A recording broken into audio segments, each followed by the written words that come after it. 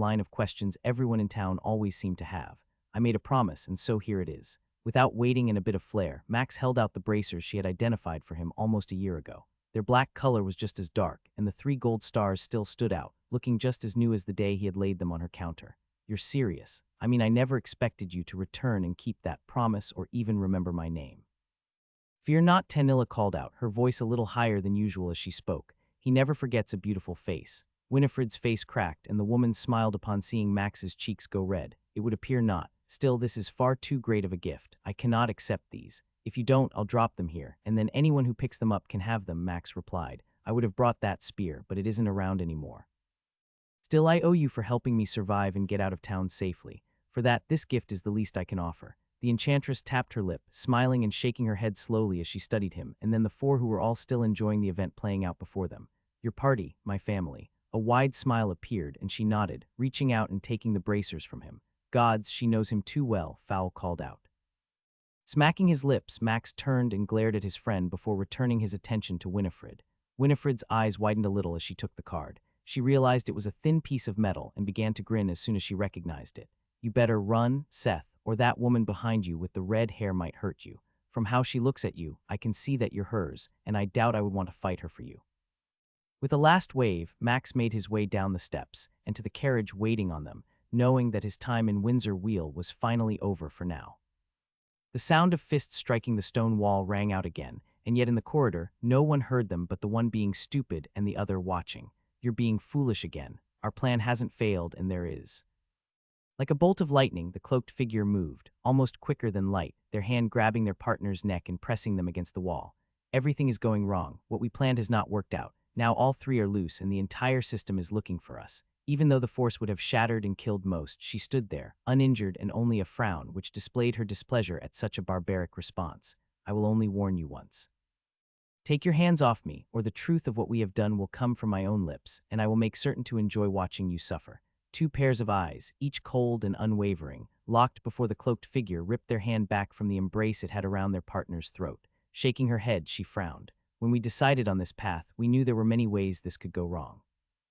No one could have seen the direction it has taken, and now she paused, glancing down the hallway and verifying that no one else was present. We will continue to watch. Only when we must will we show our hand. Until then, do not be foolish and attempt to intervene. A growl came from under the hood, its material doing what it was designed to do. Always keep the face shadowed, unable to be seen or recognized. I could squash him like a bug.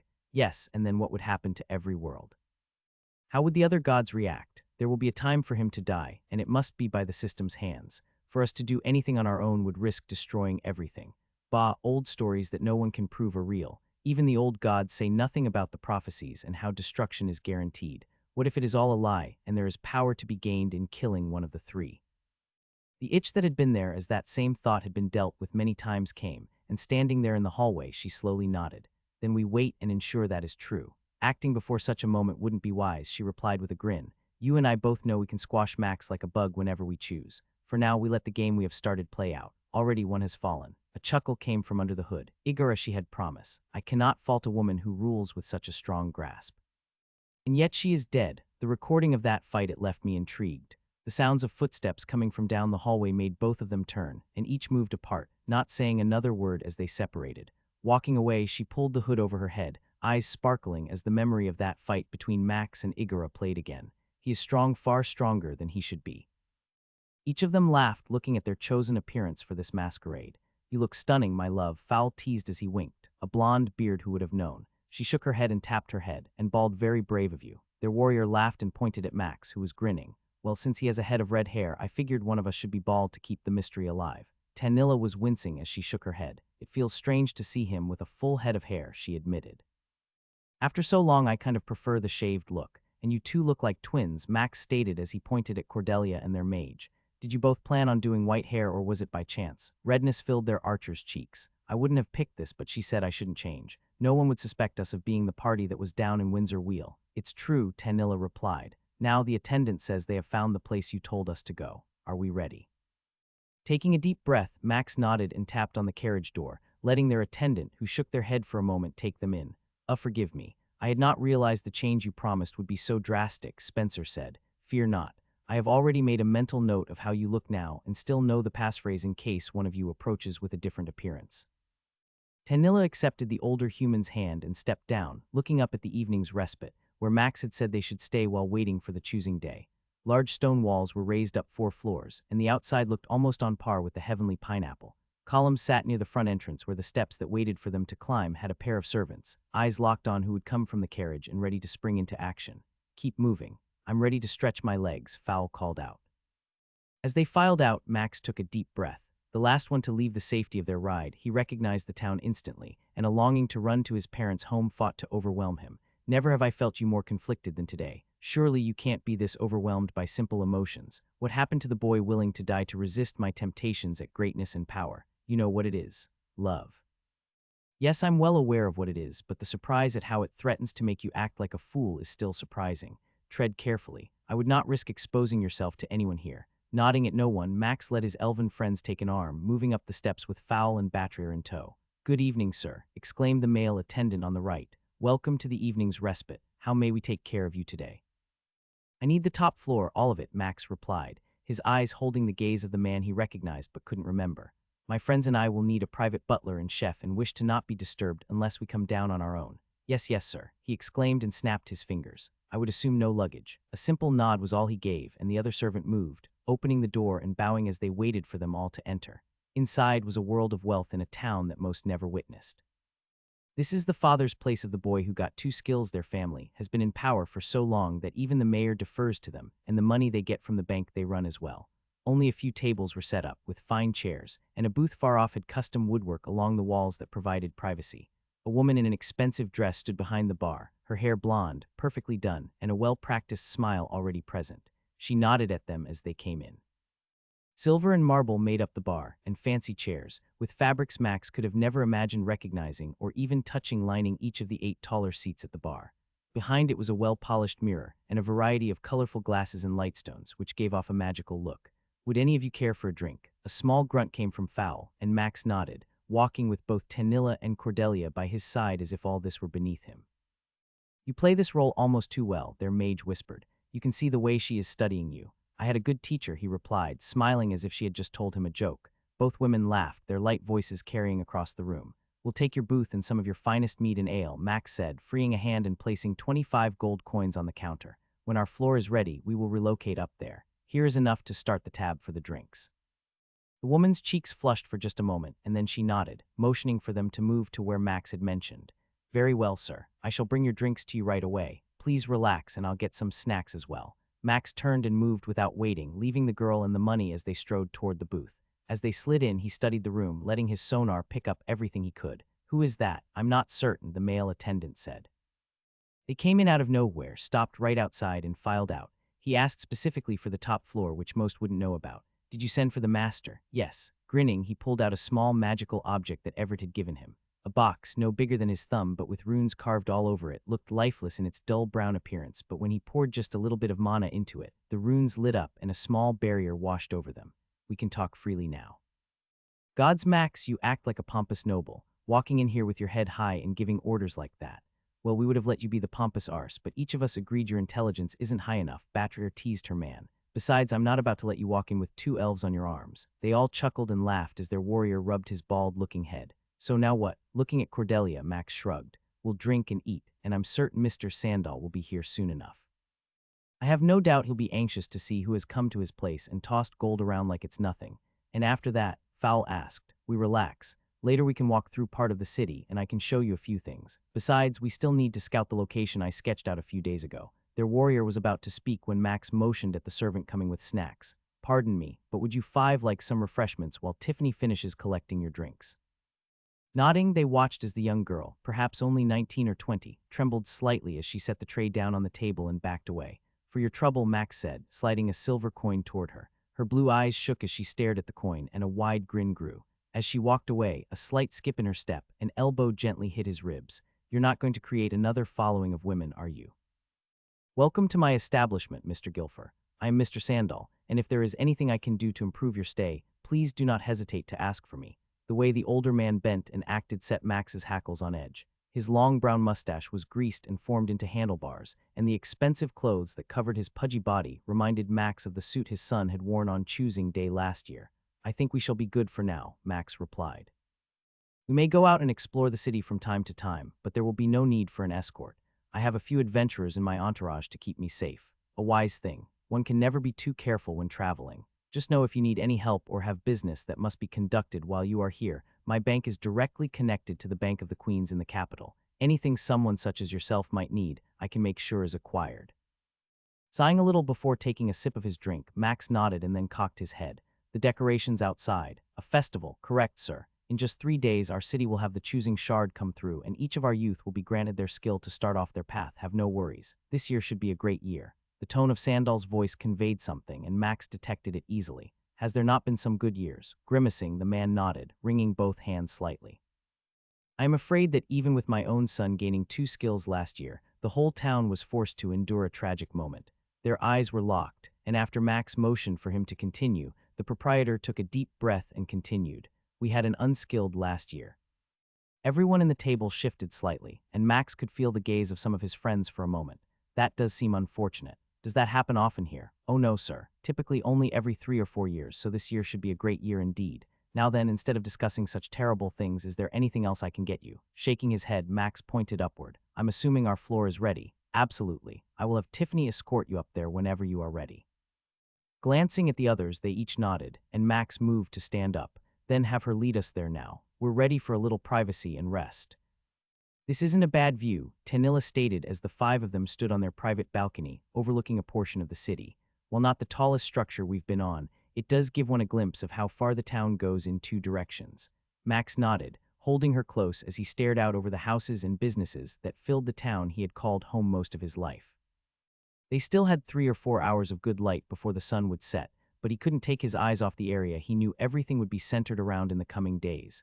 That's a lot of decorations, Fowl muttered as he leaned against the stone railing. People are still putting up stuff. It's a big thing here, Max replied. Your whole life comes down to this one moment, and if it doesn't turn out how you think, one might find themselves on a path they didn't expect.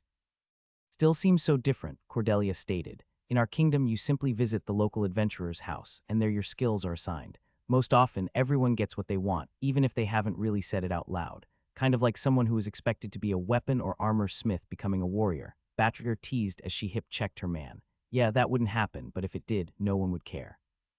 Each gift has a reason for being given by Thija, or at least that's what I used to think, their ranger replied. What if this is all just random? Fowl asked. I mean, could the gods really spend that kind of time directing our paths? Wouldn't most of the decisions be something destined by whatever rules Max said could be in place for each world? Seeing how his dwarven friend was looking at him, Max shrugged. All I know is everything I thought I knew a year ago has changed. Regardless, tonight I need to scout a little bit. You 4 get some rest. I'll be back. It seems humorous how you move across your own hometown like a thief. No one here could probably even injure you, and yet you're hiding and skulking along rooftops. Max only grinned as Bob continued sharing his thoughts on the reconnaissance that he was doing of the city. With his stats, moving from rooftop to rooftop was easier than a child playing hopscotch, and each act was so fast that he could have probably done it in daylight and still not been seen. As you know, I'm not ready to reveal myself yet. There is a reason for all this, and I want to make sure that nothing has changed. It would appear from your memories that the same street hasn't changed. I agree with your dwarf friend. There are far too many decorations for a moment like this. Surely by now, you realize that the system is simply based on percentages and chances. Everything I have been able to remember and deduce points to your race doing what it can to increase the chance of learning a specific skill. Though it does appear that something may have been implemented that hinders the number of fighting skills for humans. Partially paying attention to Bob, Max leaped across the main road and stared at the steps he had taken a year ago, seeing the very spot where the skill shard had rested. The memory of it all played over and from his perch on a roof. He absently rubbed the side of his jaw where the woman had punched him. It's like I can remember it all perfectly. His eyes scanned the street, seeing the place his parents had stood, his mother crying, arms extended toward him. His sister was in tears. Gone was the joy they had all planned. A few feet away were muffins, smashed by a few random feet in the discarded basket of treats. Inside, the pain of it all was there, and then his vision focused on the corner where the cart had been parked that he had been dumped into. Anger grew, and his teeth made the slightest noise as he ground them together. Bob, I have a question. Can you impact or direct the skills someone gets? Sometimes I was able to consume skills, and other times I couldn't. And I'm not talking about the times you kept the power for yourself. A chuckle came inside him, and Max could sense his skill considering that question, and for a moment neither said a word. The light of the quarter moon was almost hidden as a few clouds moved overhead. Part of me back then is a mystery. What I could do and what I couldn't do was driven more by instinct and desire. Like a hungry animal, I searched for whatever I could, needing and wanting to grow. Not every being has a skill. Take, for example, those early goblins you killed. The one that had the spear skill was rare, and it provided us with something we desperately needed. Imagine if instead it had the sword skill. Would you then have been a sword user? Most likely. Yet you acquired that skill because it had it and we needed it. After that, there was only a chance that you could acquire skills, and those percentages were varied. In time, I might be able to figure them out a little more, but just know they were not high after you started receiving the first few ones. Yet the stats, they always came. Correct, but that is different. Even now, you will always gain stats if theirs are higher, but there is no guarantee you will gain a skill. The one thing that does affect that is what you kill. A simple monster has a lower percentage. Killing another person or being has a higher percentage. Then there is a difference in power. Those who are technically stronger almost guarantee a higher yield of gain, like Igara. Max shifted on the roof, slipping back into the shadows as the moon escaped its hiding position behind the clouds. A pair of watchmen moved along the main street, quietly chatting, their light stone lanterns illuminating the decorated area that would soon be packed. Inside, Bob howled with laughter and joy. That was a harvest unlike any other. She was far beyond us, and yet we managed to defeat her only because you had enough skills to wear her down, and I was willing to empty my power reserves to keep us alive. As such, what we gained was more than we could imagine outside of killing another champion or someone most might call a god. He took a deep breath very slowly and considered how impossible that seemed after facing Phaeus and Akram. That doesn't seem even doable right now. They were far beyond me. It is a pity I was still in the process of evolving. You still haven't noticed the changes, either. Skill description: consume. Consume legendary skill. When killing a person, creature, or monster, the skill holder has an improved chance to consume some of the essence of the one defeated. Health, stamina, mana, stats, and skills have a higher chance of being gained against higher-level foes. Stats consumed cannot be acquired if current stats are higher. Skills can be upgraded if a higher skill is consumed. No experience may be gained by killing creatures or others. No experience is gained via quests. Consume has an exceptionally higher chance of consuming bonus stats. Consume has become sapient. Max felt his eyes blinking at the last line. He hadn't given it any thought to check after Bob had returned, simply glad to have his friend back. The system acknowledges that you are sapient. What does that mean? I'm not certain, but it's another thread I'm following. For that to be there means that this is expected. How it knows that means it must be planned, or I would expect something has happened before that led to it being added, which only leads to 100 other questions. Like who or what you really are. A skill that is sapient, which means that the other two skills are also most likely able to become as you are. If they are able to become like me, the real question becomes, are they simply monsters fed by their desires to grow, or are they able to plan and reason? Which is more dangerous? With the guards moving out of sight, Max stood up and glanced across the city in a specific direction. Why are you standing still? We both know you'll do it. Just get it over with. Sighing, he leaped upward, grabbing onto the air spear Bob had summoned, and rode it in the direction both of them knew he had to go. It is a wreck. Gazing upon the property he had grown up on, pain radiated in his heart. The fences needed desperate repair, the house looked disheveled, and the yard was overrun with weeds. He could see that the number of sheep had dwindled down to almost nothing, and that the ones still around looked underfed and not cared for as they should be. This is my fault. I should have sent money or... No, do not blame yourself for what was cast upon you. You and I both know you did what needed to be done, and you couldn't help without showing your hand to being alive. Finish what is required, and then you can help them. Wincing, Max knew Bob was right. Every part of him wanted to run out there, using his wood mastery skill to reshape the fences, mend the broken house, and to quickly clean the ground. He could throw endless amounts of gold at this place, making it into the home it had once been, but what really hurt was what he knew. How much has my family suffered if their home looks like this? Once again, the pain in his chest was lessened as the rage he had to fight each day as they drew closer and closer to Alundra grew. You shall fix it like you do everything else. Now then, let us return back to your friends. I have no doubt they are anxious and... A sound in the middle of the night cut Bob off, and Max's heart plummeted off a cliff. There in the darkness, over the sound of the occasional sheep that bleated or the blowing of the wind, came something he hadn't expected or imagined. A baby. It took a moment for the cry to register in his head, as it came a few more times, and a light illuminated a window frame. Max moved without waiting and ignored Bob's concern, coming to stand just a few feet away from the window. Inside, he heard his sister shushing. Each second felt like agony, and seeing a small opening in the curtain that hung inside the window, Max peered through it. There his sister Stacy stood, holding an infant against her chest as she bounced it up and down. "It's okay, little one, mommy is here." Cries came and she moved out of sight, the sound of a chair creaking and soon the noise of a child sucking sustenance from its mother's teat. She's a mother, how? His knuckle popped as the answer came, and Max trembled outside. Caleb, I'm going to. No, you won't. That isn't you, and we both know it. Breathe and return to your friends. You are on the cusp of losing control, and I can feel it. All this emotion and things you are seeing and remembering has made you raw. Do not mess up the plans you have because you give in. He had to fight the urge not to laugh out loud, to fill the dimly lit area where he stood with a sound that would be so pure it would wake everyone. This is bad, you're holding me back from losing control. Oh, how the roles have reversed. Yes, and now I see how much of a pain it must have been to deal with me.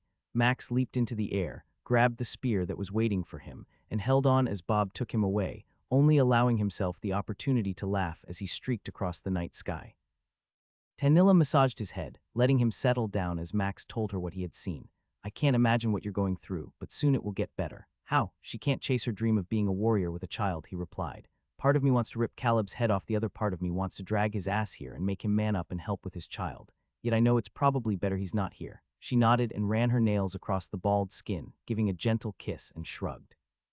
That's what I love about you, Max Haast, Tanilla whispered. You understand family, and I know you will be a great father. Snorting, he looked up at her and smiled. Have I ever told you how much I love you? Every day, not just in words, but how you treat and care for me as well. I pray you know that I love you just as much. Sitting up, Max took her chin in his fingers and pressed his lips against hers. His other hand was still on her stomach, the tiniest of bumps present. You know the child is growing, but so slowly it still amazes me how long it takes for an elven child to be born. We shall see, Tanilla replied. From what you have said, they're growing faster than usual, and if what I believe in this child is what many will fear, it may come sooner than some expect. Max nodded and then rubbed a thumb slowly around her navel, smiling as she twitched slightly from the touch. Either way, our child will have both of us to raise them and know they are loved. This, I promise. Gods, Max, you and the stuff you always show a dragon egg. Nodding, he let each of them touch it, their eyes wide and hands trembling as the hard outer silver shell almost seemed to vibrate as each of them drew near to it.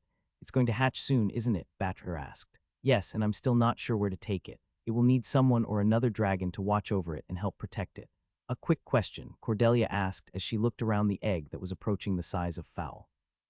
You're not planning on keeping it as a pet, are you? Chuckling, he shook his head. It's hard enough caring for a dwarf warrior. I can't imagine the problems we would face trying to keep others from killing a baby dragon. There's no telling how much it will eat and what will be required for it to learn. All things I'm not sure of. Now then, if you don't mind, I need to put it in storage again. It slows down the hatching, but soon I won't be able to stop it. The chest that Igara had it in was different. I only wish I could have kept it, but there was no way to store it. All this different kind of dimensional magic is so weird. Fowl's thick fingers traced the egg, his eyes never leaving the silver treasure. Still a dragon, a baby dragon. You have no idea what this would mean to a dwarf. Free ale for life. Snorting, their warrior nodded. The king would pay everything you asked for such a pet, yet now I know it's not a pet. When did you go and get smart? Batcher teased as she winked at her man. Bah, woman, stop that. You know I put a single point in intelligence. Everyone laughed, and Max turned to study Tanilla, who was still shaking her head slightly, one hand on her stomach, the other on the dragon egg. You okay? She nodded and smiled. So much life lately. It feels weird after having been doing nothing but killing in the tower nonstop, and now I guess it's just the motherly side of me I never imagined. You'll be a fine mother, Batcher said, moving to hug her friend. Hopefully this child has hair, though. Everyone laughed as Max lifted the egg, trying to ignore how it shook every time he touched it. Soon you can be free. For now, rest, little one. I'll find you a home. Having stored the egg, he swapped it out for a sheet of paper and placed it on the table they had been gathered around. Okay, now down to business. You're good to go if you want to explore the town today. Go in sets of 2 and you should be fine. No going off alone. Everyone nodded and Max then tapped the buildings he had sketched out on the paper. We're going to set up here for the show. I've secured a spot with our gracious host for a small fee. I told him one of my companions was excited to see a choosing day for humans, and he was more than happy to make it work. I'm not certain what may or may not happen, but we won't act unless we need to. By need to, you mean someone is declared unskilled? Fowl asked. Correct. I won't let them ruin another person's life. My real hope is that no one suffers that fate. Still, I want to talk with those who come today. There are a few questions I need to ask. Tanilla made a tusking sound but said nothing when they looked at her. We're vastly more powerful than anyone in town, so if something does happen, please don't get flagged, but also don't worry about it if you do. No one is going to harm you. Trust me, he says, Batcher snorted. Like I'm pretty sure not many in the 3 kingdoms could give you any trouble. Shaking his head, Max frowned. I wouldn't bet on that. I'm confident some out there can. The problem is not knowing who until that moment comes. For now, this is just to ensure my sister has no problems. After that moment, then things will go sideways. Fowl coughed and scratched his beard. You're certain you want to cause problems? I want answers. The problems only come if they don't answer. You don't have to be a part of this if you aren't comfortable with it. Shaking his head, their warrior frowned. I wouldn't dream of not supporting or helping you in this cause. I believe it's the right one, but it's a road we can't return from. Still, had this been something my people dealt with, I know for a fact you'd help Batcher and me. I'm with Shorty, Cordelia said with a grin. Sighing, Max nodded and then took the paper and stored it. Well then, with that settled, I have one last thing to do today, and after that I'll be done. 4 bags of coins appeared in his hand, and he tossed one to each of his party members, who all grinned as they opened them up. Why are you giving me a bag of gold? Fowl asked. Not that I'm complaining. Profits from our regents back in Rumston. I forgot to give, and since you might end up wanting to shop today, I made certain to remember and give them. But I didn't have any part of that, Cordelia said. Why give me some? Your family, and that's what family does. Besides, you have a large amount ready to draw upon, Everett said. All of you actually do. Like, how much is a large amount? Batker asked, her teeth showing between her beard as she smiled. A little under 5,000 each. Coughs and sputtering came from both dwarves and their archer as they tried to comprehend such a vast amount just casually tossed out. 5,000. I have 5,000 gold, Fowl exclaimed. A little under, but yes, Max replied with a wink. Don't go spending it yet, though. You got a wedding to prepare for, and from what I've been told, it ain't cheap, and as the groom, you're expected to pay for most of it.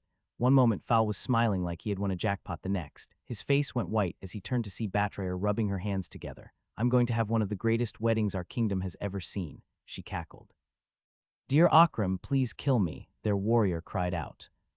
I must say we don't get many requests for a private room, but based on your ranking and desire to keep your presence a secret, we shall make this exception for you. Max nodded. As the guild attendant left, shutting the door behind him, Max stared at the shard, which was smaller than all the others he had seen. It barely resonates with power. This one feels like a dim connection to the system. Are you sure you want to attempt this? Aren't you worried about the problems this might cause?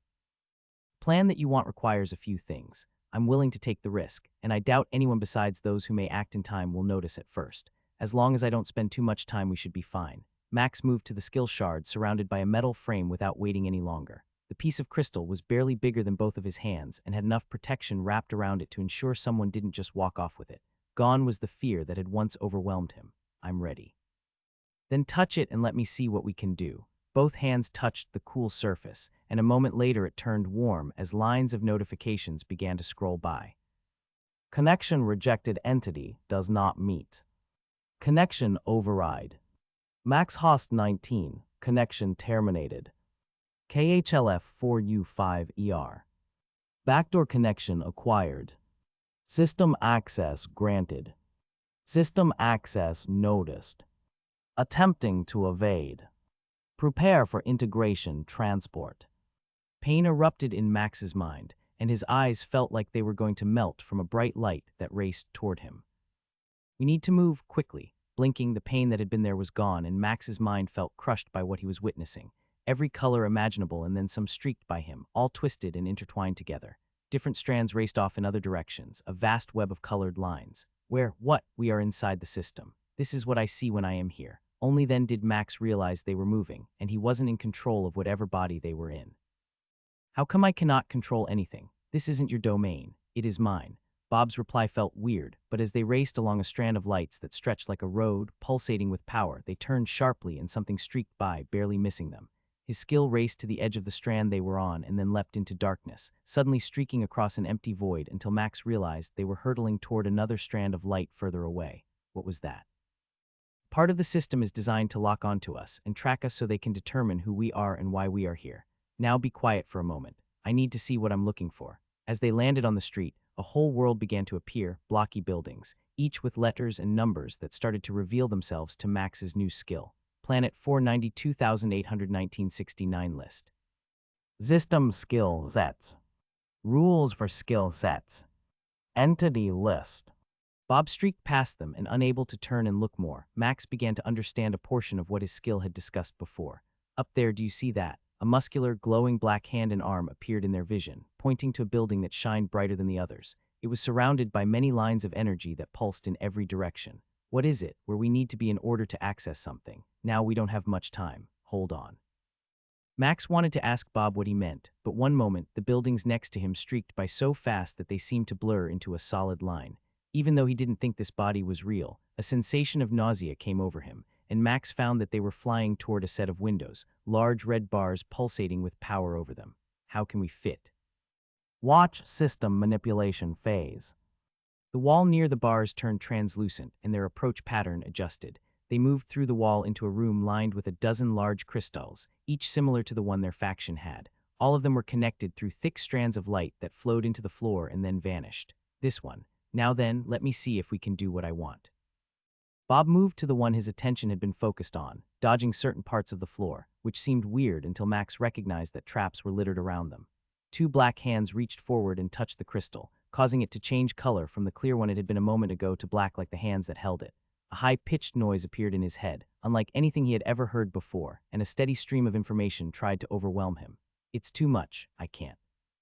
Quiet, I need to focus. Something was happening, and whatever it was, he could sense that Bob was doing it. The stream of data that flew by was immense, and it came in thousands of different languages. He could catch just a glimpse of some, and he was almost able to read and understand them. Others were beyond whatever skill he had, still a mystery. Then, a section of data appeared, and the language was nothing like Max had ever imagined. Each one was like a 20-sided object, with different runes, symbols, images, and lines denoting things. Whatever language Bob was using, he navigated through it with a precision that made Max marvel at how his skill enabled him to do whatever he was doing. Then the spheres shifted and changed, moving around until everything began to pull back and his vision returned to normal. A wave of exhaustion hit and Bob almost stumbled. Are you okay? Yes, that was harder than I thought. We need to go. They are coming for us. Who is coming? One of the five. The throbbing pain in his temple was still there, and Max found himself leaning against the stone shard. His body ached as if he had been beaten by a stick for hours on end. What happened? I can't remember. That last part was too painful. I couldn't dodge the attack, and so I need to rest. Do not worry. When choosing day comes, a trap has been set. I should be fine by then. Bob, what did you do? Laughter came inside him, making the throbbing pain slightly worse. You'll see, watch the color of the gem. Max started to call out, asking more, but he sensed that Bob had disappeared. Like when Tanilla was really asleep, he could sense the change in her breathing. His skill was doing the same. God damn you, Bob. Turning, Max moved to the door. Every day I wonder how you're going to shatter my reality, Tanilla stated. You're telling me that Bob somehow took you and him somewhere else. Max shrugged, the pain in his head finally gone after a few hours. I don't know how to explain it other than that it was real. Like when I was trapped on the other world all those months, I know that I could have lived there until I grew old. Every creature, being, monster, whatever was real. Watching Bob move at the place we were, it was real, and yet connected to something so much bigger. He paused, and after a few seconds a small pouch appeared, and Max opened it up, dumping out a pile of sand. Each of these grains of sand seems so insignificant, but together they fill up this bag. Get enough of them and... Using his sand mastery skill, he formed a sand sculpture of Tanilla that started to walk across the wood table. Each step made the robe it wore swish, and the braid he had mimicked bounced with motion. Get enough of them and you can create something beautiful. Now you're just showing off, she replied, never taking her eyes off the thing he had created. Holding the pouch close, the sand figurine jumped into it, vanishing from sight a few seconds before he stored it all. What I really want to know is what Bob did. He said he laid a trap, and a part of me is even more upset that he is now resting. A gentle tap on their bedroom door came. Come in, Max called out. Cordelia popped her head in. I picked up some food and snacks. Figured you might like some fresh-baked items. His stomach made a growling sound, and unable to help himself, Max grinned. Curse you and knowing me too well. Oh, the look on his face. It's priceless, Fowl howled. Damn you, Cordelia, you were right. Ignoring the laughter of the four, Max ate the last of the muffins that had been purchased from the shop Nancy worked at. Each bite brought back memories, and even though they had meant to poke fun at him and the woman he had once considered marrying, comfort came from something he had never forgotten. I had expected you to moan after each bite, Tanilla said with a wink. From how you described them a while back, I was certain nothing could match their flavor. Swallowing the large piece in his mouth, Max grinned. Well, let's just say I've learned that there are many great shops to get baked goods from. Still, I'll make sure to find a way to get back at you all for doing this. Make sure it's worth it, Fowl said. It took us some hunting to find the place, but in the end, it was worth it. He dabbed the few crumbs on the table with his finger and then deposited them in his mouth. Max just smiled. Sometimes, home was exactly what you needed it to be. I hope these seats are what you were hoping for, Mr. Sandal shouted as the crowd roared after a young woman got the archer class. Today seems to be off to a very interesting start. Giving a simple nod, Max did his best to smile, wondering what Bob had done, as over a third of the skills gained today had been from a fighting class. Correct me if I'm wrong, but usually one doesn't see this quantity of combat-related skills being given. Or is this town just that unusual? Oh no, sir. I've never seen anything like this in all my life. It's quite exciting, as you can tell by the reaction of everyone gathered. Tanilla squeezed his hand, turning his attention back to the steps where another teen stood, ready for their turn. The older man in the red robe's expression was easy to read. He is wondering what is going on. Yes, yes, he is. I don't remember that many wrinkles being present in your memory. Perhaps he has aged more than usual this last year. Chuckling to himself, Max could only imagine the effect his skill in escaping might have caused the leader of the 5 workers for the Adventurers Guild. A forced smile was there, cheeks too high, gritted teeth, and narrowed eyes. Already twice the older man had motioned for one of his fellow red robe-wearing helpers to come forward as he whispered something to them. She's not there. I wonder if that woman is still alive. It would be a shame if she died for striking you, mage. The crowd went crazy as the teen boy's face regained a little color. The shock of his skill was obviously not one he had anticipated at all. Glancing down the road to where at least another 100 were waiting in line, Max still hadn't seen his sister, wondering where she was. Surely she would come, Tanilla said in his ear. They have to. Right, he shrugged, not having ever paid attention to anything like this before. There had been a few young girls who got pregnant before choosing day, but he hadn't paid attention to if they had come or not. With anticipation, his eyes stayed focused on the road, and who was coming, hoping and waiting to see. There she is, Max said with a sigh of relief. At the end of the line were his sister and a few others. Each of them was wearing clothes that didn't match the rest, not as fine or as glamorous as the ones before them. Stacy's body had changed somewhat in a year. There was still muscle, but she wasn't like she had always been. Her shoulders were rolled forward slightly, and her eyes were fixed on the ground rather than the place she had always talked about. The blue dress looked to be an older one, most likely altered by his mother or another woman. Even her hair wasn't as well done as he remembered. Let go of the rage. Keep a steady mind. The time is coming. Bob, I swear she better not be hurt. Trust me, Max, we are one and I do not want your family to get hurt. No, she will be fine, just be ready to move. Our friend says when she goes, we must be ready to act. Tanilla and Cordelia both nodded, each informing the dwarf next to them of it. As each person before the last group acquired their skill, the number of people who stuck around to cheer began to lessen. If you want, we can join the rest of the city and go celebrate somewhere else, Sandal said. We are nearing the end, and often these are the skills which are usually simple common trades. Shaking his head, Max frowned. I came here for the whole experience. We will see it through to the end. Ah, forgive me then. Well, in that case. Reaching out and grabbing the owner of the evening's respite, Max stopped the portly man. You weren't planning on leaving, were you? Those brown eyes trembled slightly, and then he shook his head. Of course not. Simply going to get a better view from over here. Letting go, Max turned back to the stage, watching as the next one came forward and touched the crystal. It flickered a few colors before landing on a simple yellow color that appeared. The older man and the young girl conversed for a few seconds. Baker, a groan came from Cordelia. Ignoring his elven friend, Max counted down the number of teens before his sister. 27. His palms were sweating, and his heart raced as Stacy took the steps one at a time. 20 yards away, his parents had materialized, and their haggard appearance left no doubt how bad things must be. His father hadn't shaved, his hair was a mess, and his mother's dress had more wrinkles than he could believe were possible in a simple outfit. She never went out in public with wrinkles. He watched as his sister seemed scared, and the group of 5 in robes all seemed ready for whatever might come next. Touch the crystal. Even unable to hear, Max could read the lips, having heard those words from the older man and watching him say the same thing all day long.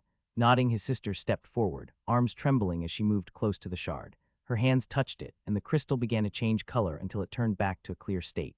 Max watched his sister's eyes widen and the scowl that appeared on the older man's face.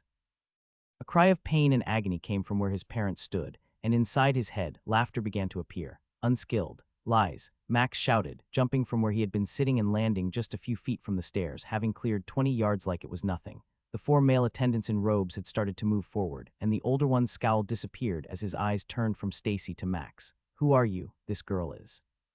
She is not, and you know it, Max bellowed. Stacy Host, check your status and tell us what skill you have. Who do you? Before the man could finish, he was next to the older man, a dagger placed just an inch from his throat. Lie again and I will kill you. Trust me, Max explained, watching as the 4 men prepared to come forward. Do you have any idea who I am? I am Terrence Gramdur, 3rd highest. And I'm Max Host, Max declared, storing the item that hid his appearance. Both of the older man's eyes went so wide his whole fist could have almost fit in their socket as the skin on his bald head formed mountains of wrinkled flesh. Stacy, what does your status say? Max, is it really you? Nodding, he smiled. The 4 attendants charged him, and Max lifted Terrence by the front of his robes with one hand while holding him behind him. One with a sword came first, swinging at Max, who stood there, not dodging. The blade connected with his head, shattering upon impact. As the first attacker stumbled past him, the second, who wielded a club, struck it against his side, dropping the weapon as the impact and vibrations worked their way up it. Smiling, Max turned to the other two, now both holding a sword. It won't work, and if you don't back off, I will end your life. His sonar felt the older man he held in his hand motion to Stacy, and Max shook his head in frustration as the closest one charged her. The attacker took 2 steps before face planting into an invisible air wall, staggering backward. Stone mastery. The very blocks of stone they were standing on changed, and soon, all 4 found their feet fastened up past their ankles by the bricks that had been solid just a moment ago. More rose up, binding their hands as well. How? Your skill, Terrence hissed. Yes, Max replied, glaring at the man he held like a rag doll. Turning slowly, he gazed upon the crowd, seeing his parents and everyone else in town who was still there, staring at him. Each person was frozen, most not making a sound as they tried to comprehend what they were witnessing. A boy who had been labeled unskilled, believed to be dead, stood there, absorbing strikes from weapons without injury. The men they all feared were unable to fight back or move. They have lied to you, Max shouted. For years they have said some people like me were unskilled, but that was not true. They have called those like myself too weak to fight back. I am the Seth Pendle you have heard about. I am the champion of the arena. I am the one who has beaten the 50th floor in the tower, and I have come home for justice. Max felt the weight in his arms go limp, and even though he didn't need to look to see what had happened, he turned, laughing as Terrence fainted. Grinning, Max turned to his sister. It's okay, sis, I'm here. Now tell me what skill you got. You mean the skills I got, she asked, her voice trembling as she stared off to the side. Laughter like no other came from inside. Oh, my friend, you will enjoy this. Skills? How many skills? Max asked, realizing now that the entire crowd as well as the 4 attendants had gone silent. 3.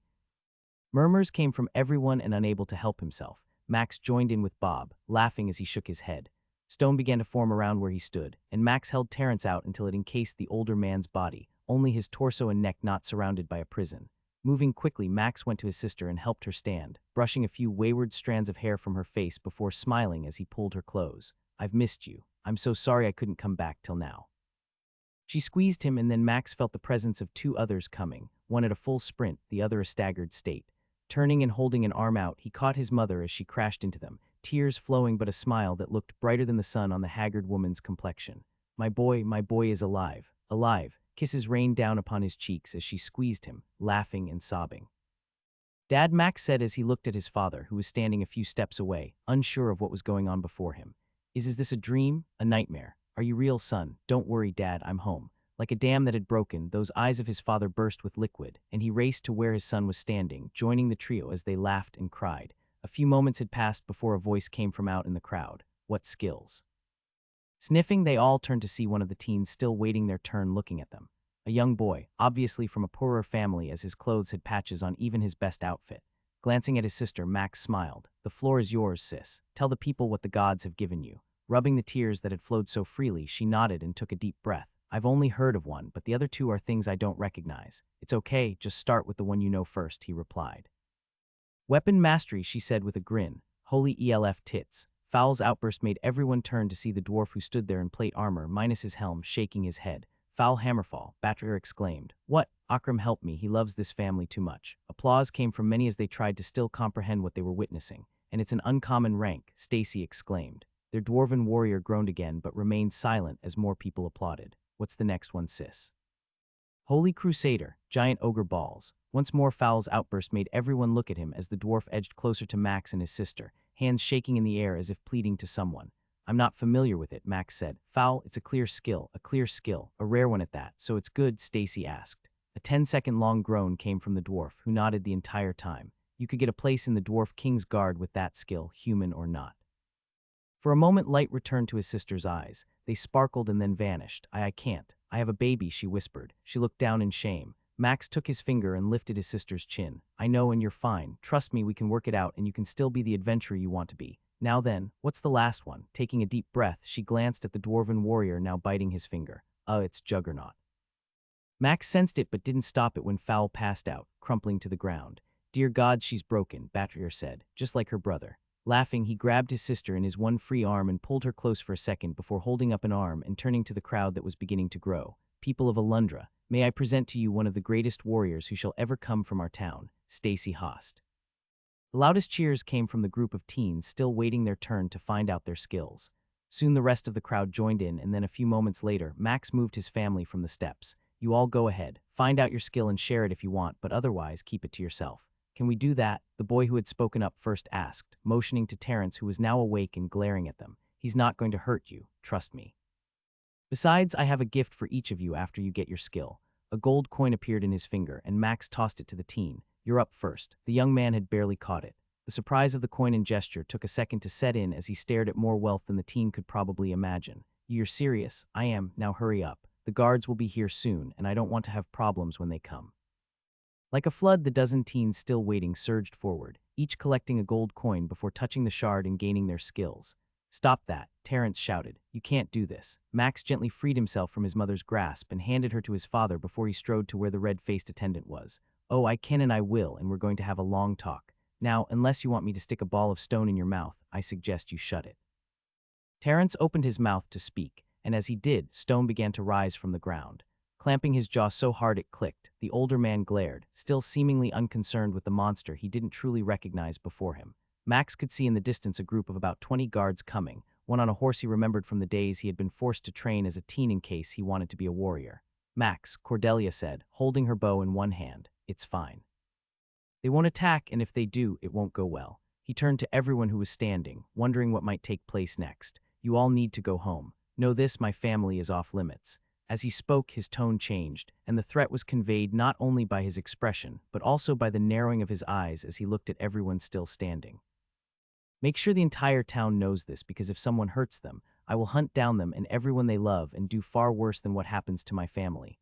Any questions? Most shook their heads and took a step back, now looking for a way to escape the gaze of someone who single-handedly destroyed 5 men in a moment.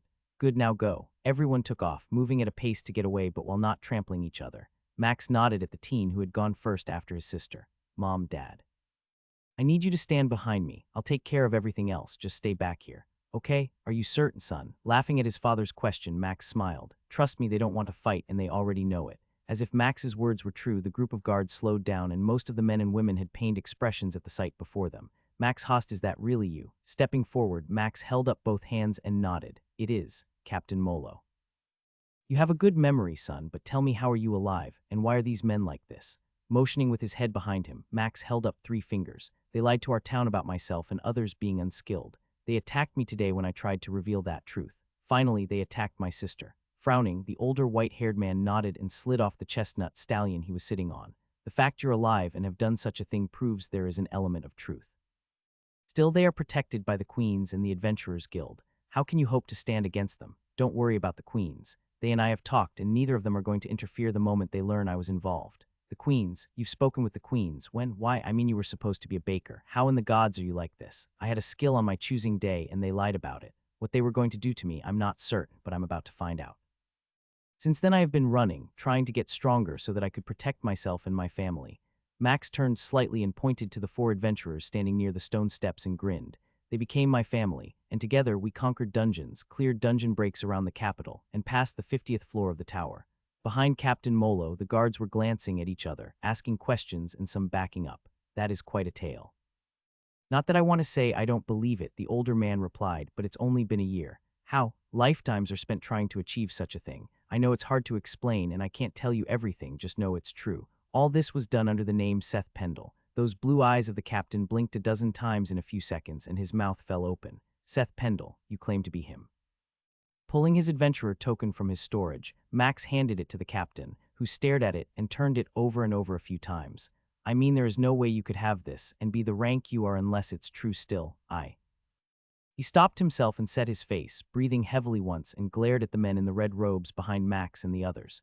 We shall leave this matter in your hands then. I hope others will learn to not prey on the weak, and for what it's worth, I'm glad you're safe. Captain Molo handed back the token and then waited for Max to shake his hand. Take care of your family, son. They've missed you greatly. I will, sir, and if you don't mind. Make sure everyone in town knows that if they mess with my family, they will find me knocking on their door, and that's not a visit anyone wants. An unexpected laugh came from the leader of the guards, who shook his head and smiled. Judging from how you handled those men, I'm certain no one in town will be foolish enough to make that mistake. Anything else I can help you with? Sighing, Max motioned at the street. Not right now, but later. I seem to have put a damper on the day, and for that I will try to make it up to the city. Let the mayor know I'll come by before I leave and offer some ideas on how to help. You didn't ruin this day, Molo replied. In fact, judging from the expressions I saw on the last teens and the color of the coin I saw in a few of their hands, you probably made this the greatest choosing day our city has seen in a long time. Nodding, Max motioned to his family behind him. If you don't mind, I need to take care of them and then clean up this mess. I promise not to spill blood in this city unless someone is foolish enough to attack us. That's more than I could hope for. Carry on, Max, and welcome home again. Smiling, Max turned as the captain whistled and then moved to his horse, climbing back into the saddle. He could see the smile on his sister's face, and it was like a dream he thought would never come true. Behind his family were 5 men all struggling against the bonds he had placed them in. Laughter filled his head. I only made it possible. The system chose the skills. How she ended up with 3 and those someone else had a hand in it. Who could Akram and Faius, perhaps? Worry about that another time. For now, enjoy your family. There is much we still must do with those 5. You want us to do what? Stacy asked. Touch you. Nodding, Max focused on the group of men he had stacked on top of each other, each of them face down, chest to back, hands and feet still immobilized by their stone bindings. I'm going to straddle them, and then I just need everyone to touch me somewhere. This should work. Dear Akram, I'm too pretty to die, Fowl muttered as he watched Max climb on top of the older man's back and stretch his legs as far as possible to touch them all. Okay, now you all touch me. Sooner we do this, the sooner we can get home and enjoy some time away from all the prying eyes. Everyone moved quickly, anxious not to have to worry about the townspeople, who were gathered around corners or peeking out of windows at what Max had been doing the last 10 minutes. Once he was certain everyone was touching him, he gave a small prayer that everything would work like Bob had promised. Planetary travel waypoints. A purple portal washed over all of them, stretching to fit everyone, and one moment they were in the center of town at the stone steps, the next they were about 20 yards from the house in a section of the overgrown yard. What? Wehow, his mother started to say before turning and heaving. Laughing, Max swung his leg over and climbed off Terrence, grinning as the rest all looked a bit pale. It should pass. No sooner had he spoken those words than both his sister and father began to vomit, followed by the men stacked on top of each other.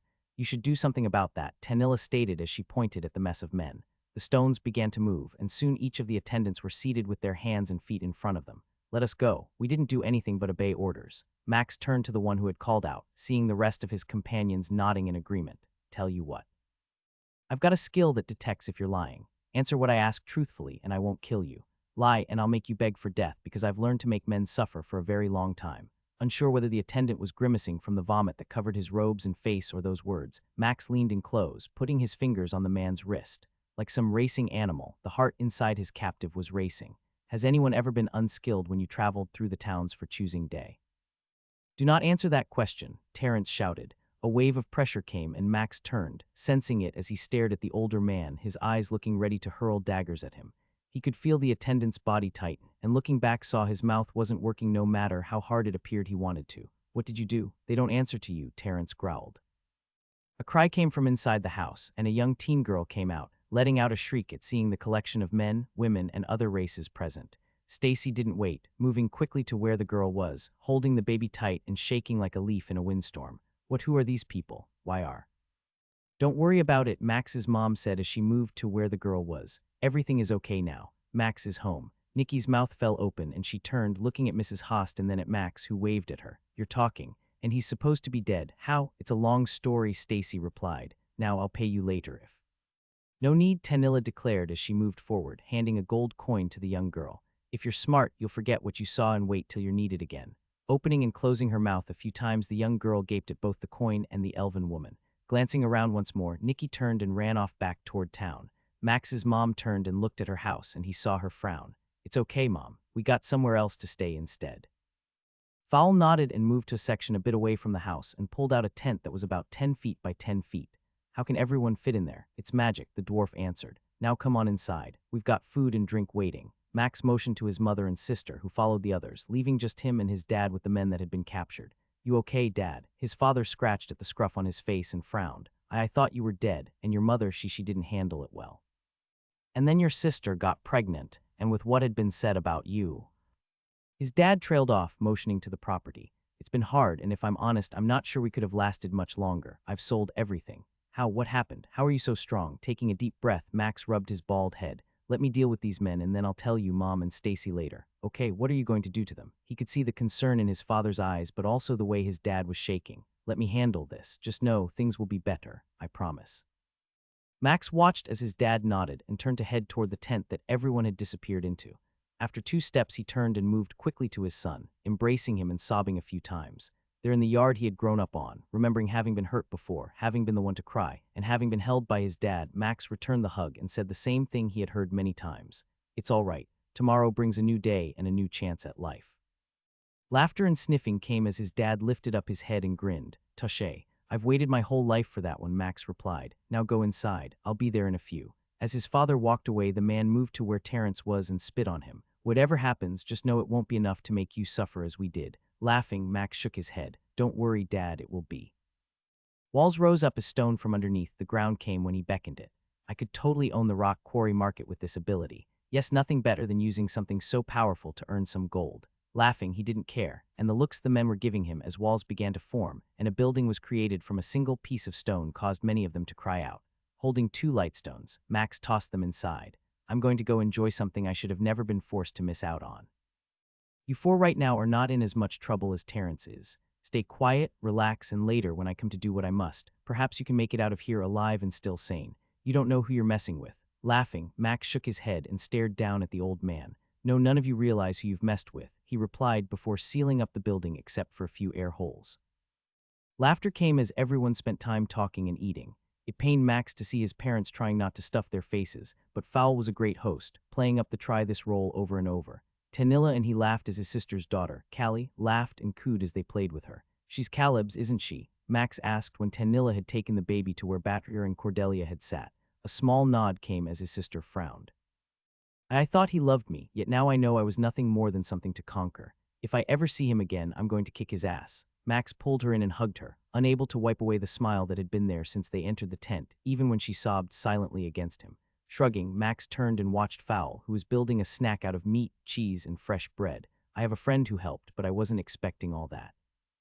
Just know the system gave you what it felt you deserved. You have the heart of a warrior, and I think it recognized that. You will have to be pretty strong to face what will happen next. The real question is, are you able to? What's coming next? Ruffling her messed up hair, Max winked. Word will get out that you're my sister and have 3 powerful skills. Many will try to recruit you, and there will be a lot of offers to help you. I have some friends who would be willing to take care of you.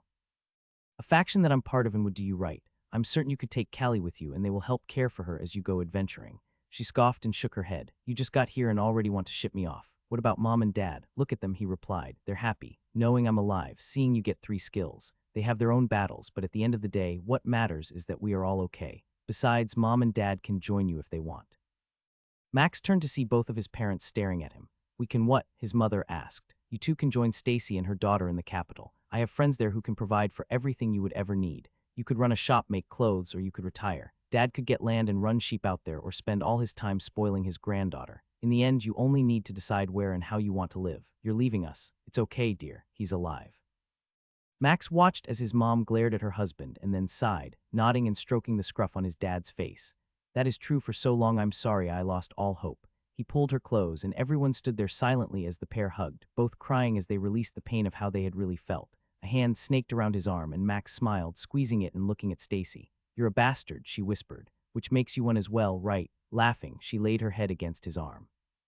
Promise me if you see Caleb, you'll punch him for me. I would, but I'd probably kill him with 1 punch. A cry for food came, and since it wasn't Fowl, Stacy sighed and moved to where Callie was starting to fuss. Sorry, but I must feed her or she'll be a pain. Is there somewhere I can do this in private? Son, can we talk? His mom asked. Max nodded as both his parents came to where he was. Are you safe? I mean those men, what they represent. Everyone knows the power of the Adventurers Guild.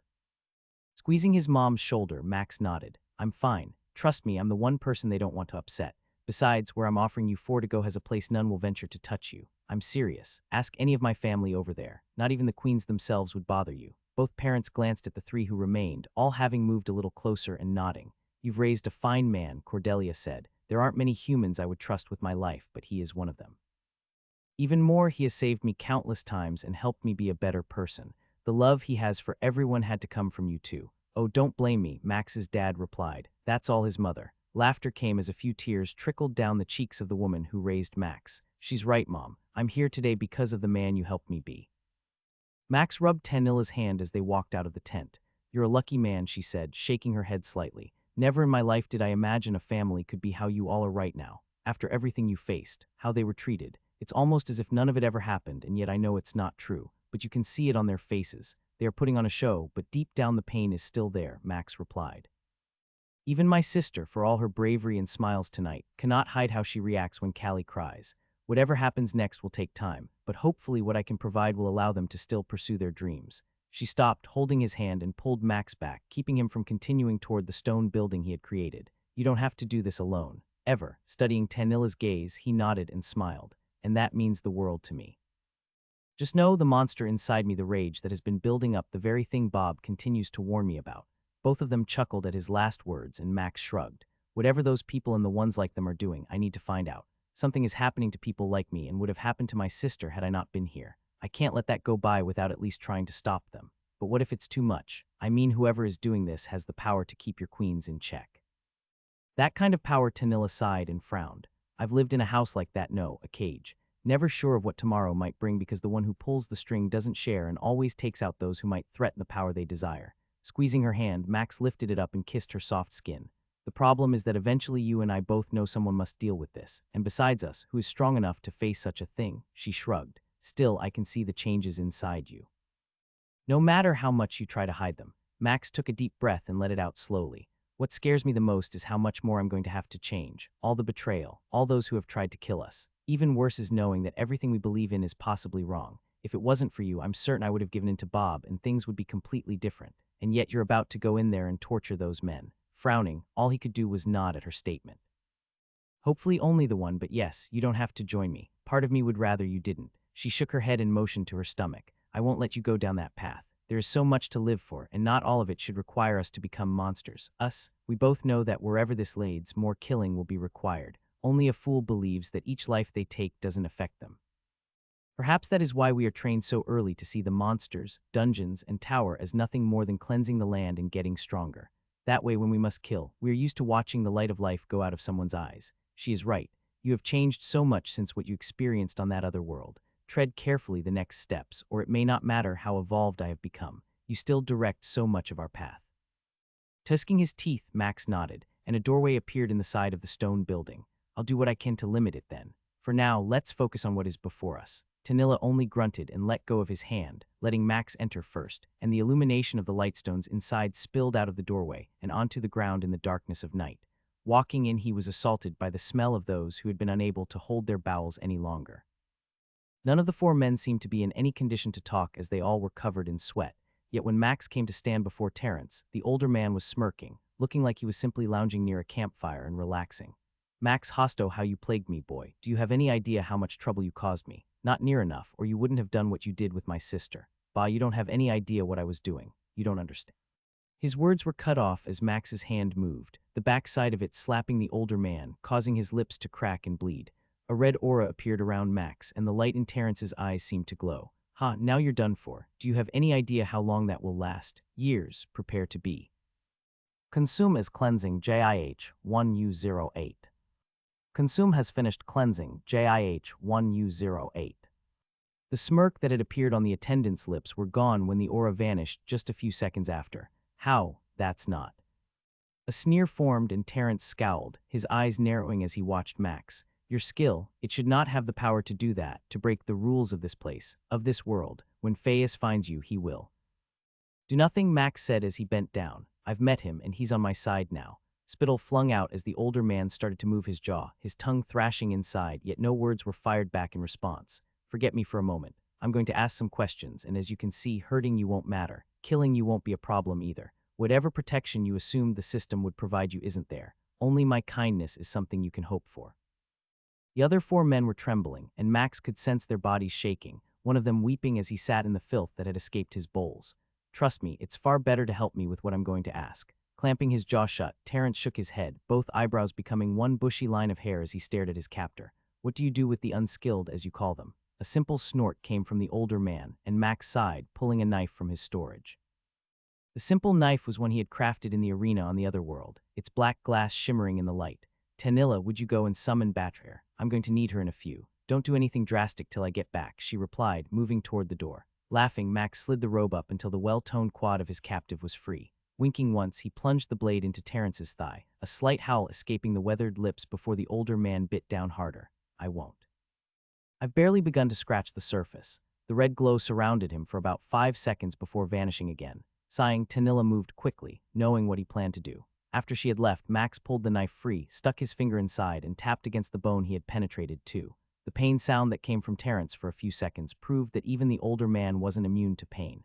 If you're smart, you'll talk now, because once our healer gets here, this is going to get a lot worse. I won't say. Max moved his finger around inside the leg, poking and prodding, cutting off any response that had been meant to dissuade him from this plan of action. Have it your way. Just know, everything I've suffered for the last year is going to be paid forward, and the interest to be collected may be too much to pay. I can't go back in, Batrayer said as she leaned against the outside of the stone building. I understand, Max, but even this is too much for you. Her voice warbled slightly as she spoke, and he nodded. Let me ask a question, and then you decide if it's too much. What would you do if that man had attempted to do those things to Fowl or to your parents? Would it be too much then? That's not fair. You and I both know the answer to that, and yet he did it to my sister almost. He did it to me, Max replied. How many other teens has he done this to? Can we even begin to imagine the number of families that have been torn apart because of his actions? Their healer glanced over at Tanilla, who frowned and shrugged. Cordelia had the same expression as their mage, and when Batrayer looked at Fowl, she began to nod. Fine, I'll keep going, just know I may need some time to recover after all this. You also need to know he's at the limits of what can apparently be said. Each time you go down that one path of questioning, his heart almost stops. What if you word it differently? Fowl asked as he moved closer to Batrayer and gently squeezed her arm. I'm trying, Max replied. Trust me, I've asked about a dozen ways at who is behind this, or what group is leading this, or where I can go to find out more answers. Each time we hit this roadblock. Gently, the warrior banged the back of his head against the stone wall on the outside of the building. That seems impossible. I mean, what kind of magic can bind someone so badly that they can't tell you anything without dying? Everett has such a thing for my secret, Max replied, so there must be things even greater than that. Yeah, but where do these fools go once they are done with all the choosing days? I mean, how long? Their warrior found himself unable to speak when Max moved so quickly and lifted him off the ground, starting to spin the dwarf around in circles. Put me down, I'm going to puke. Laughing, Max set his friend down and smiled, rubbing the brown hair on his short friend's head. You're a genius. Sputtering, Fowl glanced at everyone else and saw that Tanilla had started to smile. What I mean, sure, I'm a genius, but why don't you tell the other two how I'm a genius so they'll know as well? Where do they go after they're done with this? What if they have an unskilled? All of us know that they take them somewhere, but perhaps I've asked the wrong question on how to find out where. It might work, Tanilla said as she motioned to the open doorway. You better give it a try as the sun will be up in a few hours, and I have no doubts that word is traveling like a fire across dry grass. Besides, you don't want your sister and family to come out here and see this. Whistling, Max nodded, and after messing up Fowl's hair once more, strode inside. Deep, labored breaths came from Terrence, and the sweat that drenched his naked body, except for the small clothes Max had left on him, ran like streams of water. We take everything after a few more breaths, and a grunt that sounded like it was being wrenched from his soul. The older man spoke again. To a secret location to the north of the capital. Gasping for air, their captive trembled as if he had somehow managed to escape a horrible fate by what had been shared just now. Can any of you point to the place on our map where we need to go? Max asked as he turned to the four men, each of them wide-eyed from what they were witnessing. Me, I can. Grinning, Max nodded, and walls began to grow up from the ground, creating small boxed-off areas that left the four attendants unable to see where one of the others might point. You get one chance. When I'm certain you're telling the truth, I'll let you go. But if I believe you're lying, Max paused, motioning to Terrence, who was only held upright by the stone blocks surrounding his hands. You'll also get to experience what he did. It's all basically the same location, Tanilla stated as she compared the places each captive had pointed at. I'm not sure what's out there, as any map I've ever seen hasn't a base or a town listed there. So we're leaving, going to the capital and then up north? Fowl asked. What about those 5 men? I'll be taking 4 of them with us to Peltigau. The other one won't be making the trip, Max replied. I can't for a moment begin to believe he'll ever face justice, and I won't loose him upon the kingdom again. But you're talking about. Which is why none of you need to see this next part, Max said. He can't live. All 5 of them stood there in silence, a few frowns present, but heads began to slowly move up and down. He's right, my love, Batrayer said. Come, let's go inside and eat. Perhaps we can get a little rest before we start the journey home. Max watched as the 2 dwarves and then Cordelia moved back to the tent, leaving just him and Tanilla outside of the stone building. You're not going to go inside, she shook her head. I'm with you. Besides, I want to see how you handle this. Actually, I was thinking about asking Bob if. No, if you're going to do this, do not pawn it off. The problem with leading, making change, and doing what is right is sometimes you have to be the one that hands out punishment. All night you've tortured that man. Now it's time to end it. She is right. Do not ask me to do what you must learn to do. There is coming a time when you will have to do more of this, and there is no better time than now to prepare yourself. Max nodded, and the glass dagger he found himself holding a lot more often was in his hand. Let's get this over with. It seems stupid, only one skill. Do not blame me. I simply am the tool that operates under the rules set forth by the system. However, I too am surprised at what he had. Skill consumed is weaker than rank of current skill. Power stored for future use. Skill consumed is weaker than rank of current skill. Power stored for future use. Skill consumed is weaker than rank of current skill. Power stored for future use. Consume has successfully consumed a skill. Would you like to learn Budaru hand-to-hand fighting? Yes, no. What were all the skills that it appears we already know? One was a concealing skill like yours, the second was a form of intimidation, and the other I couldn't tell. It was the first and weakest of all of them, so perhaps it was simply a type of defense. But he was weak, wasn't he? Compared to you, most are weak. When you snapped his neck instead of using your dagger, how hard was it to do? Couldn't you have just as easily ripped his head off? Max nodded, staring at the corpse that was at his feet. Blank eyes stared upward. Sighing, he created a stone casket from one of the walls, sealing up the corpse like a form-fitting statue. After it was done, he used his stone skills to drive it deep into the ground, at least 30 feet under the soil, and then left it there. You were right, it was a better way to do it. He turned toward the four who stared at him and trembled as he moved closer to where they were sequestered. We're going to leave soon. You'll be coming with me, but I expect no trouble. Ask for help from anyone you see, and there won't be a second chance. I don't care if it's a guard or the queens themselves. Do you understand? All four nodded frantically in response. Good, I'll ensure you get something to eat soon. For now, I need to take care of a few more things before we go. Motioning toward the door, he followed Tanilla, who left first, choosing to leave the opening there to air out some of the stench. Are you certain now is the time to push part of your plan? Frowning, Max nodded and blinked, seeing the sunlight slowly start to show itself far away. A beautiful sky of oranges and reds painted a picture that seemed alive, so opposite of what he had just done all night. There isn't time, and if they don't want to come with us right now, we need to go. Time is running out. I need to find somewhere for this dragon to hatch, and we still have to get Batrier and Fowl home for a wedding. She snorted and moved to where Max was, wrapping her arms around him and putting her forehead against his. I love you. I know that wasn't easy, but you showed yourself capable of doing things most wouldn't have the strength to do. Trust me, if I never had to do that again, I would choose that path.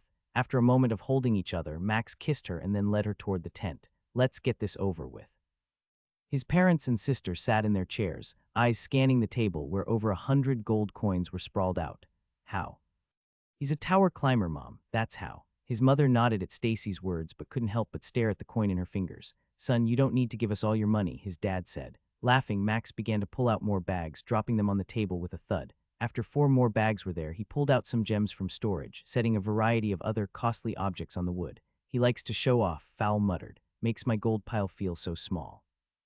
I'm not showing off, just simply proving a point. You 4 can live safely in the capital and do whatever you want. No longer would you have to live here, worried about how the other townspeople might act. You would be safe and provided for. As your son and brother, I can't think of anything else I can do to help take care of you. What about training me to fight? Grinning, Max nodded as he began to put away the treasure he had placed on the table. There will be a time that I will go with you in a dungeon or 2. Nothing would make me happier than that, but for now, I need to take care of a few things. Besides, these 2 beautiful dwarves are waiting to return home to get married, and I made a promise. If you choose to stay, I cannot tell you how long it will be before I can return. You're not giving us a lot of time to think about this, his mother complained. I mean, this is our family home. It is, and yet it's not a home anymore, simply a shell of what once was. Instead, you can go to the capital and help Stacy start a new home. Perhaps she might even find a nice person there. A groan followed, and her sister turned slightly and showed him her middle finger while keeping it hidden from their parents. Not that I'm looking right now, she protested. I know, Max teased. I'm just saying we need to decide, as I need to leave no later than tomorrow. Think about it and talk amongst yourselves. I need to go into town and take care of a few things. While I do, you can go inside the house, but don't go in the stone building I created. His father scoffed and shook his head. As am I, Dad. Now if you'll excuse me, I must return to town and speak with Captain Molo and the mayor. His mother began to laugh as she shook her head. My Max talking with the mayor as if it's nothing. Oh, how so much has changed since he hid from all the physical work and tried just to spend time in the kitchen baking. He still bakes when he can, Tanilla declared, pulling a small box from her dimensional storage. In fact, I happen to have a few treats he made a while back still saved. His family looked at her and then at Max, who nodded, seeing them smiling. I promise you, he hasn't killed any of us yet, Tanilla teased. Max Host Seth Pendle, champion of the arena. Nodding for the 100th time, he watched as the mayor sat behind his desk, staring at him. This was the only time he had ever been invited to the office, and Max was impressed with the number of paintings, tapestries, and other objects that decorated the wood-paneled space. "Mr. Mayor, we really need." "Damon, please, I'm not sure I deserve the title when compared to yours. It would be like the queen sitting in those chairs." Captain Molo snorted and shook his head. "I secured the shard as you asked, and we have sent a note to the Adventurers' Hall. I have no doubt they will make a formal request for it soon. Tell me, do you want me to give it to them?" "You should," Max replied. "There is no reason for our city to face any other problems from them. Besides, I'm fairly certain our hall isn't a part of whatever has been going on. Stealing away teens and you still don't know why." Glancing at the mayor, Max shook his head. Damon was taller than many. His broad frame and 6'6" height added a presence that made most back down. He had been escorted through dungeons and reached the 40th level, having multiple administration skills and the physical and mental power most wouldn't imagine a mayor having. Nothing good, I'm afraid. Also, the older one, Terrence, is dead. Self-defense is a great way of resolving many of those problems, Molo said. "I'm just glad you don't have to walk around with the aura on you. Even though I'm certain none could harm you. Tell me the body, disposed of." Damon nodded, a slight frown only present for a few seconds. "No worries, just asking. And do not be concerned about your parents and sister. We have sent word to many in the city about how they should be treated. Still, 3 skills for your sister. Does she have any idea when she will start the training program? That I'm not sure of, but I've also offered to take them to Peltigau with me. It might be better for them in the long run. If they go, I'll trust you to handle selling the property if my father wants to. For now, I plan on leaving first thing in the morning." "So quickly?" Damon asked. "You just got here. I mean, our town has." The mayor went silent, frowning as he and Molo exchanged a few glances. "We owe your family an apology. I know how they were treated wasn't fair, and to hear that we were lied to has upset a few of the others in the town whose children were taken as well. Surely you could help ease some of their suffering and perhaps give them hope." Max shook his head, doing his best to keep his composure. "I won't lie to them," he replied. "The odds of any of them still being alive is almost impossible. To do such a thing is worse. Just make sure they know that I will seek out whoever is responsible and do whatever I can to extract." He caught himself not using the word he wanted to.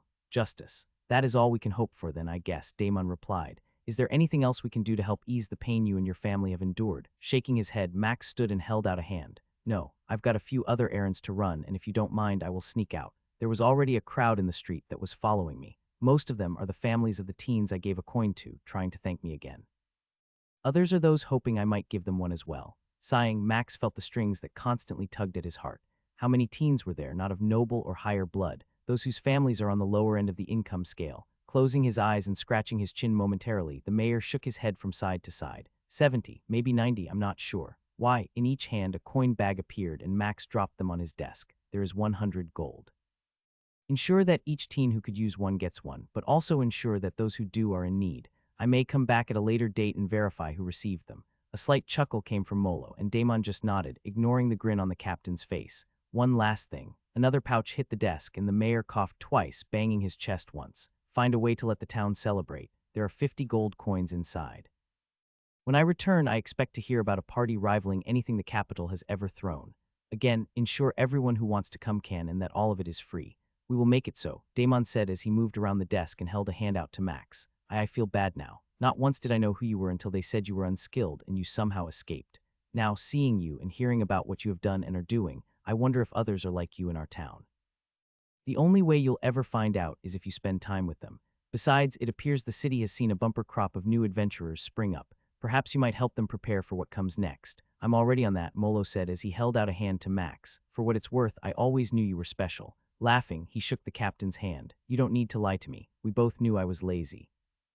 These are some of our best-selling cookies and our #1 muffins. Would you like to try a sample? Max nodded, waiting as Nancy deftly cut one of the muffins into pieces and handed him one on a small napkin. Taking a bite, he could taste the fresh cream and blueberries that were almost magically combined inside the fluffy treat. Wow, I can see why these sell so well. Could I get a dozen of them? Whipping her head back and tossing one of the strands of red hair that had escaped her head cloth, Nancy smiled and bobbed her head. Of course, anything else. Shaking his head, Max watched as she moved to where the boxes were pre-built and began loading them from the glass plate they were displayed on. Her hands moved deftly and she had filled out, obviously eating a little more of her treats than usual. You don't feel a thing, it's weird. The sensation inside you. Relief. Sometimes I forget how perceptive. You're correct, though. Part of me wanted this life, but now I'm glad that I got you, even though I've had to deal with all the problems that came our way. Still, seeing her and knowing she's happy makes all this easier. yet you're not willing to show yourself to her. Would you rather not see how she reacts to knowing you're alive, getting to see if she shows remorse for running away? No, that wouldn't be fair, and what she might have endured or experienced because of that day isn't something I would wish upon anyone. Here you go, Max smiled and took the yellow box and noticed the green ribbon that had been tied around it to keep it sealed. Taking a gold coin from his storage, he slid it across the wooden counter toward Nancy, whose green eyes began to grow. I don't think I have change for that. Do you have anything smaller? No change needed. Just keep baking and enjoying what you're doing, Max said as he stored the box and moved toward the door. He caught his reflection in the window, the gray hair, weathered skin, and enough freckles to make any red-headed child feel unable to compare. Are you sure? She called out as he pushed the door open. Her reply was cut off as the door shut behind him and Max moved down the steps, spotting the one who had been following him for a few blocks. You're a horrible spy, Max said as he moved to where Cordelia was standing, pretending to inspect some clothing set outside a shop a few doors down. Letter 1D597, a circumflex, new letter 22F, letter 10331, E grave letter 1E65. Excuse me, do I know you? Oh, forgive me, I thought you were some elven archer that couldn't hit a dwarf standing 5 feet away instead of a blonde-haired human. A snort came from his target, and she turned her full attention toward him. Sorry, I just wanted to make sure you wouldn't do anything stupid. Max shrugged and motioned down the street away from the bakery. You're fine. I know why you did it, and part of me can't hate the reason. Tanilla is important to you and to me. She's lucky to have a friend like you, though part of me wonders if you bet with Fowl how this visit might have gone. A scowl formed on the middle-aged face that Cordelia was hiding behind. That warrior is never going to let me live this down, she exclaimed, waving her hands in the air. He told me I was being stupid, and I didn't believe him. Nudging her with an elbow, Max chuckled. Trust me, I'm only in love with one woman, and no one else will ever change that. Do you remember this? You used to complain if someone else used it and didn't clean it off enough. Max smiled as his mother went through their kitchen, pulling a few items out. He had scouted out the house last night and saw that they had done a little bit of work to clean it up, but the filth from a year of doing nothing was still present. Dust, dirt, caked on stains, and other trash was scattered through the house. How many times did I practice my baking skills with that? Too many, his mother replied, wiping it off again. Do you want to take it with you? Shaking his head, Max smiled. Well, I can bake, and I even have the skill. It's not the life for me now. Perhaps one day. Until then, you can hold on to it or decide if you want to leave it here. Either way, you have plenty of room in that chest. Sniffing, she nodded, flipping it over a few more times before moving to the dimensional storage chest he had given them that sat on the family kitchen table. It had been ready to fall apart, but his wood mastery skill allowed him to fix it completely, turning it into a single piece of timber. Max, can I bother you? Hearing his sister calling from the back bedrooms, he left his mother there, dodging the trash as he moved and went to his sister. She sat on her bed, holding a sword that looked out of place in a bedroom with a crib and toys for a baby. What is that? Just a basic sword I was given by who I held onto it, always hoping he would come back and collect it, or take me with him to go adventuring. Now I just want to destroy it, or we could have some fun with it and leave it here in case Caleb ever does return. Cocking her head, Stacy studied her brother's face. That smirk, why is it I'm keenly interested in what you have in mind? Laughing, Max motioned to the hallway he had just come from. Let's go outside and I'll show you. A sword stuck in stone. I mean, can't someone just lift this? Pointing at the rock he had created with his skill, Max grinned. Go tug on it. See if you can. Fowl whistled as Cordelia jumped onto the 4-foot-high stone stretching about 9 feet in both directions. Wrapping her hands around the hilt, she began to tug, grunting as nothing happened besides her face turning red. After a second attempt, a curse word not meant for most to hear escaped her lips, and she frowned at Max. Can anyone actually pull this free? Maybe. Or they might break the sword first, but I could pull it out with a little trick. Still, I'm certain it will provide a lot of entertainment for anyone who comes. Stacy snorted and pointed at the writing he had put in the front of the stone. A test of commitment, a promise to return. One day, someone might pull this sword free. Until then, remember never to give a woman a weapon. She might use it to hurt you. I'm fairly certain his parents will get the meaning of this, but it's funny as heck. Giving his sister a hug, Max nodded. Better than you stabbing him with it. Maybe, she replied. We're ready, son. Motioning for his family to join him, his father gave one last glance at their property, moving to where the 4 men were all stacked upon each other again, Max straddling their legs once more. That looks so weird, Fowl muttered. I mean, never mind, you humans. Ignoring his friend, he turned to Tanilla, who smiled, nodding as she came and put an arm through his. Everyone touching me. As they all called out that they were, Max looked at the baby he held in his other arm, seeing the blue eyes staring up at him. Let's go see your new home, Callie, he said with a grin. Seth's back, shouts began to ring out as others noticed the group moving toward the faction house, a group of men in just undergarments with only their wrists bound in stone following behind. What are they building? His father asked as they moved near another new building that was almost done. Lots of things. rooms for faction members, training areas, and crafting sections. Our faction is growing faster than most, and the need to find places for people to live and train requires new buildings. And they'll have room for us. Smiling at his mother, he nodded. Oh, don't worry, they have a special place for you. One that is reserved just for us and never in use unless we are here or I ask them to let you use it. She glanced at Tanilla, who was smiling. Just how special are you? Oh gods, don't ask that, or we'll never get his head in through the double doors, Fowl teased. Laughter came from the other four of his party as his family tried to figure out what all they were missing and the legend of Max. A baby in the faction house. How long has it been since such a thing like that has taken place? Tom asked as he reclined in a chair. At least 10 or 15 years, Everett replied. Now then, how long till you leave us again? I have it on good authority that Batterer is anxious to return to her home and put a ring through Fowl's nose. Bah, no one's putting a ring on my nose, their dwarf exclaimed, spilling some ale from his cup. I'll put a ring somewhere if you don't pipe down and be quiet, their healer said, elbowing him slightly. 3 days, Max said. Not a lot of time, but I understand. Tell me, are you really asking me to keep those 4 men detained? If I could ask anyone else, I would. I told the 4 of them they have 1 month to behave. Doing so will net them freedom. Not doing so means death, and there isn't a place they can hide. I might have lied and told them I put a tracking spell on them, and will use it to find them if they do attempt to run away. Tom began to howl, shaking his head as he closed his eyes. The legend continues to grow, their trainer declared. It's bad enough I have people asking me if they think they will ever be like you. All I can do is promise them that if they train with me enough, perhaps they will be worthy to catch a glimpse of the shadow you cast from the top of the tower. Cordelia let out a groan. I never knew what I was getting into when you gave me this party. Want out? Max asked. Oh gods no, I'm just saying. I still can't believe we're about to try and find a hidden fortress, get some answers, and then stroll off and have a dwarven wedding.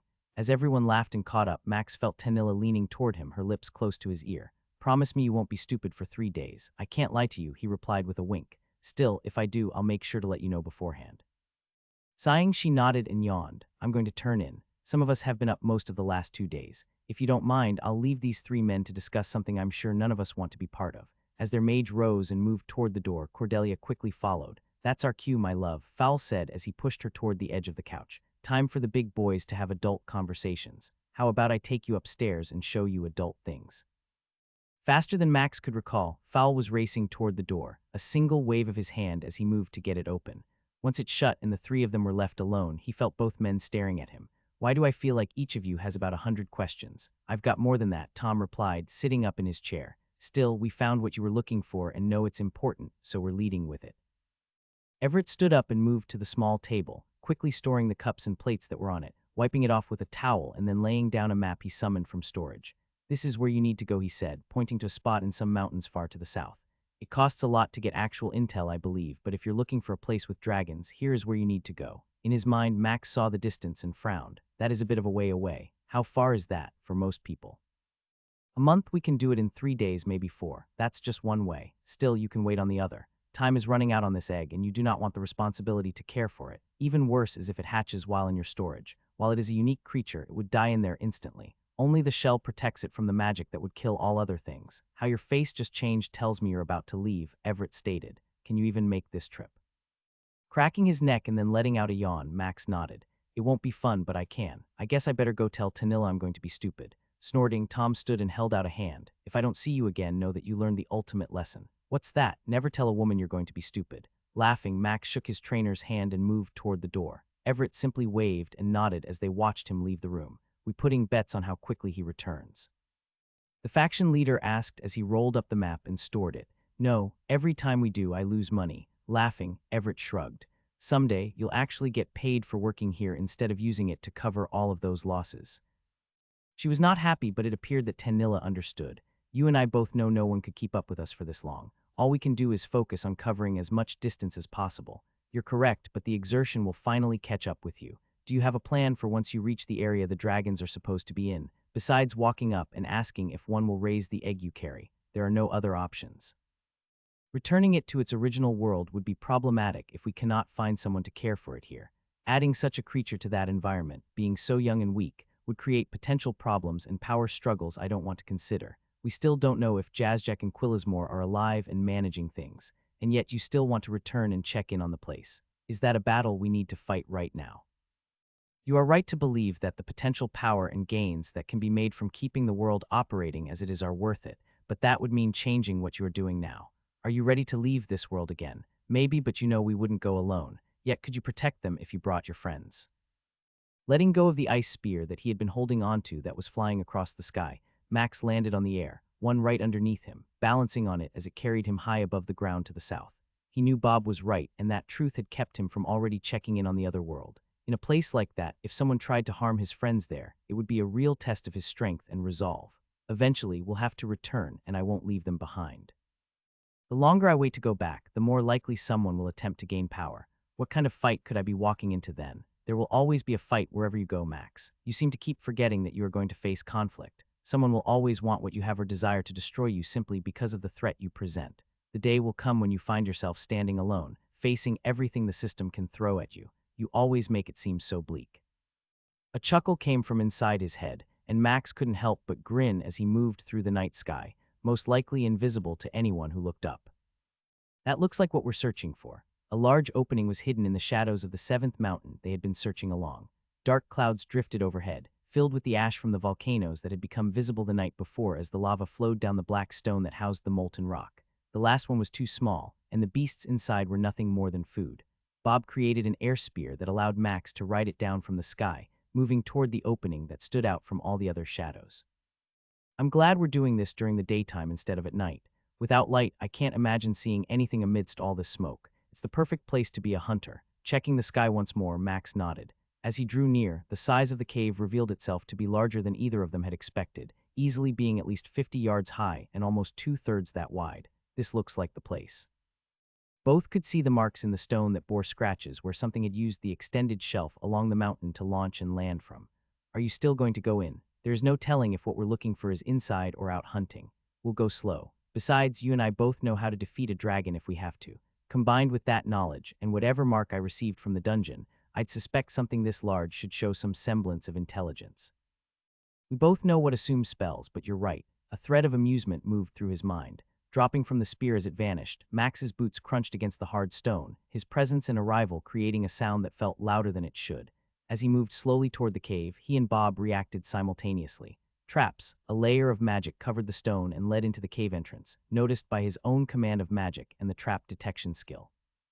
It would appear that this beast is intelligent, after all. To have such a thing in place would reflect a knowledge of magic and the need to have something that protects its home. The question is, why? He could read Bob's concern and the knowledge that there might be a trap that could do considerable harm or simply notify the owner of this place that someone had trespassed. What could it be nervous about? Other dragons, surely not people like us, who would venture this far to simply fight a dragon in these places. Everett did tell you some said a few dragons were in this area. They might have to deal with other dragons who invade their home. Tapping his boots against the stone just a few steps from where the aura of magic lay across, Max considered his choices. I wish I had a disarm trap skill now. Laughter echoed in his head. Yes, why not go find an assassin or rogue group, see who has won, and then take it from them? He ignored the joke, studying how far the aura seemed to travel across the open stone. What if we flew over it, used the magic like we have to travel here? It should work, since it appears that only touching the aura would set it off, and it seems to go into the entrance. Still, if they can create a trap like this which easily extends at least 100 yards for this ledge and into their home, the power they command is impressive. Max pulled a piece of dried meat out and ate it, then used a water skin to wash it down. After a minute, he withdrew one of the muffins he had bought back in Alundra and let out a sigh after consuming it. Well, I'm about as ready as I'll be. Ready when you are. Slowly, Max glided into the massive opening on a wind spear, staying above the stone floor beneath him by about 20 feet, feeling the presence of the trap and all the mana contained within. Occasionally, he had to swap between ice and wind spears, following the cave's twisting and turning as it descended into the mountain. Darkness was all around after the light from the opening vanished well over a minute ago, and his sonar skill told him where every crack, stone, and bug that skittered across the floor was, along with any small creatures hiding behind anything they thought would protect themselves from his presence. Seems funny that they can sense us. We give off an aura that some can sense. Those creatures have learned to sense the passing of whatever lives within this cave and know not to get in its way. Considering Bob's point, Max's nose started to twitch slightly, the scent of smoke beginning to drift up in one tunnel as they made their way downward. It's widening some in that smoke. A possible sign we're coming up somewhere with fire. I am ready. Let's move closer to the ground. My skill isn't warning me of anything up here now. Drifting lower, Max continued his descent into the creature's lair, only a few feet from the stone floor now. Nothing shows up on my skill. Thoughts, it matters not to me. Both ways have pros and cons. He could sense those thoughts of his skill. Walking might make noise, even with the sound of wind and the echoing in his ears. All it would take is one rock sent skittering across the floor to make a noise something could potentially hear. Likewise, moving through the air could cause other problems, such as using magic sometimes detectable by some races and beings. Even he could sense the use sometimes, depending on the power within a being. Similar to how he could tell that Phaeus and Akram were both stronger than him. There is no telling how deep this will go. Even worse, I can see the grooves of the creature that moves along this tunnel. It has to be a dragon, close to the size Cunios was. Bob didn't say a word, simply laughing as the spear Max had been standing on began to move closer to the ground and then vanished a few inches above it. Doing his best to be quiet, Max ignored the smoke that tickled his nose and irritated it, and quietly continued his descent through the darkness. It has to be sleeping. The breathing is too slow and steady. Never underestimate a dragon. We learned that the hard way. Max wanted to groan but didn't, keeping his breathing steady and slow. He had seen the light coming from the opening further ahead and adjusted to the smell of rotten eggs and the acidic taste in his mouth. Water dripped from the stones around him as heat billowed through the tunnel upward, gently running down the side of the stone walls before vanishing as the heat evaporated it. I can feel the temperature of this floor. We might be right above a lava flow, so don't use your stone skill to dig into it. I'd rather not test how much damage that might do to you. Grumbling internally, Max knew Bob had been right when he had wanted to use his magic to just burrow through the stone, creating a shaft for him to travel through. The process could be quicker, but he was also not sure if the direction would have been right as multiple turns had taken place. His mind had created a map of most of the cavern, and he could now easily recall much of what he saw due to his skills and stats. Fine, let's just go and see what lies down there. Stealth. Max's steps became silent even to him with his sonar skill, the improvement of the ability now showing its true colors as he worked his way toward the opening he knew was ahead. Each second passed without any change in the breathing he had heard. No sound was out of place, nor did it appear that their approach was being detected at all. Slowly, the opening to where all the light and heat was coming from came into view, and Max paused for a moment, blinking as he saw lava running in a circular pattern down parts of the cavern. Like a hollowed-out sphere, a river of molten stone swirled toward a large section in the middle, creating a walkway that had to be 50 yards wide. This space inside the mountain. It's about half a mile wide at least, more than that. And look, it appears we have found the owner of this place. Max had already seen what Bob had been talking about. A red dragon lay on a large stone floor, its scales shimmering in the orange and red light the lava gave off. Its head was pointed at the opening where he stood near the left side, peering in. Both of its gold eyes were open, locked exactly upon him. "Welcome. I was wondering when you might finally show yourself." Those words echoed through the cavern and reverberated in his chest. "It is a shame your small companion isn't here. Why is that?" "Because right now I'm pretty confident he would say holy elf tits and for once have the timing perfect." Max couldn't help it as he laughed, seeing the dragon's lips pull upward, giant teeth now displayed. "I'm not one to be laughed at, human. Tell me, how do you have my father's marking? If it were not for that, I would have already acted and enjoyed the taste of your flesh."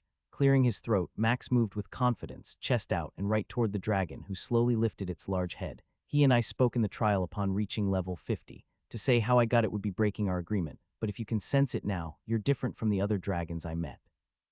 His massive host cocked its head sideways, never taking its golden eyes off him. "I am Max Host. Tell me, what is your name?" Slowly, the dragon rose to its feet, reaching its full sitting height and didn't even come to a fourth of the height of the cavern.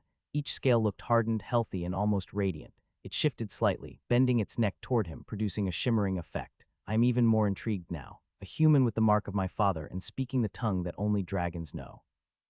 What has changed in your kingdom that such a thing could exist? It has been thousands of years since one of your kind has spoken our language." Max fought to keep his face straight as the dragon spoke. Now its voice no longer caused his chest to vibrate, and he could sense the shift in its words. "Did you know I was speaking in the dragon language?" A sensation like a sigh came from inside his mind. "I assumed you did, but it would appear that was not the case." Yes, her first words were in their tongue, and you didn't realize that you had simply responded in kind. It's a female dragon, how can you tell?" Laughter came from Bob, and Max would have believed his cheeks had turned slightly red, ready to blame it on the searing heat around him. "I am not your father and do not feel the need to point out dragon anatomy. If you cannot figure that out, perhaps you can ask Tanilla to teach you." The laughter grew and Max shook his head, unable to hold back, and smiled.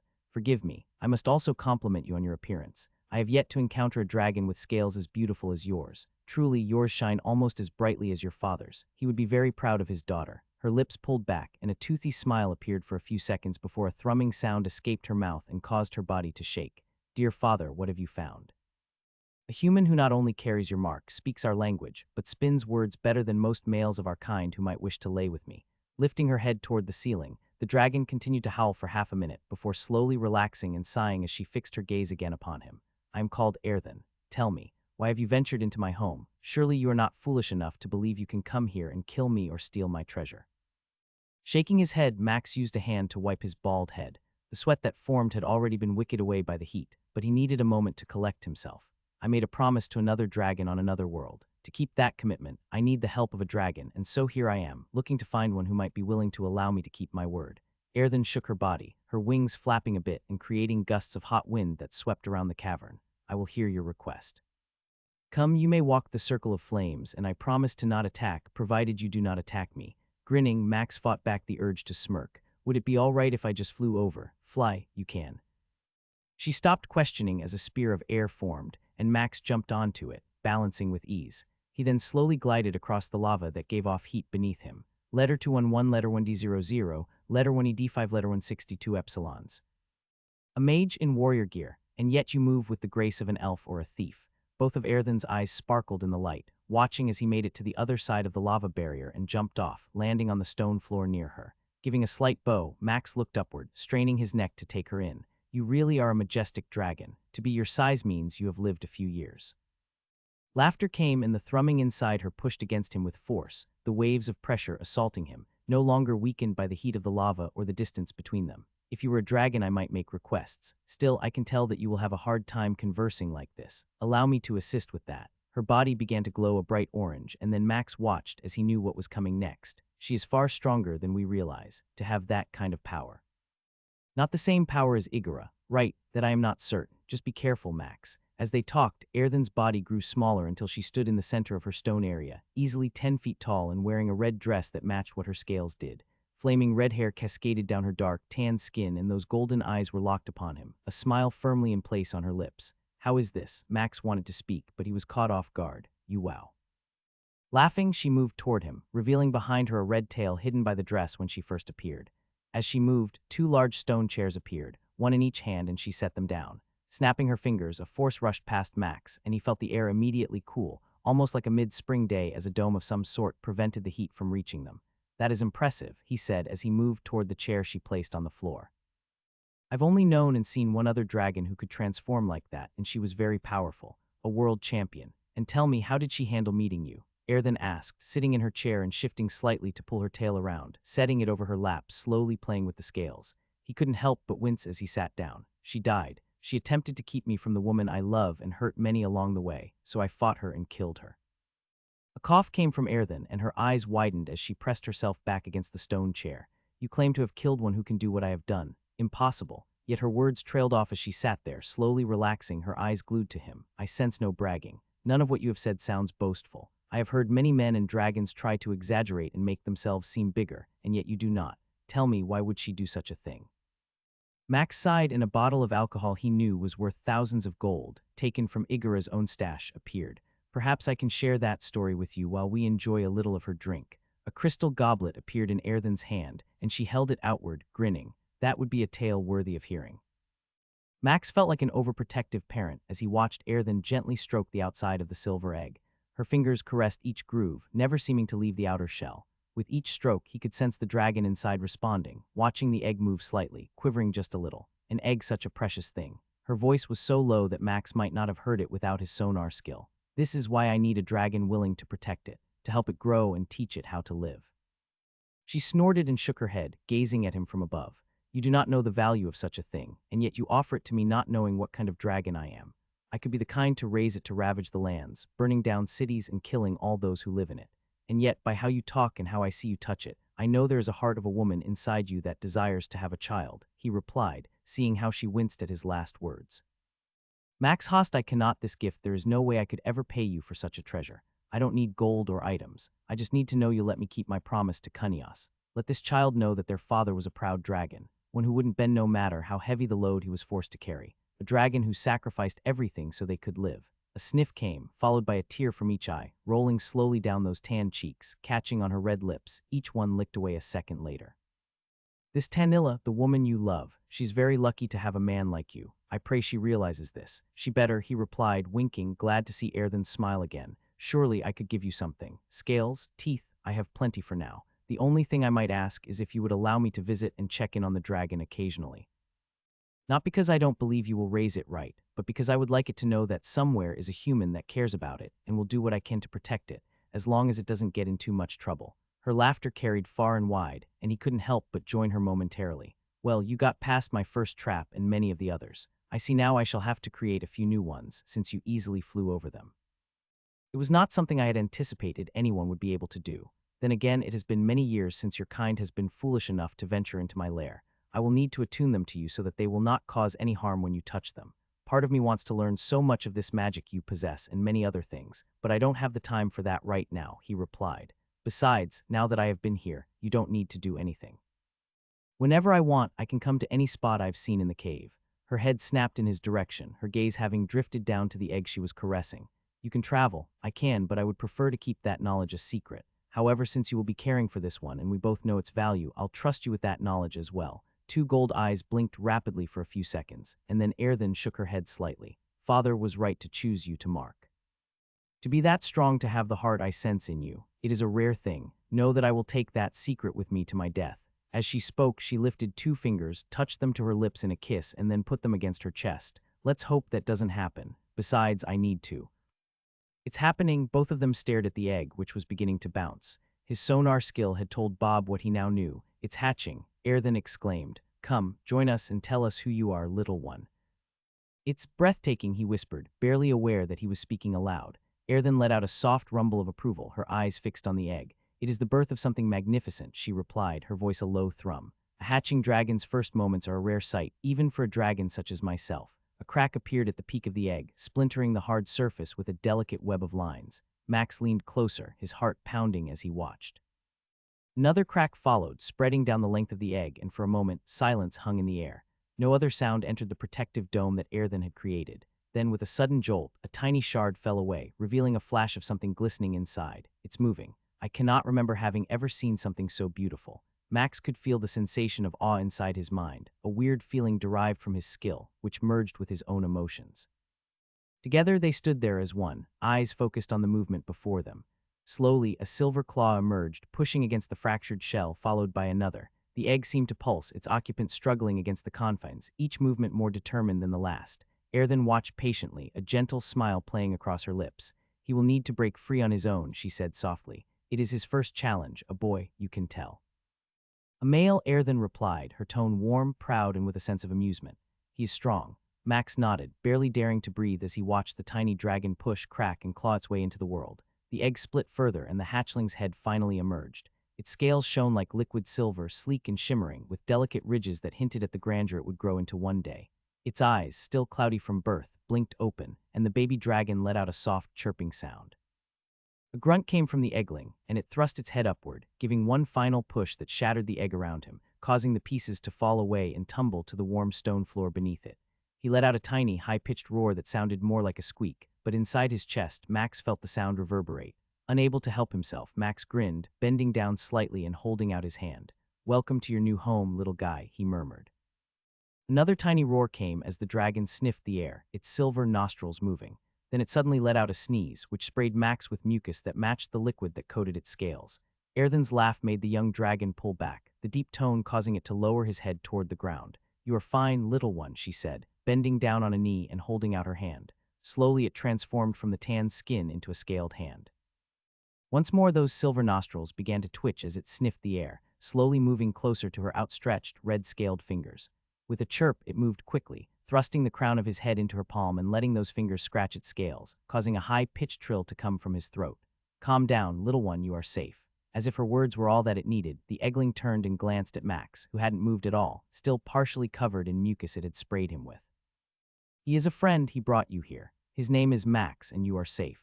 Inside his chest, a sensation welled up, and Max struggled to hold back a flood of tears that wanted to rush outward as the eggling waddled toward him, sniffing his still outstretched hand and then, as it had with Erthen, thrusting the crown of its head into his palm.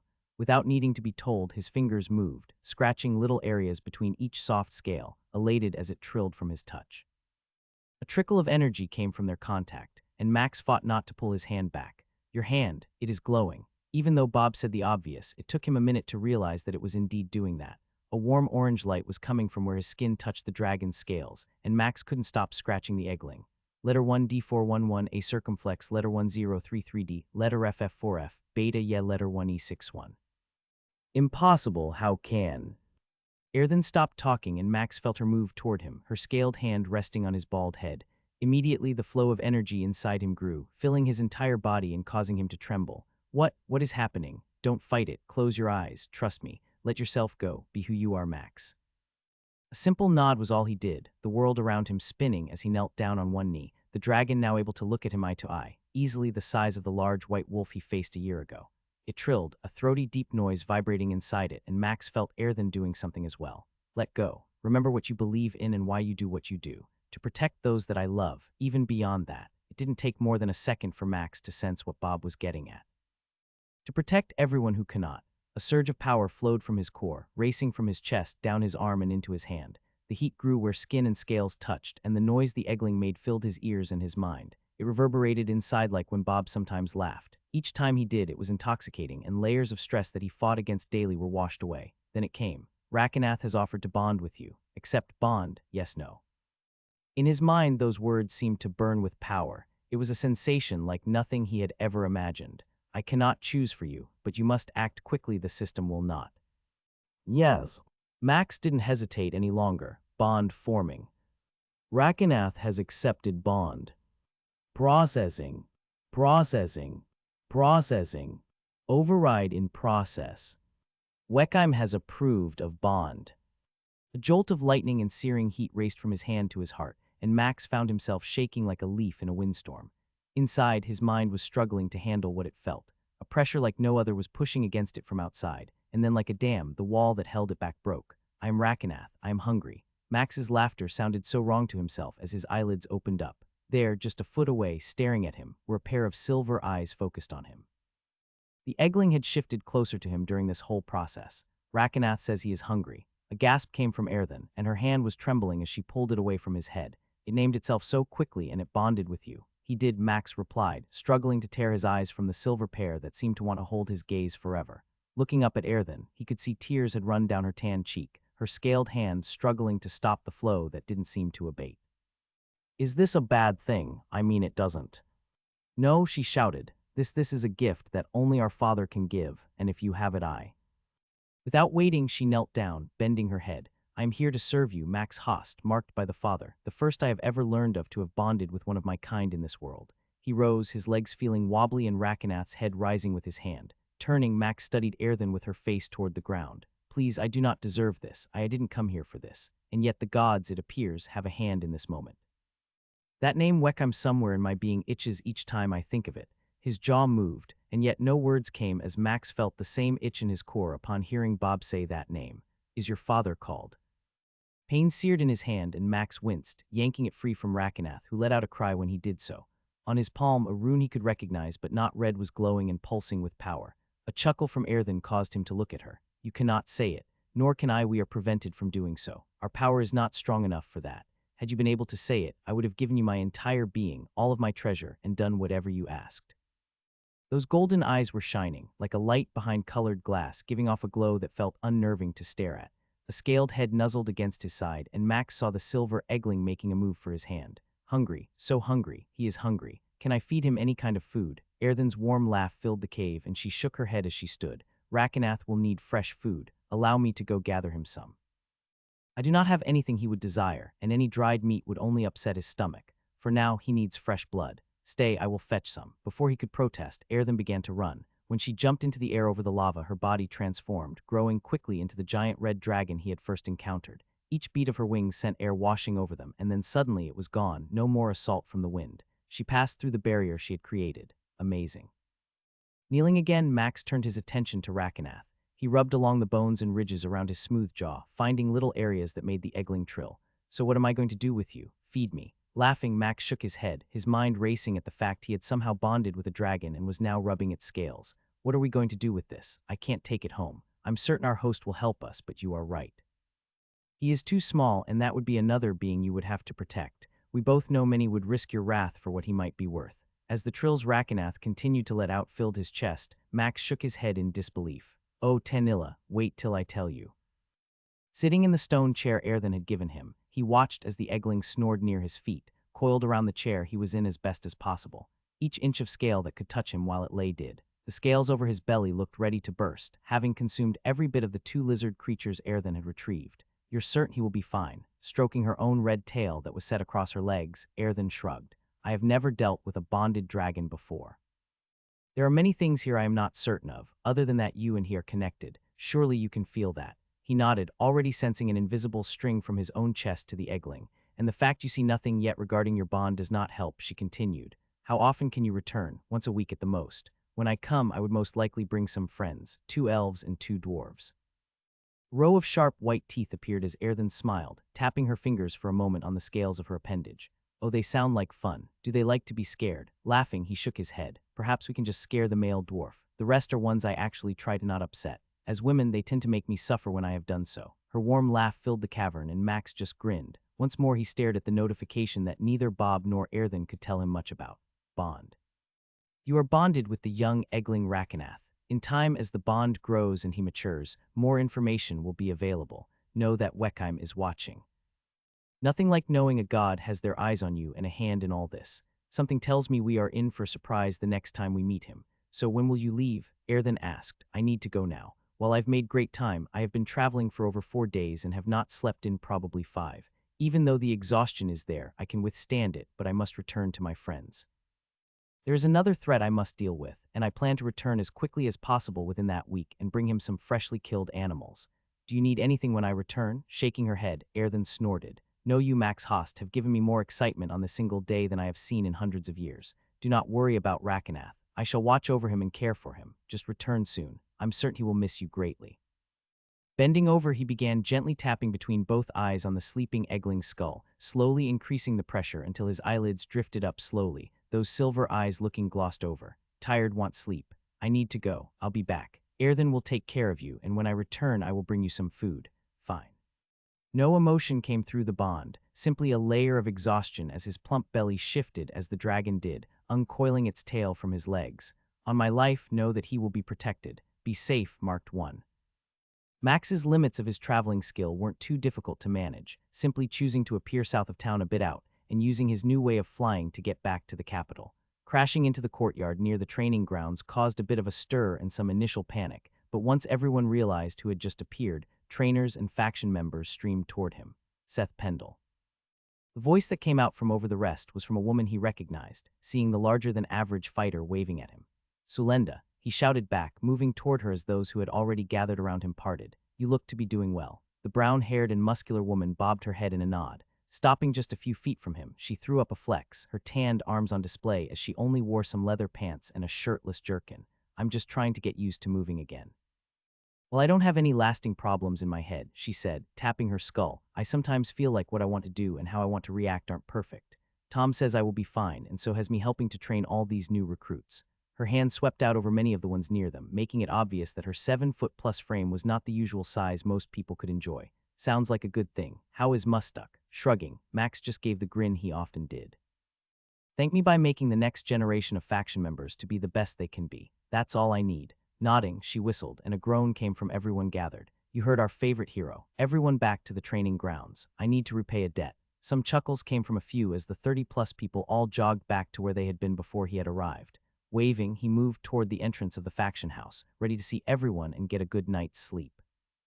The silence seemed to last well over a minute as everyone sat slack-jawed, staring at Max, who yawned, fingers intertwined behind his head. A dragon for a pet, Tom muttered. It's not a pet, Max replied. It's not like that. He is smart, not like Erthen was, but she said in time he will get smarter. I mean, at only a minute or two old, he was able to speak words. Letter 1D42B, a tilde, letter 1D616B, yo letter FF53. Snorting, the faction's main trainer shook his head, rubbing his eyes for a bit. I send him off to find a dragon to take care of the egg, and he comes back telling me it's bonded with him, Tanilla teased. No more solo trips of any kind lest you come back bonded with some beastkin or something. A snort escaped from their healer. She's not lying, Max. You can't do anything normal, can you? Nothing he's ever done has been normal, Fowl interjected. I mean, he can solo the tower for a while. Tell me how that's normal. A few mutters and grunts came, but no one else wanted to talk until Everett leaned forward and shrugged. I guess I'll just add it to one of the 100 things you have said that always makes me wonder what could possibly happen next. Still, I'm glad you managed to find a dragon and didn't have to kill any. From what I know, there aren't that many left. Their dwarf warrior grunted as he crossed his arms and wiggled a little deeper into the couch. Dragons, bah, those things are dangerous. Forgive me, but my kind aren't fond of them. Best not to tell the king you are bonded to one. He won't like that. Still, the day he shows up riding a dragon, I'm going to retire, Tom said. As it is, I feel like I can do a little less if Sulenda keeps doing what she's doing. Giving his trainer a side glance, Max frowned. That's a weird comment. Are you seriously considering retiring? Everett coughed, and Max saw that even the faction leader was frowning at his friend. He isn't. I just have a different job for him, and it's more personal for you. He'll be working on getting your sister going with a group and creating a special team. That means he is in talks with many factions, as well as some of the noble houses to see which children might be worthy of joining with your sister. Max could feel everyone sitting up a little straighter as Everett spoke, his sonar skill reading the room and each person's shifting. Looking at his friends, he could see their heads bobbing, and even Tanilla smiled slightly. Everyone knows about this already but me. Well, you were gone, Tom replied, and your sister was a bit overwhelmed by your reputation. Your parents are actively looking at some properties in town and outside the walls. Even our crafters have offered to help your mother progress and get her set up with a shop. For the second time today, the stress that had been weighing him down vanished, and he was relieved to hear that his family was finding a place like he hoped.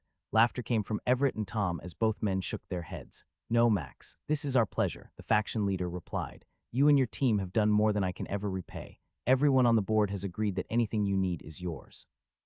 He paused, leaning forward, his eyes twinkling slightly and a mischievous grin appearing, even the reagents that were once unavailable. Max couldn't stop the whistle that escaped his lips. Anything. I'm pretty sure I didn't stutter, did I, Tom? No, Everett, you didn't. Both men grinned and Max sat up straight in his chair, scratching his bald head for a moment, grinning like a fool. And if I said I really want to take a look at those items right now? Then we can go, the older man replied, standing up. While I'm certain your friends and your lovely mage are wanting some alone time with you, I'm certain they will understand. Max glanced at Tanilla, who nodded, holding out her hand toward him. I understand, but I'm not missing this moment at all, she stated. Me either, Fowl exclaimed, jumping to his feet. Rolling his eyes, Everett motioned to the door. The trainer nodded and moved quicker than the rest, getting to the door and slipping out as everyone else got to their feet. What kind of items are we talking about? Cordelia asked as she fell in line next to Everett. Things most factions would lie about having and nothing anyone will talk about outside of that room. Trust me when I say this, it's not a hoard of treasure like I think Fowl hopes it is, but the few pieces we own are beyond anything anyone in our faction can work with right now. Well, perhaps besides Max, that is. Having heard their conversation, he chuckled and shrugged, glad to be able to intertwine his fingers with Tanilla's as they walked. I missed you, he whispered. Yeah, I'm sure you did, which is why you smiled so much when discussing having a baby without me, she teased, sticking her tongue out at him. At least the delivery was easy on you. Besides, he doesn't look a thing like you at all. She groaned, hip-checking him as they moved toward the door. Max watched as Ulfreda's hands trembled, inches away from opening the plain-looking wooden box that Everett had withdrawn from one of the shelves in the vault they were standing in. He knew there was a special storage place inside the faction house, but had never sensed it. Even now his sonar skill couldn't sense anything but the space they stood in. Purple stone pulsed with a kind of power he had sensed on the other world, and then absorbed it, creating an effect that made it invisible to his skill. His eyes could see them, but his skill didn't recognize them. Those stones. I think they actually prevent someone from teleporting into here. Am I wrong? You are correct. When you touched one, I told you that it had properties similar to your skill, which blocks teleportation and travel near you. It is a shame Everett would not give more details about them. Lost in conversation with Bob, Max was thankful for Tanilla squeezing his hand as the older elf woman responsible for all the materials in the faction touched the lid. I didn't expect to do this for quite some time, she whispered. How long has it been? Too long, Everett replied as he stood beside her, and the same stone counter that it was placed on in the middle of the vault. Neither of them seemed to care about the other chests, bags, and barrels that lined the walls and shelves of the decently sized room. The wooden box let out a hum, and after a few seconds of the noise, she nodded at Everett, who placed his hand on the top of the chest. A click came a second later, and then no more sound was heard from the wooden box. The faction leader looked up and saw how he was looking at him and smiled. Even if one gets in here, opening some of these chests requires certain people to do so. Trying to brute force one open could have consequences no one would like. As he spoke, Ulfreda opened the chest and reached inside. We can use that. Bob's outburst came when Max saw the large white metal block. Like ivory yet easily the size of someone's head, the metal block clinked when the older woman sat it down on the stone counter. May I? Max asked, already moving closer to the counter, having let go of Tanilla's hand without realizing it. That good? Everett asked as he nodded. That good, he replied, mimicking the man. It was his turn for his fingers to tremble, able to sense the power and strength inside the square. What is this? Where did it come from? I believe it's rumored to have come from the tower floors after the 60th level if the notes are correct. That is the only one we have, and no one could use it. To see you act like that makes me wonder what is possible with it. Max nodded, surprised at how warm the outer edge felt, and though it looked smooth, it had a feel to the edges that was almost textured, providing grip. All of those ideas from just this. He bobbed his head, hearing his skill talk about what was now racing through his mind. I could make a part for a gun, a different kind of gun, or a hilt that could withstand almost anything, perhaps even a place with a mage weapon. Able to hold multiple cores and essences, and then I don't even know what all those other things really are. One like some kind of housing system for a power gem, built to contain power and disperse it. Another is some kind of transforming weapon like my staff was, but different, more liquid, and this would serve as the place the power is stored again. These are things we might hold off on creating just yet. Doing so might alert the system, and with the problems we are dealing with, having one more eye on us might not be a good thing right now. Still moving his head up and down, Max turned the block over a few times, bringing it close to his ear and listening, almost as if there was a sound coming from it that he couldn't quite hear but knew was there. So Max, Ulfreda said as he sat the block back on the counter, you look like a child who just got the toy they wanted for their birthday. Tell me, what could you do with this? Taking a deep breath, he moved his mouth, feeling the tightness in his jaw from how he had been grinning. By itself, nothing, but with other items, probably things greater than anything else I have ever made before. A cough came from Fowl, who cleared his throat and pounded on his chest several times. You're saying you can make something better than what you gave Dexic? A weapon that literally has a skill. Nodding slowly, he turned and smiled at his friend. Yes. Huwali elf tits, their warrior said with a groan. As Ulfreda put away the last item, Max couldn't ignore the scowl on Everett's face. You had two of those items, one of which has no record of where it came from. His fingers tapped the jar of silver liquid he had taken from Igara's collection, part of the crafting material that Buengrid had shown him on that planet. How this got here is a question I would be interested in also. Does that mean the tower can drop items from a system that ours isn't supposed to have, like all those robotic ones? Potentially, though dropping those items isn't the problem. It's finding a use for them. There may be ways to craft with them that none have knowledge of, but that once someone did. If Everett is right, that item could be over 300 years old. I think you're right, but after pondering that thought a bit, how many items do you have that adventurers have brought in over the years that no one can figure out a real use for? Scratching his gray hair, the faction leader frowned. Many materials go into a scrap section, melted down or dismantled. Some things end up as basic crafting supplies if we can't find a real use for them. Eventually, we would have overflowed with stuff if everything someone brought back was kept. You wouldn't believe the number of adventurers who used to chop up trees, bringing them back and trying to sell them. It's not a bad business, but one doesn't get rich fast because eventually, the truth is most places don't have the ability to craft with those materials. He paused, his eyes moving side to side, and Max knew what he was doing. Soon a book appeared, and the older man laid it on the stone counter. As he flipped through it, Fowl coughed and motioned to the container Max was still tapping. So that's some secret dwarf crafting material on another world, but you're not sure how to use it yet. Like I mentioned before, there are most likely an unlimited number of ways to craft things, depending on the system for each world. It's like my magic.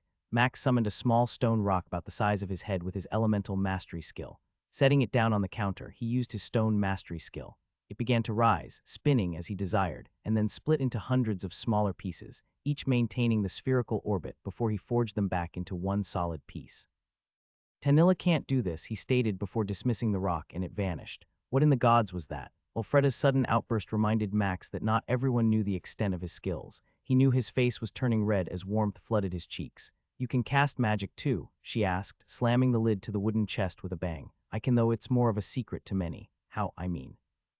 Max saw how quickly she stopped talking and then where her gaze was and could sense Tanilla shaking her head. Forgive me, it's not my business to pry. You just startled me with that display of power. I'm the one who forgot you don't know of some of my abilities. Still, I'd prefer it if no one learned about it from you. With her fingers, the older elf motioned that her lips were sealed. And this leather? Cordelia asked, holding out the 4 yards of rolled-up red leather he had produced that matched what was in the chest. What does this come from? It feels amazing to my fingers. It bends well, and yet I couldn't poke a hole in it with my harvesting knife.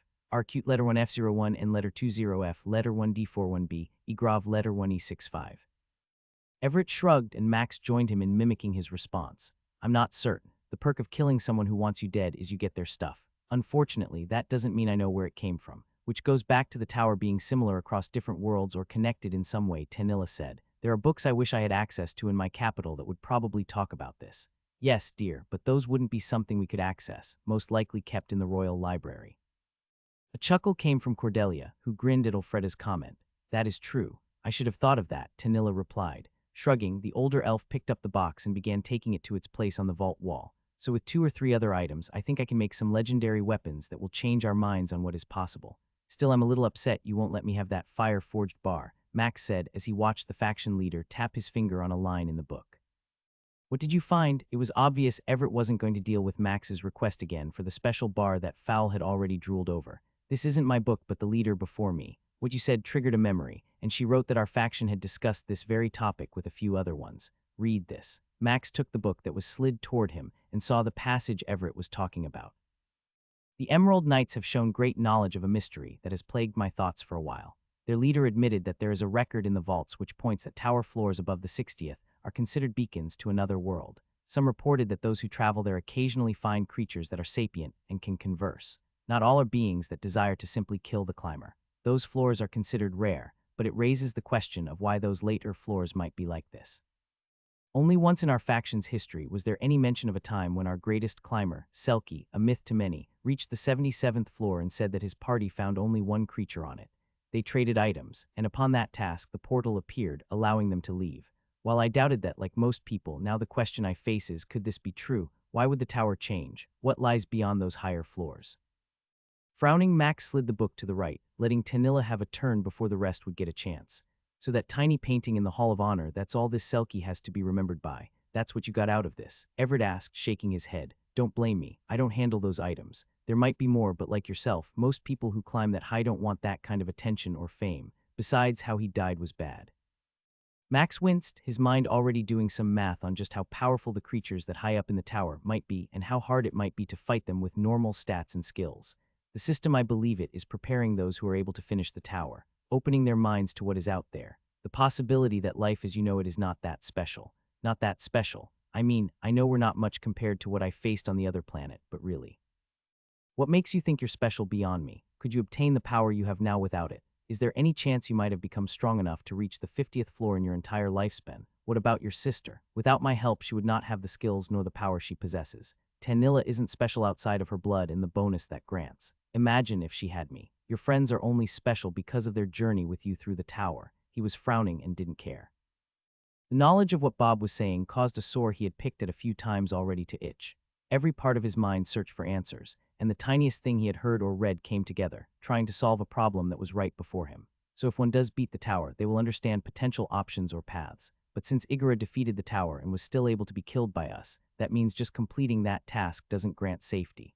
A howl of laughter reverberated in his mind. Max, think I have warned you constantly that there is never a time when anyone is truly safe. Even the gods who are the oldest realize this, and that is why they have bound themselves to rules. Rules which help them to stay safe while enjoying the power they have. They can play games, affect others, all while limiting their exposure to their existence being snuffed out. It is why I think myself and the other 2 black skills are allowed, simply toys to play with or pieces to affect. Nothing more than a game between gods. Yes, there was a hint of frustration in Bob's reply, and Max felt his stomach turn bitter at that truth again. Someone is simply playing a game, using our lives as nothing more than a way to entertain themselves or weaken someone else. Max, like a moth to a flame, he turned to see Tanilla studying him. You okay? Nodding slowly, he put on a smile. I am just considering some things I have learned in the last few months and am not very excited at what that might mean. Which is? Batrayer asked as she watched Fowl push the book back to Everett. The tower is putting sapient beings like ourselves in the tower at later floors. It might well, I'm not certain about the earlier floors, but for whatever reason, we may face beings just like us. The question I have is why risk that kind of power and strength? I mean, how many beings might be on a floor? What if we faced a group from another world, competing for the same thing, trying to climb the tower, and each of us are the foe they must face in order to progress? Fowl cleared his throat twice as he shook his head. So you're saying we have to kill others or be killed? It's always been that way, Max replied. You 6 are awfully gloomy, Elfreda stated as she moved to stand next to Everett. Not one of you is smiling, and the things you are saying are not something I want to have to consider. Does it matter? If you want to complete the tower, won't you be like every other climber before you and do whatever it takes? No, Max replied. I won't simply kill just because someone thinks I should. I'm not getting strong just so I can murder another. It's not murder, it's... A hand on her shoulder from her older friend silenced Elfreda. She is right. Let's not let this topic take us down a path we don't want to go. Get some rest, spend some time with your family. Tomorrow we can go over the last details of what I've been able to get information-wise on that camp you believe you have found. Nodding, Max took Tanilla's hand in his and kissed it. I'm all for a little rest and some time with those that I love. Please, no PDA, Cordelia said with a groan.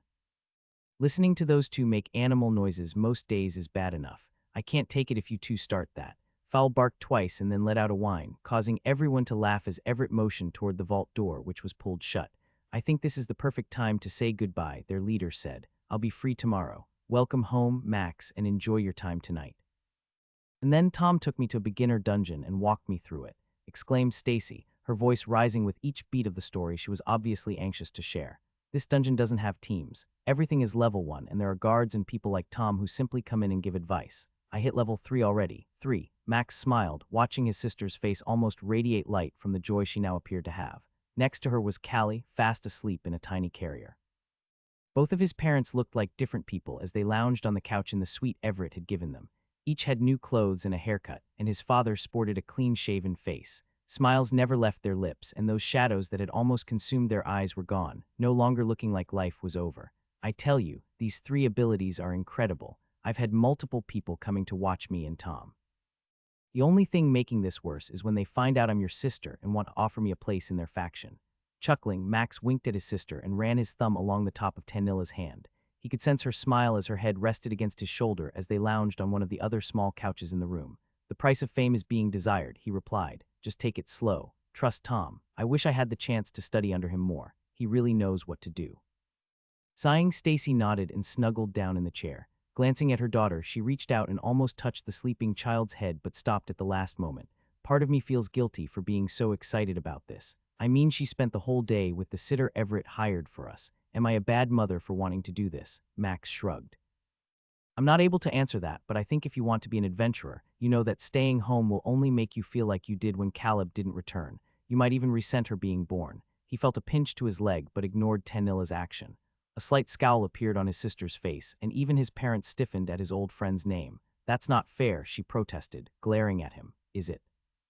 Tell me you wouldn't eventually feel that way, knowing the skills you have, feeling trapped and unable to use them to become what you believe you can be. Would you eventually blame Callie for forcing you to stay home?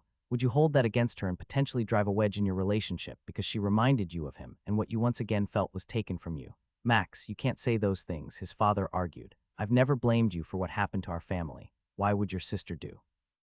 He's right, dear. The almost quiet voice of his mother silenced his dad. Max watched as he turned to see a few tears rolling down the cheeks of the woman who had given birth to him, her chest heaving a few times. I blamed Max so many times for what we experienced. It made me angry. Then I felt worse, blaming him for something he couldn't control. I needed to know why he was unskilled. Surely he worked hard enough to get the baking skill at least. Then I blamed the gods before I blamed him again.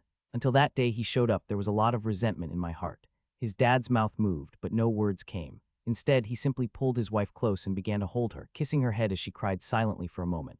Letting them have that, Max turned to see his sister's expression had changed. Her eyes were drawn tight and a grimace had replaced the scowl. The truth hurts, doesn't it? She nodded, looking again at her sleeping daughter. How could you know? Laughter escaped his lips, and Max quickly clamped down on them, seeing Callie stir slightly from how loud he had been. This last year was hard. Many times I wanted to blame everyone, gods included, for what had happened to me. And then I realized the truth after meeting Tanilla and telling her how I felt. Letter 1d6 4d, letter 1d6 3c, letter ff4e, o small cap b epsilon. He turned slightly, taking the hand of the elf he loved and kissing it. I finally realized that if I had stayed home and been just a baker, I would have never met her. Everything I once thought I knew about love was nothing compared to how I felt about her. I know regret, I know anger, and I know remorse. That is why I could see it all over Mom the moment she saw me. Joy mixed with pain and covered in the truth that all those moments she blamed me were potentially valid. Even now I see it on you, just beginning to take root. You feel guilty and yet can't wait to go adventuring. That is because you haven't learned how to be both a mother and an adventurer. Give it time, take it slow, be safe, and do what Tom tells you to. That way you can come home and be the amazing mother I know you'll be. Stacy slowly nodded, her pained expression beginning to melt away. When did you get to be so smart? She asked. Laughing, Max tapped his head. I have more intelligence than most warriors. Tanilla gasped for air after, laughing so hard it woke up Callie, but no one seemed to care as everyone had joined in the laughter. You're very fortunate, you know that, Tanilla said as she ran her finger along his chiseled abs. Are we talking about what I just experienced or? Poking him, she groaned and rolled onto her back, freeing herself from the arm he tried to pull her back with. Don't get cocky. While that was nice, I'm talking about your family. Growing up in what I know a family that loves each other and can see it all over each of you. Their personalities and actions have drastically changed since I first met them. You have done what you always do. Bring life to those who have lost it, just like you did with me. Max was on his side, watching her as she spoke, and before she finished talking, Tanilla had turned her head and reached up, stroking his cheek with her fingers. I'm certain you were alive when I ran into you. The three of you had a great thing going before I arrived. A groan escaped her lips, and she gave his chin a gentle shove. Our definition of a good thing is different. Only because we were at the lower dungeons, and the three of us were clearly beyond those things we faced did most of the fights work out. Still, we needed you just as much as you needed us. Your family needed you even more. Just the spark of life you provided brought them back from the life many wouldn't even call really living. So what's your thoughts on my sister then? Am I wrong for pushing her to be an adventurer? His question caused her to reach out with her hand and gently rub her bare stomach. I'm not certain I can answer that. You know her better. Besides, everything you told me about her pointed to one dream. She wanted to be the warrior you are. To give that up or to be forced to do so. Tanilla paused and grimaced slightly. It's like you losing the dream of being a baker. All your life you wanted something, and when it was taken away, you had to find a new way to live. Was it easy? Obviously not, but as you said before, you wouldn't trade the life you have now for the life you once thought you might have. Blowing a raspberry at her, Max leaned forward and kissed her for a few seconds. How did I ever get so lucky to find you? She shook her head and winked. No, the real question is, what did I do so wrong to get stuck with you? So how can a section of a mountain be like that? Fowl asked. I mean, based on the 3 maps you showed us, the section that all the men marked is shown to be nothing but worthless trees and rocks. Can it be that big that no map has details on it? Frowning, Everett nodded and then pointed at the hand sketched one he had shown last. I cannot express to you the problems getting that map caused. I even had to drop Seth's name as to why I was even searching that area. Whatever is out there has evaded the notice of a few I casually asked, and the ones I came right out and inquired from. Only one person was willing to direct me to the area where I could find some information. Who was that person? Max asked. Macy. She almost didn't manage to get it out. Every time she tried to talk about it, her throat started to constrict. Finally, she was able to direct me to the room where I found the map I copied. I did convince her that you were going to come and ask in person if she knew something and didn't share. Their healer let out a huff, and Cordelia mimicked her, both women frowning. I still can't believe your queens allow you to control them like that. Then again, I guess they both realize that you won't go away anymore. Max grinned at their ranger as he finished his sketch of the map Everett had made. Neither of them liked that I knew they had ordered my death, he stated as he rolled up the parchment and stored it. Still, I would rather have them in power and not have to worry about someone else taking that position. I've already got enough problems to worry about in one world that I'm not at and wondering what could be going on there. Eventually. His eyes found Tanilla's watching him as he stopped talking for a moment. I'm going to have to return there. You 4 are going to come with me and... Can I come? Everett exclaimed, jumping up out of his chair. I mean, I would love a chance to travel to a new world. He is stronger than your friends in different ways. While you still would ultimately have to protect him, the truth is he would be a distraction. At the very least, he would be someone else that might die before your friends. That's not the best reason to bring him, Bob. Still, you're right. He is strong, and his knowledge would be useful. Besides, I'm certain he might be able to help acquire some things that would benefit the faction. His knowledge alone would be helpful in choosing what to bring back. I've given it a little thought, and I would be fine with you coming, provided you agree to do whatever I say, whenever I say it. Is that a problem? He's like a kid in a candy store with a gold coin, Tom said as he shook his head emphatically. I'll gladly do whatever you ask, even if it's giving Fowl a bath, their faction leader exclaimed. What? Their dwarven warrior's outburst caused the room to erupt in laughter as his face turned red, shocked at the statement that had caught him off guard. It's a dirty job, and I'm tired of doing it, Batrier said between breaths. Max couldn't help but smile, glad to see that everyone was able to enjoy a moment like this, knowing that whatever they found in the coming weeks could cause problems none of them were able to comprehend yet. Slow down, focus on your footwork, trust the skill, don't overdo it. A single bob of her head was all Stacy gave him as he continued to shout orders, watching as his sister tackled the goblin dungeon by herself. The plate armor that adorned her body had been crafted by him. It was good quality, with no bonuses, just something to protect her and keep her alive as she worked through this dungeon with him. On the worked stone floor were 2 goblins, both missing their heads. Her skill with the sword she had right now quickly dealt with the last one in the pack. Its rough dagger had no reach, and her strength and the 2 white skills she had gained made her virtually invulnerable to these things, unless she lay down and let them kill her. If she doesn't work on that technique, she's going to get her ass kicked when the real problems come. You were the same way. Can you not remember running in head first, trying to brute force your way through most fights until you learned better skills and tactics? Even now, if my memory serves me right, she appears better than you ever did. The goblin's cry when Stacy took its hand off filled the hall. Torches set inside the walls flickered and cast moving shadows as she moved for the killing blow. With the goblin focused on its missing appendage, her sword flicked through the air with precision and speed, adding its head to the other two as it bounced on the stone floor. That wasn't so bad. I mean, only one of them managed even a glancing blow. You're only safe because of that armor and your skills. Trust me, you don't want to depend upon them too much. In time you'll understand why I'm telling you the same thing Tom has said. There is more to fighting than just bashing your way through everything. As she stored her sword, his sister groaned and began picking up the goblin heads. She frowned as she stuffed them in a sack and then stored them as well. No one talks about this, you warned me, but I still can't believe there are creatures I'll need to harvest testicles from. Oh, that's not even the worst of it, Max replied with a grin. You're getting a crash course on the material gathering just because we can be in here together. I'm not affecting your experience at all, am I? She nodded, grinning as he saw her looking away a little bit, most likely checking her status. This gets intoxicating. Still, I wish I could spend the points how I want, she said. Tom says it's okay for 1 or 2 points, but I need to hold off for a bit, see what my team is made up of, and then go from there. Bobbing his head, Max motioned down the hallway. He's right, but we both know you'll be a tank. I'm working on a few things to help you with skills, but just know there is a reason why Fowl said what he did.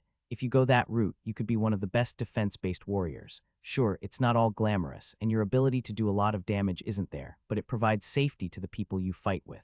That alone is a reason to consider it. He heard her sigh as she jogged from behind to walk beside him.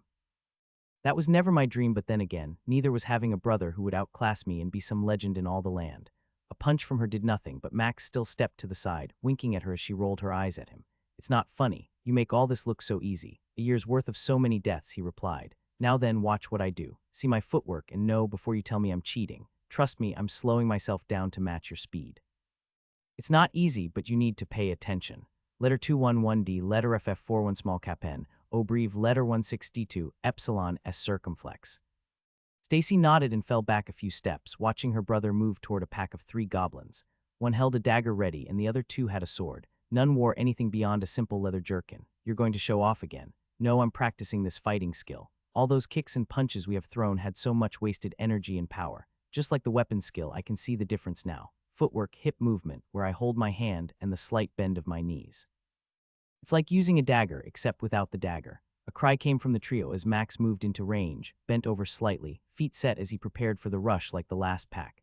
Both with the swords came in first, each running next to the other, ignoring the tactics they could implement if they surrounded him first. Low-level monsters so stupid. The one on his right swung as the one on his left thrust. It was hard to ignore the weapon skill that told him exactly where everything was going to end up. Max had to fight to keep himself moving at the speed his sister had. Only inches separated him, and the weapon that wouldn't hurt even if they did connect, but his footwork showed the importance of balance and placement. Dodging to the left, he was able to mitigate the right one's swing, using the momentum of the left one, and delivering a quick punch as the sword slid past his side.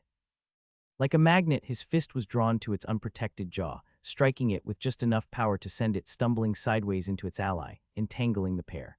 Behind it, the goblin with the dagger came, thrusting and slashing, its pitted weapon moving at a snail's pace in his mind. This almost reminds me of those elves in the alleyway, how slow they seemed to move when you took control. A chuckle filled his head as Max slapped the hand holding the dagger away, darting forward and delivering an uppercut to the goblin's chin, lifting it up off its feet and sending it crashing to the ground a few steps from where it had been. Like a dancer, he glided around the hallway, dodging and weaving, deflecting and occasionally landing a strike, until finally all 3 goblins were unconscious on the stone floor. Finish them and then harvest their heads. The next group is yours. You're such a show-off, she teased, moving quickly and relieving the goblins of their heads. True, but I'm your older brother, and it's my job to show off. Both of them were laughing as they moved deeper into the dungeon, a rare sound, Max thought as he found himself smiling again. Can you stop moving your leg? The whole carriage is shaking. Fowl grunted and put his hand on his knee, stilling the offending appendage that had caused Cordelia to complain again. Sorry, just all I can think about right now is when we'll get to Nalgren and see my family. After watching Max and his reunion work out, I hope my return might go just as well. Batrier squeezed his arm as she leaned her head against his shoulder. Don't worry, my love. I have no doubt the whole city, our king included, will want to meet you. She's right, Max added. You're a tower climber who has made it to the 51st floor. Not many can say that, but we all know it's due to you. I mean, sure, I've saved everyone's arses here a few times, but I don't want to steal your thunder. Some chuckles came, and the mood that had been turning somber for a moment appeared to turn positive. I guess you should be more worried about the bill for the wedding, Tanilla teased. Have you seen the stuff on the list? Jerking himself free from their healer's grasp, Fowl stared at the dwarf he was going to marry, eyes wide. You have a list, and you showed it to her. I thought we agreed I would have some say. Groaning, Batrier rolled her eyes. Please, I said you could have some say. The only say you get is yes when the priest asks if you'll marry me. Max felt Tanilla pull closer to him as she chuckled, her smile present to his sonar as he watched his dwarven friend start to pretend to pout. That doesn't make sense, though, Cordelia said as she poked at the bowl of stew in her hand. We ran into other parties while Dexic took us through the tower. Yet when we had you in our group, only twice or maybe 3 times do I recall us ever running into other climbers. All I know is that for some reason the tower reacts differently to me than everyone else, Max repeated. When I returned back from the place I had been held captive, I raced through every tower floor. The only thing I could focus on was getting to Tanilla. Not once did I see another party. Yet when I entered the floor you were on, why I suddenly could find you didn't make sense. For whatever reason, the tower allowed us to engage with other groups those few times. Their ranger frowned, her spoon still playing with the food they were eating for dinner. Shifting on the chair he was sitting in, Max pushed his bowl away on the wooden table before him. Fowl had never turned in the table and chairs he had borrowed, and right now it was nice to sit down around a table, even if they were pulled off to the side of the road for the night. Should I tell her what you think? No, I'm not certain, but part of me believes the system is involved now. All 3 skills holders will be treated differently. Whoever or whatever we face when the time comes, they will potentially be just as strong as us. A pop from the nearby fire sent some sparks upward, and the scent of burning wood was noticeable in the light breeze that ran across the small clearing. No one knows or says or possibly can even say what lies beyond, Max stated, feeling everyone's gaze on him. The tower I was in on the other world was locked to a single floor, and the next one was decided after. How was that possible? I have no idea, except that Igora was the tower's and potentially of the whole planet's keeper. I don't know if there are others of similar power on that world, and I cannot begin to imagine what it costs or takes for her to have exerted such will upon the entire world. Shifting in his chair, Max searched through his storage and found what he was looking for. A small yellow metal shard was in his hands, and after looking at it for a moment, he set it on the wooden tabletop. What's that? Fowl asked, leaning across the table to see better. It's a skill shard from the world that I was trapped on. When I take you all there, I will let one of you see if you can absorb it. A skill from another world. Max nodded at Cordelia, whose sudden outburst made him smile, her voice higher than usual. Yes, there are more like this one waiting over there. While I could let you try now, it would probably be better if I didn't, because the truth is, I'm not sure how our system would handle that here. Because we're not on that world, Batrier asked. Tanilla began bobbing her head before he could reply. I'm the one that told him to wait, she said, drumming her fingers against the wood. After he showed me that and told me what happened, I decided to hold off for a lot of reasons. One of them being this gift right here. Max couldn't help but smile as she gently touched her stomach. Wait, you're all asking the wrong questions, Fowl protested. Max just said we're going to another world. Another goblin humpin', ogre-lovin' world. Yes, but only after we finish one problem at a time. I still need to take all of you to meet Rakenath, but before we can do that, we need to figure out what is in this place that doesn't appear on any maps. I'm sorry, sir, but the road ends here. All that I can find is a clearing to camp the night in if we really want to, but honestly, I think we should press on and see if what you're looking for is farther down the road. Max could see the way their driver, Blake, was shifting. His head constantly turned to look down the road and in the direction he wanted to go. His gray hair was cut short, the only measure of how old the man Everett charged with watching them was. I can sense it, and it appears that only Tanilla and Batrier can as well. Is there really a spell to make people want to move on? That is the only conclusion I can think of. Look at the spot to camp. It's nothing but a clearing not near big enough for more than one carriage or cart. It's like it was purposely created to persuade someone from stopping, yet a landmark for anyone who knows what they're looking for. Max nodded, even though he didn't agree with the advice he had just been given. We'll camp here tonight, don't worry. Just focus on setting up a few things and we can decide what to do in the morning. Are you certain, sir? I mean, we have at least 3 hours of light before it gets dark. Plenty of time to find another spot. Putting his hand on the driver's shoulder, Max nodded. We'll be fine. A pained look came over him, but after a few more seconds, Blake turned and began doing what he had been instructed, starting the process of leading the horses and the carriage into the area Max had pointed at. Why is it that my brain hurts? Fowl asked, squinting from an obvious pain. Your item went off, a sure sign that you resisted the attempt to persuade you to leave like Blake wants, Max replied. That's why I had you here with me, to see how he acted. Grumbling, their dwarven warrior blinked a few times before looking at Max. What or who are we messing with that can create something so strange like this? I'm not sure, but hopefully we'll find out soon enough. You should be the one doing the tracking, Cordelia whispered as the five of them moved along an old trail that she had spotted. Once they moved north past the area, the carriage would stay tonight. This trail looks old to my eyes at first glance, as if it hasn't been used in ages, but when I get down and inspect the actual dirt, I can see the wear. Whatever magic is on this, it's strong. Still, it's wide enough for a cart or carriage to easily move through it. The hardest part would have been just getting through the slightly larger pair of trees that looked like it would be too small. She nodded and bent down again, cursing under her breath as she ran a finger along the packed soil. I'm not excited about this at all, Max. What in the gods are we getting into? Sighing at hearing that question again, he shrugged. If I knew that, I would feel a whole lot better. Whatever it is, though, we're about to find out. Hidden in the tree line that ended after a few miles, Max and the others gazed across the farmland that surrounded a town that appeared to have a stone wall. But why have such large walls? Batcher asked. There were no animal tracks. In fact, the forest was almost too quiet. Like all the game has been driven away, just like we were. Someone has spent a lot of gold and energy to create this place, Tanilla declared as she held out her hand a few inches from the soil.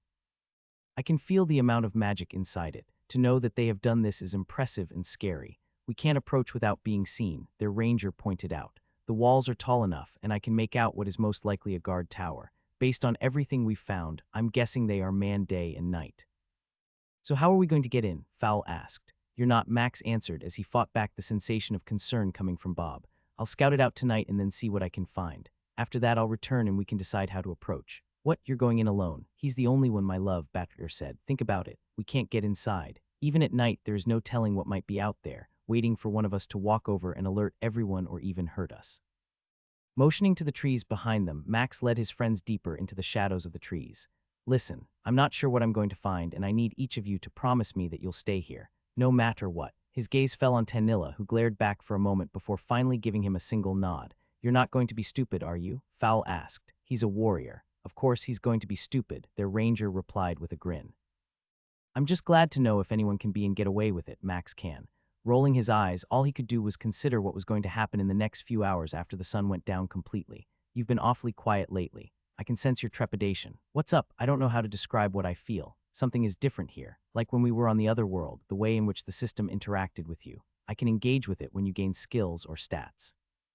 The amount of time varies, and the concept of speed isn't one you can truly fathom yet. When we were in the system together, I know it seemed like forever, but as I told you before, it was barely a second. Max tapped his temple to let everyone know why he hadn't responded yet. Still, it seems weird that something could be here like this. Wouldn't Phaeus know about it? Doesn't that make him the monster we thought he was? No, remember, you are a monster to most. Does that mean because most feel you are one, you must be? Is it then fair for everyone to hunt you and try to kill you? We always come back to the same line of questions and answers. Just because one animal believes it is okay to kill and eat their offspring does not mean it is right. Whatever is happening in this area, someone has a reason for it. While you might not agree with the reason, the question is more about its purpose. You need to figure out why so much has been done to cull those like yourself and your sister. He couldn't help but frown at Bob, mentioning the danger his sister would have been in had he not been there. Sorry, a lot to discuss, Max said slowly. This area feels different, kind of similar to the world I was trapped on. Different how? Tanilla asked as she cocked an eyebrow. I'm not certain, and neither is he. Just that the system doesn't feel how it normally does, compared to everywhere else we have been. She huffed and Max studied the others who all had a frown on their faces. Just tell me we're not going to die, Fowl said. I want to get married first and then no Batrayer did it. Unable to help himself, laughter came from his mouth as his dwarven friend grinned and winked at him. Loosen up, Max. You don't have to do this alone. We're here. Nodding, he gave his brother in arms a gentle pat on the shoulder and then pointed at a small section in the trees. I'm going to take a nap if no one minds. Can someone wake me up when it's dark? You four go ahead and rest, Cordelia said as she moved back toward the tree line. I'll keep watch. Just make sure Fowl doesn't give our position away with his snoring.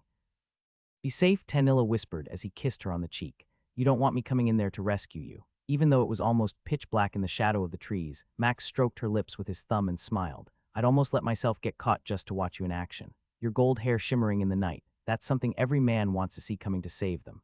Groaning, she gave him a playful shove and said nothing else as he turned, moving to the edge of the trees. He took a deep breath, seeing the tiny lights that were barely visible on the walls. Are you ready? I feel some conflict inside you. It's just nerves. There's no way to know what is inside, and that part almost scares me. With how long this has been going on, forget it. Let's go. Bob didn't wait as Max moved, a spear made of air appearing before him. All it took was a small jump, and soon he was moving through the night sky. Like an arrow aimed at a target, he flew toward the town no one seemed to know anything about. Every second took him higher into the sky, and now that the wall was no longer blocking the view from above, the dim lights in the town below were visible. A cold wind rushed against his bare skin, but Max ignored it like all the other times he traveled this way. It was nothing compared to the cold he had experienced in so many fights. It looks much bigger from up here. I'm impressed at how symmetrical the city is. Bob's acknowledgement came through their connection. The city looked like a wheel, with perfectly lined streets leading to a circular building in the middle. I think we could conclude that is the place we need to head to. It would appear that even now the walls have more guards than we would have assumed. Counting from what he could make out, the idea that there were at least 30 guards stationed around the walls made a small knot in his stomach grow. That many. Do you think they know about Terrence and the others? About me? Surely they should have returned by now. Perhaps if you didn't have to take that egg to the south and find it a home we might have surprised them. But it does appear that someone knows things aren't right. Why else would there be that many on the walls? Each street had lights that illuminated it enough to mark the edge of buildings, and the occasional person could be seen traveling on one of them. Let's descend slowly.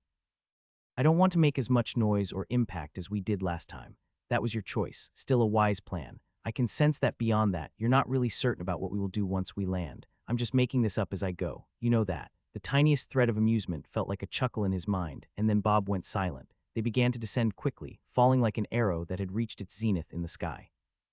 Instead of heading to the building in the center, Max's aim was one just across the street, unsure what traps or other nasty surprises could be awaiting them. About 50 yards from the roof he was aimed at, Bob created an air spear that Max grabbed onto, the momentum slowing him as the spell caught his speed, falling under his weight and slowing down as mana poured into it, directing it in a way he hadn't ever known was possible, until Bob began to show him new things he could do. Like a feather, the last few feet came, and without making a sound, his boots touched down on the stone roof. Stone out here I wasn't sure, but... Max stopped his thought, holding his hand close to the building's roof. There is magic infused in this. You can feel it, can't you? If you can, then I can still. It would appear they are building a city designed to evade notice and potentially withstand something. The question again is what? Frowning, Max looked over the edge across the street. The work blocks were laid perfectly in a circular design, matching the one he almost recognized from the tower and the werewolf floor. Each appeared to have no gap between them, his sonar reading the area around him. 2 lamp posts were on opposite ends of the building on the street, a lightstone in each, illuminating just enough to cover the sidewalk and most of the road. Across from him, he saw the building, its circular shape different from all the others, which were square. 4 stories, barred windows, and not a single guard out front. That doesn't seem bad at all. If this adventuring thing doesn't work out, perhaps you can find someone with a jester skill and take it from them. Your jokes are getting as bad as your dwarven friends. Stealth provided him with the security Max sought as he made his way across the worked stone road to the round building. Lightstones set within its stone walls cast a warm light around the base of it. Not wanting to waste time, he circled the structure, surprised to find that it was at least 100 yards wide and only had one entrance. A large metal door rested at the top of the stairs, flanked by a few columns and a porch, illuminated just a little bit more as the stones near the entrance were brighter than the rest. I'm not sure going that way would be our best option. No traps have been detected, though. It does seem strange that no one guards the door, but then again, if they expect to spot or catch anyone trying to enter at the wall, it would be overkill to have guards posted here. Seeing his timer show only 10 seconds left on stealth, Max looked up at the round building rising into the night sky. The barred windows were evenly spaced, and only one near the top had a light still on. This stone, I could try to use my skill on it, perhaps, but you can feel the difference between them. There is a current of magic in all this. Once again, I will tell you that what I detect from the system here is different from what is seen outside these walls. Something is happening here that doesn't make sense. His speed made moving up the stairs, even in stealth, take no time at all. Standing before the door, Max saw a large lock attached through a metal ring thicker than 2 of his fingers. The bolted-on ring was attached to the stone wall, large screws putting it firmly in place. Still no traps, so here goes nothing. Ignoring Bob's sensation, Max used his stone mastery skill to free the blocks holding the large metal ring to which the door was secured. With a gentle pull, he waited to see what noise might come as he started to swing the door open. The hinges that fastened the door on the inside made no noise, and they were obviously well cared for and treated by how easily it moved. The 10-foot door opened into a hallway with only 4 small light sources giving off light farther inside. Deftly, Max moved into the open door, pulling it closed as quietly as possible, and then used his skill to secure the stone bricks once more in place. I do not like this, something is off. Through their bond, Max could sense Bob almost shudder, his skill reacting to whatever was around them. A slight sensation of magic and power was there, moving through the floor and walls, yet he couldn't tell what it was other than that it was present. Not wanting to stand there any longer, he began moving down the hallway, noticing that the stones on the inside were an exact copy of the tan ones outside. Everything uses the same stone. The road was just like these, but only a bit smaller, do you think? A noise came from down the hallway and to the right, and Max activated stealth again, moving closer to the center, where the hallway made an X. Passing 2 sets of doors, he could hear the sound of boots against the floor. Standing near the intersection, totally hidden, he saw a figure emerge from the right, continuing toward the path she was headed. His stomach tightened as Max recognized the figure before him. Her build was the same as it had always been. Etched in his mind was her face. Without realizing it, his heart beat a little faster, fists clenching as the woman drew near. She cannot hurt you, and you know it. Max simply nodded, watching the woman who had punched him on that frightful day, the day he had received consume. Her gait was one of unconcern, and she had a slight frown on her face as she plodded down the hallway. After reaching the first door on her left, she moved her hand over a panel, and it opened for her. Gone was the woman whose name he hadn't even learned, yet just as quickly as she had appeared. Her tanned skin, short bobbed brown hair, and unassuming stature hidden in a red robe vanished behind the door as it shut. Taking a deep breath, Max slowly let it out. I know she couldn't have hurt us, but part of me was frozen. Part of you wanted to kill her. I know, maybe later. For now, we have another path to take. Go to the right from where she came. What we are looking for is down there. I can feel it drawing me like a moth to a flame. Our cute letter 1D400 small cap N letter 1D428 a hatchling. Needing only one more second to gather himself, he shook off the sensation that had infected him, a fear that seemed unreasonable, and yet it had been enough to make him freeze up. Inside his mind, he could sense the concern that was coming over from Bob as they moved down the path the woman had come, a tingling feeling in his head directing him where to go. That door, on the left. You can feel it too. I can only because it is causing you so much angst. His hand moved, and for a moment Max wasn't sure if it was him or Bob moving, but it hovered so close to the metal panel near the door. I will deal with this. Give me a moment. Magic flowed through his hand, a sensation he couldn't help but feel in awe of sometimes as Bob did what he did. Even though they discussed sometimes how his skill could alter things through him and use his abilities, the knowledge that it possessed and was able to draw upon and still unable to share with him was a mystery. I can tell you are in that same place you took me when messing with my sister's choosing day. No response came, and Max just stood there, hidden from any who might appear, waiting for Bob to finish what he had started. No click or other sound came, but the door began to slowly open without any fanfare. That was harder than I expected. Whatever this place is, they have access to things I have not seen on this world. Tread carefully. When their path forward was open enough, a light turned on inside, and Max saw a room that left him almost breathless. Rows of stone slabs lined the room, his sonar skill sweeping across the new open area. Dozens of them were packed inside, only a few feet between each, just enough for 1 or 2 people to stand side by side. On top of 4 of them were corpses. Like someone had drained all the life from them, tight skin clung to bones, creating a display of death that looked pained, all 4 of the lifeless bodies with mouths open. What is this place? As he moved into the room, weaving his way toward one of the bodies, a cold chill appeared, now noticeable. When the door shut, Max couldn't help but wonder what they were getting into. They are young, look at them. Bodies are not tall, they are all obviously human. I suspect we have found where those like yourself end up. Standing over one of the corpses, each of them naked, stripped of clothing, he could see that before him was once a woman. He couldn't help but wince, seeing the state of her body, scars marking part of her skin. His sonar showed him what it took a moment for his eyes to find. Those holes. Like a metal tube was stuck in them. Yes, one in the artery in the neck and the other in the groin. They were drained. For now, we need to move on. You can sense the direction we need to go.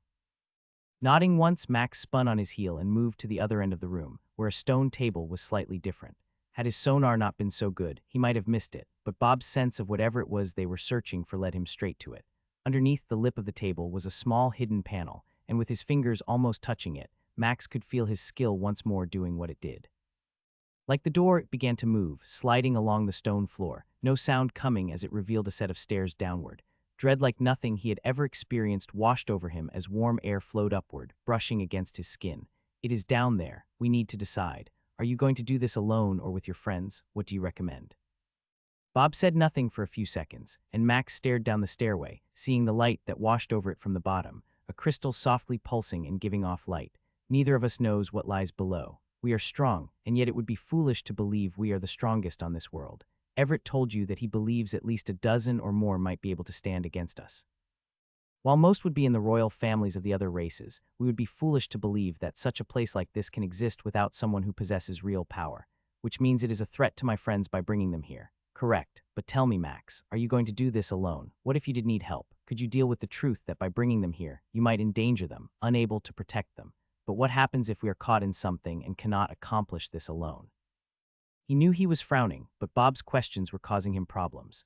Behind him lay 4 people, all dead because of whatever had taken place here. Something was going on, and it was hidden from their own kingdom and possibly the world. He couldn't shake the feeling that had he not been rescued by his sister and Caleb, his own body would have been on one of those slabs. So I risk those I love on the chance that I might need them or keep them where they are, wanting not to endanger them.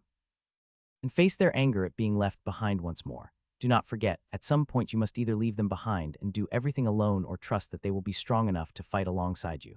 It felt like a dagger had been plunged into his heart, but Max knew Bob hadn't done it to be mean or evil. He had simply been told the truth. Decide quickly, though. The longer we stand here, the greater the chance of someone coming and finding us. You already know the answer of what you must do.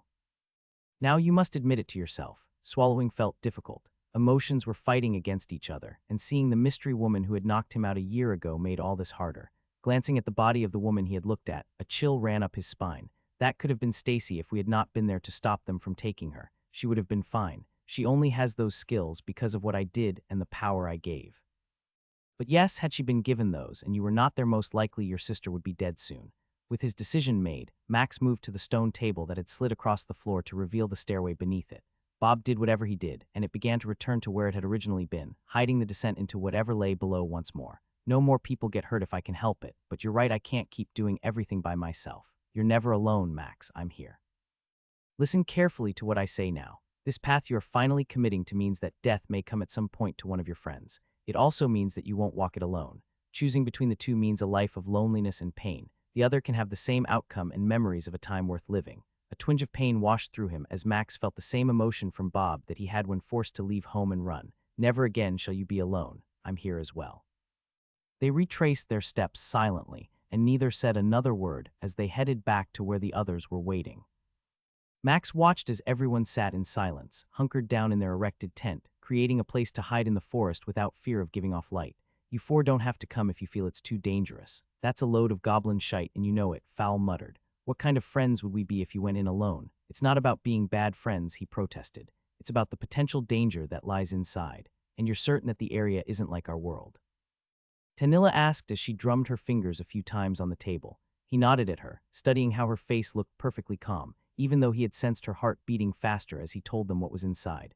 The truth is, part of me is scared for you all. Now, I wish I had gone down the stairs and done more reconnaissance, but at the time, I didn't want to do that and potentially encounter something and have you all upset that I left you behind. A single nod was all Batrayer gave again. Hey. That was a secret, their warrior exclaimed, banging his fist on the table. Don't tell him that or he'll think I'm soft. Chuckling, Max winked at his friend, who rolled his eyes. No worries, Fowl, I know you're anything but soft. Snorting, their drinking champion crossed his arms and leaned back in his chair, eyebrows becoming one. A cough came from Cordelia, and everyone turned to see her grimacing. Batrayer's right, I want to go. Scared or not, it reminds me of the first boss we faced in the tower. You helped me overcome that fear. When you were gone and we were in the tower with Dexic, there was a really difficult fight. I'm fairly certain the only reason we lived was that sword you made her. The next fight wasn't easy, but we had to do it, otherwise we would give up and never believe in ourselves. If I chose to back out now, part of me knows I may never step up again. So then it's settled. We'll go tomorrow night. I'll get us in. Whatever happens, we face as a team. Tanilla leaned over and grabbed his hand, squeezing it as she smiled. As a family, Max, that's what we are. I haven't missed this oversized baby carrier. Fowl groaned as Max cinched up the last of the straps, securing everyone to him. Oh please, we all know you enjoy being toted around, he replied. Now remember, no talking or making noises. And when we start to fall, I promise you, we'll be fine. Raw new letter 1ED3 beta, open a letter 1D4AE. Their warrior grunted once more, saying nothing. With everyone in place, Max moved to the edge of the trees and jumped onto the waiting spear made of air, rising quickly into the night sky. A few breaths were louder than normal, and he could sense everyone's heart begin to beat faster as they moved higher into the sky. Akram's beard, Fowl cursed silently. The town, it's huge, that it is. Now stop talking. We're fine for now, but I don't want to risk anything as we get close. Having reminded them all of the order not to speak, Max focused on their approach. It's not that much more mana to do this. Your coordination is exceptional to be able to perch like that with all of them on you. The wind that is buffeting you isn't to be taken lightly. Grinning like a fool, Max knew what Bob was talking about. He could feel Tanilla's hand on his side, holding on to his shirt. None of them were wearing armor, as they didn't want any light reflecting off them. Are we taking bets on if anyone pisses themselves? If I had money, it would be on your dwarf friend. Two people had been moving around the streets closest to the building in the center, requiring him to wait a little longer, half a mile above a town that shouldn't have been there. It's clear, Cordelia whispered, even though no one could hear her up there. Seeing that she was right, Max grinned. I'm serious now. No one scream. We'll be fine. Everyone ready. He could sense the head bobs and felt them all tightening up. Let's go. The spear he had been balancing on vanished, and he began to plummet. He heard a few quick breaths come as they descended at first. In his mind, he knew when the spear would form again and at what angle, and when it did, Max felt everyone react to the change in angle and speed. Once more, he was an arrow, streaming toward the covering and the door for the building in the center, this time not wanting to try to move all of them across the city road. Be ready, you're coming in a little faster than last time. I'll adjust the angle and speed a bit. You got this. I can already tell the difference. As one, they worked together, eyes focused on the point he would land, seeing the small clearing of land near the building, which he would impact a dozen yards from the entrance. The spear he was on vanished, replaced by another as he jumped on it. A different angle and speed were set, and his trajectory could be corrected. His boots hit the ground with only the slightest sound. A gulping sound came from the dwarf warrior on his chest, but thankfully, nothing followed after it. Without waiting any longer, Max moved toward the door, keeping everyone in the harness, and quickly repeated the process from yesterday, undoing the bricks, swinging the entire door open, and then getting inside. Having secured the bricks again, he entered stealth, glad that it affected everyone, something he had tested in the woods, unsure at first how it would react to this many people. Seems like one could sneak an army somewhere if they were strong enough and able to carry them all. Perhaps, but it might be better to use your dimensional space next time. We talked about that I'm still not certain it's safe for them, and I don't want to risk that, even if it's not a long time. Bob did not argue as they reached the intersection of the hallway and moved to the door they would enter. A few seconds passed, and the door moved open and Max shuffled quietly into the room that hadn't changed since yesterday. Once it was shut, everyone breathed a sigh of relief, and he began undoing their straps, freeing them to get down. I threw up and swallowed it, Fowl moaned. Smart move, Max replied as he swapped out his black outfit for all of his gear. I'm fairly certain the stench would have attracted attention. Dear gods, those people. Max sensed Cordelia moving to where one of the corpses was and could see the pained expression on her face. Who would do such a thing? She asked. That's what we're going to find out and hopefully put a stop to, he replied. Now then, once I open the next part, we'll need to be quiet again. Any questions? Seeing that everyone was ready and no one appeared to want to talk, he tried to ignore how they were all staring at the bodies, sensing the shudders most had experienced. You seem more agitated than usual. What is it? As Bob worked his ability to cause the stone table to slide away, a hint of something Max couldn't put a finger on filled his mind. The area feels stronger than it did yesterday. Like I don't know, be careful. Doing his best to keep a calm face, Max motioned to everyone to follow him, going down the stairs first. At the bottom, another hallway led in two directions, one moving away from the building they were in and one that seemed to wrap back around itself and under the center one. Without needing to ask, he could sense where Bob felt they should go and pointed to the right, leading the group to the corner and checking down it. 100 feet of hallway stretched ahead, only worked stones and the occasional lightstone visible. Doing his best not to sigh, Max gave a hand signal and motioned for them to wait a few seconds while he scouted ahead. Each step took him farther from his friends, a sensation that bothered him greatly. After getting halfway with no traps being detected, he motioned for them to follow, continuing down the hallway to where it turned again. More steps. It would appear that what we sense is underground, never a good thing. After well over 20 minutes of moving downstairs, hallways like the first one finally ended when Max saw that the area they were now in opened up. Gone were the 20 steps in the 100-foot hallways. Instead, there was a cavern about 50 yards wide that went downward. He could sense stairs lining the walls on the outer edges and descending into the darkness below. Dim light could be seen at the bottom, and there was the faintest noise of people. Bringing his friends close, Max activated the item Everett had given him, creating a small bubble of space where they could talk. Someone or something is down there, but it looks like a quarter-mile or so down. I'll go first. You four stay here and be ready in case someone comes from behind. If it's safe, I'll come get you. Don't worry, Fowl said as he held his shield and hammer. I'll protect them. Smiling, he gave his friend a nod and then winked at Tanilla. I'll be back. Leaving the item with them, Max began moving down the stairs, moving in the darkness that enveloped them, no lightstones lighting up this path. It seems like a smart move. Not having lights up here would make it so that if anyone did come down and needed one, they would alert those below. It would be wise to assume that most people do not have the talent you do, the ability to sense the steps and everything else. Time felt like it was moving slowly, but Max knew the truth. Even in stealth, he was descending down the stairs with speed most would find impossible to match in a full sprint. In moments, he reached the bottom, seeing an area inset on the opposite side. Two men in leather armor played cards at a small table, their sides turned to the stairway. I can take them out, kill, or... You don't kill for no reason. Knock them unconscious. Just make sure that you use enough force. There's no way to know how strong anyone here really is. Not wanting to waste the time remaining on stealth, Max moved toward the pair of guards, judging the distance between them and where they sat. Knowing he could do what he hoped, he grabbed both men by the back of the head, smashing them into one another. A sickening crunch came as one skull cracked and the other did not. Neither man moved, but Max didn't need to check. One had not made it. Cursing to himself, he sighed, seeing the red glow surrounding him. I will take care of that. Consume is cleansing JIH1U08. Consume has finished cleansing JIH1U08. Max felt only the slightest bit of relief, knowing he wouldn't be labeled a killer to anyone who saw him. Still, the corpse on his right proved that he was one. Not wanting to wait, he pulled a boulder from his storage and used his skill to bind the other one still alive, securing both feet and hands while also creating a stone gag. Leaving the fallen one there, Max raced up the stairs, startling his friends. You can come. No one said a word, but their eyes told him they sensed something was wrong. Without waiting and not wanting to have to explain multiple times, he turned and moved back down the stairs. Arriving well before the rest, he had time to inspect the guards, finding one had a key ring in storage. At the end of the inset section of the crafted room was a door and a lock that looked like the keys he held would open. Is he? He is, Max replied, answering Batter's question. I used too much force. Taking the keyring, Max moved toward the door, anxious to see if all this was worth what he had just done and trying to ignore Bob's growing agitation.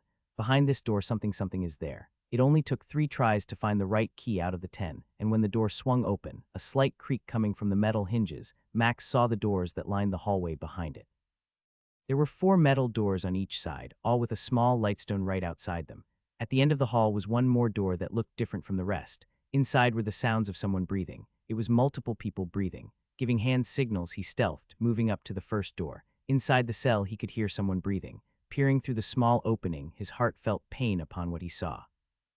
Bound in chains and lying on the floor was a person wedged up in a corner, tucked into the fetal position. The only movement came from their chest, and he could sense that they were awake, pretending not to be by how their heart rate started to rise the longer he stood there. Making his way past that one, he checked and found 3 more people, one in each cell. At the end of the hallway, he stopped, holding the keyring in his hand and flipped through the keys, finding the one he felt had to be it, based on its shape and size. Dropping stealth, Max turned around and motioned for his party to follow him, waiting near it till they were all close. Holding the box that granted them a little silence pocket, Tanilla spoke first. People down here, are they like you? Shrugging, Max frowned. I don't know, but whatever is behind all this is back here. Are we ready? Battrier nodded, casting her buff. Slipping the key inside, Max unlocked the door and slowly swung it open. As the door stopped its swing, a few inches from hitting the wall, torches began to ignite in the room he had just opened.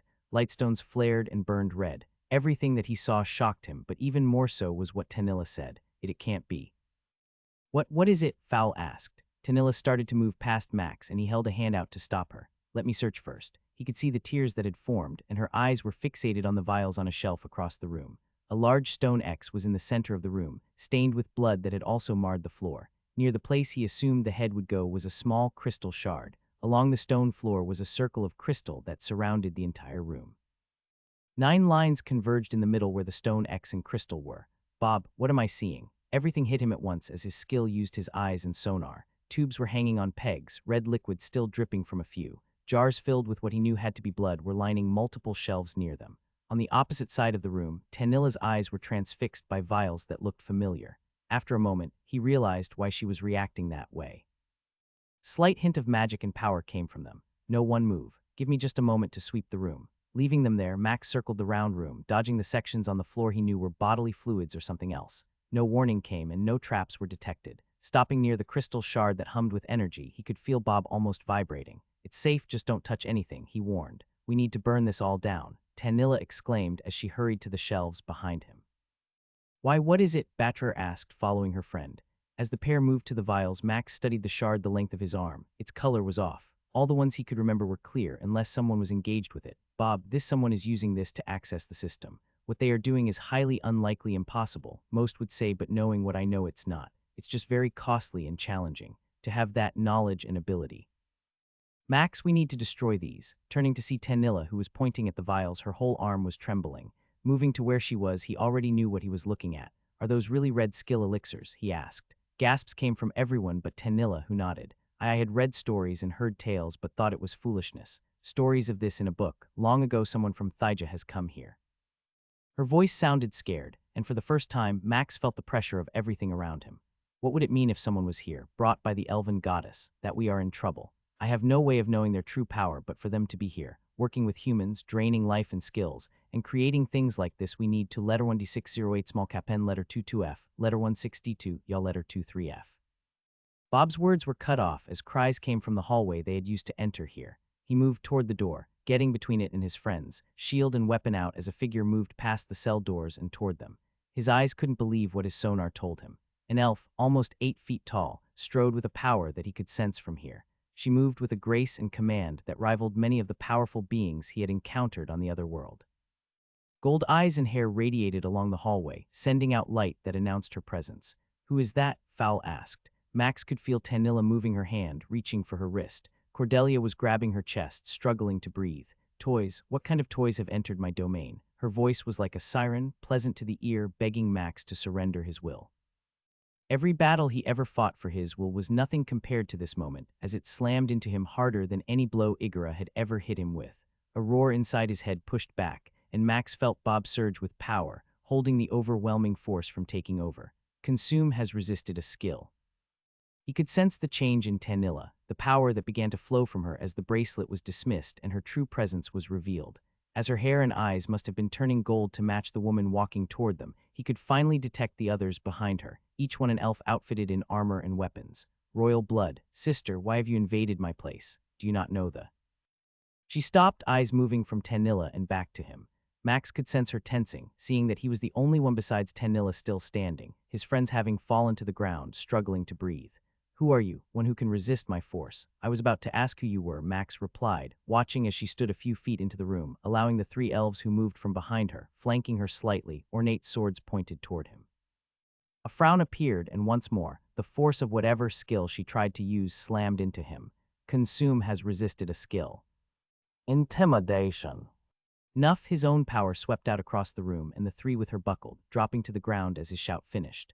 Only the slightest flinch came, and then a smile formed that looked evil. More white teeth showed as it grew larger and larger by the second. "You are strong. I am going to have so much fun draining you of whatever you possess. Now tell me, who are you and why are you here? I won't ask again." "Who are you?" Tanilla shouted, the struggle in her voice apparent by how it wavered. "Foolish child, you are nothing to think you would. She asked you a question. Answer it, and I will answer yours," Max growled, cutting off the elf. A snarl appeared, replacing the twisted smile, and those golden eyes narrowed, focusing on him. "Bob, tell me what we're up against." "What should I do?" He could sense the way his skill was acting like a caged animal. Something was wrong. "You need to get away. Take her from here. Do not fight in here." Without needing to be told, Max felt the skill that needed to be used. "Forgive me," he whispered, not hesitating as he raced forward. A wall of power began to form before him, but Max didn't care. His time as a prisoner had taught him more about fighting than the tower ever did. Even though a smirk had started to form, a second spell of magic brewing above her own barrier, Max showed nothing but the grim determination of someone who fought for a different reason: demonic teleportation. His sudden appearance against her wasn't a strike. A green glow covered her as his arms wrapped around her. System travel planetary. The scream that came from the elf he had grabbed caused him to smile, allowing him to ignore the pain of the blow she landed on his back before the purple portal snatched them away. Rolling along the sand, Max stood in a moment, facing the elf who had dashed backward dozens of yards, trying to recover from the spell, a sword now in each hand. "What? Where are we?" Regeneration. A bone popped back into place as Max knew exactly where he was. His own weapon appeared. Even though he could shape it to whatever he wanted, he stuck with the halberd he had been using for so long. It provided comfort, especially knowing he had just used a skill he didn't want to waste. What comes next is going to take a lot of work to gauge. Be careful. This one could be similar in power to Igora, but we defeated Igora. Surely we. I had a well of power to draw upon for that fight. My limits are low, but you were wise enough to let me choose the battleground. Max grinned, knowing exactly what Bob was talking about, already sensing the worms moving around in the sand.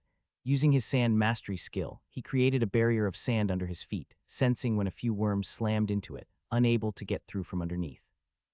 The elf didn't have the same luxury, yet she moved at a speed that left him wondering about her true stats. It appeared that a surprise attack hadn't been a problem for her, both swords bisecting the worm. When she went to kick the piece quivering near her, she stopped just a few inches away and backed up. Scowling, she slashed at the others that came at her, and Max didn't waste time, knowing that he needed every element of surprise he had.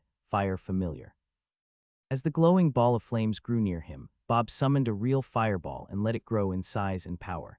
He dashed forward, weapon ready, ready to take any advantage he had, using his own ability with sand to create distractions and mess with his opponent. The very ground beneath her began to suck her under for a half-second, and that was all he needed, his weapon slashing toward the elf. Both swords came up, parrying the strike, sending her flying backward about 50 yards, sliding through the sand.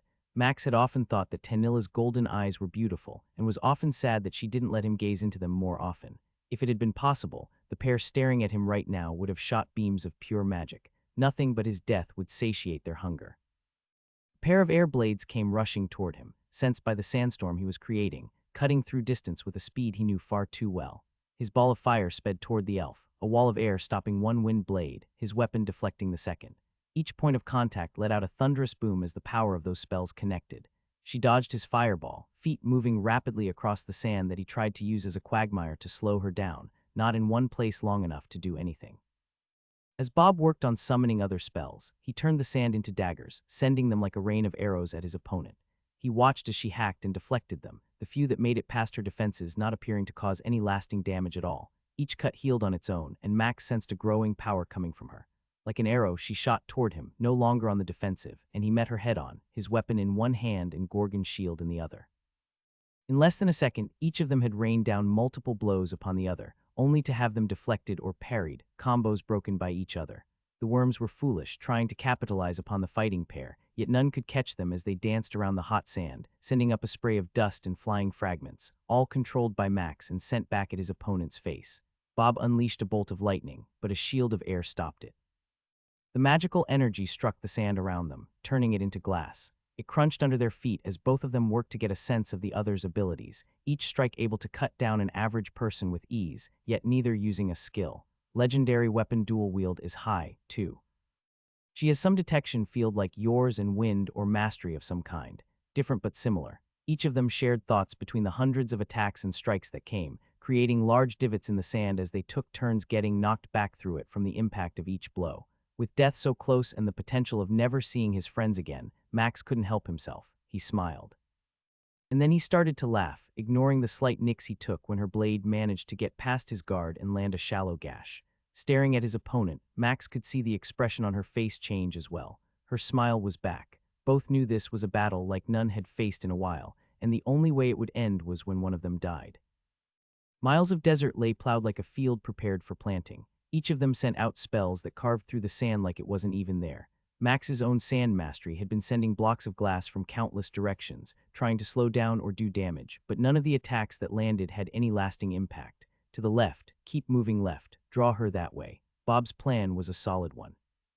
He needed the tactical advantage, and his attempts to appear a little weaker had drawn her renewed assault. A golden braid never moved, no matter how fast she did, and it was only after a few minutes that Max figured out she had to have a helm like his. Lightning had come from her once, but after Bob had deflected it, she didn't send another attack like that, choosing instead to use the wind blades that provided a more significant threat. He had almost taken a surprise attack from behind by her, but his sonar skill had detected the incoming pair of blades she had sent from the rear. An air wall and a stone wall stopped the pair, only for a third one to come from above. Had Bob not handled the two from behind, Max wasn't confident he could have deflected all three. Using sand, he had created a glass wall that shattered upon impact, thankfully slowing down the spell enough that the damage it did when it struck his shoulder healed quickly as he moved away from her. Both of them had a sheen of sweat on their faces from the heat and exertion. When do you want to go on the offensive? Not yet. She doesn't know all of your skills. It's enough that you have teleportation and the ones you do. I'm confident she has some in check. Remember, once spent, the cooldown starts to matter. Berserker? No, trust me, my plan is better. Max gave up the discussion, knowing it was distracting and he needed to stay focused. Each time the elf began to break away, he attacked, forcing her back into the fight. I thought your people were skilled. Perhaps the noble blood isn't anything at all. How dare you speak my language? You are not worthy. I'm certain you're not worthy to be called a royal. Max shot back, dodging to the side to avoid a strike while blocking the other sword. She roared, attacking with a bit more enthusiasm. Each time he parried, the sensation of the impact flowed through his body. He knew she wasn't stronger, but it wasn't by much. All Max needed to do was keep her moving and following the direction Bob was leading him. From there, he knew the real fight would begin. Letter 1034 to letter 1d656 no aggraves. Overhead, the sun baked everything below, but as the pair approached the mountain area Bob had directed him toward, she slowed up her attacks, requiring Max to engage more often. Where are you trying to lead me? Don't think I can't tell that you're simply trying to bait me. Laughing, Max shook his head. Stay out here. The time is almost upon us. I would rather not die when it comes. He began backing way faster, directing himself toward the mountains. She looked around, unsure for a moment, at the man who was leaving her out there. The sand began to tremble and shake, and Max felt what she was trying to do. System travel block successful. A scream came from the woman as she raced toward him. It won't work here. Only one place does, he yelled, keeping on his path toward the mountains. A salvo of wind blades came at him, and without having to worry about her swords, he quickly deflected them, grinning like a fool the entire time. Suddenly, a pair of his own took shape and toward her, earning a scowl and another howl from the woman as she deflected them with her weapons. It would appear you've learned how to make those as well. Yes. It took some time, but I figured out how. The hard part was sending them so that they flew correctly. I tried a few up higher in the sky out of your sonar skill, and hopefully out of range of whatever she has, trying to get it right. Later, we can discuss it, but pick up the pace. Sand spears and wind blades barraged his opponent from all sides, and Max sensed an attack coming from her that differed from the rest. Leaping into the air, he aimed off the air wall Bob summoned, watching the wind attack that rushed downward from above. A rain of smaller air blades twisted and turned in a spherical pattern, each moving in almost random directions as they cut through the space he was in. Storing his weapon, Max swapped it out for a second shield, trying to summon defenses to help against the onslaught. His sonar skill was going crazy trying to track the hundreds of blades that filled the entire area. Blink. Pain lanced through his body as a blade swept between the shields he held. The sound of flesh being cut was louder because of how heightened his sonar skill was right now. Demonic teleportation. It took both abilities to move far enough away that Max could sense that he was almost at the outer edges of the trap his opponent had obviously been setting up. Leave it. Keep moving. Back in the desert, blood flowed from the arm that had been cut clean off, the second shield that he carried still in its hand. Already, regeneration was doing its job, stopping the blood and growing a new arm, yet Max's biggest concern was how easily that spell had cut his armor. With renewed vigor, his opponent began to chase him, and Max ran, this time not wasting time for taunts or anything else, letting Bob handle the defenses as the number of wind blades increased, as did their thickness. Holding his shield over his upper body, he summoned blocks of sand, creating jumping points as he dodged and weaved, getting sprayed with sand when her spells impacted the ground he had been on. Max sent each particle that was sent airborne toward her, turning it into small pieces of glass that created a shimmering effect in the air. What is she doing? Finally getting serious. Like us, she has not even shown her true power. I'm afraid that the fight will be far worse than I had anticipated. You. Bob's voice stopped as he sent wind and ice spells to parry another salvo of attacks, this time 8 blades whirling in random directions, all shifting and changing to find Max. 3 of the blades he had evaded had looped around, coming at him again and requiring more effort to keep up defenses. It's like a boomerang. She can either keep them tracking or attacking you, or it's something else. Walls of sand grew, forming into hardened glass, helping Bob, who dealt with the blades coming from above. Large chunks of black glass flew through the air as her spell destroyed them. Ahead was the wall of stone that had at one point made him wonder if climbing it was even possible. Now he knew that it was. When we reach that place, I can't hold back. If I flee, she'll just return to our world, right? Bob finished defending against another barrage of attacks, sending a few blades of his own at the elf, who easily deflected them. Glancing over his shoulder, Max could see the smile she wore, a predator chasing down a meal, enjoying the hunt. Correct. This fight ends here one way or another. Skills and combinations of spells ran through his mind as he considered his options. This last year of his life had been a constant battle, and every trick he had learned, all the things Bob had shown him played out in his mind as he ran for his life. Clenching the fist of his regrown right arm, Max said a silent prayer to someone that Tanilla and the others would be okay. With what he was facing here, his fear of how his friends were doing in the room he had left them, ate at him. Focus. Bob's words brought Max back to the moment, and due to his wandering mind, he had to burn his ability again to evade another set of air blades. Demonic teleportation. The blast of sand turned into glass again, the spot he had been now a crater from the spell's impact that would have potentially ended his life. Less than a minute and then we are there. Be ready. Max wanted to smile and laugh. One moment the stone wall was out of view, and the next he was almost there, his speed and the elf's easily covering the distance like it was nothing. Racing ahead, he prepared for what was to come, knowing that however this played out, it was going to hurt and require every skill he had. Max began drawing upon his stone mastery skill as his foot touched the first section of rock, the small shelf that provided safety from the sand and what lived inside it.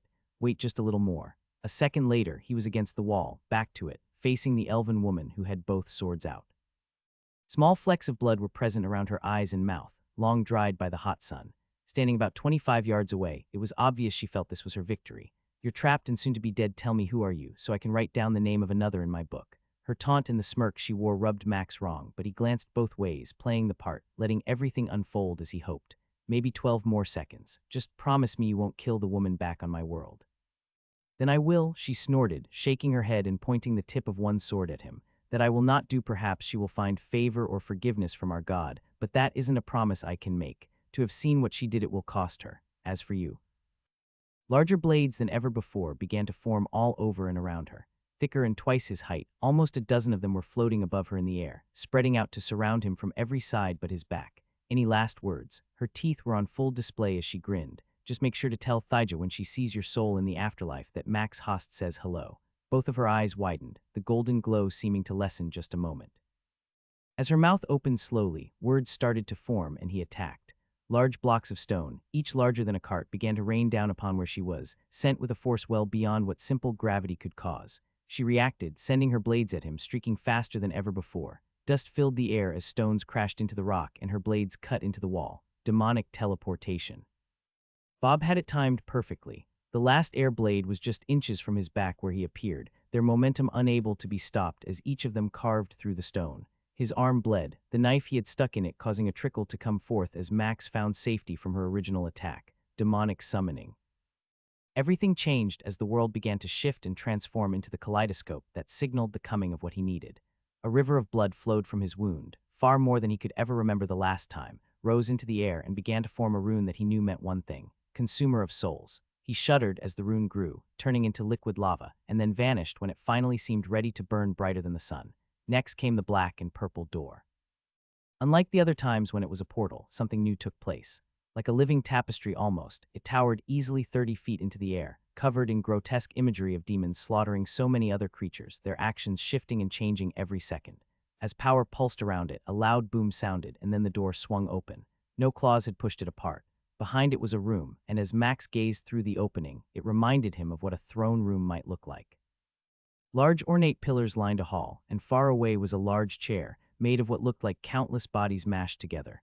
A creature he didn't recognize stood at the entrance of the door. The 20-foot-tall demon he had been expecting wasn't there. No red flaming skin covered this being. Instead, Max thought it looked almost comical compared to what he had expected. A 7-foot-tall demon, bald like the one who had summoned it, with purple skin, red eyes, and human-like features, stood there in nothing more than a simple pair of black shorts. Every part of its body was rippled with muscles, but Max could feel the power coming from it. "You have changed me again." Sogthalech, like thunder, his laughter filled the area they stood in and was weird, considering the size of the demon before him. "Yes, no doubt my appearance does not match what you were expecting." Chuckling a little, Max bobbed his head. "I had expected perhaps a 40-foot-tall demon with larger horns this time," he admitted. "Still, I can feel the power that comes from you. Tell me, what does this mean?" Striding past the doors, the demon moved to where Max stood and snapped his fingers. The black and purple door closed without making a sound, vanishing the moment the edges touched. "There is much to share, but let me ask you, why have you summoned me? I only sense one being outside this place." Nodding, Max motioned in the direction of the elf woman. Her body was frozen, unmoving beyond the shimmering barrier. "She is probably just as strong as I am. That is why I need your help." Sogthalech frowned as the demon gazed past the barrier of time they stood in. "A being as strong as you tempting, and yet the risk of death is so great. Tell me, do you mean to fight this one with me or use me as a distraction while you run?" No emotion was visible as those red eyes stared at him. "I am not the kind of person to casually throw a life away, especially when one like yourself has been an ally of mine." Nodding, the demon turned, and his nostrils flared as he took a deep breath. "Like all of my kind who have offered ourselves up to be summoned, we know that one day always comes when we will die. It is the price we pay to gain power. So you can die, like I can. Before, had I fallen in battle, it would have been different," Sogthalech replied. "Had I died early on, I could have potentially escaped before my soul was torn forever from my body. Many hope to do that, but the stronger we become, the more dangerous it is to accept the summoning again. Now I am bound to you forever, unable to resist the call even if I wanted to, having accepted the call 3 times. I have become strong enough to reach the rank of royalty in my realm, and many under me now feed me part of their power to stay protected. Why would they do that?" Chuckling, the demon shrugged. "Do not your worlds have kings, champions, or warlords who offer protection but for a price? Some call them taxes, others call it slavery. Still, some beings demand flesh for their protection." None of that is different in our world. To be a demon without a lord or someone to watch over it opens them up to abuse and death. Now I can choose my battles unless the king demands I act. Each time I have grown, he has gotten a portion of my power, and as such has granted me much after our last adventure together. This body before you might not look like much, but only a fool would attack me. Both of them stood there in silence for a moment. Ask him about the bond. Does it feel different to him? When I call you and use my blood, does it feel different? His red eyes grew as the skin above them moved upward a little. It did at first. I was shocked at the difference in power that came and wondered if someone had for a moment killed you. That kind of growth does not typically happen so fast, and only the ending of one's life could do that. Someone else could use my blood, Max asked, cringing slightly. Had another summoner slain you, drained your entire life force, and used your blood, they could then summon me, Sogthelech replied. That is one of the dangers of this ability. If you encounter another one with it, be careful. The power your blood possesses and what another summoner could do with your blood is dangerous. And yet, O letter 1D587 open L letter 23F. How much time do we have before the barrier comes down? Sogthelech grinned. Days, maybe a week in your terms. This is the advantage of your power. Time to strategize and prepare for what we face increases. A chair appeared in each of Max's hands, and he offered one to Sogthelech. Grab a seat, my friend. Let's talk tactics. Shaking the demon's hand, he smiled. I doubt that, but still. You treat me like an equal, but I can clearly tell you are not. For that, even if my death is required today to fulfill the bargain, I will gladly give it. Sogthelech bowed his head briefly and then rose to full height, cracking his neck as he grinned. Now then, let's see if what we discussed can actually succeed. Max nodded and grinned, watching his ally pull two swords from thin air. Each had a blackness to the blade that almost seemed to suck in light. Neither seemed thick, almost like a rapier when staring at them, but his sonar told him differently. Part of the blade is hidden, a very dangerous weapon. I'm ready when you are, Sogthelech, Max said, retrieving his halberd and shield. Like rain, the wall of fractured light shattered, and time began to speed up, a pair of swords coming at Max momentarily before his opponent's eyes caught the movement of the demon charging her. As she prepared to jump backward, the stone blocks prevented a true escape. A wall now 30 feet high towered over her, never having intended to crush her but simply to box the elf in. Waves of air rushed out from her, pushing her upward and into the air. Max didn't hesitate. The stones near her at the top left their perch, sliding outward and catching her movement. She flashed black, and the rocks exploded as a sword pressed upward, cutting a path for her through the large block. Hot on her heels, Sogthelech moved through the air after her. A pair of shadow-formed wings had appeared and launched him after his foe. Let's join this battle. Rocks were already encased around Max's boots, and he propelled himself into the air, watching a bolt of lightning arc from above down upon the elf. It struck, slowing her for a moment, and then arced off her, growing in power, and was flung back at him. Striking his shield, the pain of the spell flowed through his body and bones, yet he shrugged it off, his resistance high enough to handle the pain, letting his regeneration do its job. Ice bolts, fireballs, stone spears, and air blades began to pepper their elven foe from every direction as the demon engaged her in combat, swords creating sparks that drifted back down toward the desert. Purple flames began to surround Sogthelech, stretching over his body as the demon's weapons moved with a speed that no one but Max and the elven woman could track. He's doing his job, now do yours. Bob's words finished as Max blasted past the pair, his stone mastery skill sending him flying at a speed that made the world below blur. He saw her eyes track him as he blew past, attempting to shift her position in order not to get pinched between him and the demon.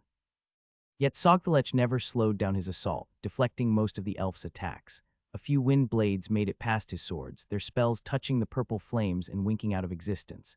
He's going to run out of time on that ability. How much further? Seconds. Get ready. Twisting in the air, Max's hands came up, and the rifle he had taken from the tower floor was now in his hand. Even though he hadn't really used it more than a few times, his ranged mastery weapon skill told him exactly how he needed to use it. The butt of the rifle was set perfectly in his shoulder, and the stock was resting against his cheek. A scope sat on top, and when he looked through it, his mind quickly tracked the trajectory and distance of the elf. With the softest touch, his finger pulled the trigger, sending a bullet at the elf, and she twisted, her body somehow even in the air able to move just enough that his shot didn't hit her chest where he had aimed, instead only striking her shoulder. A spray of red filled the air, and as Max prepared for a second shot, the sky around him grew dark. His second shot rang out, her sword catching it, splitting the projectile in half as she reversed her course momentarily, plummeting toward the sand below. Move. Bob's instructions didn't need the mental command, as Max could sense the air around him turning dangerous, a power of magic and electricity coming from the half-mile he was in the air. Like a rock, he changed directions, gun out, still trying to get another shot as both he and Sogthelech attempted to catch the elven woman. Above Max, a red portal began to appear. Sensing the magical energy, he glanced upward and saw something started to claw its way from the very space he had been near. Is that a demon? That is death. Max could see that whatever was coming from the portal had a dangerous aura. Even with the distance between him and it growing, a smell of decay came as what looked like an undead dragon of some sort ripped the portal open wide, and a giant dragon skull with taut skin and yellow glowing eyes emerged from the space. Wings of bone, small pieces of sinew, and rotting flesh came as it fell through the opening and began to come at him. Its mouth opened up and a red-greenish glow began to appear, forming like a ball of gas. I got this, you deal with her. Get Sogthelech to handle this. Already his ally and the elf were on the ground, both of them engaged in combat, and the flames around his demon friend were starting to go out, her swords getting closer as he slid through the sand, leaving burnt trails of where he traveled from the impact of each blow. Sogthelech, take the other, I got her. Laughter came from the woman as Max attacked from above, his halberd moving, shield out. Fool, you have no idea. The purple demon said nothing, his red eyes locked upward on the descending undead dragon, and a small bob of his head was the only acknowledgement of Max's command. When his halberd connected to her crossed swords, the concussive blast of the attack sent a shockwave over the desert, a crater forming under the woman as sand washed away in droves. Air and fire flew from whatever Bob was doing to keep the dragon at bay, and it was now that Max truly appreciated how special their bond was. He could focus on the woman before him while his skill took care of the dragon above. Max Host Black skill user. The power. It shall be mine. The woman's face was wild with excitement. Her lips were curled in a smile, her teeth partially separated, and her tongue flicked out just a little. He was sure she was enjoying this thought of winning was most likely a guaranteed thing in her mind. As their weapons traded blows, Max went for it all, ready to finally see what she could do and handle. I'm going all out. Dark magic.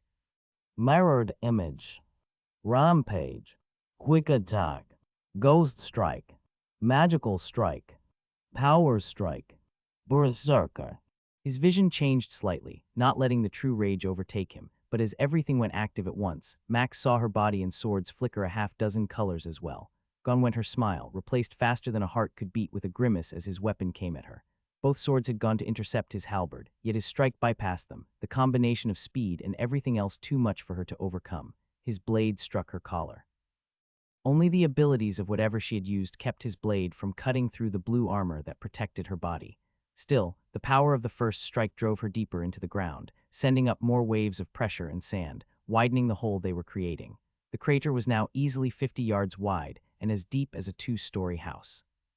The next 2 blows came again, the second one finding the same spot, a cut appearing in the armor before the third one was stopped completely, her swords now in a position to block.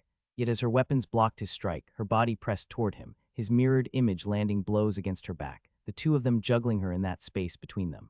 The real Max's weapon hit harder and faster while his copy provided a distraction and damage. Above him, the roar of a dragon sounded, but he didn't care. It was outside his sphere of detection, and all Max could focus on was the elven woman, whose eyes were narrowed and her face pained. Each strike dug them a place down toward the planet's center, acid worms sent flying from the embrace of the sand they lived in, the 2 beings of power that could destroy most creatures fighting with everything they had. Seconds felt like hours as the barrage of attacks never stopped, his power overwhelming the woman, sounds of bones breaking from the impact. Yet she never cried out and continued to hold against him. And then Max saw what Bob had warned him about. She smiled as her body glowed red. His mind knew what was coming next, and the pain that he was about to endure. The conversation with Bob and Sogthelech, just what had been minutes ago, played out once more. If you're correct and she can travel through worlds and has the power to drain skills from others, then most likely she has dozens of skills. Her only limit would be the level of them. Max nodded as Sogthelech echoed Bob's thought. He is wise for someone who has risen so fast. Perhaps one day, we could simply summon him to learn more of the system and things of his world. That kind of knowledge would be beneficial for us. Nodding, Max frowned. Tell me if you could pick skills from people, hold the power inside you, and know they would never be a high rank, what would you focus on? His demon friend snorted, leaning back on the chair he had been given and tapped his large foot. A fool would only focus on one kind of ability. You already talked about her speed and strength, so she has a natural ability in combat. Her stats and equipment must be high to compete in the tower, but I believe you are correct. Every tower isn't the same. To hear you are only in the 50s on your world means that you could potentially grow stronger. Can you imagine what that will be like? I can. A wicked grin appeared on Sogthelech's face as the demon licked his lips, the purple tongue moistening the skin. So spells, abilities, defense, and offense. It's a trump card, though. Something that can turn the tide of battle. That's what she will be hiding. His purple friend nodded. I have one such thing. You can cut my head off, carve out my heart, or do many other things to me. What matters is that both small cores inside me are not destroyed. If only one is, it will take a while, but I can slowly regenerate and return. Don't ask me how long, I just know it will be months. If both are destroyed, then I shall be gone forever. Meaning you could continue to fight without a head. Chuckling, Sogthelech bobbed his head. Depending on who I am facing, I might. Otherwise, I would also pretend to die. It might cause fear in one, while the other would then destroy every part of me. Draw out her trump card, find out what it is. Then we use ours and end this. I'm going to end this my way. I need answers. A grunt of disapproval but acknowledgement came from his skill. That is a dangerous game, but I also understand why you would do such a thing. Do not risk everything for knowledge that you do not need. Some things are not worth dying for. Air A-ring small capen, audible acute epsilon letter 1E61. Her swords moved quicker than his halberd, and even in his heightened state, with every offensive ability activated, Max couldn't get his shield in position. Evasion. Hardened body. Bulwark. Armored warrior. He groaned as her sword struck, the tips piercing his shoulders, one on each side, turning just enough to keep them from striking his heart. She had attacked from above, using her height to her advantage. She drove them to the hilt, both blades coming out his lower back, her lips almost against his as she evaded his space, a laugh beginning to form in her throat as her lips parted. You were almost worthy, Max Host, she howled, driving against him, unable to move him as his abilities held him in place. I shall enjoy draining the life from you. He coughed, blood spraying her from his mouth onto her smooth, tan skin, wanting to wince as she licked the flecks that had hit her lips. No, you won't. Dimensional space. Ultimate form. He wrapped his arms around her, the last remnants of his berserker buff about to draw to an end, only 2 seconds remaining as a doorway opened up right behind her. She tried to pull free, but his arms grew, the sound of his flesh tearing as the blades were wedged into his body. In a moment, strength filled him, and the pain of it all washed away as he drove toward the purple door that stood open. Behind her, a stone room stood ready for what he had planned. No. She slammed her head into his growing body, her arms being lifted as he doubled in size, yet Max stayed bent over. 1, 2, 3 steps propelled him into the area he knew was his domain, the one Bob Sogthelech and he had discussed. The moment her body crossed the threshold, all of her fight went out of her, and he crashed into the wall inside, crushing her against it. Willing the door behind him to close, the darkness that came next was unlike anything most would ever experience. He stared at her, crying as she was, tied up with 50 yards of a rope Jazjek had pointed out in Igara's vault. The black material was stronger than anything in his world, and couldn't be cut by any weapon less than epic quality. Even the strongest warriors struggled to break it once wrapped with 3 cords. She was wrapped in about 13. Sitting in the chair he had summoned, Max massaged the spots on his shoulders even though they didn't hurt anymore.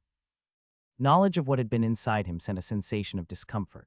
You've lost, he said, giving the lightstone on the floor a slight nudge with his boot. The only way you get out of here is if I take you out. How can you be this strong? It's only been a year. Those gold eyes and hair seemed duller here, and Max wasn't sure if the space they were in was also causing that. Do you believe she is truly broken? Her skills and abilities can't be used. Had you not given her that potion, she would have bled out. This is truly your domain, Max. I'm not sure who could compare in this space outside of a god. But to get her to talk, what should I do? Torture her. It was hard enough doing that to Terrence. You know how much effort it took me to work up to that. Even now, I'm not certain I can do that again. I could tell you to imagine her draining your sister's life, but then what? Would we need to induce a rage every time something hard or difficult comes? No. You need to be able to keep the conviction you always have, no matter what is before you. Since the beginning, you told me that you are a protector. You said that you will do whatever it takes to keep those you love safe, even if it means killing yourself. Now then, are you willing to do that? Max ignored the looks he continued to get from his captive, trying to find out how to answer Bob's questions. Inside was a struggle. For a year, his skill had told him that he would eventually have to become a monster to protect those he loved. He had denied it, argued against it, and promised to fight that. Yet over the last few weeks, he found himself not sure anymore. Will you at least tell me your name? No, she spat, shaking her head after exclaiming, and shifted to the corner he had set her upright in. Tears still flowed, and all Max knew was that he wouldn't get anywhere without doing something right now. How long till I can try to return home? An hour. Nodding to no one but himself, Max stood and took the chair, stored it, and bent to pick up the lightstone. We'll talk again. Hopefully I'll return before the air runs out. What? Her question came with a bit of a tremble, but Max didn't care. The door appeared and light flooded from the desert as he moved to leave. I can do this forever. You, on the other hand, can't. Think about that. Wait. As her last cry came and the door shut behind him, Max saw Sogthelech sitting on the chair he had left for him, a broad grin on his face. You need me to end her life. I would be more than happy to. Shaking his head, Max sighed. No, I need to do a few things before I return home. Would you prefer to return to your place, or you could join me for a moment? Rising to his feet, the demon handed Max the chair back. Will I be killing anyone? Chuckling, Max shook his head and then stopped. I hope not. My ability to return home has about an hour before I can use it again.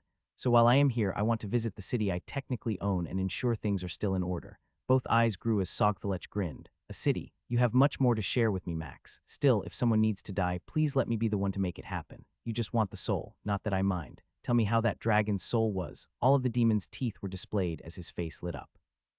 Oh, that was unlike anything I had ever claimed before. Somewhere, something powerful is upset as it's connected to them. I can sense it like a thread, and for now, I own a part of them. With 100 other questions now on his mind, Max pushed them down and held out his hand. I need to hold yours while I use this skill. Laughing, Sogthelech nodded and put his purple hand in Max's. Don't tell your elf woman. Max wanted to scream as Quillismore and Jazzjack tried to assault him with about 1,000 questions, each the moment he appeared in the agreed-upon room and activated the summoning crystal. It appeared that each one had done their job well. Stacks of documents and chests filled with treasure had been obtained as they reworked the city, changing how things were done and keeping order. You need to come to the arena, just for a moment. We can stop a few who have evaded our attempts of flushing out some troublemakers, Quillismore exclaimed, especially if you bring your new friend with you. Sogthelech winked at the dark elf. I like him. Perhaps you should let me play in this arena. There isn't time, Max replied. 15 minutes tops and then I need to leave. My original plan was to be here in a week or two for at least 7 days, but now I can't. In another month, perhaps I can return. Nose on his Vorpal bunny twitched frantically. Fine, but he is right. Your announcement of your presence would be a great thing. Morale is up, security is tight, trade is doing well, and the tower has been reopened. All the people they believe care enough to show they are around. Leave the demon and go show yourself. His time will end, but his presence will be enough. You agreed that this place would be important and didn't want to toss lives away. The mantle of leadership means sometimes sacrificing other desires. Groaning, Max rubbed his bald head and nodded. Fine, but I swear someday I'm going to find someone who can do all the leadership stuff so I don't have to. I don't want to spend my days listening to reports and solving disagreements. And yet, that is exactly what you do, except with a weapon. That is also a way to lead, but the path often turns into one like Igara's did. Okay, you three are right. Let's get me to the arena. We'll make a quick announcement, and you can send it out. Sogthelech will stay here until his time expires, helping to deal with any problems that arise. Any questions? The two smaller men glanced up at the purple demon, who was once again grinning like a madman. He's not going to eat Quillismore, is he? Jazzjack asked. No, why? A Vorpal bunny can dream, can't he?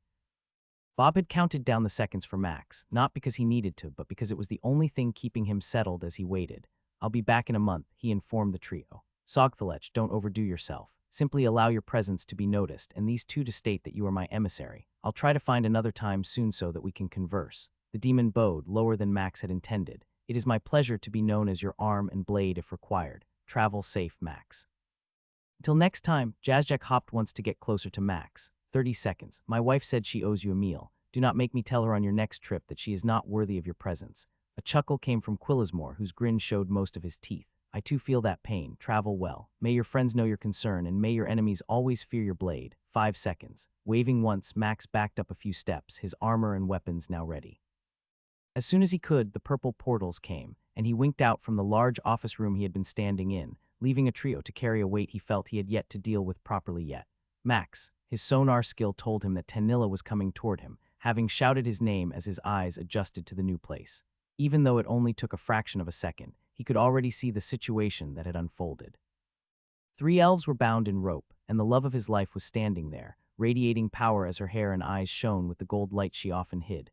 Moving to embrace her, his weapons disappeared, and he ignored the sound of one of the elves spitting, kissing her quickly before turning to see what had happened. Any more? Gods no, Fowl said as he shifted behind the tied-up trio. Tanilla has kept them in check. It appears they understand the importance of her blood. Get your hands off her, you filth. The elf on the left spat again, this time at him. Do not speak. Tanilla's voice boomed in the enclosed area, and the man flinched as if she had struck him with her hand. Giving her an appreciative glance, Max grinned. So what happened? You tell us, Cordelia said as she moved closer to where he was. He could see the way she moved, the effect of Tanilla's power evident by the distance she had been standing at. Where is the princess? Max found himself frowning. I guess we never did ask her that. I still don't know her name. Do not worry. For now, we need to move from here. I want to access that shard and see if I can learn some things about this place. Just in case, I need you to gather everyone close and be ready. I would also store those 3 in your dimensional storage with that one. He held up his hand at seeing how Cordelia was looking at him, tapping his head. Won't that reduce the amount of air in there? You can easily open it any time and have it cycle through, or you can kill them. The truth is at some point they must die. You cannot leave witnesses. Bob's words felt like he had been kicked in the gut by a dragon. The pain of that almost took his breath away. It always comes back to that. For a very long time it will seem that you only have two options, and one will always be death. Help me put them in a special place, Max said as he summoned the door to his dimensional storage. After that, I can talk and we can decide our next steps. Besides, my friend wants to inspect that shard. As the door swung open and the light from the torches and the lightstones filled the skill he had turned into a prison, a moan came from the elf he had tied up. Tari. Max and Tanilla's head both snapped in the direction of the prisoner who had shouted out that word. She's a queen, he muttered. An elven queen. And you defeated her, Cordelia said, her voice almost a whisper. The ranger's words and the view of the woman the three elves gazed upon caused each of them to slink away, attempting to move back from where Max was. How could he capture her? Alive, quiet, the male elf that had shown a backbone for a moment silenced his companion, never taking his eyes off of Max. I'm going to put you three with her. Fight me and you won't see her again. I will end your life right before the others. His glare and tone seemed to convey what he hoped wouldn't need to be done, and none of them said a word as Max grabbed them, easily lifting one in each hand by the rope and carried them to the doorway. You all stay out. I'd rather you not experience that again. None of his team argued, each of them having felt the disconnection of their skills and power upon walking inside the day he showed it to them. In just a few moments, all three elves were bunched up next to the one they had called Queen, and her eyes still burned with hatred. Prove to me you can obey, and next time I'll let you have light, Max said as he started to shut the door. Try to free yourselves, and the death you suffer won't be one I'd ever wish for. When the door closed and the dimensional space vanished, he turned to see Tanilla activating her bracelet, her hair and eyes returning to normal. So how in the gods did you defeat a queen? Fowl asked. I mean, how strong was she? There isn't time for this. Let me do what I need to, and then you can have that conversation. Bob's tone was different, and Max could tell he was anxious yet serious at the same time. Actually, there is one more thing we need to do. Everyone, gather close. I need to let my skill access this and see what we can find. He's a bit anxious and wants you all nearby in case something happens. Comes, we're not sure.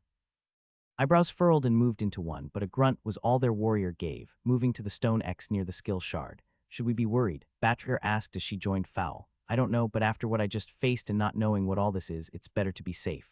Tanilla came up and grabbed his hand, squeezing it and walking with him as they crossed the room. It was then that he noticed everything that had been on the shelves was missing. Where did? Destroyed, I'll tell you later, she replied, her voice hard and rougher than usual. Bobbing his head, he squeezed her hand and then motioned to everyone to take a few steps back. I'm not sure what will happen nor how long this might take, so just give me a few feet.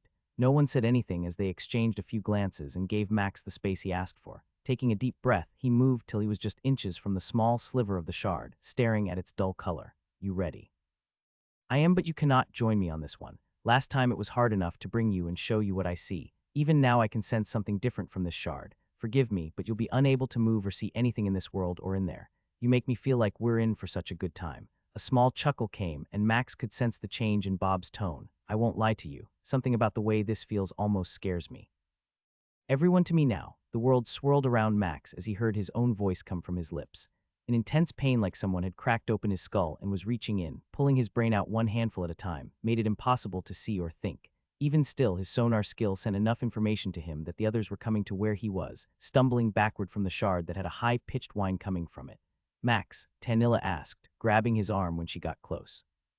He could sense the tension in her voice, the beating of her heart, and yet none of it felt right. Touch me. Once again words came on their own, and he finally realized it was Bob doing all of this. What? No time, hold on. A heat began to build from behind him where the shard was, cracks forming along it, and Max could sense the power that was starting to escape it. 4 different hands all touched him, and the moment they did he felt his skill activate. Planetary travel waypoint. The only thing he could sense as the portal moved them away was that the back part of his body felt on fire. A sensation of pain, starting to give the one that felt like dwarves were taking turns, hammering his skull, a run for its money. Max, Max, Tanilla's voice sounded so distant, and yet he knew she was right up against him. It felt like someone had taken a giant fishhook and run it through his chest and skull. Then they were jerking on both ends, sending pain through his heart and mind. What Bob? His words were slurred, and he could tell that they weren't coming out right. What's he saying? I can't understand him. I don't know. Blinking didn't help Max see, his eyes not working, yet he knew Fowl and Tanilla were talking. The shard. What happened, dids? Consume is modifying language. Language is corrupted. Vexing. Language reset. A cool breeze felt like it was washing over the inside of his mind, and the throbbing pain was beginning to dull. What happened? Praise Akram, Batrier shouted. I can understand him. Her words hurt for some reason, and as Max started to stir, a hand pushed against his chest. Wait, just wait. Like a calming balm, Tanilla's words soothed the discomfort that he felt. Are you okay? His mind heard the voice and the concern and then realized it wasn't the normal tone Bob had. Blinking again, he took a deep breath and tasted the sulfur and acidic scent he recognized. Rakenath, I am here. Your friends are here. Why does your voice sound different now? Finally, his eyes worked as he felt a sensation of something fixing run through them. Regeneration expired. Turning his head, he saw that he was on the ground in the lava-filled area, Fowl looking anxiously at Rakenath, who was towering over him, her humanoid form making his dwarven friend look smaller than usual. You are awake. This is good. Tell me, Max, what had the power to do this to you? Unable to stop the groan as he sat up, the spinning sensation that came with that motion made him slow down his original intent. I'm not sure yet, the shard, I think it exploded. Anyone? Bah, you're telling me you couldn't see what happened? Fowl asked, both eyes widening as he watched him rise. The whole room lit up like a bonfire or one of those spells Tanilla casts. Then the next moment you shouted for us to come close, and as we were brought here I was certain all my hair would be burnt off. A hand appeared by his side, and Max saw Cordelia holding it out for him. Using it, he smiled at her. Shorty is right, their ranger said. For a moment I was certain we might not make it out of there. And then the next thing we know, this dragon woman came at us, followed by the dragon you told us about. Neither were happy about the state you were in. Finally able to stand without feeling like he was going to fall over, Max summoned a chair and set it down, plopping onto it, and took a few deep breaths. Give me a minute. Let me see if I can figure out what happened. Bob, a pain came through their connection. Hurt and something else. Are you okay? Yes, like you, I am hurting. Give me a minute as well. We need to talk. I'm going to need a minute, Max said as he pulled a flask from his storage and started to drink it all. After wiping his mouth, he put the empty container away and could feel some anxiousness coming from the silver dragon that waited patiently just a few feet away. It appears you have grown some, Rakenath. Do you mind coming to me so that? Before his words were finished, the dragon, which had gained over a foot in height, bolted, stopping just before he barreled over Max and put his head on both legs. Laughing, Max began to scratch the scales he knew his dragon wanted him to touch, enjoying the trill that came as his fingers moved along both sides of the silver scaled jaw and finally up to the top of his head. A few chuckles came from his companion, and Max saw Tanilla looking at him, her head cocked sideways and the slightest smile displayed on her lips. Would you mind if she gives you a few scratches? He asked. Rakenath turned his head slowly, doing what appeared to be his best to keep at least one of Max's hands on him. She is your mate. I am fine with that. How I mean then, when did he get smart? Laughter came from the giant of a woman, and she grinned. Unlike your children, dragons grow much smarter when in the presence of another one. It is a weird bond we share. He picks up on what I know and try to teach rather quickly. Still, he is smarter than I could have imagined. Why do you ask her? I am right here. Scratching with a little extra vigor, Max snorted and shrugged. Sorry I'm new to all this, but forgive me, Rakenath. You are right, Tanilla is my mate. Both Fowl and Cordelia started to laugh, and Max could see his words had caused his mate to turn red, not from embarrassment. Your mate, perhaps I should look elsewhere if that is to be my title, Tanilla stated as she moved to the pair. Forgive me, I was simply using the word he had used. Still, if you want, you are welcome to scratch his scales. Rakenath has said you can do so because you are my partner. The only response he got from her was a raised eyebrow. Then her hand moved slowly until her nails came in contact with a few scales along the back of the young dragon's jaw. As she moved them deftly, the trill came again, causing their mage to smile. I am ready. We need to talk. Now, grunting, Max sat up in the chair, shifting Rakenath's head slightly. Give me a few. I'm not sure how long I may need, but hopefully I'll have the answers we're looking for in a couple. The other inside you. He is talking to you. You can hear that. Max asked, his voice having risen slightly. No, I can sense it. Trying to figure out how that might work down the road, Max bobbed his head once and took a deep breath, closed his eyes and tried to relax. All right, Bob, tell me what happened. It felt like inside his brain his skill did the same thing, preparing itself for whatever news was about to come.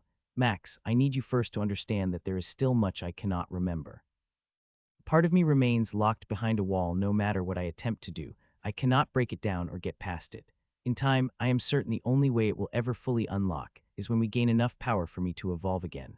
Letter FF52, new letter 1d664 small cap B, yo letter 1d64e. There are a few things that I didn't consider until recently. I'll return to them as there are too many other things to deal with. The first being that someone is active on this world, and I'm not sure how aware the gods are of it. Another god, I believe that the elven goddess Thyja somehow acquires power through different means that are not typically done within the system. I cannot be certain, but her presence came as I accessed a part of that shard. Some alarm of some sort was set off a trap, or perhaps a key I didn't see that was required.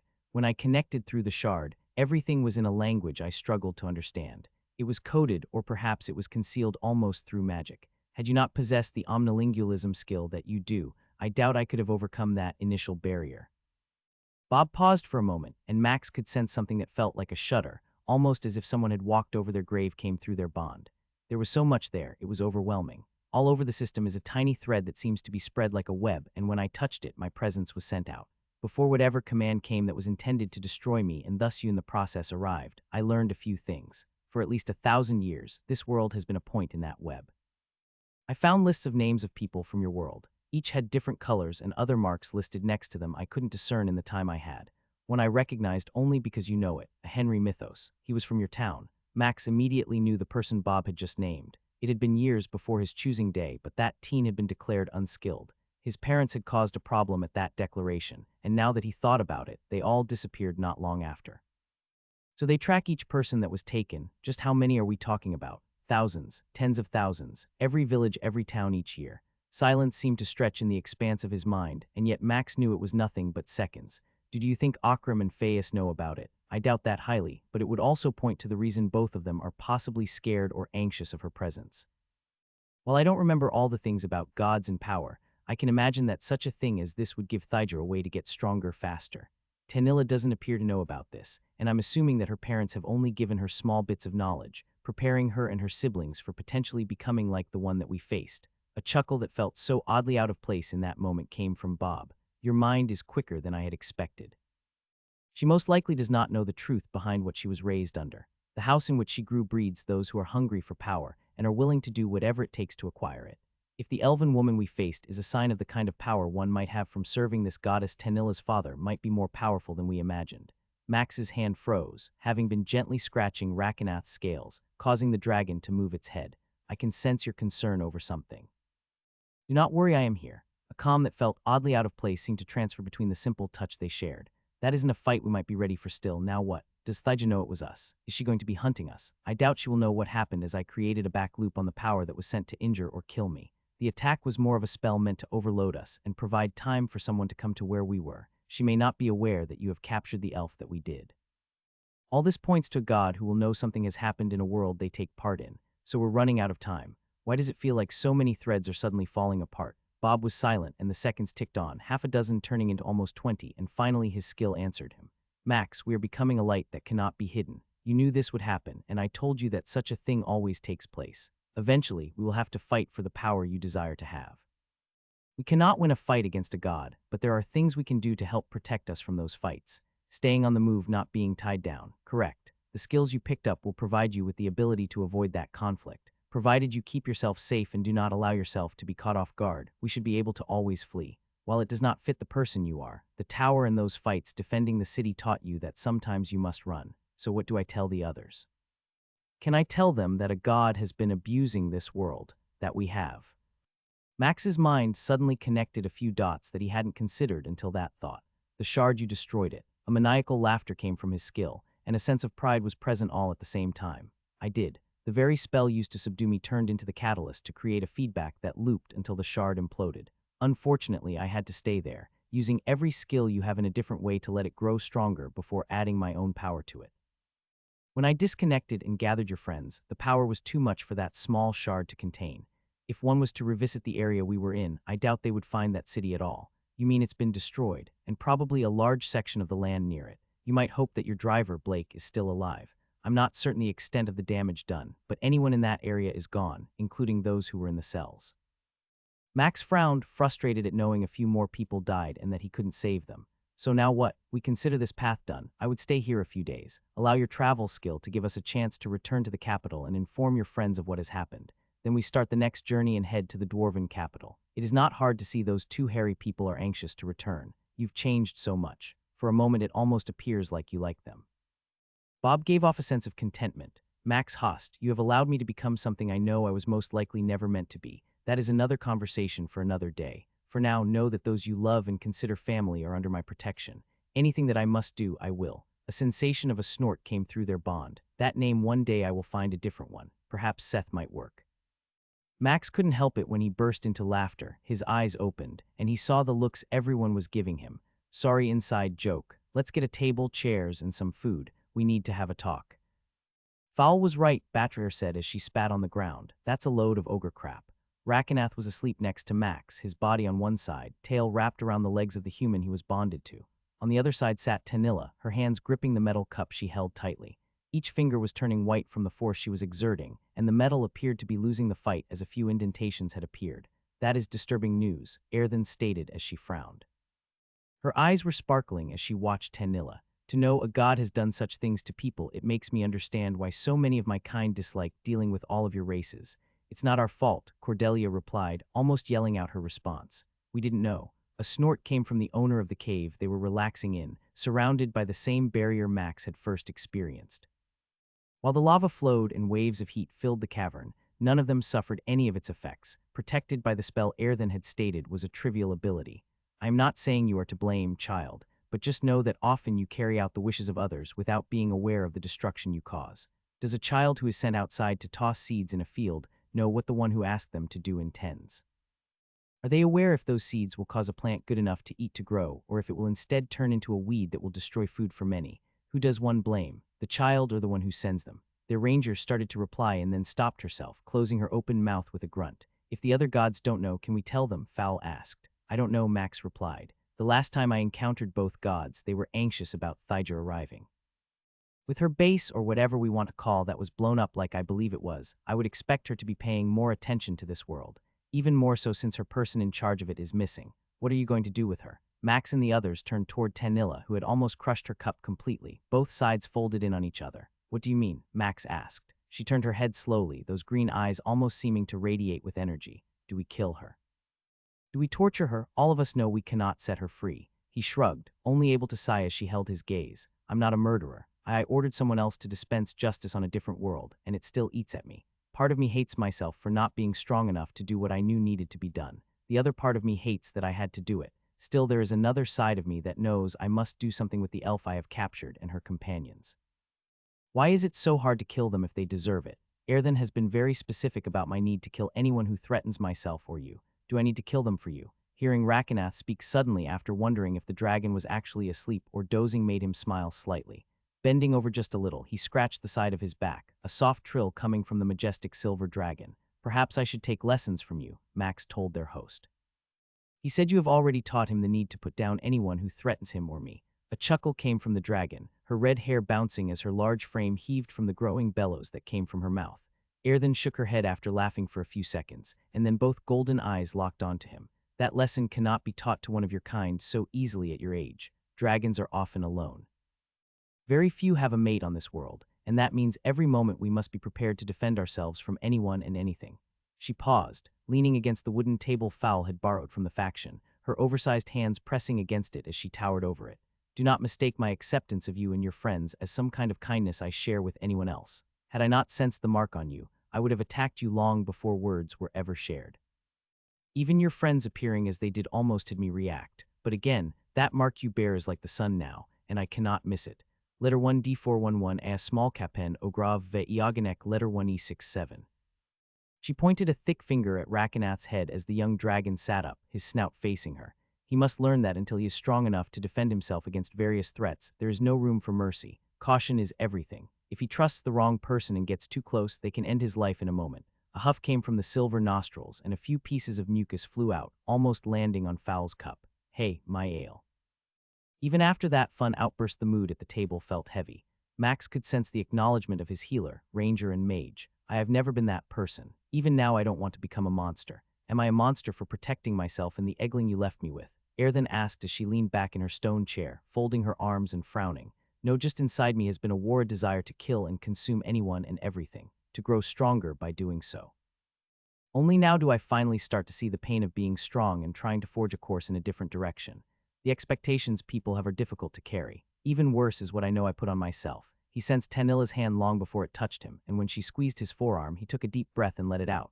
You're not alone. We've said it countless times, she informed him. Erthen is right. Just because you do what must be done doesn't make you a monster. Even I had to see that my father was right. The day I did what I did to that assassin was the day I committed myself to do whatever it took to keep you safe. Her words broke his heart as Max saw how her face looked absolutely calm. No emotion, no twitch, not a single muscle moved that gave any clue she might be holding back. It's almost like she is just reading off a baking recipe.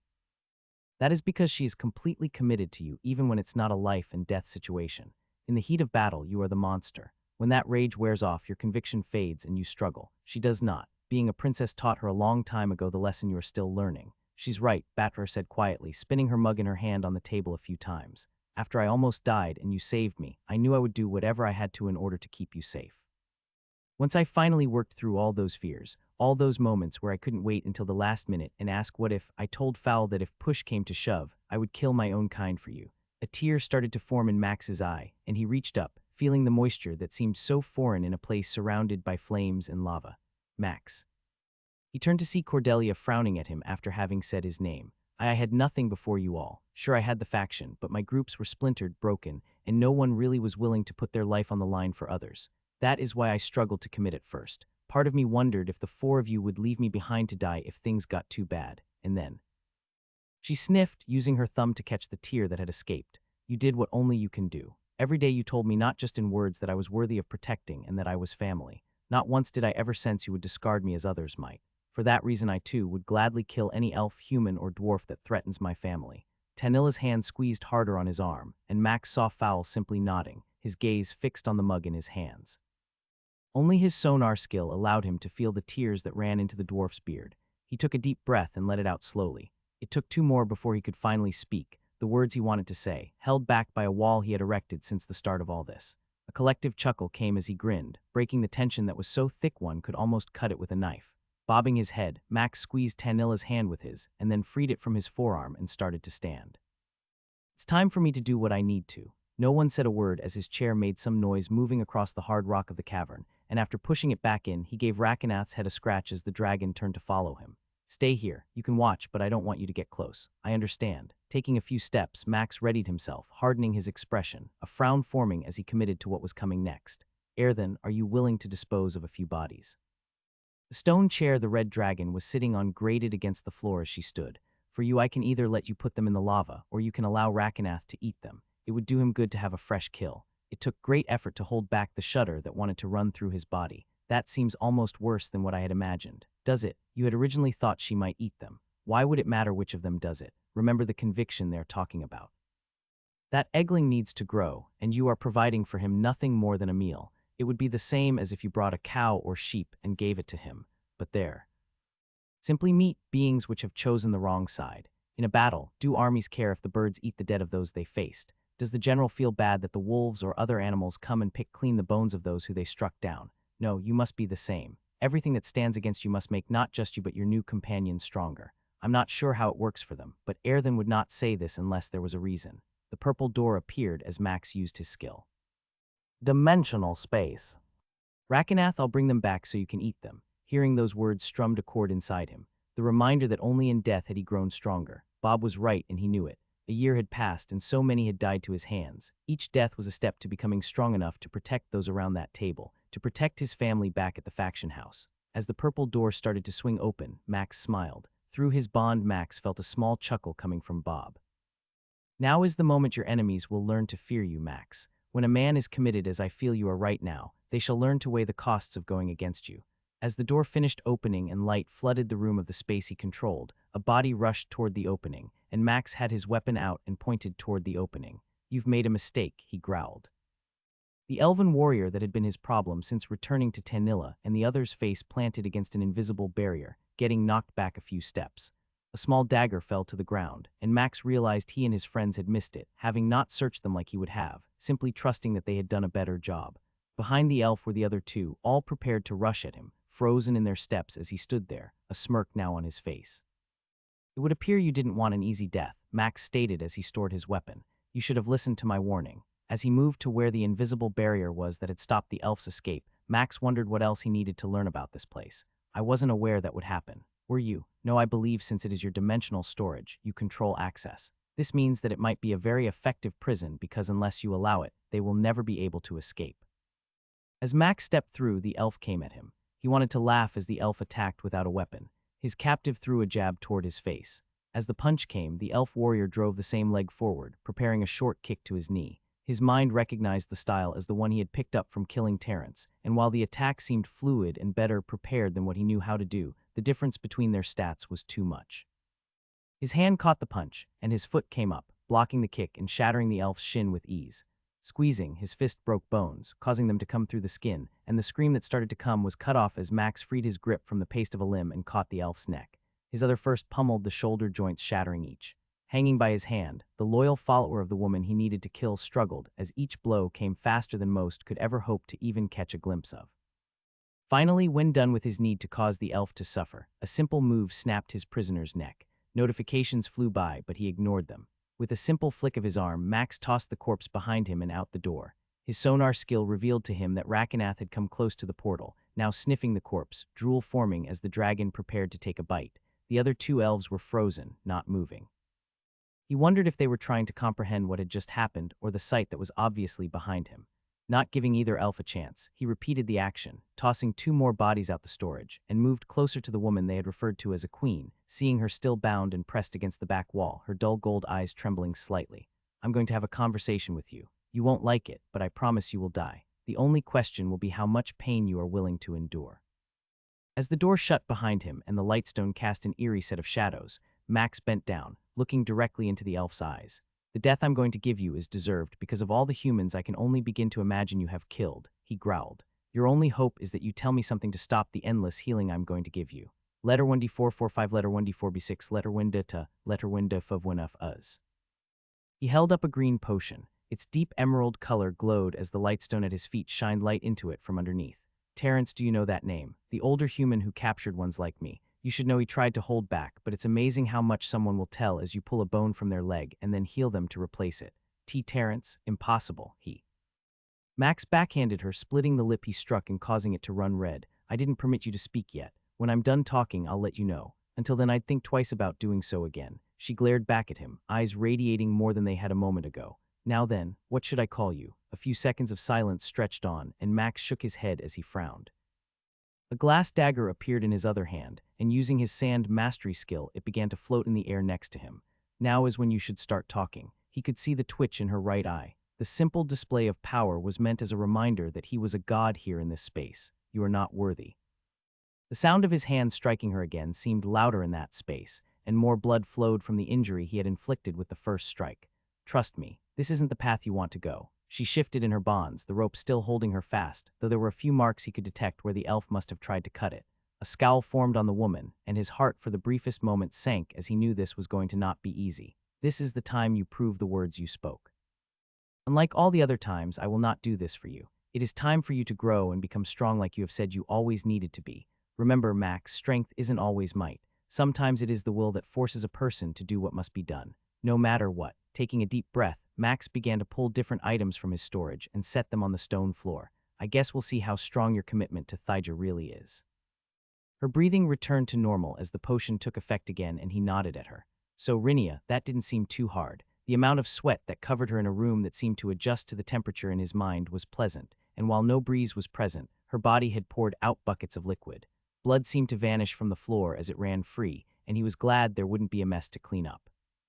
The wounds on her body looked like they had never existed, and Max knew that the moment his hand gripped the bone and her eyes had changed, she was finally broken.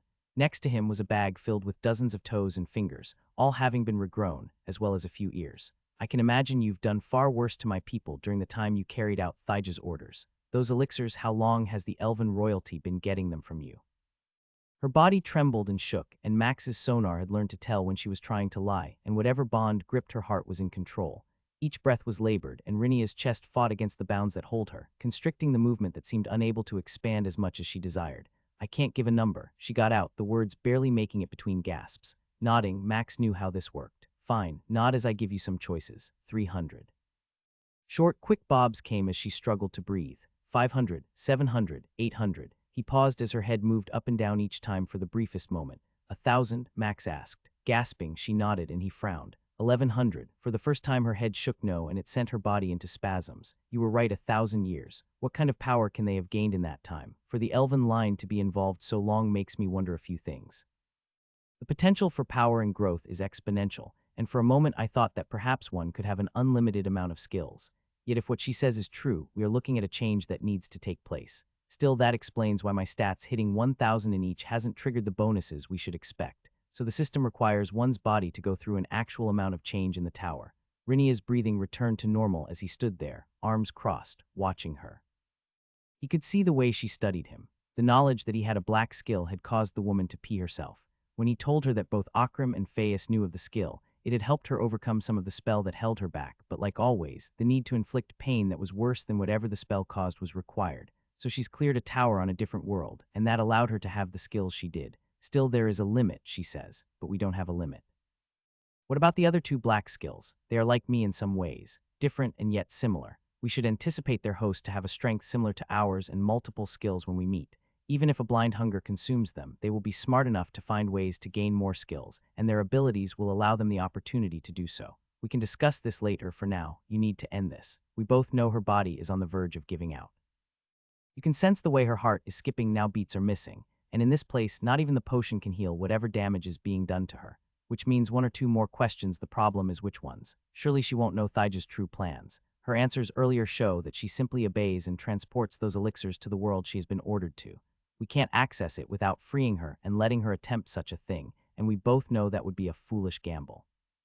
You mean you don't want to suddenly be in Thyja's presence? His audible chuckle caused Rinia to flinch. The number of times she endured pain after he laughed had apparently conditioned her to that reaction. Even if I doubt she would kill us, we both know that wouldn't be a situation we want to stumble into. I can't flee with my planetary travel for another month. We'd be trapped, and I'm certain that Elf has ways to make us suffer. So then what are you thinking? Only the sound of Rinia's breathing filled the room, and Max could only frown as he considered that question. And then it hit him. Rinia, I'm going to end this if you can answer my next two questions truthfully. Remember, Max said as he motioned to the bag on the floor, I'm able to detect those lies, and I'd rather be done with all this. None of this brings me joy. She bobbed her head, eyes trembling slightly, and he wasn't sure if the hope of all this being over was why. What is something I need to know about the tower? What is the final floor like? She groaned, her back arching, fighting against the ropes that bound her. Thrashing like an animal with a paw caught in a trap, Max was surprised at how much she resisted that question. Something is wrong, her heart, it's racing beyond belief. Max knew Bob was right, sensing the change that was far worse than before. Her mouth opened and no words came out, a breath that was stuck in the lump in her throat. It's a fight against. The scream reply bounced off the wall, and Max's hands moved with a speed that he hoped wasn't too late. Her neck snapped, and yet her heart was beating the last beat as it happened. For a moment in that room, the ringing of her outburst was all he could hear, and that second between his action and her body giving out lasted forever. Then the chill that he longed for came, and Max stumbled forward, unable to catch himself as he smacked his head against the wall of his dimensional storage. Consume has successfully consumed a skill. Skill does not match racial type. Consume is unable to convert skill. Power stored for future use. Consume has consumed a higher rank skill. Budaru Rare has been upgraded to Budaru Epic. Consume has successfully consumed a skill. Skill is lower rank than current skill. Power stored for future use. Consume has successfully consumed a skill. Skill is lower rank than current skill. Power stored for future use. Consume has successfully consumed a skill. Skill is lower rank than current skill. Power stored for future use. Consume has successfully consumed a skill. Skill does not match racial type. Consume is unable to convert skill. Power stored for future use. Consume has successfully consumed a skill. Skill is lower rank than current skill. Power stored for future use. Consume has successfully consumed a skill. Skill is lower rank than current skill. Power stored for future use.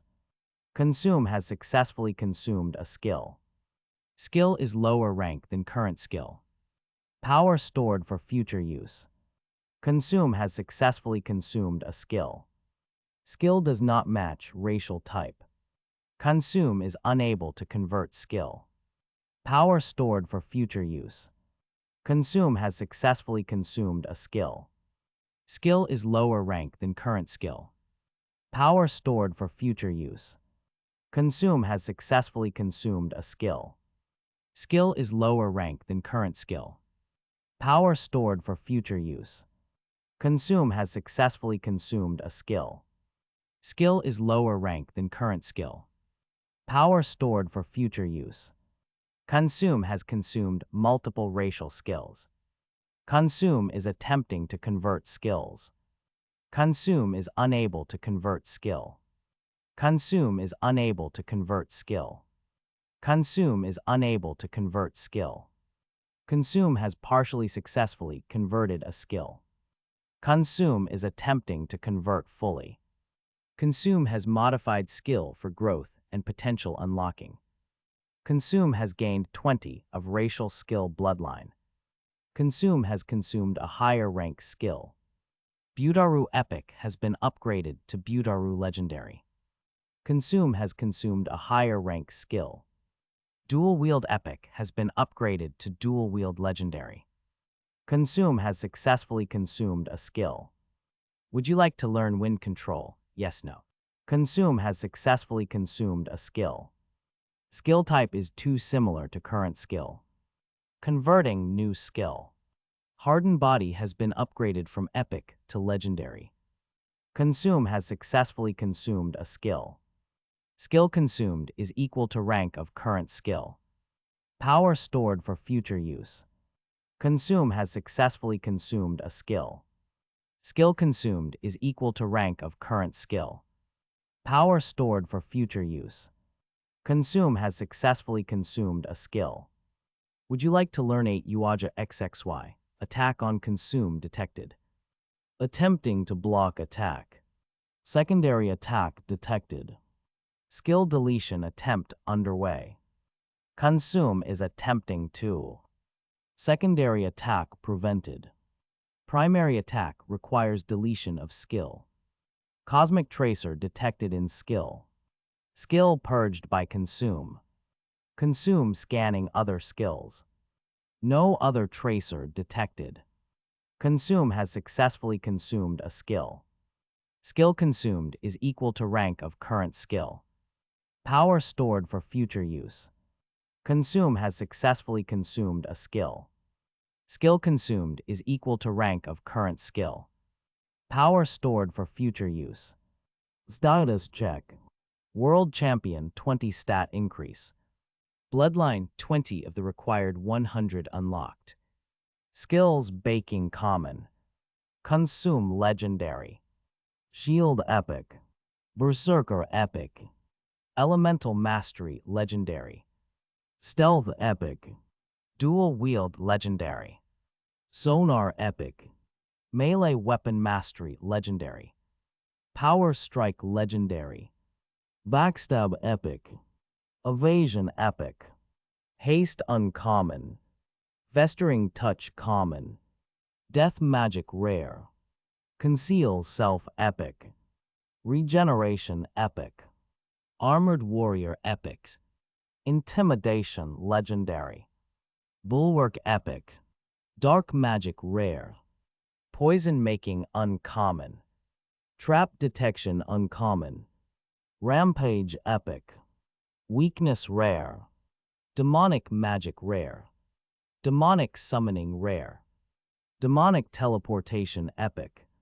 Weapon Crafting Legendary. Armor Crafting Epics. Magical Strike Rare. Formidable Mind Epics. Ice Resistance Rare. Poison Immunity Legendary. Ranged Mastery Legendary. Empowered Ranged Attack Epic. Engineering Tinkering Mastery Epic. Power Core Crafting Epic. Negate Death Blow Legendary. Alchemy Epic. Magical and Power Core Infused Weapon Creation Epic. Protect Ally Rare. Fire Familiar Epic. Quick Attack Epic. Acid Resistance Epic. Sand Mastery Epic. Elemental Mana Control Rare. Stone Mastery Epic. Ghost Strike Rare. Wood Mastery Rare. Hardened Body Legendary. Ultimate Form Rare. Omnilingualism Legendary. Spell Burst Rare. Arrow Volley Epic. Blink Epic. Mirrored Image Epic. Phasing Epic. Dimensional space uncommon. System travel block rare. Dispel rare. System travel planetary common. Planetary travel waypoints uncommon. Budaru H2H fighting legendary. Wind control legendary. Skill description Budaru H2H fighting. Budaru H2H fighting legendary skill. The user has an almost perfect understanding of using fists and feet when fighting without a weapon. Their body control is only limited by their physical stats and any physical limitations. Strikes delivered can negate padded and chain armor, shattering bones if their strength is strong enough. Those of this level of training can also deflect specific melee attacks, provided the weapon they deflect has enough surface mass to palm the blade's path safely. This often does not work against piercing weapons or swords with thin edges. Anya Audible Acute Beta Open A Letter 1D64E. Skill description Wind Control. Wind Control legendary skill. The user has the ability to control the very air around them. At this level of control, the caster may summon a windstorm strong enough to go against natural forces for a while. Other advanced methods of travel, including flight, can be used with this ability. Flying requires a constantly growing cost of mana. The longer one actively uses the skill for flight, the more the cost will be multiplied every minute. Max's mind throbbed as he saw the notifications. It took a moment for the pain to dull enough to realize he was leaning against the now lifeless corpse. Dull eyes stared at him from beyond, the glow that once had always been present gone. Rinia's braid was a mess, hair sticking out in many places, slowly turning white before him. Holy elf. He stopped himself, pushing back from the wall and rising to his feet, the room almost spinning as he did. We are fortunate this happened here. I'm unsure if I could have deleted that tracker attached to a skill. Someone, most likely Thaija, appears to closely monitor their minions. Minions as if Rinia was nothing more than an ordinary elf. The power she had is nothing compared to a god, as you yourself witnessed the same truth about how you stack up to one while in the presence of Phaeus and Akram. If either of them control you, the same title of minion would be correct, no matter how powerful you are compared to anyone else around you. Max knew Bob was right, yet the idea of such a thing being possible made his already swirling mind suffer even more. What is this effect? Are you hurt? Not much. In time, we should be fine. That elf had a few traps inside her that I'm not certain she might have been fully aware of. Had I not been able to do what I did, she might have exploded. He could feel both of his eyes widen, his vision locked upon the tied-up corpse. That's possible. In the system, there are many possible things. While I'm not certain what is and what isn't typical on this world, it would appear some have gone to great lengths to prevent knowledge of what had been done from being shared. You know, she died not from the bond Thaija had on her. Frowning, Max found his head moving up and down. I wondered no one talked about the last floor of the tower. She seemed willing to try, and I could feel her heart stopping, forced to quit, not from whatever held her tongue against every other question. Rinia actually outplayed me there by being willing to go against that. She knew she would die, didn't she? It would appear so. That makes me wonder why the last floor of the tower is so closely guarded. What could be there that prevents anyone from talking about it? How dangerous could it really be? Far more dangerous than I want to consider right now. The next thing I want to know is what were the racial skills you couldn't convert, and what is that bloodline? A tremor of excitement ran through him as Bob appeared to be excited. Each race has skills, I knew that, but I had forgotten or couldn't access that knowledge about how exact some of that might be. While I'm not able to give a list or a full breakdown of what didn't come across, there is a unique set of skills possible for each race.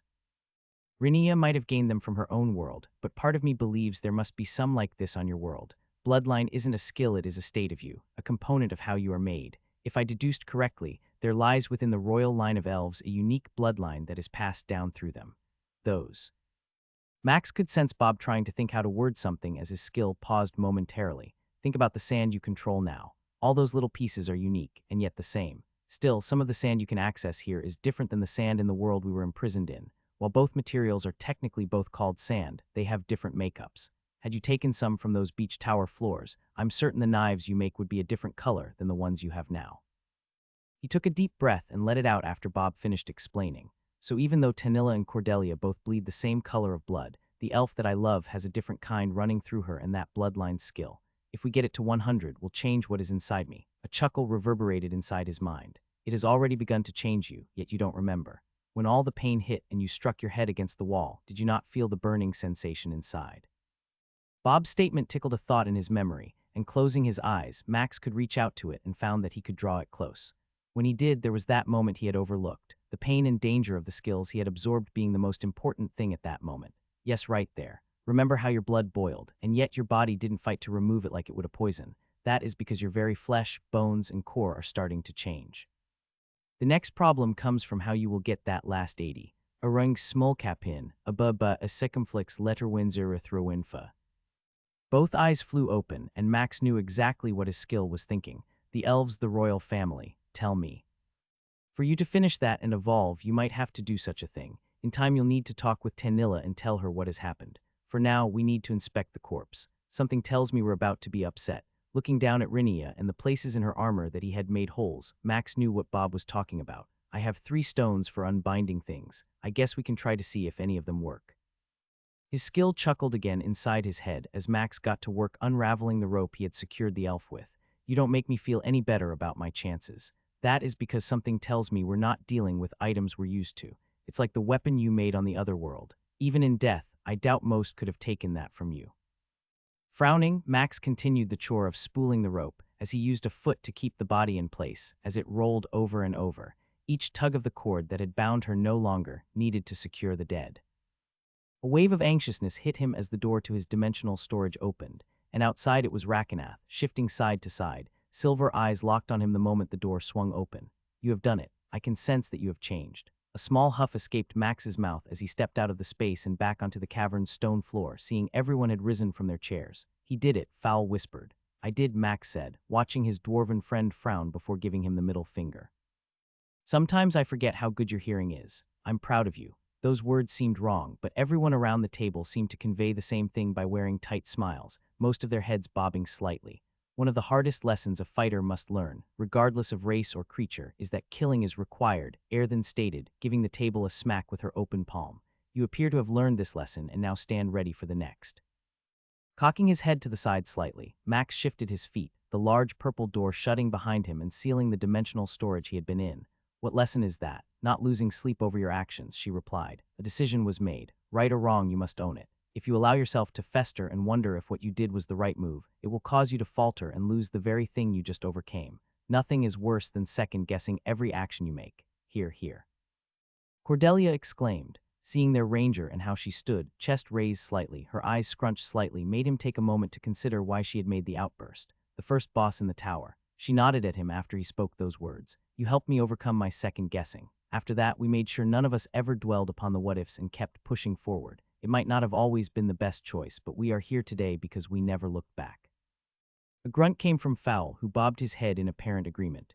It would seem then that you 5 have already learned the value of that lesson. Take it to heart, Max Host, Erthen said as she moved around the table, her long legs closing the short distance quickly as her tail dragged across the floor behind. Now then, tell me, where is this last corpse? I would like to see it. Grunting, Max summoned Rinia's body from his dimensional storage, but her body did not allow him to put it in his normal one. All 3 stones he had used had failed, dissolving as they couldn't break the bond on any of her equipment. The elf's corpse appeared in his arms, and even though most might not have shown her dignity based on how she had treated so many humans, Max bent down and gently set the body at his feet. I tried to unbind her equipment, but none of the stones I had purchased worked. Even when I thought might work failed. You mean one of the graders? Tanilla asked, her eyes widening a little. He nodded and pointed at the fingers. Not a single one had a ring on it, and each one disappeared the moment he cut the finger off in his space. I am assuming it's inside the necklace. Every piece of jewelry vanished upon me cutting the body part it connected to. Only a bit ago did I finally remember that her swords had also vanished once she was defeated, and I had knocked them free from her hands. A grin began to form on Erthen's lips. You do not know how good of a thing this is, she exclaimed, snapping her large finger at Rakenath. Come, this is how you shall grow stronger. Max started to open his mouth, and the red dragon held out her hand. The tan flesh started to turn into red scales that reflected the light of the cavern. No, listen and learn, Max. This is how your dragon will grow. Simple things like meat are good, but for him to be able to eat items of power at such an early age is something that makes me jealous. Even now I wish to revert to my normal form and swallow her whole, but this is not my prize to claim. Her golden eyes sparkled as Erthen grinned, a row of white sharp teeth displayed for him to see. Do you now understand why dragons are fine with adventurers coming into our home? She asked. The more you eat, the stronger you become. She nodded at his reply and pointed at the body at his feet. Rakenath needs to eat this elf. While you might not like it, take a look around and ask yourself, where are the other 3 bodies you tossed out earlier? Max didn't have to scan the area. He already knew they were gone, and the salivating eggling near him, shifting from side to side, reminded him of Bob early on. Will he continue to desire such things the more he eats? Air then let out a bellow that reverberated in the cavern, the sound of which did not match her current body. Once she had finished her outburst, she grinned again and nodded. Max, you don't realize that it takes great effort on my part to not simply eat your friends. You are easy to ignore because of the mark, yet their flesh calls to me like a siren, begging me to snatch them and grow stronger. He sensed Fowl and Cordelia take a slight step back, their bodies tensing as they lowered slightly. Without bothering to look back, Air then sighed and waved a large-scale hand over her shoulder. Do not worry, little ones. You are safe because of him. Somehow, though, I can sense that he knows the hunger of what is often before him. If Max can resist the urge to kill you, so can I. Inside his head. Laughter turned into a howl, and he almost winced as Bob didn't hold back. She is a wise one, and it is a good thing she is on our side. Otherwise, I would hate for us to have to kill her. Feed your dragon. We have wasted enough time. Rakenath, the body is yours. Without waiting a second longer, the silver dragon that was growing quickly came forward, his jaws opening wide, and the other four turned away as the first bite took place. Max, however, didn't, watching what he knew would happen many more times in the future.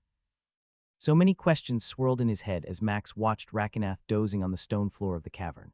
After eating 4 elves, the dragon's belly was bulging slightly, but not near as much as Max had thought it would. It's part of our nature, how we're made, Air then said as she sat on her stone chair near him. He would struggle to eat a full-size cow, but those 4 are not as big as you think they are. None of them had a lot of actual body mass, most elves being lean and all. A chuckle came from Fowl as the dwarven warrior turned his cup slowly in his hands. When he noticed everyone looking at them, the warrior shrugged and pointed at the sleeping silver dragon. You'll realize we're discussing how fat elves are compared to a cow, right? Max grinned, as did everyone but Cordelia. Is he going to be okay if I only come back every week or so? Part of me feels like each time I go away, something gets cut off, something deep inside.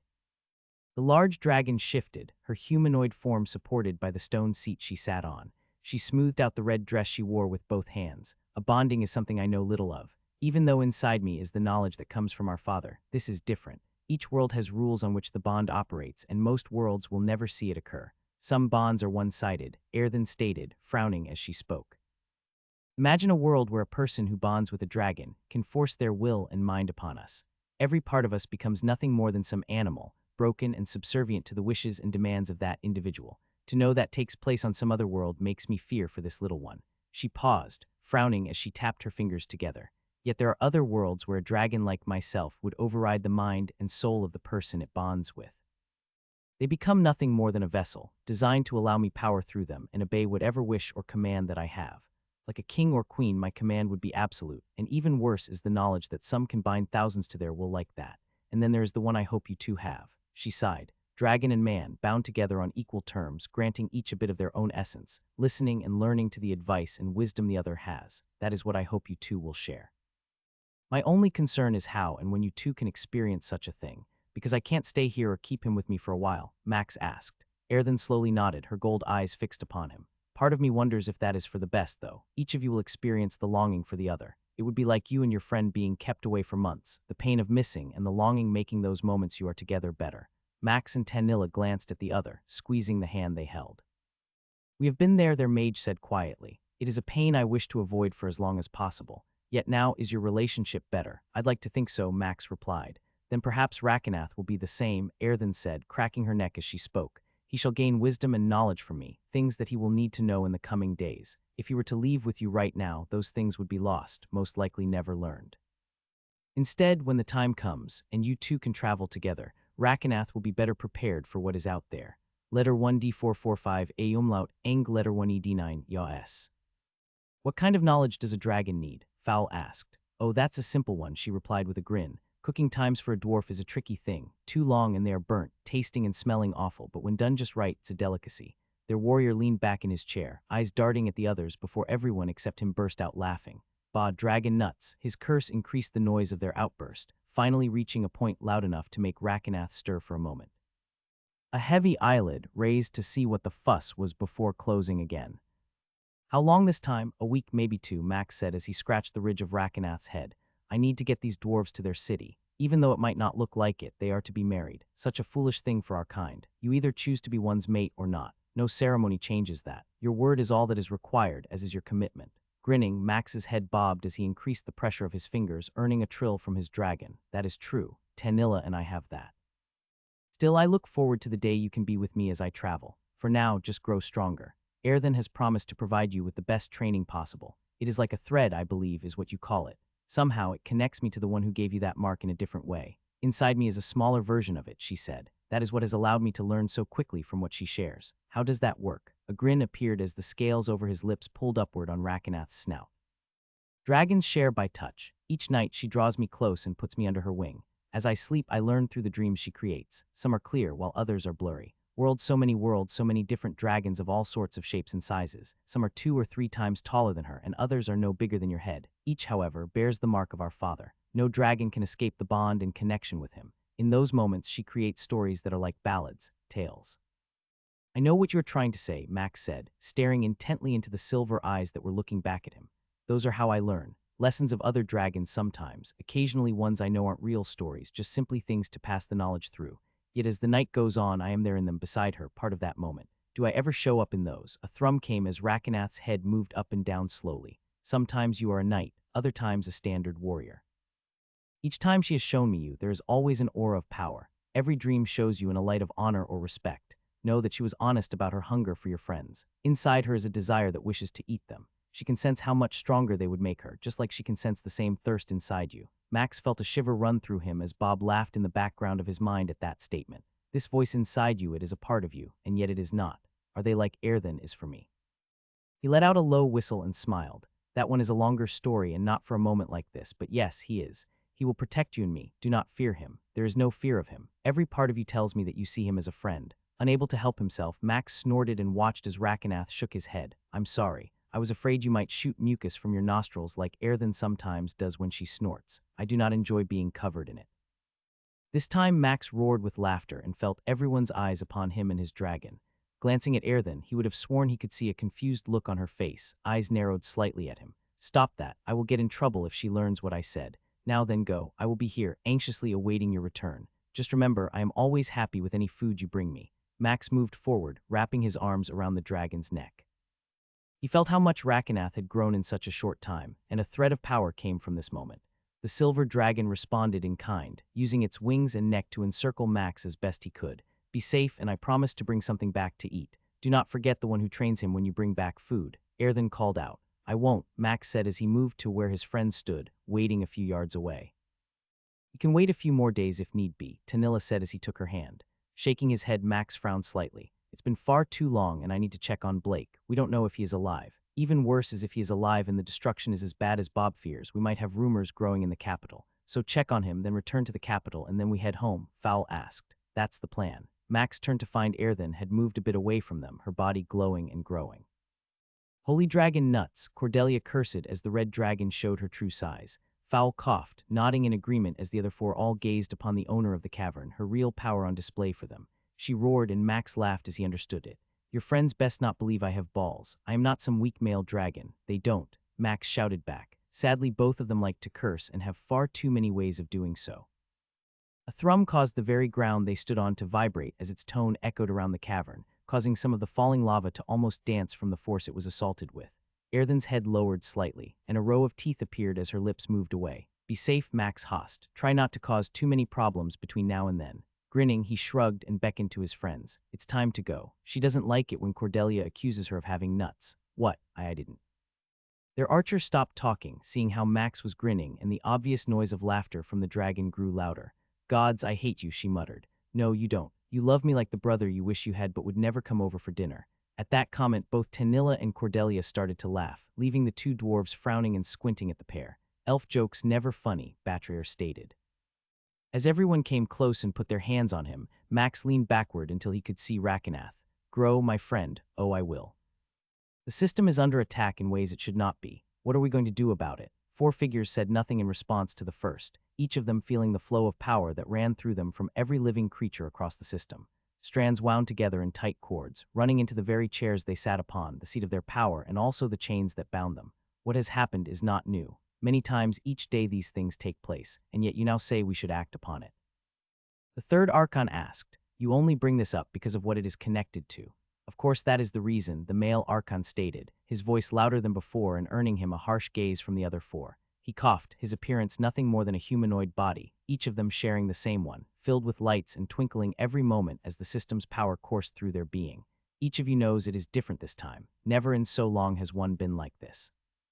His words caused them all to sit there silently. Time, which seemed to have no purpose in this room, passed. A thread blinked out, an entire world gone, while other threads wove together to make a strand. Did everyone just come to the same conclusion? One of the female archons asked, the fourth in the row. Heads moved slowly up and down, blank faces, no expressions given. Even then, the risk is so great. The same archon who had brought up this protest continued.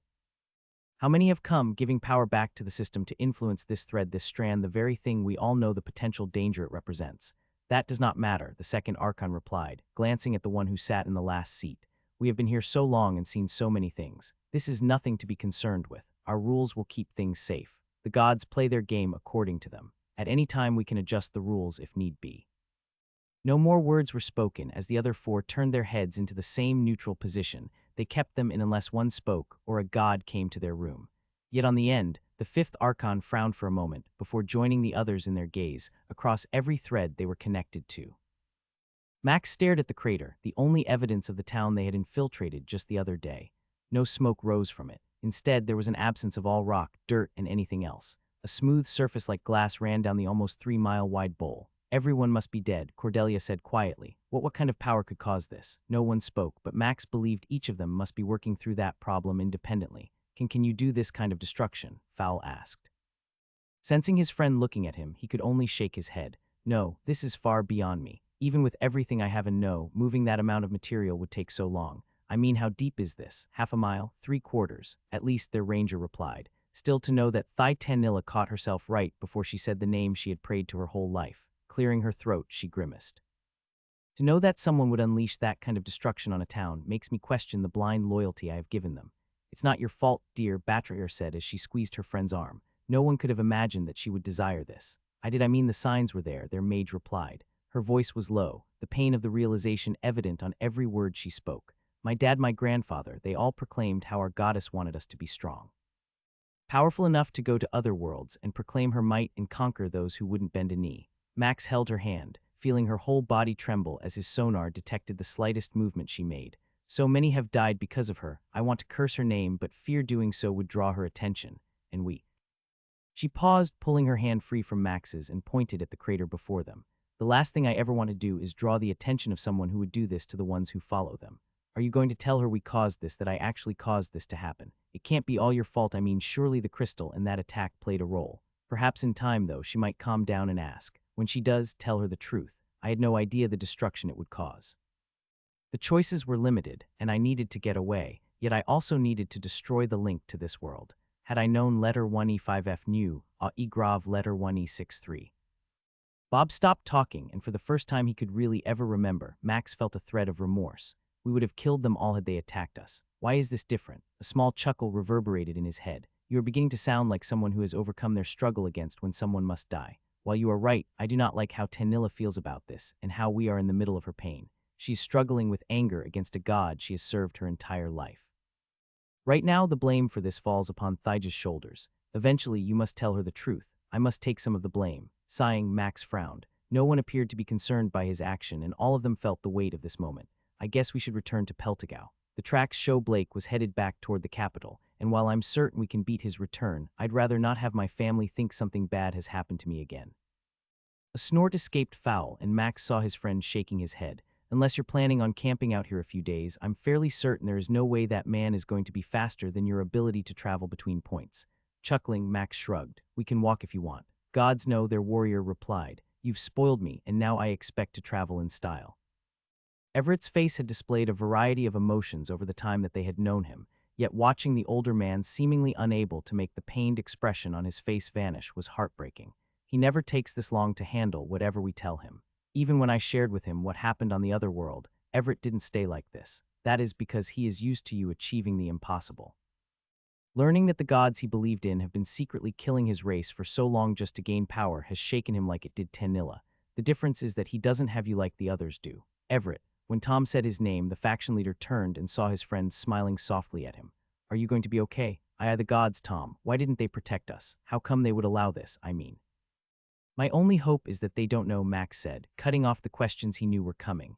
Our race was punished for the wars we created years ago. Perhaps there was a belief that some were unskilled. Maybe there really are. All I know is that we destroyed something that has been active for a long time, and I'm certain the fallout might spread across our world if we're not careful. Still, the queens they knew had an idea. Everett's tone grew harsher as he asked those questions, his eyes starting to narrow and a scowl replacing the pained look that had been there. Perhaps Max answered, but even Tanilla and Cordelia will tell you that each kingdom has its own way of controlling things. No one knows how long this has been going on and what kind of power is traded for by the queens and possibly nobles. We're not even certain if our king has a part in this, Batrier stated. While I'd like to believe he is innocent of such a thing, perhaps he is not. But we don't care about such things like foul stopped his outburst, the eyes of everyone in the room fixed on him. I mean, yes, we all want power, but humans have always been known for wanting it more. Gold gems, ale, that's what dwarves like. Humans have always been a bit more power-hungry. Max bobbed his head, seeing his friend be honest in a time when most might not say what they thought. Which brings me back to a point I made earlier. Our options are limited, and before we head off to your home and eventually Nalgrun, I need to see if Phaeus will meet with me. Even though last time brought destruction upon a town, Tom asked. I won't have the skill active that caused that. He ignored the scoff from the older trainer and waited to see if anyone else would protest. After a few seconds of silence, Max stood and kissed Tanilla on her head before moving toward the door. I'll be back as soon as possible. We can leave tomorrow.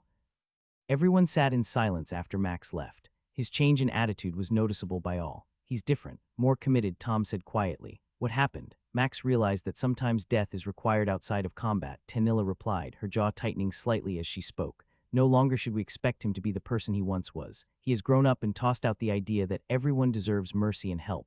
Gods, that poor boy, Everett muttered. He's not poor for being the man he must be, she shot back. Too long has he allowed the world to take advantage of his kindness. The faction leader nodded twice and then grimaced and shook his head. Yes, but that kind of person is rare. We all know the person he was before. Each of us would agree he needed to grow in some ways, but to think he might have lost the part of him which drew everyone to him makes all this seem bleak. It's still there, Fowl declared as he banged the small table with his hand. It's just buried under all the pain we see that he has endured. As warriors, we understand the fear and pain of being responsible for protecting our group.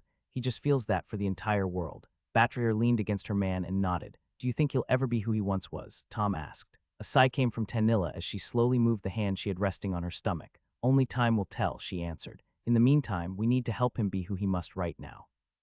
If what I fear is coming, we'll need him to be harder than anyone else. And what do you feel is coming? She looked at Everett and saw his eyebrow raised. He was leaning forward on his chair in her direction. A war, a battle, and not one most of us can probably take a part in. Max watched the steady stream of people who were entering and exiting the temple for Phaeus. Unlike the one in Windsor Wheel, this one stood at least 4 stories tall and cast a long shadow in the fading light of the day. All around the building, the street was packed with vendors and tables, selling different objects, shouting over each other, proclaiming that what they sold was blessed by the very god himself. Need a bracelet. It guarantees protection from undead. Max sighed and waved off the man holding a cheap copper armband. Without missing a step, the vendor turned and approached the next person making their way toward the temple, promising it would now not only ward off the undead, but also add perks in bed to an older man. The 12 steps leading up into the temple were cut from a single piece of stone, and Max took them one at a time, eyes fixed on the pair of open doors leading inside.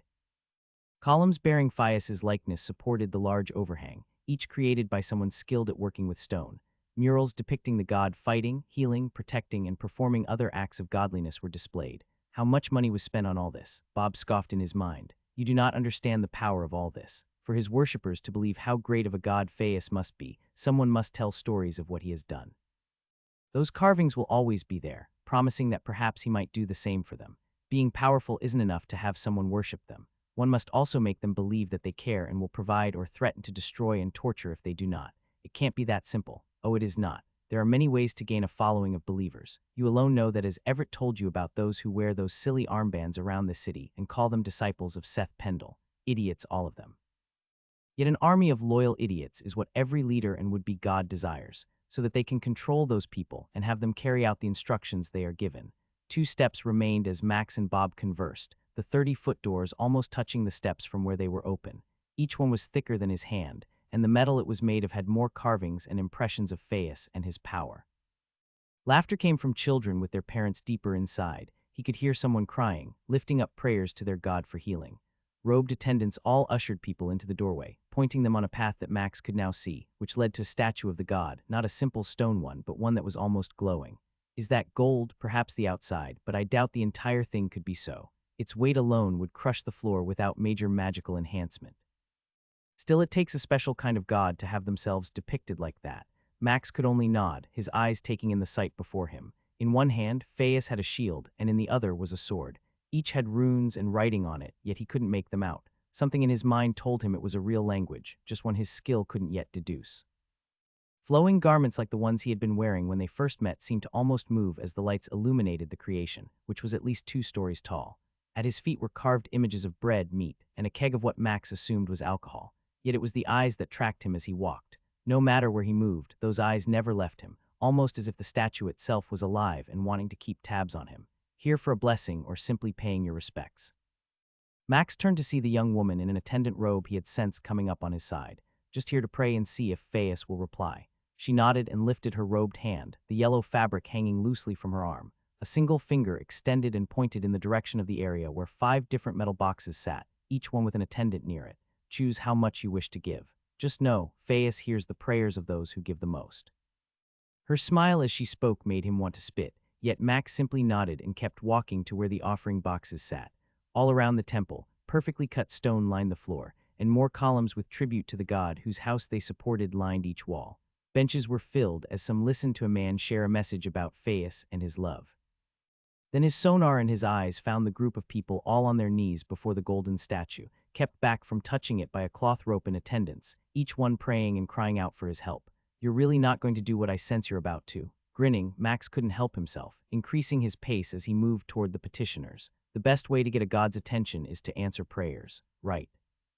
Sir, I must protest. You cannot do that here. Max shook his head and didn't pull back the healing potion he was offering the older woman whose face was stained with tears.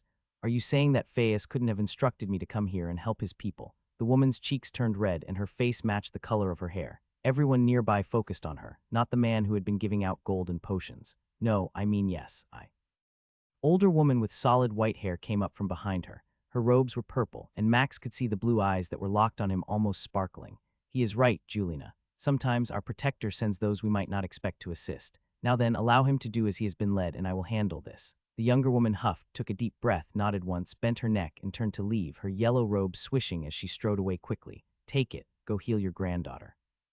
Nodding, Max smiled and watched as she moved quickly toward the temple's entrance.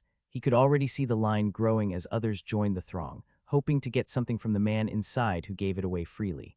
It took enough time. A test in many ways. Still, you have the attention of everyone here. Perhaps even the god himself is watching. Before the next person in line could approach, Max held up his right hand. 2 coin bags appeared in his left hand. He turned slightly, ensuring that his position near the base of the gold statue was where he wanted it to be. Phaeus has directed me to give the rest to the caretakers of his home, he shouted, his voice traveling through the space they were in. For now, if you have a need, take it to Phaeus and then speak to the attendants. They shall be tasked with ensuring this gift is used as he desires. A few moaned, but others cheered as Max turned and handed both bags to the older woman, a small smile forming on the corner of her lips. You are wise for one so young. Tell me, what is your name? He shook his head slightly and motioned to the crowd, which still seemed unsure if they should press forward and ask Max for a few more things. Not here, lest I cause a greater commotion. Let your attendants handle this. We can discuss that in person, perhaps somewhere private. Gone was the slight smile, replaced with one large enough to show teeth as she stored both pouched and clapped her hands. Immediately, 6 attendants moved to get between Max and the others, and she motioned for him to follow her. As they walked past the statue and toward some doors he had seen when he entered, neither said a word, each studying the other. Max could tell she moved gracefully and had no physical problems that his sonar could detect. Each step was perfectly placed, her robe barely moving, a controlled stride, one most likely learned after many years of practice. Letter 211D A umlaut, letter 1033D O circumflex, letter 1D587, Yos retroflex. A pair of burly attendants in robes that did little to hide the chain armor underneath it stood by a door, each of them watching him, until the slightest shake of the white-haired woman's head stopped their gaze. One bowed while the other pushed open a wooden door. She moved into the hallway, matching stones continuing into a plain-looking area. No pictures or other art lined these walls. Only the lightstones that illuminated the area were present, but at the end of the 6-foot-wide hall was another door. Before it were 4 guards, 2 men and 2 women, each in plate armor and holding a sword and shield. Only their eyes could be seen, all 4 fixated upon Max, who barely stood taller than the one leading him. None said a word as they moved past. The metal door they stood before shimmered as the older woman touched it. Inside, he saw that the room was nothing special. Again, no fancy or expensive artwork or sculptures were present, merely a plain desk, hundreds of books lining shelves on a wall, and a pair of ordinary-looking couches off to one side. Without stopping, she moved to one of the spots on the closest couch and sat down, motioning for him to take the other. Max moved to where she had motioned and slowly sat down, feeling the gray-colored cushion with his fingers. It wasn't soft to the touch like Everett's, but the padding was almost perfect as he leaned against the back one. The wooden frame didn't creak at all as he got comfortable. They sat in silence for almost a minute, still measuring up the other. Finally, the older woman broke, her slight grin reappearing as she shook her head. For one so young, you play this game well. While I do not want to discount the fact that Faius may have sent you to do what you did, years of this role have taught me that sometimes people make such claims for different reasons. Tell me, why have you come? I need to speak with Faius again. Her smile vanished instantly, and a frown appeared as both eyes narrowed. Slowly her head leaned sideways, and both lips parted for a moment before closing. She is waiting, you are so evil. He couldn't help but grin at Bob's words, which only caused the older woman to lean back on the couch a little. Slowly, she brought both hands together and intertwined her fingers. Again, her disbelief at such a statement was evident from the tone, but Max simply nodded. Surely you have spoken to him at least once. You know how he looks in that tan clothing that changes colors between white and yellow as he moves. Her eyes widened and Max could see her fingers turning white as she tightly gripped her hands. You have seen Faius. When? Why? Her outburst was so different from the facade she had put on all the other times, and Max could sense she hadn't asked the important questions.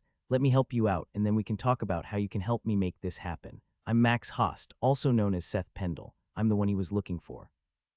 The couch made a screeching noise as she pushed back with her legs and jumped to her feet. It slid a few yards along the floor, and a glow began to form on the older woman's outstretched hand. Fear filled her eyes. Don't, please, it won't work, and I really don't want to have to hurt you, Max said, leaning a little further back on the couch and draping an arm over the side. He didn't kill me, and neither did Akram. Now sit, we need to talk. Her arm shook, and the orange glow that covered it didn't go away. Seconds ticked by, and a bead of sweat began to form along her brow. You're going to hurt yourself if you keep trying to hold that spell in the mono in it, Max informed her. If you want, let it go. See what happens. Just know when the guards come, you will be responsible for their deaths if they attack. Like a leaf in the wind, her arm seemed to be spasming, and a loud crack came as she canceled whatever spell she had. Power flooded across the room, sending her back a step. The door swung open, all 4 guards rushing in quickly, weapons out and moving around the room. Stop, do not attack. Her voice was filled with fatigue, but the silver-haired woman held up a hand, panting. Do not attack, I am fine. It was a test. Are you certain, Mother? She nodded and motioned to the door. All 4 moved as one, lowering their weapons, and strode out of the room, leaving the couch where it was as they closed the door behind them. You're really him, the boy he was searching for. I am now, please. I told you my name, tell me yours, Max replied, having never shifted from his relaxed position on the couch. A single cough came, and then she shook her head, wiping the sweat from her brow. My name, most call me Mother, but that won't work for you. I am Kathleen Siernan, a name I have not shared in so long. Now tell me, Max Host, why have you come? She paused and glanced at the couch behind her, and a slight hint of red filled her cheeks. Without missing a beat, she moved to the couch and pulled on it, sliding the object easily to where it had been and took a seat. I need to tell him something, and I'm afraid it may cause problems on our world, but he needs to know, Max replied, leaning forward as he spoke. Last time I somehow summoned him, it caused a lot of damage in Windsor Wheel, and I.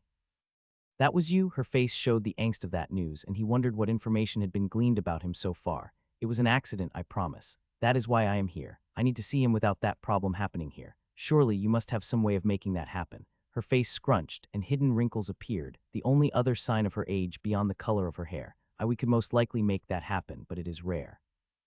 The power it takes is great, and we do not often initiate that part. He did show up a little less than a year ago on his own and tell us about you or what little he knew. Kathleen cleared her throat and frowned. Are you as dangerous as he said? Only to those who try to hurt me or my family. I'm sure you witnessed or heard how the elves who continually hunted me or attacked my faction have fared. He could see her eyes moving. The truth of what he spoke was most likely connecting dots, and those blue eyes widened as she leaned back and put a hand over her open mouth. You were him, that Seth Pendle. Tapping his bald head, Max grinned and nodded. Everyone needs a name, and I figured why not choose one who was known for being a hero. Hopefully, I did the name justice. Yes, I mean you did, but... Multiple times she started to speak and stopped, shaking her head and blinking rapidly for a few seconds. Eventually, she took a deep breath and let it out slowly, smoothing her robe as she did it. Forgive me, you have caught me off guard, and for so long I believed that if we ever met I would be fighting for my life. Yet now the man I see before me is nothing like we feared. Faius couldn't have been wrong about you. Was that a question? She chuckled and shook her head. I'm acting like a starstruck fool. Forgive me, it has been so long since I have been surprised like this. My brain is reeling from all the things that suddenly make sense and my heart is still trying to slow down. He smiled, having already felt the pace at which her heart had been racing, wondering if she might pass out or die if it had gone any faster a minute ago. You don't have to apologize. I have 1,000 questions, limited time, and a dozen other things I must do before I depart tomorrow. Tomorrow. I am unsure if I can get the items I will need to try and summon him by then. I'll need tower crystals and... Max's grin grew as he pulled out 2 large purple tower crystals, one in each hand, and held them out. Would these work? Like a crazy person, Kathleen started to cackle, howling with laughter as tears formed in the corner of her eyes and raced down her face. After catching her breath, she nodded and sniffed, wiping away the wet lines. Max Host, if you do not stop doing this, I swear my old heart may give out. Now, yes, those will work. Come, let's head to where we'll need to go. Max walked around the room they were in, studying the crystal lines that ran along the floor.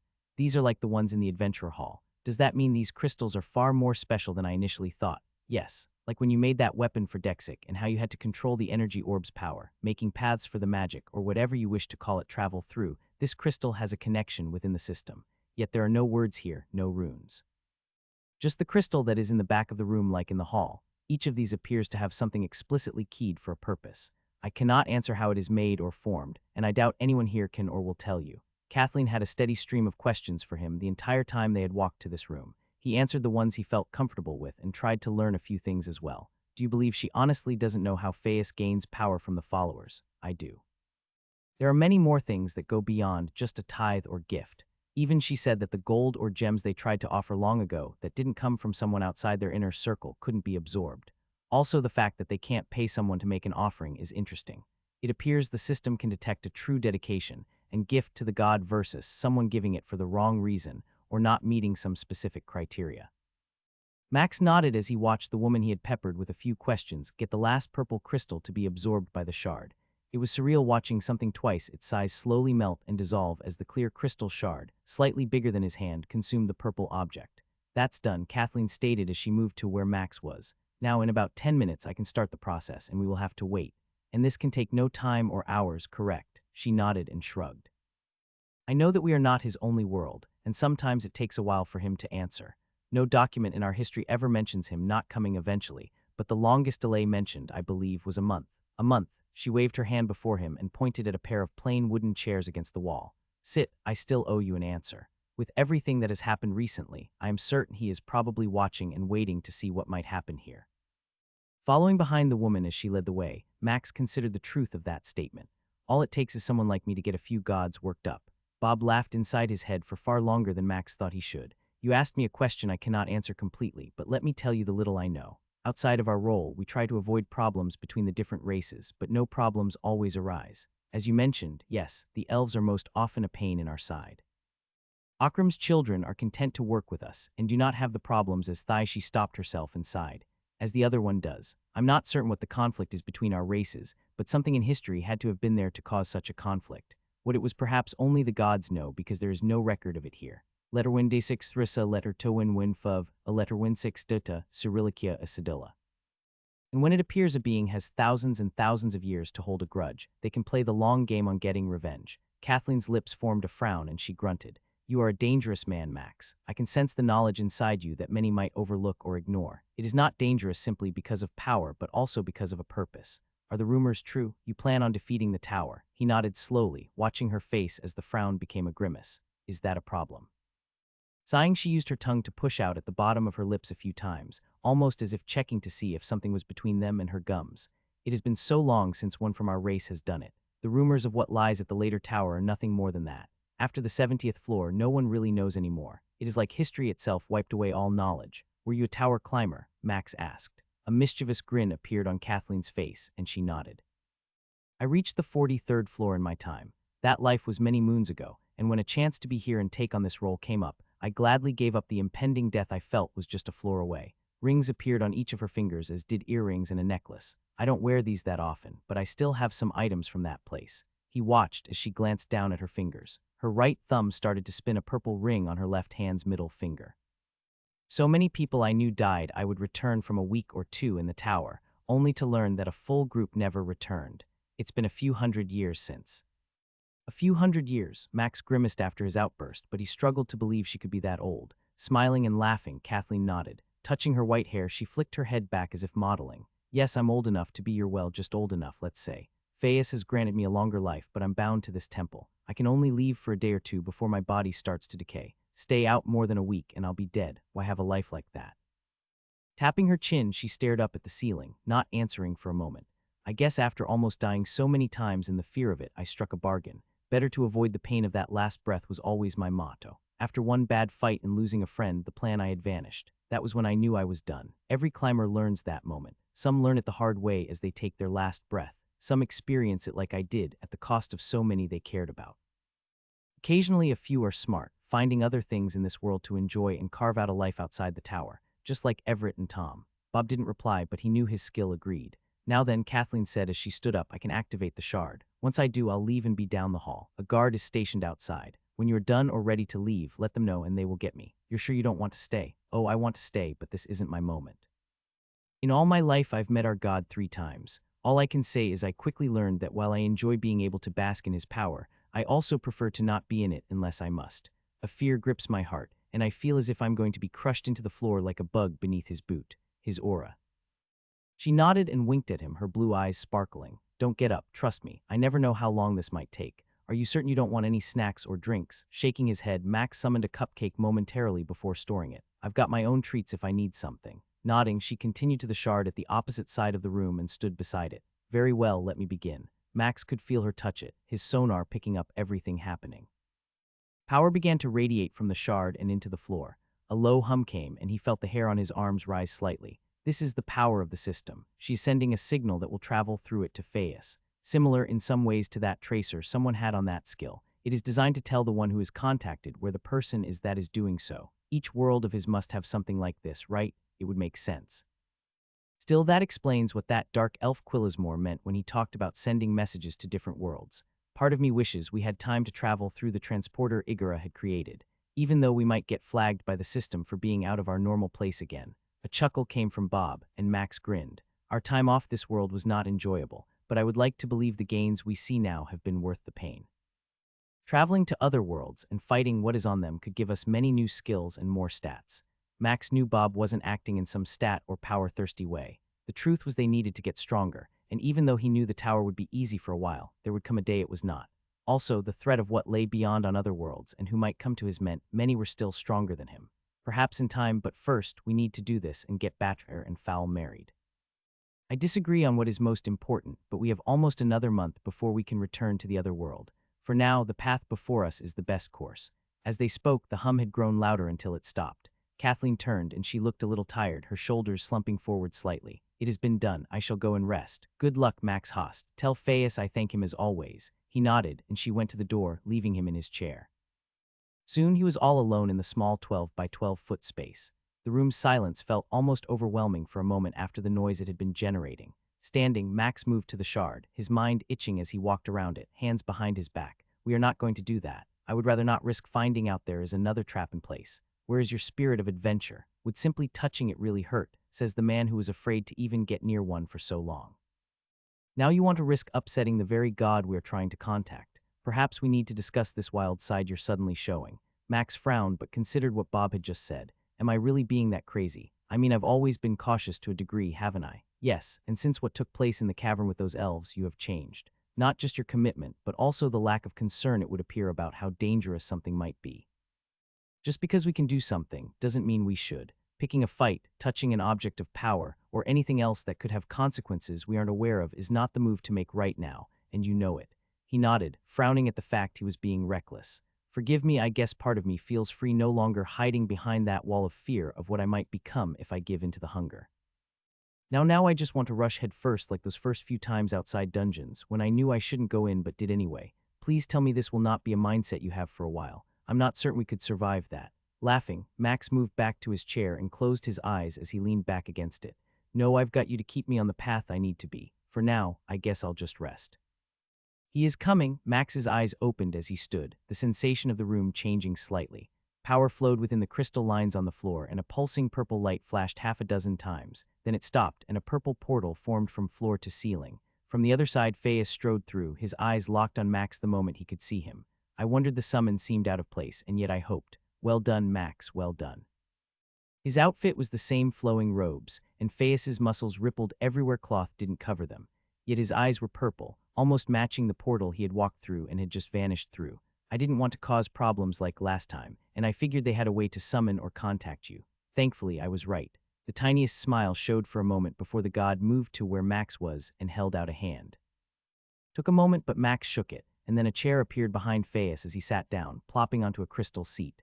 Sit, please, I need to talk, and I'm certain you also have questions. Max took a deep breath and took his own seat and nodded. Did you know the elven god was killing humans and harvesting their skills? Both eyes flashed black as they went wide, a burst of light almost cascading across the dark surface before they returned to the purple state they had been a moment ago. What? Why would you? Phaeus paused his outburst, his jaw having been rock hard in a moment, and then he blinked rapidly a few times. You're serious. Do you have proof? Max could sense the concern in the god's tone. It had changed 3 times already from the first moment he had come into the room. There's a place I could show you on a map. All that remains is a large crater from where the shard that was being used exploded. The ground is like glass and A hand rose and stopped him. I don't need to go now. What you described is not something you could know of unless such a thing had indeed happened, Phaeus growled. Max could hear teeth grinding and watched as the god before him frowned. How did you find this? The unskilled, those in our race who are labeled this. Do you really believe they have no skills? Max's question made his frown deepen as both lips drew inward. Long ago, after I was punished for the actions of my people, there were a few examples of people without skills brought to me. Glitches, abnormalities, curses, so many other names they go by on different worlds. Cracking his neck, the god finally looked upward and grunted before closing his eyes. Every world is different. This one, it was one of the better ones. A bargain for me. Akram is not hard to work with. Thija, she is not so easy anymore. Ran Omicron, letter 1D41B. Doesn't saying her name possibly draw her attention? Returning his head to its normal position, Phaeus shook it and shrugged. I'm not a follower of her. The only one who might have to worry about that would be the elves in your party, but even then, unless you were specifically listening, hoping to hear it from a certain elf, it would be a pain to grant that much time, effort, and power to do so. Every time one of her children here said her name, she would be notified, requiring her to sort through each time. Some of those elves must say her name at least 10 times a day or more. I doubt she has the patience for that. Seems we were a little overcautious after all. Ignoring Bob, Max nodded. Well, I returned home and protected my sister when the adventure attendants tried to capture her as they had me on her choosing day. A groan escaped Phaeus's lips, but he motioned with his hand for Max to continue. I used some hard methods to learn an approximate location and called in a lot of favors. Apparently, they bind those who were a part of this group to obedience and silence. I doubt most even know what happened to those they captured. Scratching his chiseled chin, he nodded. No, it would make sense for a lot of reasons to make someone do that. And the further down the chain of command, the less one would need to know. Tell me, Max, what did you find? A queen from another world using a shard and draining the I don't know skill, power, essence of the person. She was making elixirs of red skills. Phaeus's face went slack and his jaw started to slowly lower.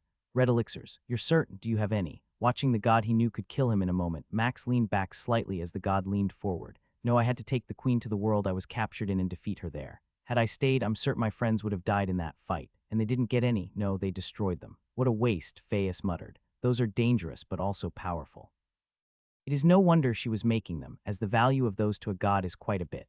For the skills, shaking his head, the god squeezed the bridge of his nose for a moment. No, well, yes, but not for them. It is a way to help one of your followers quickly. Still, those are dangerous and often lead to problems down the road. Like the 2 queens? Yes, like those 2. Max heard Phaeus mutter morons after he had spoken, though he was certain he wasn't supposed to have. Well, she is dead. I couldn't get her gear off because none of my unbinding stones worked. They wouldn't if she's from another world. Do you still have the corpse? I can. It's gone. She has been disposed of. Phaeus's head cocked sideways at Max's last words and tone. He seems very unaffected by the news we just gave, like it's not that big of a deal. To him, it most likely isn't. I'm certain the problems he deals with from world to world, as well as the conflict between other gods, make this a minor problem. No, I'm headed to Nalgrun soon to help my dwarven friends get married. Bobbing his head, Phaeus sat up a little straighter on his crystal chair. That should be good. Now then, we need to talk, and while I can stay here longer than usual, I'm burning power in doing so. Recent problems have cost me more than I want to admit, but we need to hurry for now. Let me hit you with the big points, and then I'll need to go. A rolled piece of paper appeared in Phaeus's hand, and it was held out toward Max. Power radiated from it, far more than he could recall a single item ever having before. Take it. Again, not a lot of time. Wrapping his fingers around it sent waves of energy into them, and his eyes felt like they were going to explode for a moment. Store it. It took a little effort, but the power faded quickly once it was gone, no longer in his grip. That has 2 uses. You can write something on it, 1 word, 1,000 words, it doesn't matter. Once you roll it back up, the message will be delivered to me. I then can only respond 1 time. After that, once you've read the message, it will vanish forever. Wow, that.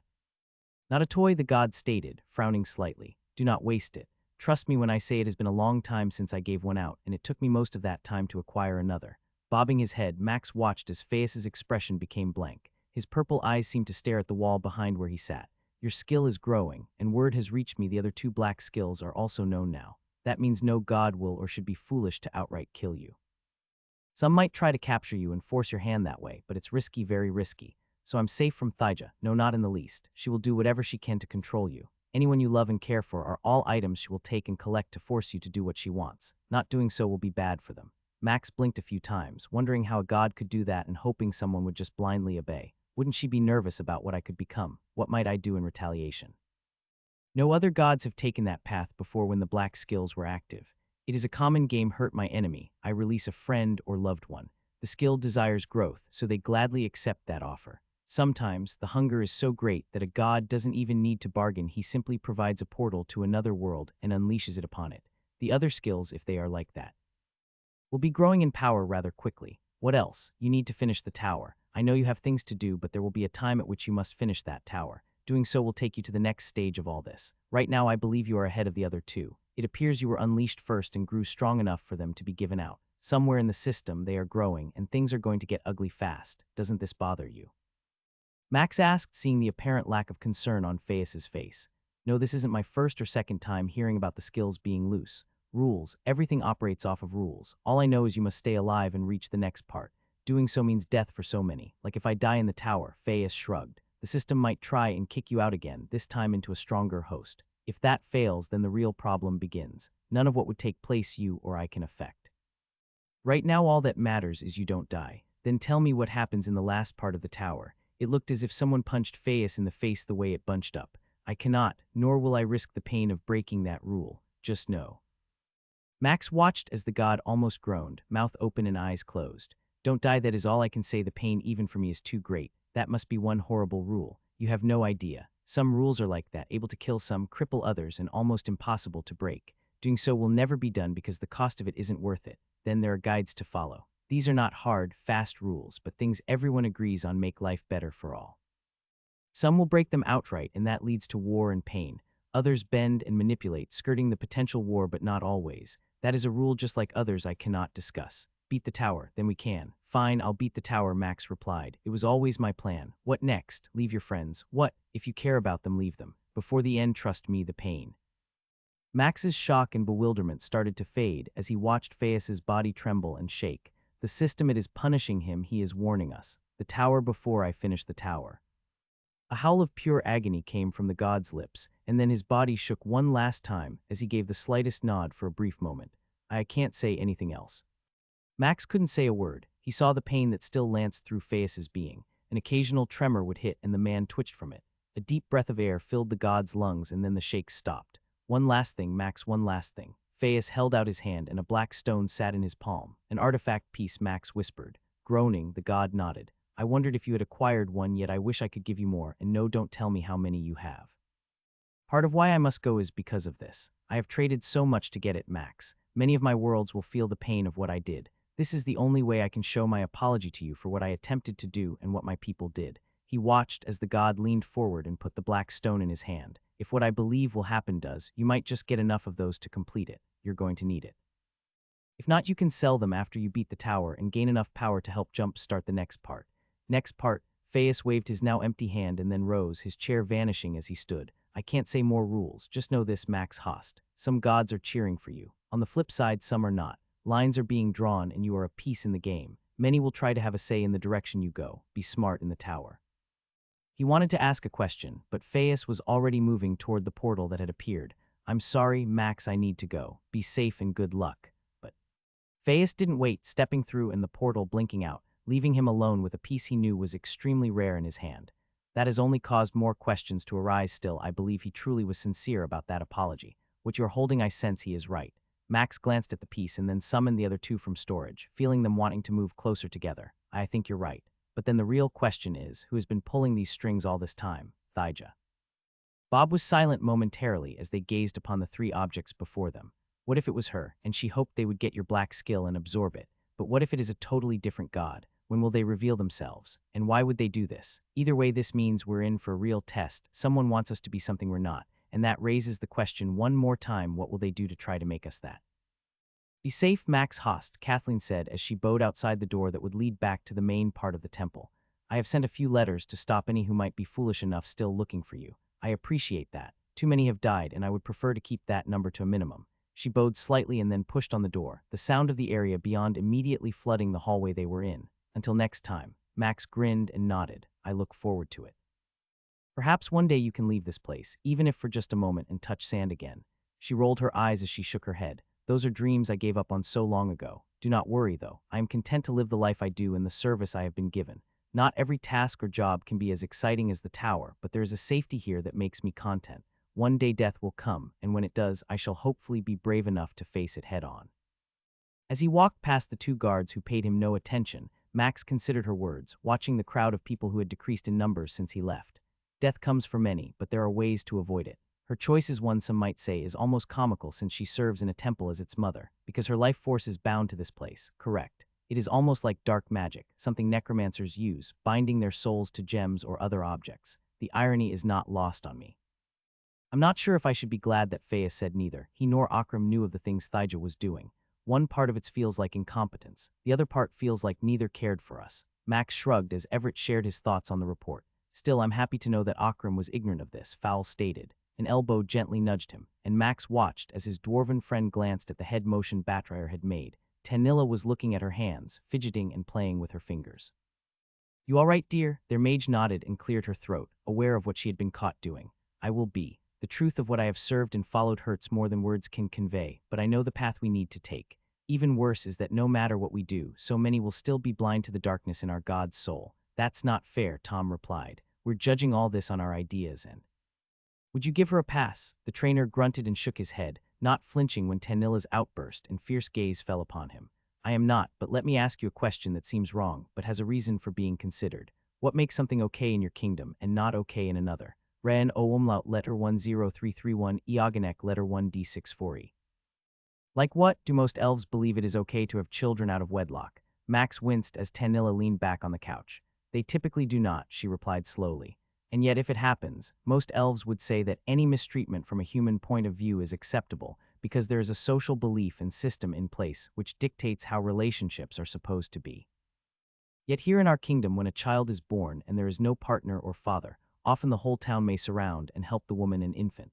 While that doesn't always happen, many cases are found. Even now, we're a faction doing everything we can to help care for Stacy's daughter, and no one here treats her ill for what happened.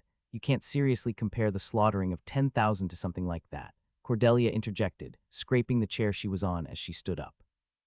Those are two totally different things. Philosophically, they aren't, Tom replied. Cultures look at things differently. One says something is okay, and another says it isn't. We might be peaceful, and the other might be a bloodthirsty, warring group. Just because we don't like their way of life doesn't matter. We have to adjust and protect ourselves against a belief that runs deep through them.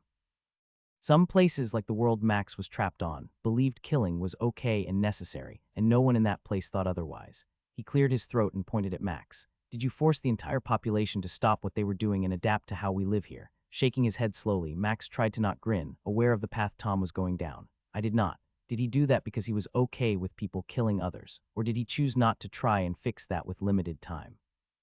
The real answer might be that he knew it would be an impossible task, changing an entire world's belief system and way of life. That is why his finger moved from Max to Tanilla, who was only slightly frowning now. Her frustration with a god means little in the grand scheme of things. Unless you can somehow kill her or change her core, nothing will be different. All you can do is fight what is before you. So stop pouting and being upset you were tricked and misled. None of that will help you right now. Their mage grunted but nodded, sighing after a moment. He shrugged and leaned back in his chair. I don't like being right about things like this, but I'm tired of seeing you act like that. In all our time together, you've never folded in such a manner, and everyone else seemed unable to call you out on it. My job in this place is to do that, regardless of whether you can kick my old arse or not. Chuckles came, and Max smiled as she grinned. Well then, on to the last thing for today, Everett said after a moment, and the mood took on a positive note. He had a small box appear and set it on the table. Fine wrapping paper, covered in gold stars on a pearl-white backdrop, sealed the container within. This is Tom's and my wedding gift for you too. All you have to do now is wait till after you finally finish that moment." Fowl groaned as Batra beat him to pick up the package. She started to shake it slightly, holding her ear up next to it. "Do we really have to wait?" "Yes, yes you do." Their healer grunted and held the gift over toward Max. "Take it, otherwise I'll give in and open it early." Grinning, Max took it and held it to his ear, shaking it, and then made his eyes go wide. He could see the look at both of his dwarven friends' faces. "Wow, this is a really nice gift." "Dear gods, don't do that," Batra shouted. "She's right now, I'll never hear the end of how you know, and she doesn't," Fowl added. Putting the gift away, Max winked. "I'm kidding, I have no clue." Two dwarves held up their middle fingers, and the room erupted in laughter. For the first time he could remember, Max didn't want to use his regeneration ability, simply enjoying the effect of the alcohol he was partaking of with his two friends. Tom and Everett both sat quietly in their chairs as he was, admiring the color of the green liquid he had shared with them, a rare treat from Igara's storage. "It's so sweet and fruity," Tom stated, his voice a little slurred. "I might almost say it's better than the stuff old Stuffy over there rarely shares." "He's probably right," Everett replied, taking another sip. "It also doesn't burn near as much." Minutes passed as the three continued to enjoy the silence until Max drained the last of his glass and set it on the desk. Regeneration. A moment later, the fog cleared from his mind. "I'm not sure when I'll return, but if something happens, you both know I can use my ability to be here in a moment." Everett nodded, turning the cup on his desk a few more times. "We don't expect problems. Your sister is progressing safely, and in another month she may be the new talk of the town. As a whole, we're only limited by a few things that are material related. All I can do now is keep the faction on the path you've set us on." Nodding, Max pulled a bag from storage and set it on the floor next to Tom, who was almost asleep, both eyes struggling to stay open. "One last gift. Don't open it till I'm gone, and you'll know why." The faction leader raised an eyebrow but said nothing, slowly nodding his head. "Wise move to keep it out of my reach." Chuckling, Max stood and pointed to the door. Holding out his hand, he smiled as the older man grabbed it after standing up. "We should be thanking you and changing the name of this place in honor of all you've done. In fact, some have already tried to get me to do so." "Gods no," Max muttered. "I don't want that at all. Besides, I'm not done yet. When I get back, expect a lot more regents and new crafting materials. I'm going to try and get access to the Dwarven Tower." A low whistle came from Everett, who sat back down in his chair. "That would take the help of the gods, but it is you, so I shouldn't expect less." Chuckling, Max winked and motioned to the door. "I don't know what to say." Max shrugged and pointed at the large chest. "Open it, I made a promise, and I always keep them." Dexik grinned, her eyes wider than he had ever seen them before. She took the last few steps to the promise he had made before leaving to check on his family. Dark green metal, covered in embossed vines and housing a relief of the large shambling monster he had just defeated, decorated the larger-than-normal chest. "It's so huge." Unable to help himself, Max laughed. "If only Fowl was here to hear you say that." Groaning, she nodded and pushed open the lid, looking inside. He watched as her knees seemed to give out, and she caught herself on the edge of the chest. "That good. Dear gods, now I finally understand why they always complained when I was their other warrior." Moving to look inside, Max saw there were two objects for them to roll on, a fuzzy outline of something that changed as they looked at it, two giant purple gems and an item for each of them.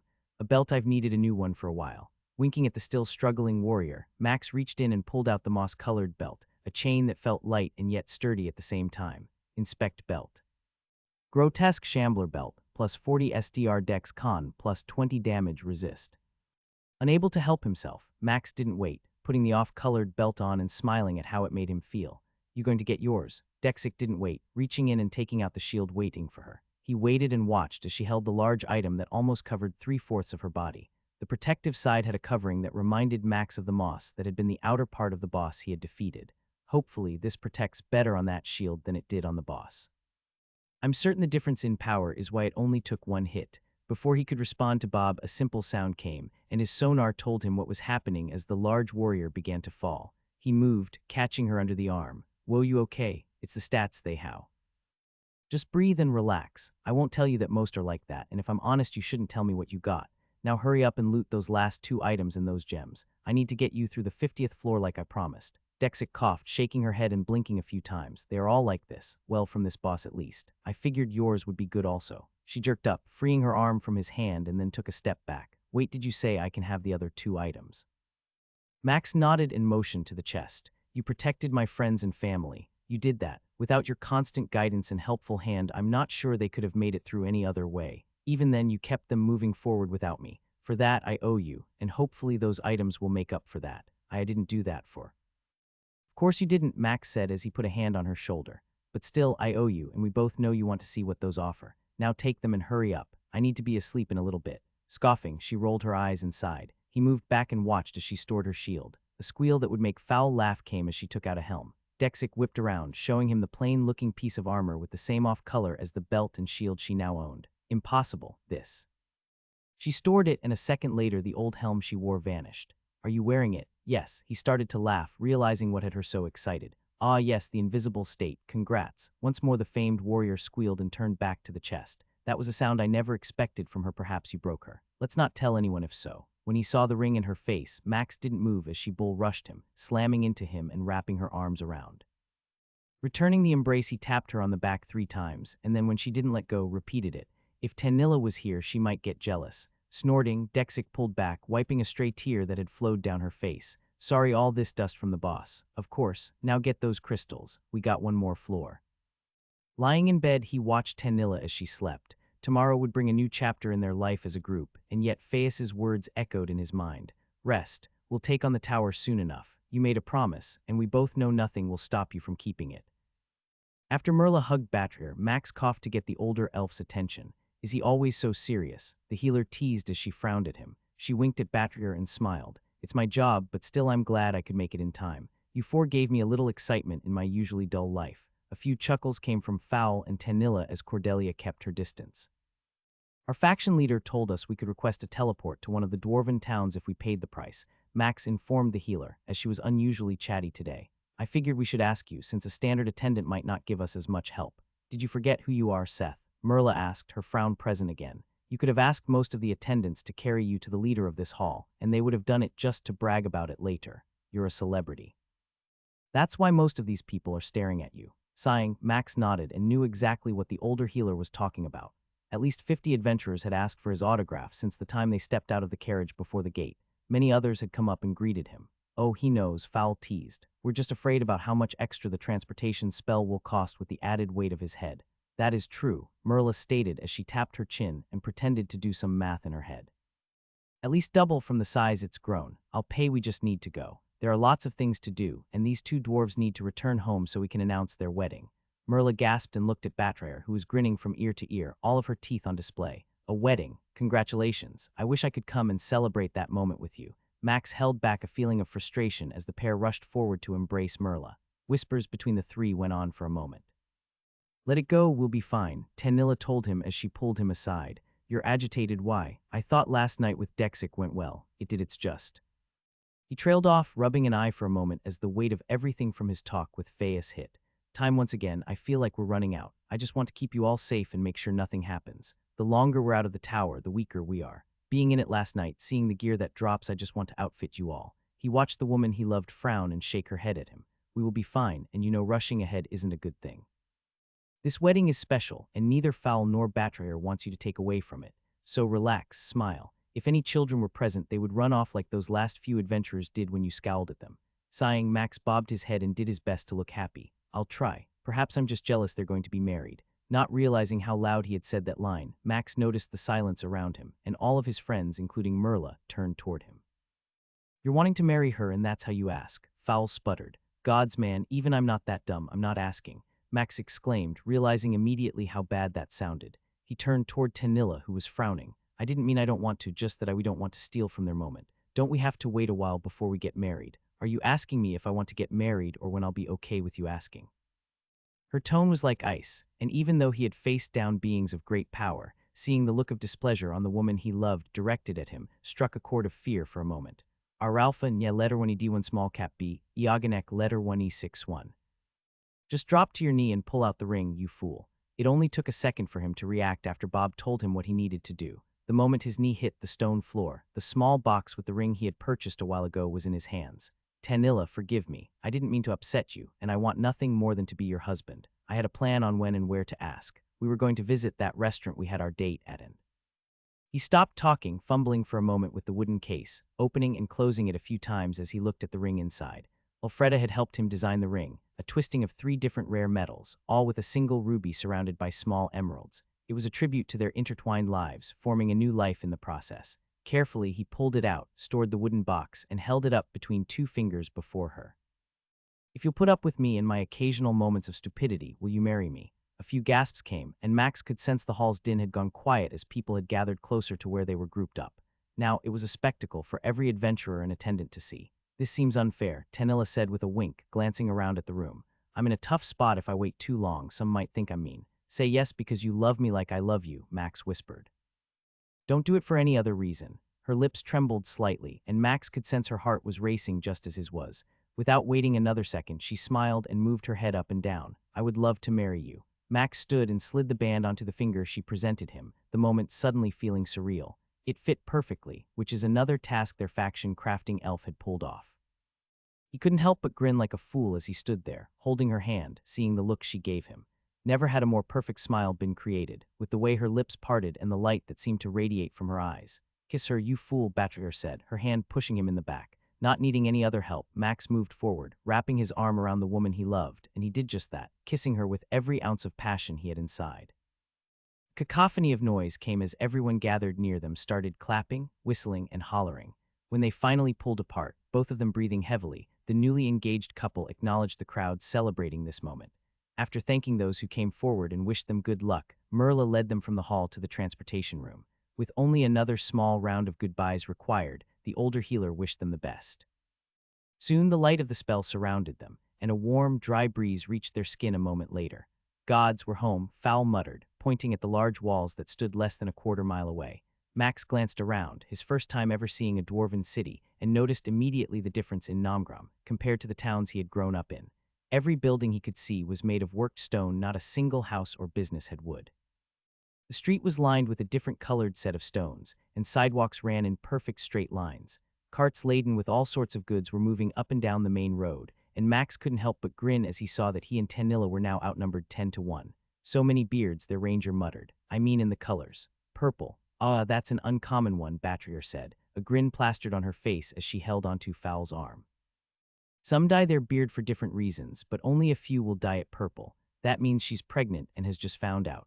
Max spotted the dwarf they were talking about, walking down the road with a large open backpack full of cotton. Bales of it were even strapped to her, a few small pieces occasionally falling out of the open top. Don't ask, Fowl informed him as he started to open his mouth. Dwarven women are built differently. Using all of his intelligence points, Max kept his comment to himself, not wanting to cause problems within the first minute of arriving in a new kingdom. So which way to your parents' place? Their dwarven warrior grimaced slightly while Batrier started to smile. We'll go visit my parents first. They've always loved Fowl, even when he took me away. Your parents didn't mind? Cordelia asked. I mean that he would steal you from them. Both dwarves started to laugh and shake their heads, and Max noted how much happier they seemed in the short time they had been here. Get off the platform. The shout had come from an attendant who emerged from a shack near the roped-off area they were standing in, wearing a guild emblem on their drab tan outfit. If you want to loiter and have fun, go find a tavern. Sorry, Fowl yelled out, motioning for everyone to move toward the marked exit area. A huff came from the red-bearded dwarf, who glared at them until they had exited the area. He seems a bit gruff, Cordelia muttered. Perhaps dwarves are exactly how I thought they were. And how are we? Batrier asked, a hint of an edge to her tone. Grumpy when you're in their way, happy with alcohol in their hand. Both dwarves started to chuckle and nod, a slight smile on each of their faces. Seems she learns quickly, Fowl declared as he pointed at an intersection nearby. We'll have to head that way.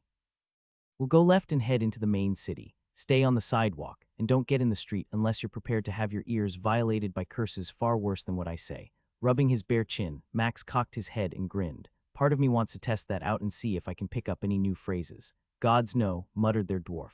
Batrier washed my mouth out before we met you so many times I'd rather not get back into that habit.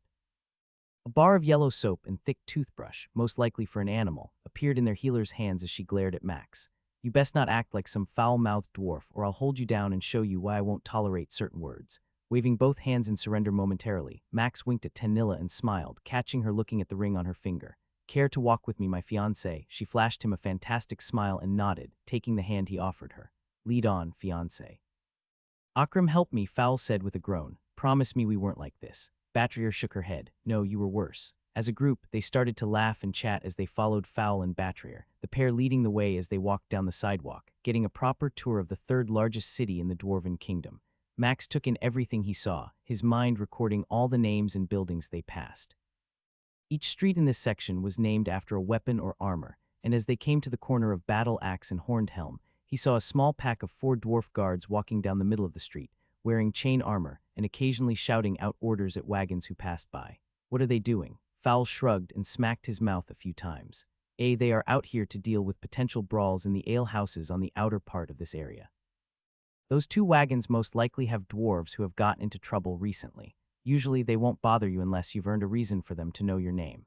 And they used to know his name, Batrar stated immediately afterward. The stories I can tell. His cheeks and his nose went red at those words, and Tanilla started to chuckle. Oh, you're going to tell us those stories if simply mentioning them makes Fowl look like an apple so easily. Bah, you can suck. A bar of soap appeared in Batrier's hand, and all the color on their warrior's face was gone just as quickly as it appeared. Suck a what? Max asked, unable to hold back the smirk he knew was present. A lemon, Fowl finally replied. With a simple nod, their healer stored the soap bar and winked at Tanilla. We'll discuss some things in private. For now, let's get to my parents' place before my betrothed finds himself burping up bubbles. Max stared in awe as the structural quality of each of the buildings inside Nomgrom was easily better than the ones he was used to back in Peltigau or Rumstant. I knew dwarves were good with stone, but is there a magical skill I'm not aware of that allows them to shape it like this? Batrier smiled and nodded, leading the group, tugging Fowl slightly as she pointed with her other hand. That building is one of the main bread makers from the olden days. If I told you that it was over 1,000 years old, what would you say? Staring as they walked, Max saw that even from 100 yards, the building stood out, 3 times larger than most, and rising over 4 stories while most others were only 2. The lines of the stone didn't look worn at all, and the gray tone of them had flecks of something in it that sparkled as the sunlight caught off them. Even from this distance, he could see the carvings upon it seemed lifelike, dozens of reliefs with dwarves baking and selling bread to people. I would say you're lying, but I can tell you're not. She nodded and turned her attention back in the direction she was walking. That is because a few classes specialize in a rare stone skill. Only the dwarves typically acquire it, but there has been one case where a human was said to have gained it. Elves likewise have a wood skill that allows them to do what they do with wood. Tanilla and Cordelia both nodded, and Max felt the tickling of his mind recalling having heard that before. So is it like what I can do or different? Different. It's more of like working with dough. You talk about baking and how you shape bread and can fit it into molds to make it look a certain way. They do the same thing. A small piece here or there can be added to fix some error when cutting or a potential weak spot, but they can't just make it transform into a shape like yours. Perhaps you shouldn't talk about this right now, Fowl whispered as he tusked at her. You notice a few people are listening. Their healer's face went a little red as she turned and saw that some dwarves who were walking nearby had actually been paying attention, listening to the telling of their stone history. You can tell me later, Max stated, nodding and admiring the city teeming with dwarves. I'm still blown away by how many are here. My whole life when I grew up, I'd only seen a handful or maybe a dozen dwarves at the most before adventuring. Now I think I've only seen a dozen humans and 1 elf. 3 elves, Cordelia joked as she pointed at Tanilla and herself. A loud shout came, and Max saw a cart lumbering down the road, a pair of horses moving at a quick pace. Before it was a small ball and a young dwarf who was barely 2 feet tall trying to get it as the cart raced down the road. Dwarves started to shout, and the driver of the cart tried to slow down, the horses appearing unable to do as they wished. The traffic on the other side prevented the cart from getting over into the other side of the road to dodge the young child. Without waiting, Max freed his arm, taking off as fast as he could. It's too far. Not wanting to admit that Bob was right, the truth of the situation was he couldn't make it there and grabbed the child in time by simply running. Blink. He appeared next to the young dwarf, grabbed her, and leaped into the air, the horses plowing through the spot he had been standing in a second before. Their nostrils flared as the reins yanked each head back. Bob was kind enough to form an air wall for Max, allowing him a place to jump off and land on the sidewalk, where a frantic mother was staring at him, her tears running down her cheeks and into her beard. My baby girl. Handing her the young child, who appeared to be in shock and yet had a smile on her face, the woman grabbed the dwarf and squeezed her tight. Again, unable to help himself, Max laughed as the young dwarf held her arms out at Max and pointed at the sky. Again, others were gathering, and a murmuring of dwarves was filling the area as each of them commented on what they had just witnessed. Fowl and the others arrived, pushing through the small crowd on the sidewalk. Let us through, Batcher shouted. He's our party member. Dwarves moved aside, allowing the group to move closer to Max and the mother, who had now rushed forward and was giving him a hug. I'm just happy I could help. Sorry about your ball. Both the mother and child turned and saw that on the street her ball had been run over by the horses, smashed flat. A few sobs came and the child began to tear up. Don't cry, Max said as he bent down, freeing himself from the embrace of the dwarven mother. Here, I have something for you. A cupcake covered in yellow frosting and with a candied lemon peel on top appeared in his hand. Both brown eyes of the child locked onto the treat, the rain of tears halting as her mouth began to smack slightly. Can I? Gods, why not? At least she won't cry. Grinning, Max gave the treat to the dwarf, who eyed it for another second before noticing her mother nodding that it was okay. Then, like a ravenous wolf that hadn't eaten in a week, the child tore into the cupcake. Glad to have retrieved his hand before it potentially got bitten, Max winked and ruffled the brown hair on the girl's head. People began to pay attention to everyone gathered around Max, and a croaky old voice came from an older dwarf. Batra Lightbrew, is that you? All 5 of them turned to see a male dwarf that looked like a few carts had run over him. His nose was broken, pointing sideways, and one of his eyes was most likely missing since a tattered leather patch covered an eye. Scars were on his face and wrinkled arms. Even with all that, his black beard was immaculate, glistening in the sunlight as he hobbled toward the group. Gatzer Drumbaldo, it is you, he exclaimed, coming to where their healer was and holding out his arms.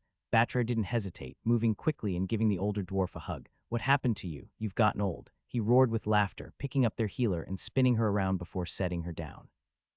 Clearing his throat, he looked at their dwarven warrior and frowned. Foul Hammerfall, it appears the prodigal dwarf has returned. How are you, Gatzer? Foul asked, moving closer and holding out a hand, still drinking most dwarves under the table. The frown he had been wearing began to fade and the older dwarf sighed, taking the outstretched hand and gave it a shake. Well, it is Wednesday, which means yes. Others in the crowd began to chuckle, and everyone but the mother and young dwarf dispersed.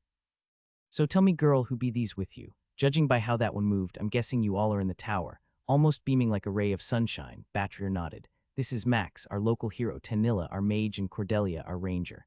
Everyone, this is Gatzer, probably the richest dwarf in town, based on the amount of coins he spent at my parents' place while I grew up. Bah, why does everyone say that?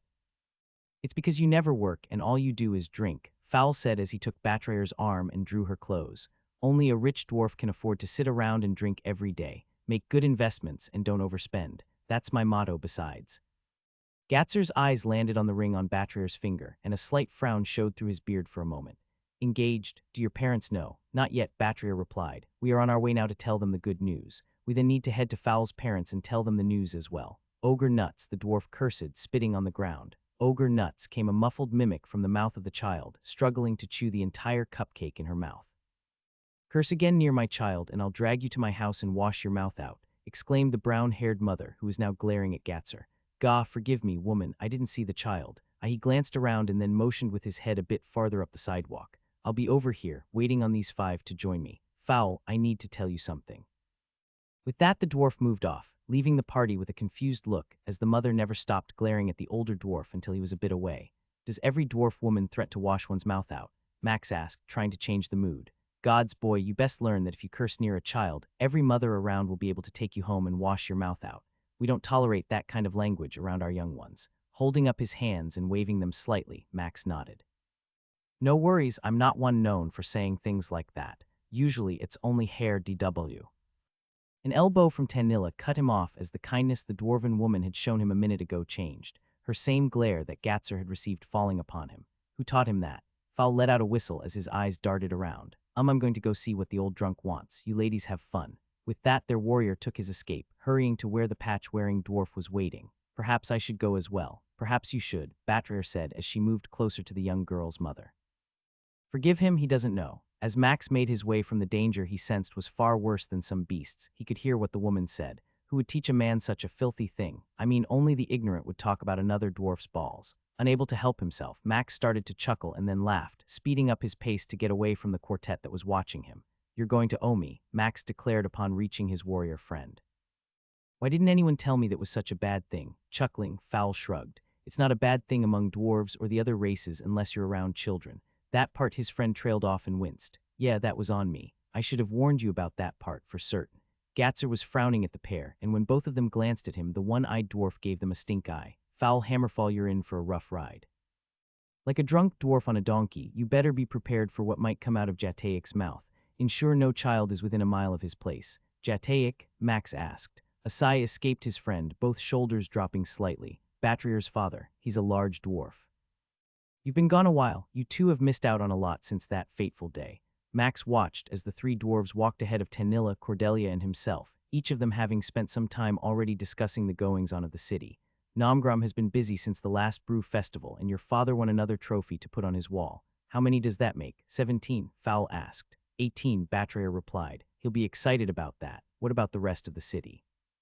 Max sensed a slight shift in how Gatzer's stride stiffened, the older dwarf almost seeming to pull up as he took a moment to reply. There have been many who have gone to the capital. Foul's parents and one of his brothers have all left and are now working there. What? Their warrior exclaimed, grabbing the other dwarf by the shoulder and spinning him around. They left their forge. Why, don't worry.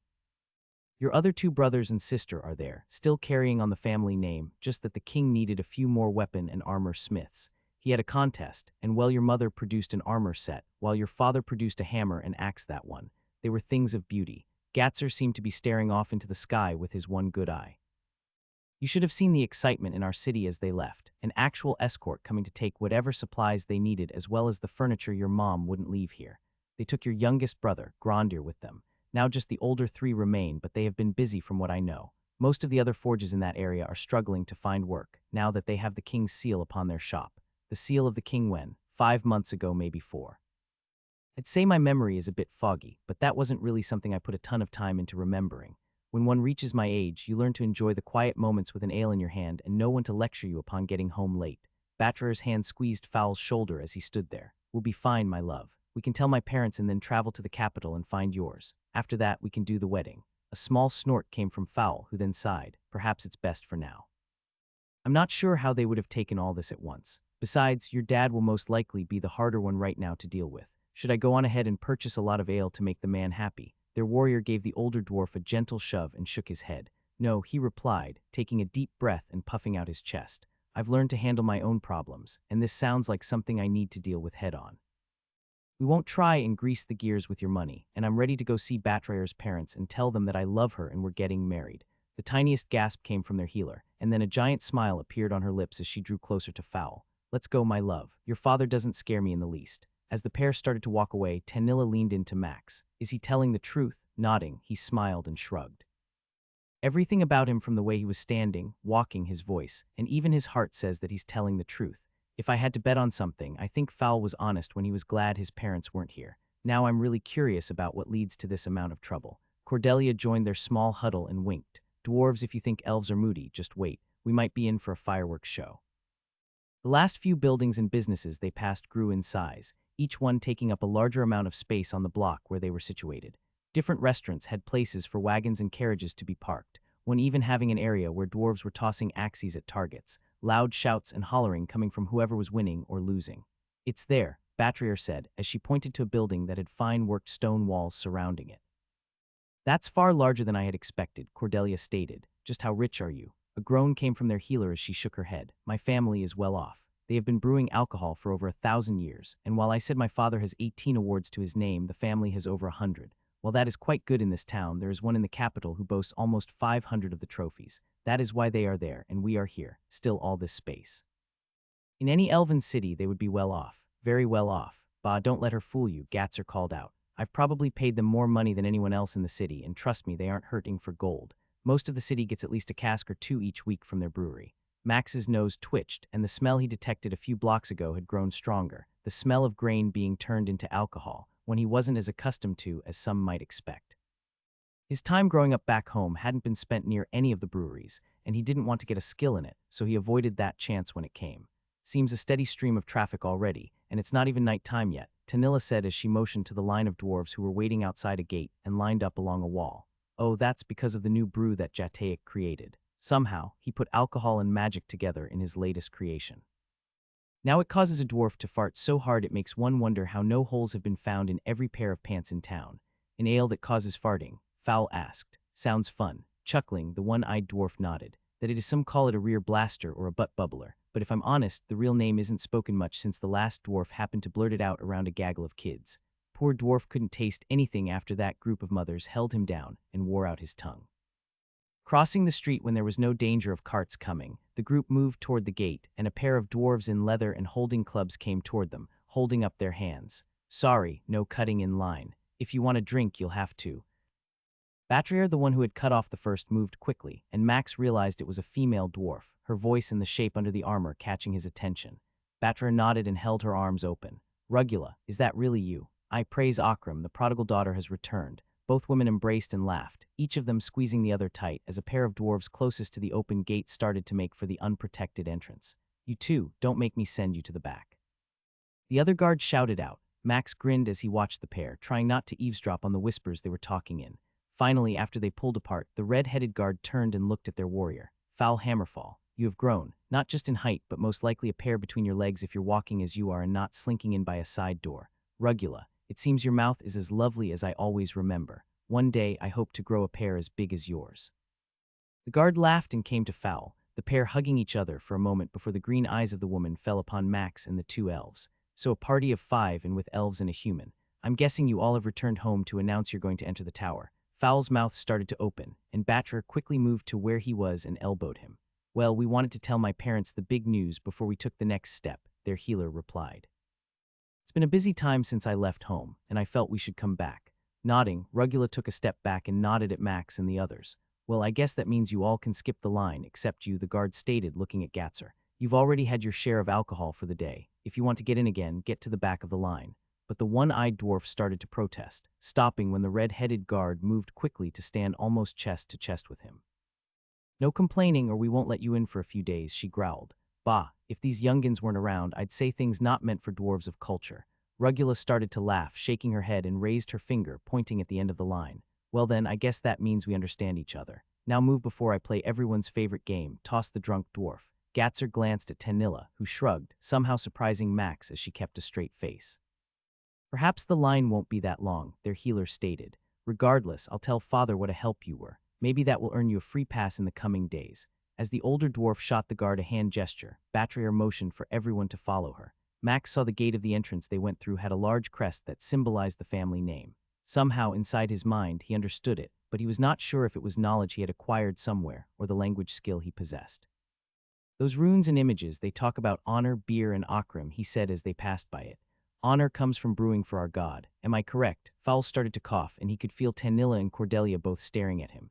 You interpreted that perfectly, Batrier said slowly. I am impressed. Do you see these symbols, the cup, barley, sun, and crown? Max nodded as their healer moved closer to the metal doors. She touched them almost with an affectionate stroke, her fingers gliding across the relief that stood out on the door. As a child, my father always told me what our family means to Akrim. That we brew to make him happy is the goal in everything we do. Each part of the process is an act of worship. Her tone seemed distant, yet it was also filled with joy. Whenever I was young, my dad would carry me around the shop with the rest of the family. His brothers and sisters would sing and tell stories, yet the most important part came when they tested a new batch. A small shrine is in there for Akrim, and each glass deemed worthy was set out first. The next morning I would come running and see that the glass was always empty. Proof, Dad said, that Akrim was pleased with what we had done. Does he actually drink it? Batrier turned and smiled at Cordelia, shrugging as she shook her head. The little dwarf in me says yes, but the older one who caught my uncle one time draining it dry says no. Still, part of me doesn't care what I saw. It was hard not choosing to be part of the brewers. There's a history here, yet my parents didn't complain too much when I took the path I did. Too much. She nodded again at their ranger and then pointed at a large warehouse that was away from the noise where any dwarf who made it inside went. Inside those walls is a history of my family. Pictures, busts, and other memorials to each dwarf who took on the family skill are immortalized in there. A special room exists, and only those who brew will ever be there. I know no matter what happens, I won't ever have a place in that room. Laughter from inside the large stone alehouse that was bursting at the seams stole from the quiet moment they were having as Batrier's gaze fell to the stone floor. Perhaps he'll let you in now when you tell him how far we've come in the tower, Fowl said softly, slipping his arm around hers. If not, we'll start our own room and tell each of our children how their mother kept me alive through demons, dragons, spiders, and more. She sniffed and looked up at Fowl, her eyes slightly misty, and stroked his beard for a moment before giving it a sharp tug. Damn you, foul Hammerfall, she muttered. You're going to make me cry before I see my father, and when he kicks your arse, don't blame me. In a moment their dwarven warrior was covered head to toe in armor. Bah, I'd like to see him try. Max had been near a few dwarf ale and beer houses in Peltigau, but he had never actually stepped foot in one. The noise inside made him wonder just how many armies must be inside. It's so loud, he moaned at first, his sonar skill taking the brunt of dozens of conversations all being had at the same time, each person almost yelling to be heard over the din. How many are in there? Maybe 100, Batrier shouted, seeing him wince for a moment. It's a slow day. Sometimes there would be benches and tables out here. Plus, there aren't any dwarves playing with axes, so Mom must not want to deal with the rowdy ones. He glanced at Tanilla, who was smiling. Her eyes darted everywhere, watching the dwarves who staggered by, enduring the cacophony of noise that came from every bearded being present.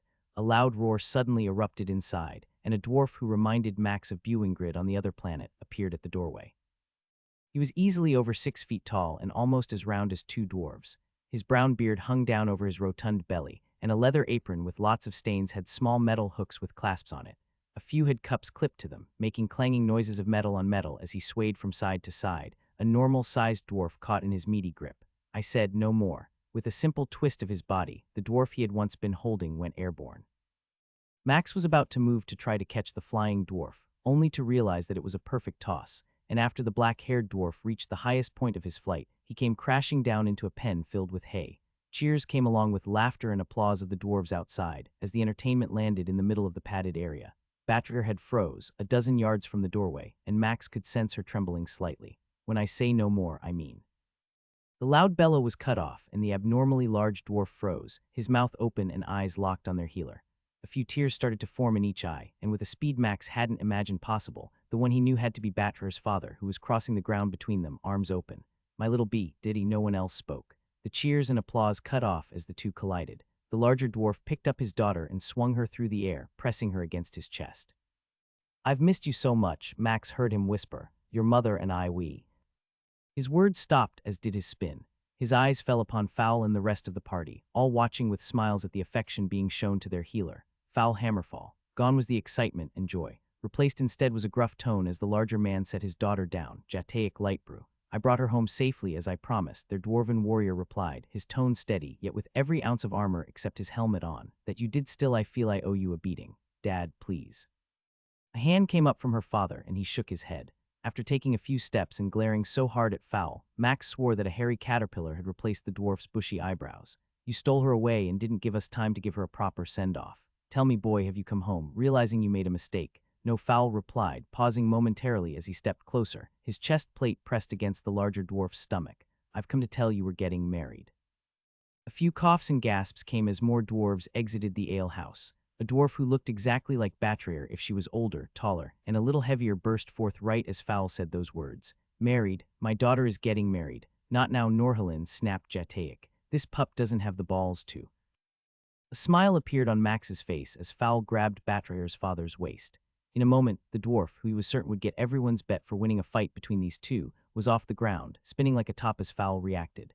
"I said we're getting married." As the last word came out, Fowl sent the oversized dwarf flying, his rotund shape looking like a boulder slung from a catapult. "It appears your dwarf friend has learned how to throw things after all that time in the dungeons and tower." Max couldn't help but laugh, realizing Bob was right, seeing that the half-drunk dwarf staggering out of the pile of hay barely avoided becoming a dwarven pancake as Batrier's father crashed into the padded area. "Fowl," Batrier shouted, as she started to move toward her father and then stopped. She paused and shook her head, grinning. Then she retraced her steps and moved to stand next to the dwarf she had shouted at a second ago. Once there, she took his hand, tapping on his plate glove until it vanished, and intertwined her fingers with his. Like a bull, Jataic emerged from the pile, hay going everywhere, stuck in his beard and brown hair. He charged across the stone floor with a speed that again surprised Max. Fowl moved forward, standing before Batrier, letting go of her hand and clasping his behind his back. Everything felt slow, and while he wanted to intervene, Max wondered what was going on in the mind of her dad. 2 steps before he bull-rushed Fowl, the large dwarf swung, his fist coming like an arrow and connected with Fowl's chin. A cracking sound came next, followed by a howl of pain. Groans and expressions of pain and horror appeared on every face as they looked at the result of the punch. Bones stuck out from the misshapen hand. "Ma hand, he broke my hand." Cordelia snorted, and Max could sense that Tanilla was covering her own mouth, trying not to smile. "Is it my turn to punch you?" Fowl asked, taking a step to where the larger dwarf had retreated, holding his misshapen hand in one arm. "Perhaps you should have asked how our adventuring has gone." The tone his friend spoke in was surprising. Gone was the dwarf he had adventured with this past year. The playful jokes and the tone of always having a dirty innuendo on his lips weren't present. Instead, he was a dwarf defending something he believed in. "Perhaps you should have asked what rank we are, or even better, you should have found out just what level I am." All his armor vanished, revealing a hairy-chested dwarf in leather boots and pants. "You could have at least asked to see my chest and challenged me to rip the hair from it for her hand, but no, you acted like a fool," Fowl Batrier said before being cut off. "Let him talk." It was the first time Max had heard Batrier's mother speak, and her tone left no doubt about how she felt. "He started this. Let these two finish it." Grunting once, Batrier nodded. Jataic glanced at his wife, seeing the way she shook her head and the frown she wore, which was not hidden by her braided beard. Go ahead, rip off some of my hair if you think you're dwarf enough, Fowl said, moving till he was just a few feet from Batrayer's father. Just remember, I get a turn afterward. Still wincing at the pain of what he was experiencing, Jataic shook his head. What level are you? Do you want to know my actual level or the floor of the tower we've passed? Every eye in the place went wide, and a few cups of ale bounced off the stone outside, their owners apparently shocked by a question like that. The tower? Impossible. You just stole her a year ago. I'm past the 50th level in the tower, Fowl said, moving closer, holding his hand out and making a fist. I believe I'm entitled to a punch, though under the rules of our kingdom, if you die from it, no, that's not my fault. Jataic's eyes moved back and forth, one moment on the small fist that Fowl had made, the next at Batrayer, who was glaring at him, and then at his wife. He's telling the truth, you idiot, their healer said. We've passed the 50th floor in the tower. Everywhere, dwarves began to whisper, and Max watched as they all shook their heads in disbelief. The pair, he sensed, were running out the gate, shouting to everyone. Batrayer Lightbrew and Fowl Hammerfall have beaten the 50th floor in the tower. Grunting, their dwarven warrior cracked his neck and rotated his shoulder. So Jataic Lightbrew, as I said, I've come to tell you I'm marrying your daughter. I would have preferred to do this differently, but I'll have you know right now. He reached up, grabbed the leather apron, and overpowered the larger dwarf, pulling him down to where he stood. Do that again and I'll rip every hair from your chest, do you understand? A snort came from Jataic, just inches away from Fowl's face. You've grown a pair, it seems, a pair larger than mine. Her father sighed and held his injured hand out to his daughter. B, would you heal this, please? After that, I can hug my soon-to-be son-in-law. Cheers came as Batrayer moved to where her father was, casting a heel on him, the bones snapping into place. Letting go of the leather apron, Fowl stood there, watching the older dwarf adjust himself. He took a deep breath and let it out slowly. Forgive me again. Come give me a hug. Jataic spread his arms and stood there, glancing at Fowl and Batrayer. Stop showing off already and give him a hug. Winking, Fowl leaned over and kissed her on the cheek. Then he rushed to where her father stood, embracing him and causing everyone to laugh when he picked him up and spun him around. Dwarves are weird, Cordelia muttered to Max and Tanilla. I mean, who goes around tossing their soon-to-be father-in-law. Max sat in the stone booth, his senses no longer overwhelmed even as the noise inside echoed off the thick stone-cut walls. Stone tables and benches were everywhere in the middle of the room, and two walls were lined with booths like the one he, Tanilla, and Cordelia sat in. A pair of dwarves played music on a drum and lute, and while some danced, most listened to Fowl and Batrayer as they told stories, free ale being guzzled by the tankard. Everywhere, dwarves were laughing and enjoying something Max knew none had expected. He's in his element like Fowl is a totally different dwarf, Cordelia shouted as she leaned over the table. Did his balls drop or something? I mean, just look at him. Tanilla chuckled and sipped her drink, no longer wincing at the taste. A long time ago, when I first met the two of them, he was a little more like this. I think partying with Max made him feel less of a dwarf. But here in his own land, he knows where he stands and he knows what he wants. He shared a bit with me a long time ago about how the split with his family went, and I think that reunion might be even worse than this one was. Worse? How does something get worse than watching a troll of a dwarf be sent flying through the air and their hand broken? A slight frown appeared on their mage's lips. I'm not certain, but I know his parents basically disowned him in some ways, Tanilla replied. Part of me can understand how he feels, not having the approval of one's parents, not filling the role or expected plan for your life. This culture is far worse than ours, you know that. Slowly, Cordelia nodded and then took another drink from her tankard, emptying the thing and setting it down on the table with a clang. That is true. We do not care what one does as long as it honored you-know-who. Both of the women turned and looked at Max, who was staring across the room at his friend. Max. Max shrugged without taking his eyes off the dwarven warrior standing on the table, acting out a battle he believed he knew, somehow putting on a show that seemed so out of place for his friend. Tanilla squeezed his arm and smiled. Helped him grow strong enough, she snorted. Like you needed any help to do that. Without you, my soul might have been lost, and trust me, I'd rather be the weakest one in the world than a man without a soul. Fowl's point of view. There I was, surrounded by almost 20 red skeletons, each taller than Jataic, while the boss, who stood over 20 feet tall, came at me, sword in its bony hand, trying to hack my arms off. Fowl rolled across the stone table, knocking off a few mugs, but stood up, one arm held upward, his shield suddenly appearing as he rose. With a twist of my hips, I sent the sword to the side, feeling the metal grind against mine, swinging my hammer and causing its armor to crack. Cheers came as he mimicked a swing, making a noise that was supposed to sound like such an impact. Bah, you didn't do that. Batrayer shouted from the chair at the edge of the table. None of your strikes caused its armor to crack. Quiet woman, Fowl shot back, winking at her. Unless you want to get up here and tell everyone how you sit in a chair and read books while I almost die every fight, let me make them enjoy this moment. He watched her roll her eyes for a moment before winking at him and then blowing a kiss. As I was saying, before I was rudely interrupted, the metal on its shin began to crack. We traded blows, the smaller skeletons unable to do anything to me, and my amazing defensive abilities easily stopped all their attacks. He held out his right hand, a biscuit appearing in it. One of the fools got close, and I grabbed its head in my plated glove, and like this he squeezed, sending a shower of crumbs everywhere. I crushed its skull, causing a pillar of fire to rise up from where it had been standing.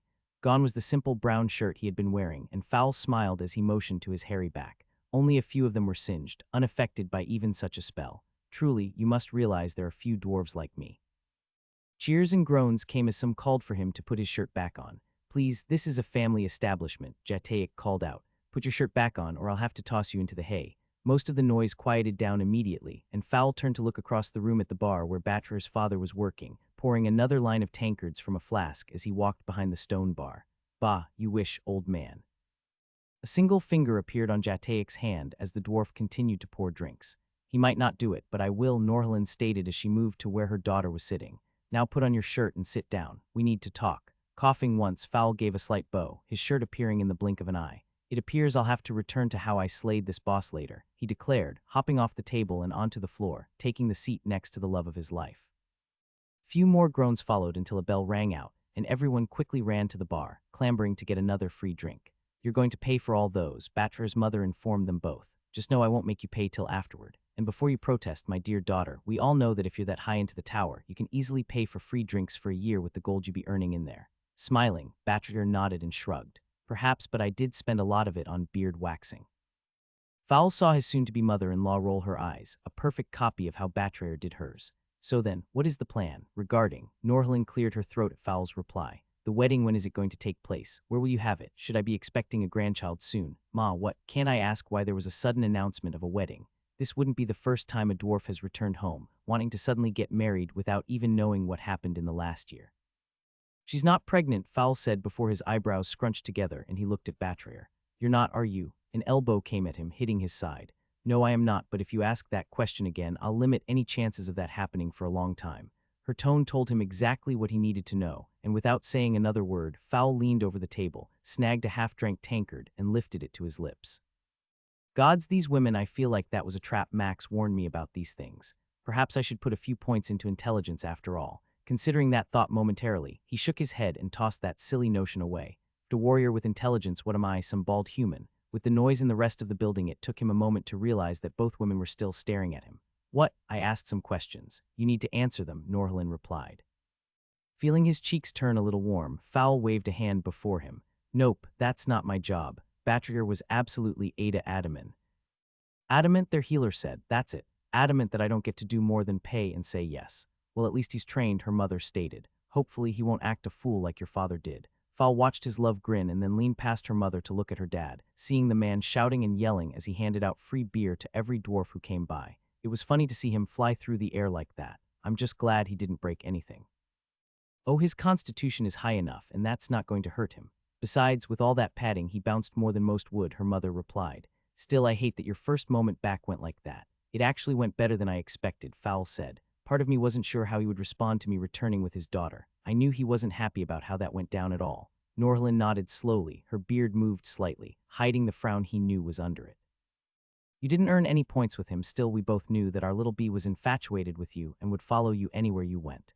Infatuated. Groaning, Batra tapped her head. It means I loved you. So you don't love me now. Norhlin chuckled as Batra sighed. Grinning, Fowl reached out and gently tugged on her beard. Not in public, she hissed, her cheeks turning red. Sorry, I love you, Batra. You know what you mean to me. I'd give up all the gold in the kingdom just to be with you. He noticed a sniff and a small tear form in Norhlin's right eye. I haven't heard words like that since your father wooed me. Gone are the days he compared me to barley and hops. My personality no longer has a glow like the golden ale he sometimes brews. Oh, don't worry, I'll make sure my man doesn't forget to say those things, or I'll cut off his hair while he's sleeping. Scooting his stone chair back a few inches, Fowl held up a hand. Now hold on, there no need to get ugly. I'll make sure to ask Max for some tips on what to say. Batra chuckled and shook her head, winking as he moved his chair back to where it was. A human and two elves, I always knew you were not one to be bothered by them. What was the name of that human girl you played with as a child? Laughing for a moment, Batra grinned. Gloria. Ah yes, Gloria. That one was a minx, always a bit of trouble. No wonder you got the healing class with all the bandages you put on her from all the scrapes she got you and others into. But she was the one who brought Fowl into my life, Batra pointed out. Yet another bit of trouble she got you into, Norhlin said with a wink. Bah, more like the greatest thing in her life since being born to you two. He has a silver tongue, almost like a bard. Perhaps he knows how to use it in many ways. A spray of ale shot out across the stone table, and Batrir started to choke on it as her mother began to laugh. Fowl tried to offer help, seeing her struggling to breathe after the comment she had just heard. Perhaps I'll go and see if Jataic needs some help, he declared, standing up and leaving the pair of women to have a moment together. Put a few points into intelligence. Rolling his eyes, Fowl quickly approached the bar, certain that Batrir would be fine, as a second coughing fit took over from her mother's last comment. I want to apologize for how I took your daughter from you. Looking back, I see how that must have been hard on you. Taking a deep breath, the largest dwarf in the building nodded. He laughed at that joke, the thought of what that moment might have been like playing out for a second. Did you just imagine that? Shaking his head, Fowl smiled. What kind of dwarf would I be to do such a thing? Besides, we both know your daughter wouldn't have allowed it. He watched as Jataic rubbed a hand on his apron, where the tender spots most dwarves would go after first during a hair-pulling match were. I'm just glad we got women smart enough to stop us from being fools. Still, I must say part of me was impressed by your toss, while the other part of me was humiliated. I might have to rethink how many times I do that to these drunks. Bah, you can toss me if it would make you feel better. Just make sure to let me know when you want to do it, and I'll put on my best acting. He watched as Batrir's father stepped back from the bar and crossed both arms. You do that for me. I owe you if getting tossed makes you feel better or helps this place somehow. It's a price I'm willing to pay. Besides, Fowl paused, frowning as he drummed his fingers on the stone bar. We both know that I'm going to have a worse time when I go and see my family. You've heard, I have. How have they been? A fist came down on the bar, causing a few nearby tankards to wobble slightly. Without getting into the weeds, your father was about as pleasant as a thorn in one's boot. After you left, he came here repeatedly, causing problems and blaming all this on my daughter. The guards had to come more than once. You didn't try and toss him. Gods no, Jataic replied. That man has more strength than me and a higher constitution as well. You've seen his arms. Even upset, I'm not that dumb. So what do I look like? Leaning against the counter, his belly providing a natural resting place, her dad grinned. Like the dwarf who ran off with my little girl. Sometimes a dwarf gets angry and one forgets to use common sense. Snorting, Fowl nodded and picked up the tankard he had been drinking from. I've been accused of that many times. Still, I'm trying to get better. They nodded, each taking a long drink, eyes locked on the other until both tankards were empty and set down on the bar. That reminds me, your daughter. Yes, grinning, Fowl pulled out his trophy from winning the Peltigau drinking contest. I owe her dad for teaching me how to drink. I won this because of you. Perhaps it might serve as a small token of my appreciation. Thick, long fingers picked up the helmet that had been set on the bar, and Jataic lifted it to his face, inspecting its details. Dwarven made good quality seems like it was a legit tournament. I guess pausing, he put the helm on his head. It barely fit on his oversized melon. I'll wear it with pride before putting it on the wall with all the other trophies I've won. Fowl howled with laughter, watching the helmet barely stay in place as Batrir's father began to move behind the bar, twirling a few times and laughing as he did. Commotion from the door's entrance to the alehouse ended as a dwarf barged through, pushing Rugula out of the way as she tried to hold back the man. Max was already on his feet, having left the booth as his sonar picked up the name being shouted over and over. Fowl, Fowl Hammerfalls. When the brown-haired dwarf came inside, he looked almost like a copy of their dwarven warrior, except with arms that were a few inches larger and covered in small burn marks.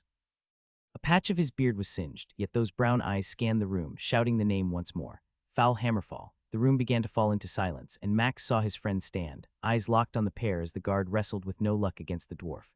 Jataic waved Rugula away as Fowl moved from the bar and started walking toward the dwarf, who was now free from the woman who had been trying to hold him back. Heldon Hammerfall, what in the gods are you doing? A frown appeared as the dwarf stormed across the room, weaving between the few benches and tables. He moved with a purpose, and those who were in his way moved quickly out of it.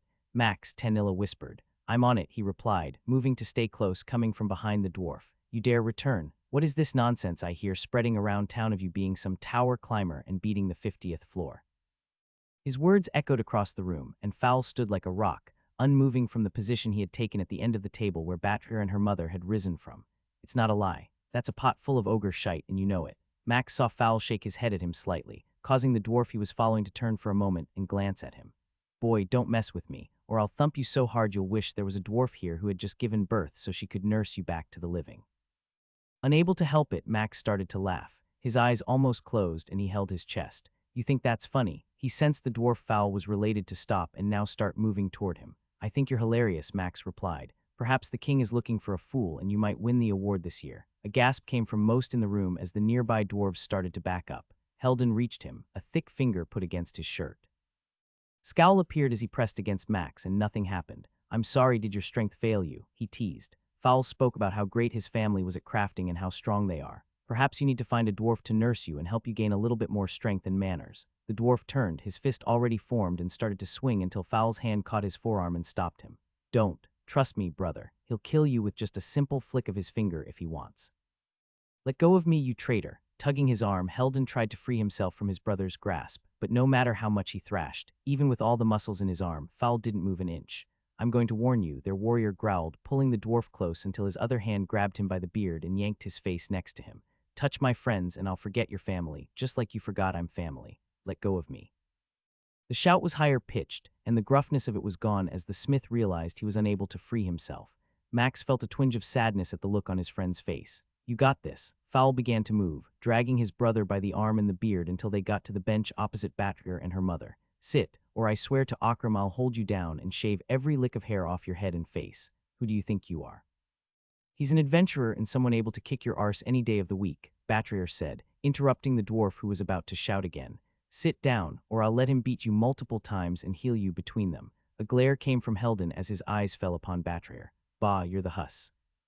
Slap echoed across the room, and Max winced as he saw the smith stagger for a moment, until Fowl yanked him by the beard back to where he was holding him. His free hand held a shaving blade, pressed against the dwarf's beard, and a section was gone in a second. Speak like that again, Fowl snarled in his brother's face, and your beard won't be the only thing I cut off. A sigh came from Batrier, and a green glow surrounded Helden, causing his legs to stiffen. You hit me and cut my beard. I did. Now sit or I'll do it again. Having stored the blade, Fowl shoved his brother down on the bench, still holding onto his brother's brown beard. Jataik, get me some milk for this fool. Perhaps later he can grow up enough to drink like a real dwarf. Muted chuckles came from around the room, and the owner of the place whistled. Time to go. Everyone out unless you wish to not get a drop of my ale for the next month. A brief moment of the dwarves looking at each other ended as they all quickly filed toward the front door, soon leaving the once jam-packed room empty except for the 8 of them. Clearing his throat, Fowl nodded at the large dwarf and let go of his brother's beard. Now, why have you come? Blinking a few times, Helden stared up at him, using a hand as he massaged his chin and jaw. I heard you had returned. People were saying you threw Jataik and were a tower climber, but we both know that's a load of. It's true, Fowl said, equipping his entire outfit in a second. We've passed the 50th floor and have only taken a break to come and announce our wedding. Coughing and sputtering, Helden glanced across the table where Batrier had retaken her seat. I'm impossible, it's been a year. No dwarf, human, or elf can level that fast. Sighing, Fowl rubbed his eyes and sat on the same bench a few feet from his brother. Do you listen to news, rumors, or stories at all? A scoff came, and then the smith frowned and nodded. Only a fool wouldn't listen to the news. And yet one sits there, Norhalin said. Seems it runs through the veins of a lot of dwarves today. Jataik coughed as he sat down a tiny cup filled with milk. Do you know the name Seth Pendle? Narrowing his eyes at the cup and then at his brother, Helden nodded. We've heard the stories, the news. He stopped himself, turning till he could see Max still standing there, arms crossed, a slightly evil grin on his face. Color began to disappear from the smith's face as he swallowed, and an unsteady hand reached out, grabbing the cup near him and taking a drink. Helden coughed and spat it out, earning a chuckle from Batrier's father. Mahu, he saith, that's him. The babbling Helden was doing was comical as Fowl nodded slowly. Yes, the man you were about to punch is the very one who cleared 4 floors of the tower in hours. He is the same man I have partied with for almost a year. We are past the 50th floor, and if there wasn't the slightest hope in my heart that Mom and Dad might take me back, I would allow him to do to you what you deserve. He'd be flagged. Fowl began to howl with laughter. You think he cares about that? Who here could stop him? Who would be stupid enough to try and fight him? Max couldn't help but chuckle as his friend spoke highly of him, moving till he was able to sit down on the bench closest to the smith. Oh, I wouldn't have killed him, he replied. I might have shaved him from head to toe if you said it was okay. Then perhaps he wouldn't have hairy ones anymore. Red coloring filled his cheeks, and Helden started to sputter again. But that means you're. The dwarf never finished his words, the cup of milk falling to the floor as he passed out. Max moved quickly, helping Fowl to catch his brother before he slid off the bench and onto the floor. Is he okay? Sighing, their warrior nodded and gently lowered his brother to the ground. I think he just realized how close to death or being completely bald like you all over he was. For some, that might do just this. Laughing, Max nodded, pulling a flask of water out of storage. You want to do this or me? Fowl grinned and shook his head. I'll do it. He might pass out if you do what I know you're thinking of. Sputtering, Helden sat up and saw his brother adjusting his pants. Is this? Water, now get off the ground and act like the dwarf mom and dad most likely left in charge of the forge unless, of course, they left Thenwuna as the boss. A scowl appeared as he wiped his wet beard and climbed up off the ground. I'm in charge, he muttered, to suggest otherwise. Means you act like a fool all the time, Fowl stated, holding a tankard out to him. Now drink and then we can talk. Don't mistake my tone as one who doesn't remember how you treated me when I left. Shifting on the bench, Heldon quickly took a long drink and set the tankard down on the table. No one said a word as he stared at Fowl, his jaw moving and yet no words coming out. I did mistreat you, Mom and Dad. Didn't force you to behave like that. Wincing, he bobbed his head once. They did not. I chose to act like that. I am sorry. Clearing his throat, Fowl grabbed his drink and found it empty. Batrer slid hers over to him, and he finished it off, wiping the foam on his beard away with the back of his hand. You're fine. How are Thenwuna and Modak? Busy. We've all been busy since Mom and Dad took Grondir and went to the capital. Everyone in town wants us to make something even if they don't need it. Would you believe how many dwarves come by and try to buy a weapon because of the stamp it bears but don't want to pay the price for such a thing? Chuckling, Fowl nodded. I guess the adventurers here are still active. Things have been busy in the dungeons, which is good for business, Heldon stated. Of course, most don't consider doing what you have done. How can you be that far along? Their warrior glanced at Batrer and then at Max, now noticing that Tanilla and Cordelia had moved closer and joined them. I'm in an amazing group. We could lie and say it's not been hard, but there have been a few times where most of us have almost died at least once. And the tower, is it like they say it is? Dangerous, exciting, full of treasure. Yes, grinning, Fowl nodded. All it takes is leaving the safety of a forge and going out and learning to become a warrior. Surely you could be willing to do that. A scoff came and the dwarf rubbed a hand against one of his oversized arms. No, I've never been that brave. You know that. Whatever Mom and Dad tell me to do, I do it. Some of us wanted more or at least had the balls to try for it. Sighing, Heldon picked up his tankard and stared into it. I'm sorry again, brother, for all of the things I said and did. Max watched as Fowl stood up and moved to where his brother was and gave him a gentle slap on the arm. Don't worry, I'm over it. Part of what made me who I am is how I was treated. Now, if you think you can manage it, can I go to the forge and see my brother and sister? Draining the last of the dregs of his tankard, Heldon set it on the table and stood. I owe you that, Mom and Dad be damned. Ready to come home? A few tears formed in Fowl's eyes. That's all I ever wanted. The forge they came to wasn't like any Max had seen or visited before. He had grown accustomed to open blacksmith areas like the one in Windsor Wheel. Many of the shops and forges in his hometown were like that, allowing the natural wind to sweep through the workspace. Even in Peltigau, Zach's weapon crafting place had been somewhat open to the elements. Only inside the faction's crafting area had he witnessed the power of magical exhaust systems and rune-controlled forges, but none of those compared to where he now stood. The Hammerfall Forge, like Batger's family's alehouse, was a monument to a family dedicated to one task. Half a dozen dwarves had been outside, working on a new building, where it was obvious an older one had been at some point. A whole block was dedicated to this place, and part of the stone wall surrounding the property was newer.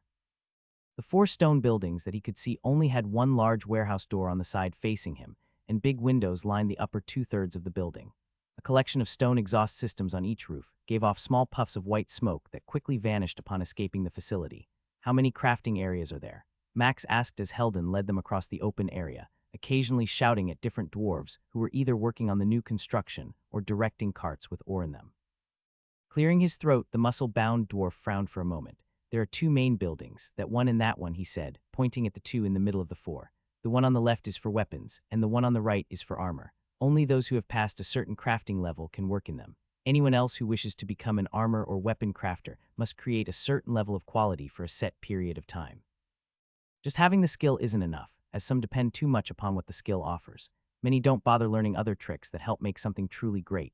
Those other 2 buildings are where most of the ore is smelted, and new smiths get a chance to earn the easy experience before it all dries up. Fowl stated as his brother motioned for someone to come to where they were standing. Lord Hammerfall, a young dwarf whose beard was only about 6 inches in length, said as he bowed. Boss, stop using that title. I'm not my dad, and I don't get it. Now, are my sister and brothers still working? Green eyes darted from Heldon and fell upon Fowl, both of them widening as he glanced back and forth at the pair. Misrin. Forgive me, Lo Heldon, they are still where you left them. Is this? It is. Now stop standing around with your mouth open or flies will find a new home. This is my brother Fowl, and the rumors are true. Coughing, the younger dwarf started to choke, his blonde braided hair bouncing with each one. Sighing, Fowl's brother pointed at the middle building on the right. Come, let's go find them and have a family reunion that is long overdue. Without waiting for a response, Heldon started to stride toward the open warehouse door, and they all moved to quickly catch up. How long has it been since you've been home? Max asked as he walked beside his friend.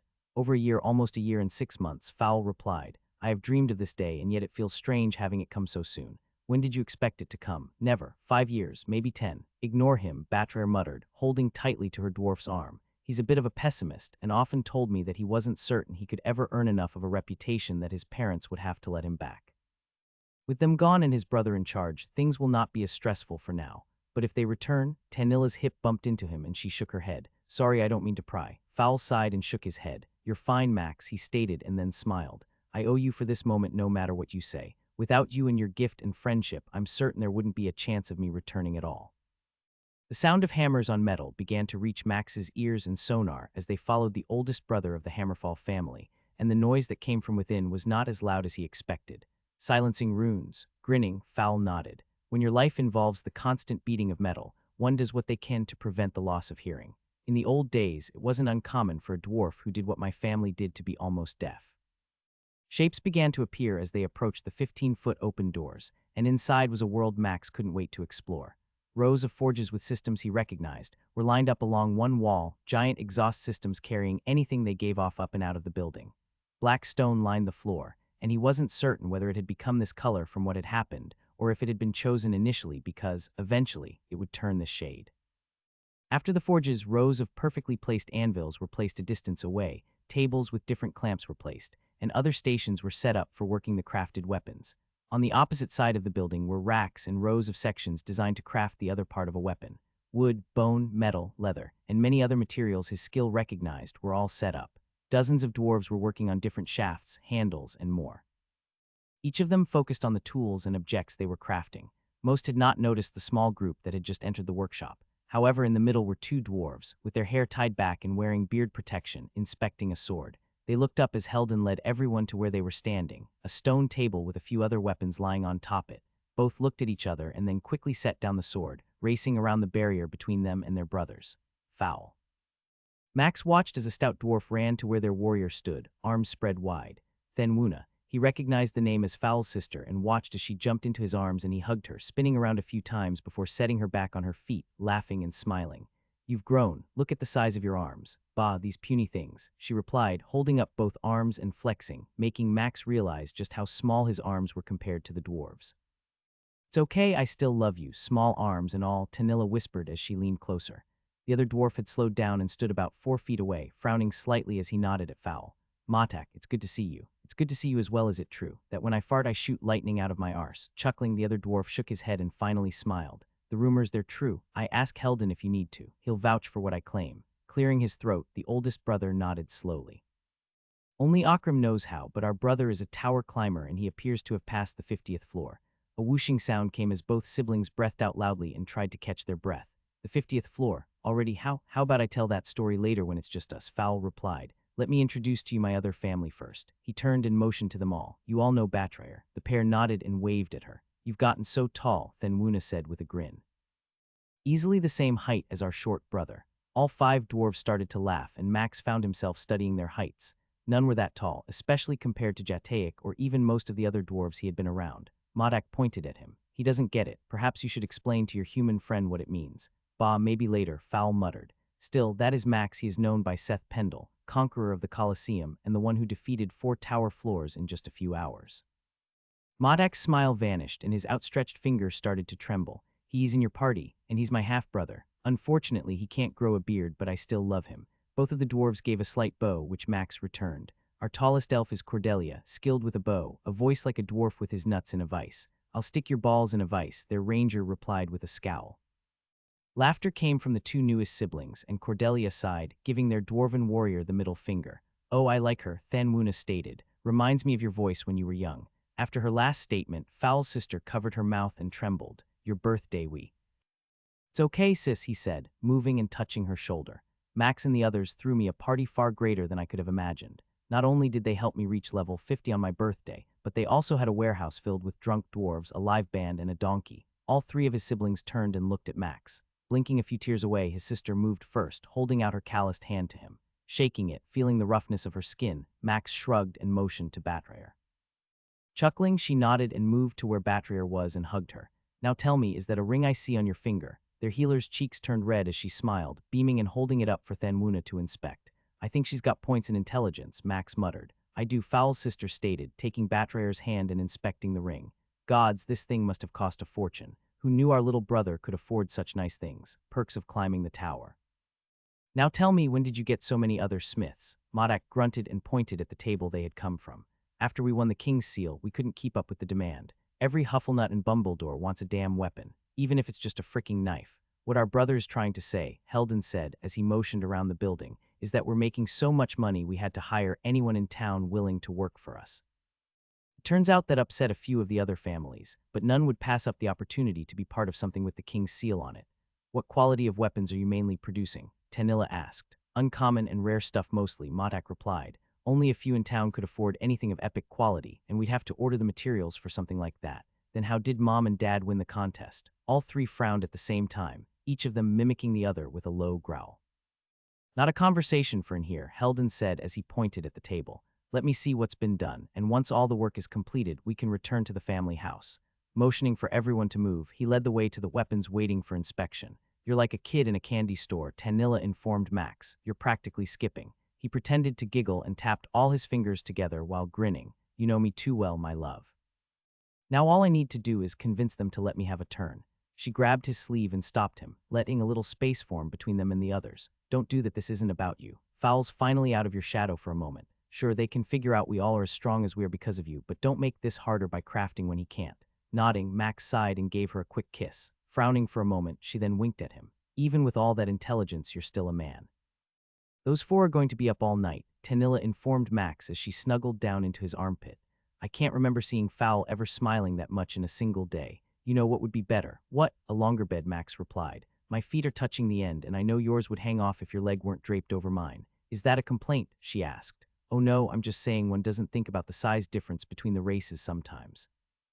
Poor Cordelia must be curled up in a ball to fit on that bed they gave her. A finger poked him in the side, and he could sense Tanilla's jaws clenching. Please tell me you're not talking about how another woman is sleeping while I'm here lying next to you. Have you noticed that Foul has gotten smarter since we got here, and I've become an idiot? Yes, she replied, not laughing at his obvious joke. Forgive me, I wasn't thinking before I spoke. Obviously. Well, the good news is I found a place in town where I can get us a room that has a normal-sized bed. Some local humans run it for moments such as this. That's a nice change of subject, Tanilla muttered. Still, I won't complain if they don't mind if we leave their family home, which is way smaller and not fancy at all, Max stated. I mean, it's like got 20 bedrooms, a giant eating area, and a lot of other spaces for gathering, but none of it feels regal. Expensive. Odds are they aren't rich yet, Tanilla said as she shifted slightly to get comfortable. All the money they make is spent on upgrading the property. It also explains how and why his parents made the gamble they did. Max nodded even in the darkness of their room. To think they leveraged everything they had to purchase those supplies. Had Foul known, he could have gotten some of the materials from our faction, or we could have possibly farmed them. But he didn't, which is why his brothers and sister were upset with his parents.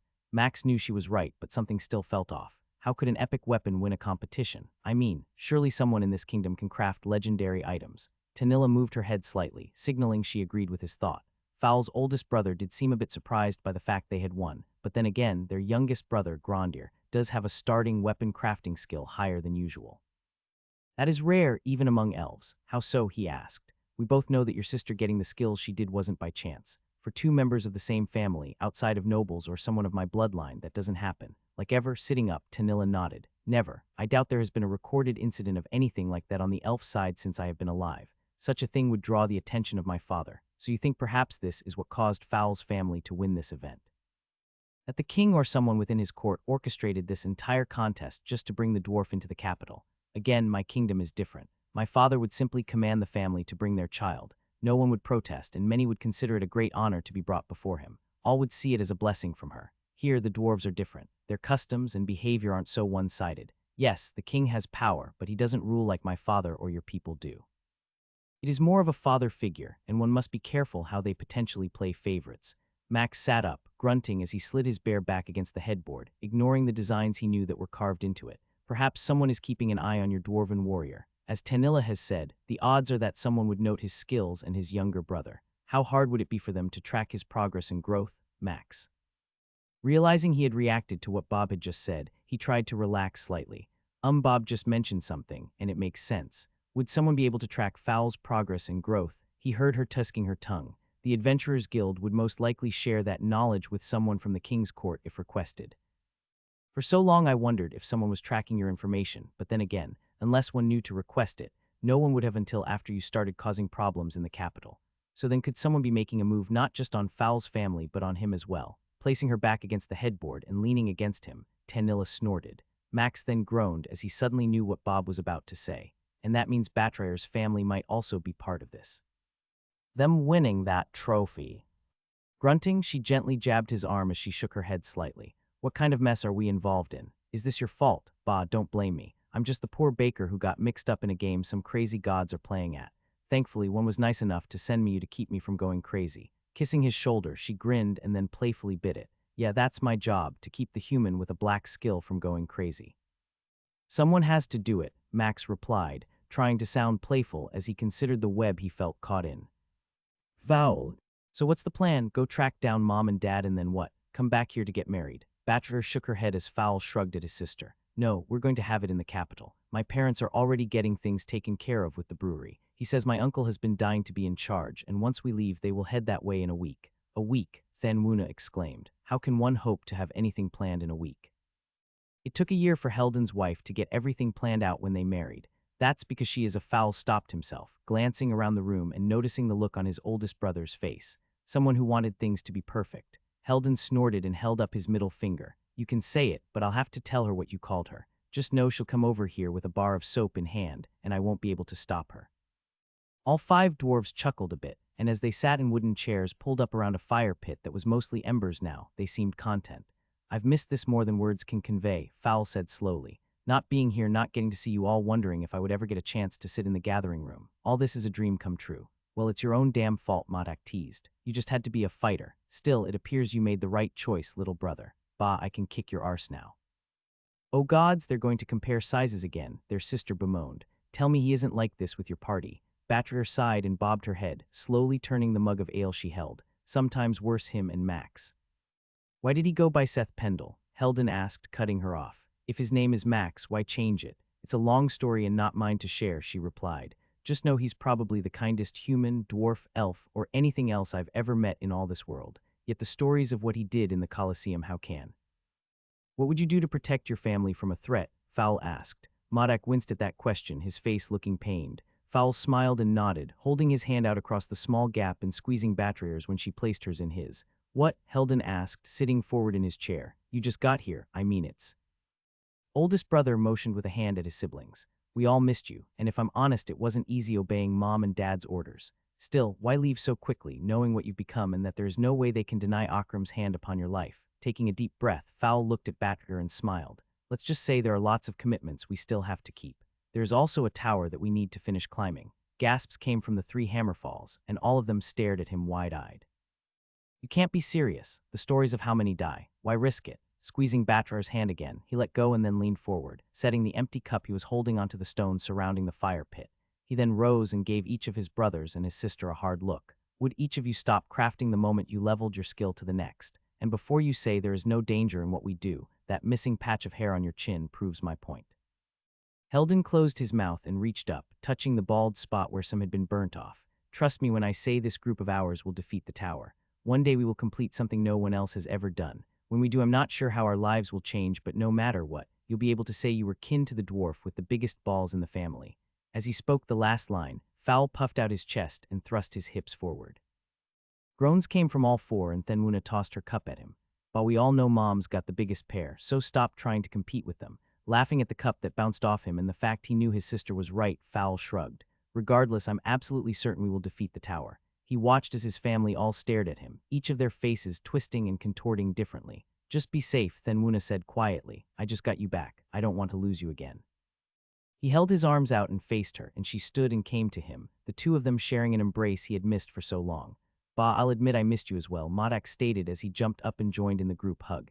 A few seconds passed, and a 4th dwarf, followed by a 5th, crowded around, each of them patting a back or shoulder. The group chuckled. I've missed this more than you can imagine, Fowl whispered. We can imagine, Heldon replied.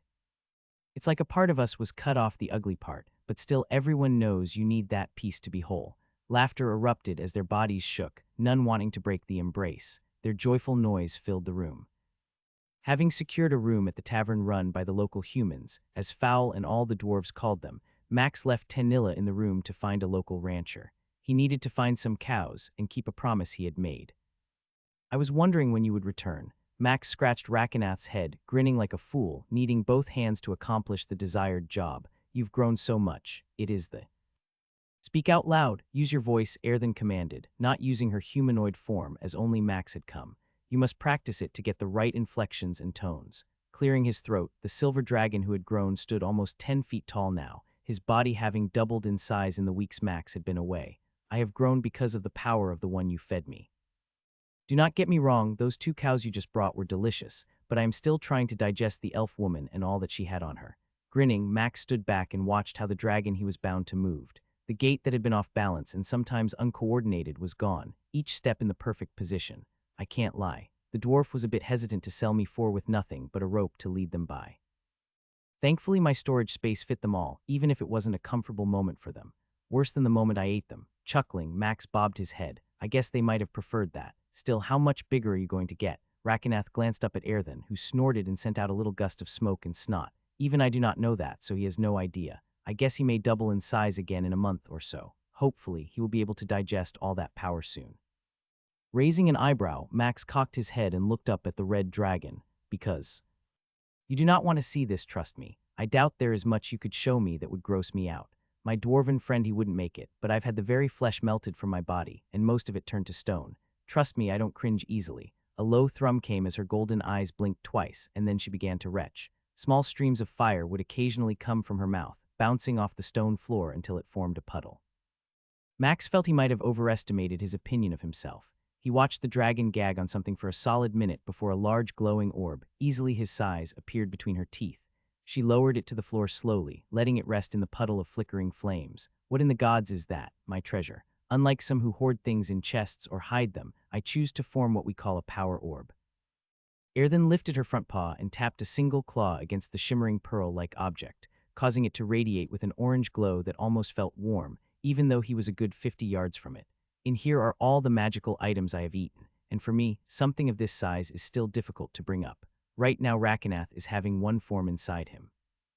Perhaps in time he can learn to break it down and turn it into power, helping him grow stronger, but that is a lesson many years down the road. She means decades, the silver dragon added. But what can that do? I mean, I sense magical energy coming from it, but how would someone like myself or a different race hope to use that? A loud thrum came, and the red dragon shook her head. You people always wanting to know how to use something so precious to us dragons. Still, your question is a valid one. There are many ways to drain this of the power that resides inside. Whoever has that knowledge would trade greatly for this, and if word got out that I had one like this, they might risk coming to try and take it. Max's eyes felt as if they were being led by a string to stare at the orb. She is correct. I can detect waves of power coming off it. Everett or any other faction would gladly take this and use the magic that resides within. You can even use this if you look at the real potential. As Bob spoke, Max began to see it, suddenly realizing what his skill had led him to, a magical power core. What did you call it? Erthen asked, her talons wrapping around it completely and pulling it closer to her. How do you know its name? I have a skill that lets me use them for weapons. The dragon's jaw fell open, and Max could sense a smug smile on Rakenath's snout. The silver dragon almost appeared to puff out its chest slightly. Our father was wise to grant me a human with such strength. Quiet, Eggling, the red dragon snapped. She lowered her head, bringing it close to Max until her snout was just a few feet away. How do you have such a skill? To my knowledge that one no longer exists on this world. We've talked before, and you know I'm not like others, Max replied. Do not worry, I don't want it, but I now understand the potential of such a thing. I will not go around my world and tell everyone about what you have. One last question, though, if you don't mind. A grunt came, and Erthen slowly pulled her head back from him. Part of me wants to say no, but the other part of me is curious. Go ahead. Scratching his ear for a moment, Max nodded. And I'm not asking for it or telling you I'm going to take it, but if a dragon loses that, what happens to them? A guttural growl reverberated off the ground, and her neck vibrated as she stared at him. For me to lose one of this size would be painful. I am able to draw nourishment and power from it. Not having it inside me means I could not defend myself to my full potential. It is like an extra helping of mana in a way. The dragon you defeated. The gold one, how long did it take to wear them out, exhaust their mana supply? Max huffed and looked off in the distance, staring at a stone wall and remembering the fight with Igora. Too long. For a moment, I wasn't certain I could ever make her run out of mana. She had one of these inside her. I was just like that. Using the power that is stored within you. Then it would appear that she used up hers, Erthen replied. She was trying to draw upon the power and outlast you, if you were able to make one of her sighs run dry. A shudder ran through her and the red dragon flinched slightly. Perhaps our father was right in choosing to mark you. I told you, Rakenath stated. Erthen moved her head near the silver dragon and huffed, sending snot all over him. That is not fair, and you must learn to be silent when one does not need to provoke someone bigger than you. You are right. Sorry. When he is near, I sometimes feel weird, like I should say things that are supposed to be funny. A joke, Max said. Rakenath glanced at Max and his silver eyes sparkled. Yes, a joke. Twisting his neck, the silver dragon looked up at Erthen. Was what I said a good joke? Not to one who can do what I did, replied the older dragon. Max couldn't help himself, having held back the laughter that begged to come out. As he started to laugh, Rakenath began to trill and then thrum. Soon, Erthen joined in, and for a moment, all three found themselves enjoying a quick respite. Clearing her throat, the older dragon widened her jaw and put the orb back in her mouth. Then lifting her head wide, she slowly started to swallow the giant object. Max stood there, amazed at how easily she appeared to swallow the orb, thankful that Fowl wasn't here to say anything. She only choked twice before the bulge in her throat vanished and she coughed. Now, back to your question. If Rakenath was to lose the one that he is forming, it might slow his growth, but it wouldn't be as costly because the power it contains will be less impactful at his age. He will have more opportunities, if I am correct, to eat people and magical items. If you really want to help him grow, find items he can consume. Grinning at her choice of words, Max nodded. And the more powerful they are, the better. Correct. Drool began to drip from the silver dragon's lips, and his tongue flicked out for a moment. I would enjoy trying some new items. She has instructed me on how each of them tastes slightly different. Activating his dimensional storage, Max began to peruse the things he had stored inside. He found a chest he had taken from Igara's stash and done nothing with yet, knowing that the items inside would be useful for some new faction members who were starting off. Setting the wooden chest on the ground caused Rakenath to sniff the air, bringing his snout close to the chest. He can smell it. Is that normal? A thrum came from Erthen, who nodded her head. Dragons are quite adept at sensing magic. Again, you and your party are a tasty treat if I was so inclined to want to feed. You especially ripple with power, and if it wasn't for my ability to sense the danger you present, our meeting might have gone differently, even with that mark from our father. Good to know, Max replied as he bent down and opened the chest. Inside were a pair of swords with +10 to strength and constitution, both good for many different warriors. He wanted to see how his dragon would respond to them. Holding one in each hand, their black blades with the red hilts looked menacing, but beyond the 2 stat bonuses, he almost considered them worthless. Interested in sampling one, Rakenath was almost vibrating, moving from side to side and trilling. I would be delighted to see how they taste. Shaking his head, Max pulled one back. We're going to share. It's the least I can do for Erthen since she is helping you so much. The trill stopped for a moment and then resumed, just slightly quieter than before. You are correct. She should get one. Forgive me for being selfish. Chuckling, Max tossed the sword in his left hand onto the stone floor near the red dragon. Then he moved to where Rakenath was and set the sword on the ground before him. Enjoy. Both dragons quickly used their tongues to pick up the weapons, and Max watched, waiting to see how this would work. The crunching sound came as the silver dragon started chewing on the metal, almost making a face as if he were working at breaking the object between his teeth. Erthen had already swallowed her sword like a champ, her golden eyes fixated on the younger dragon struggling with his. Bite near the hilt. It will snap off the blade and make it easier to swallow. In time you will be able to do what I did. Rakenath adjusted the blade. The larger section of the sword stuck out from his teeth, and a bite caused the blade to fall to the ground, clattering against the stone. Thrumming, the silver dragon quickly swallowed the hilt and bent his neck, once more picking the blade up off the stone. That is a sight to behold, Max said as he picked up the chest and stored it.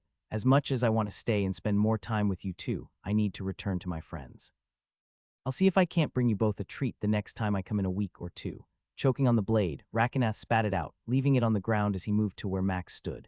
Shaking his head, Max reached out and scratched the scales under his wet jaw. No, I wish I could, but perhaps in time it will happen. Right now when I'm close I can, but the moment I leave it's like something blocks you from me. Give it time, you two, Erthen said. As you both grow, the bond should become stronger as well. Perhaps the more time spent together, the quicker it will grow. Then I'll have to make a point to come as often as I can and spend a little more time with you.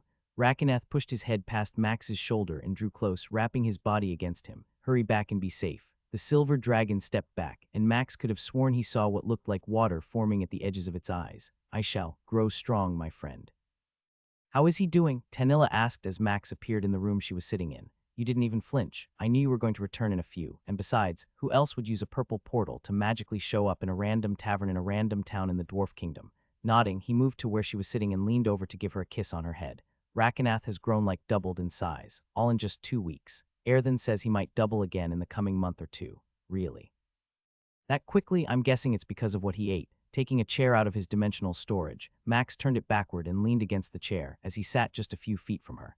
Yes, I even gave both of them a magical sword I had collected from Igora. Both of them were excited to eat them, and I learned that dragons have a magical core that grows inside them. It is formed from the creatures and items they eat. Tanilla had already closed her book and had been holding it on her lap, but now she stored it and retrieved a journal he had seen her writing in occasionally. Next came a pencil, and she jotted down a quick note.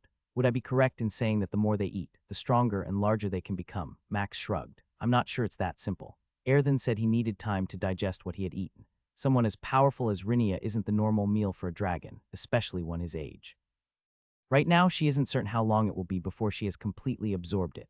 She is worried that if I continue to feed him items and people like her, he will actually suffer. And those cows? She asked, looking up for a moment from her journal. Useful but not as necessary, which makes me wonder if all those stories I heard as a kid were simply just that, stories. I don't suppose there were any books you read on dragons back home.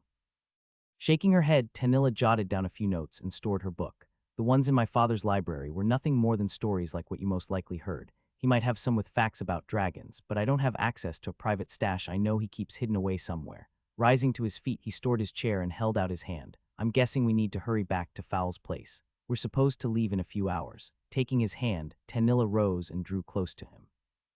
You've behaved yourself better than I thought. Perhaps I can reward you later once we get to the capital. Kissing her deeply for a moment, Max laughed as he looked up into her eyes. I should learn to behave more often.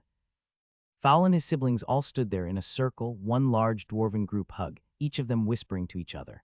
A few yards away was Batrier with her mother and father, doing the same thing, except she was sandwiched between the pair, looking like the force of Jataic's embrace might crush her. Dwarves are a bit touchier than I imagined, Cordelia stated as she stood next to Max and Tanilla. I mean, those two couldn't keep their hands off each other, but most dwarves didn't show this kind of affection in the city.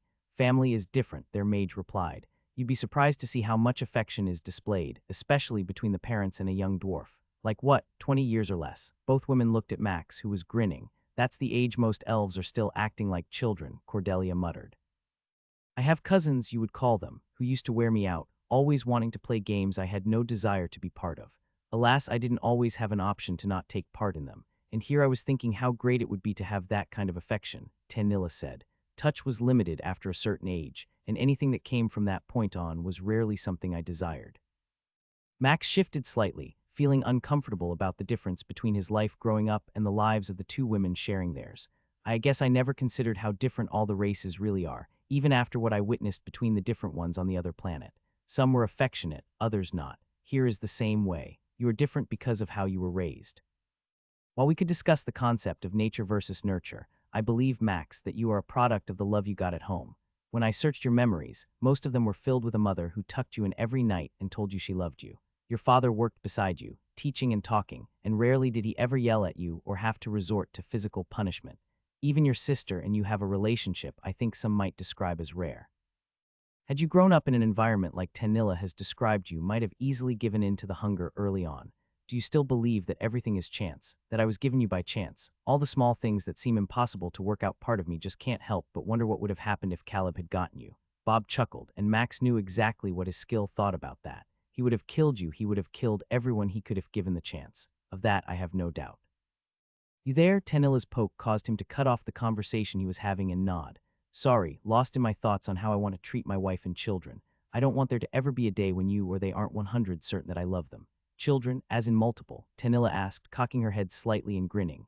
Dozens, Max proclaimed, causing Cordelia to start laughing. Perhaps 2 or 3 at most, their mage got out as she shook her head. I'm not sure I could do dozens.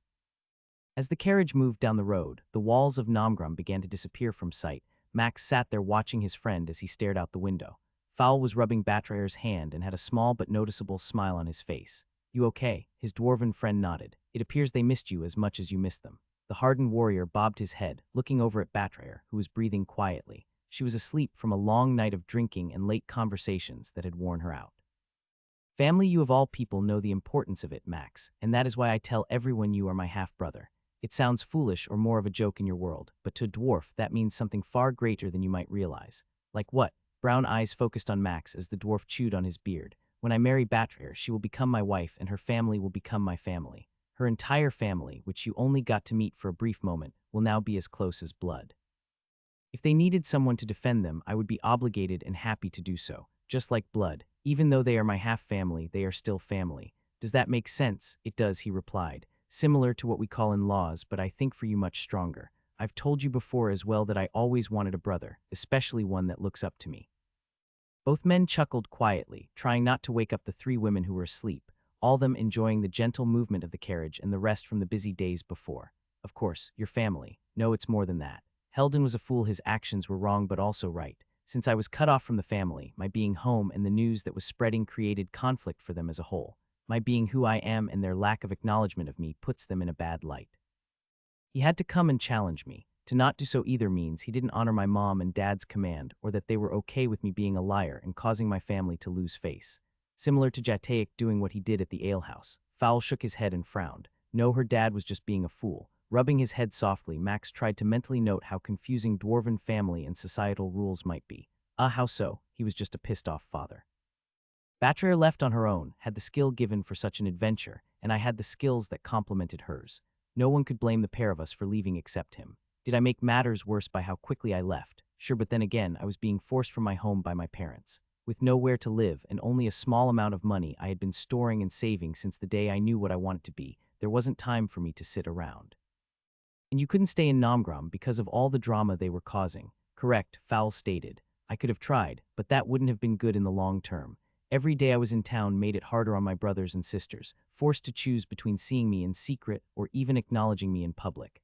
I saw my mother a day after I was kicked out as I walked down a street toward Batrir's parents' place. She was on the same side as me, and the moment her eyes met mine, she crossed over and moved to the other sidewalk, not looking at me again. It was that moment I knew I had to go. Frowning, Max felt the pain of what his friend was sharing. He could understand just part of it, having had to leave his home suddenly and knowing how hard it had been on his family. What Heldon did was required, and what you did that is what a half-brother does. I'm just glad you were able to convince him to not hurt himself. Had he broken his hand like Jataic had on you, I might have laughed. Fowl chuckled softly and nodded, a slight grin appearing behind his beard. Do you think you could write up a list of what I'm allowed to do or not do? Max asked. Or is there a book on dwarven etiquette I can read? Bah, you'll have to ask Batrir. She'll know more about books than me. I still make mistakes and pray to Akram that I don't do something stupid when we are in Nalgrun. A lifetime as a dwarf doesn't mean I know everything. That's because you don't pay attention like you should, Batrir muttered, her eyes still closed as her head shifted on his shoulder.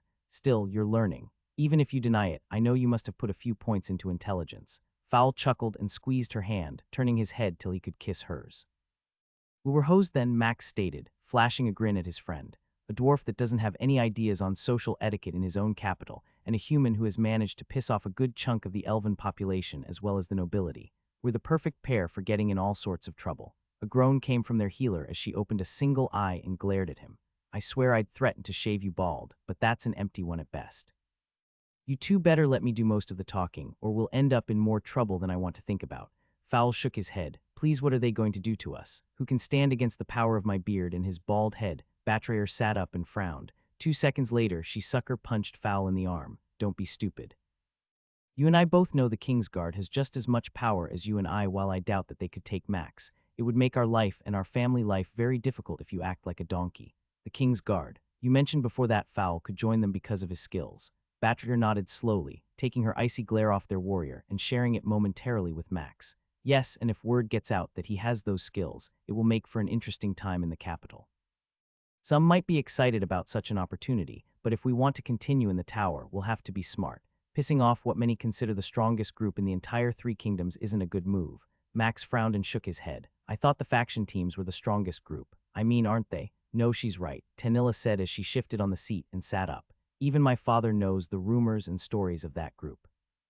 When a dwarf has the power and strength to be part of it and pass a secret test, they leave any faction they are part of and join. So if he was forced to join, Max asked. I'd have to leave you all, Fowl replied.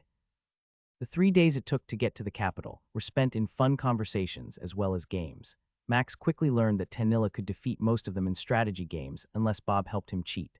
Cordelia was talented at using her imagination and creating stories to entertain, while Fowl simply passed gas that could almost kill someone. As Nalgrun began to come into view, Max got his first real look at the famed dwarven capital. Giant mountains that seemed to rise up into the clouds appeared on the second day of their trip, and as they were only a few hours out now, his mind struggled to comprehend what he had been told about but now saw. Carved into the stone was a city that rose up the giant earth formation. Buildings and roads had been cut into the mountain, creating places for people to live, and a whole underground area had also been built into it.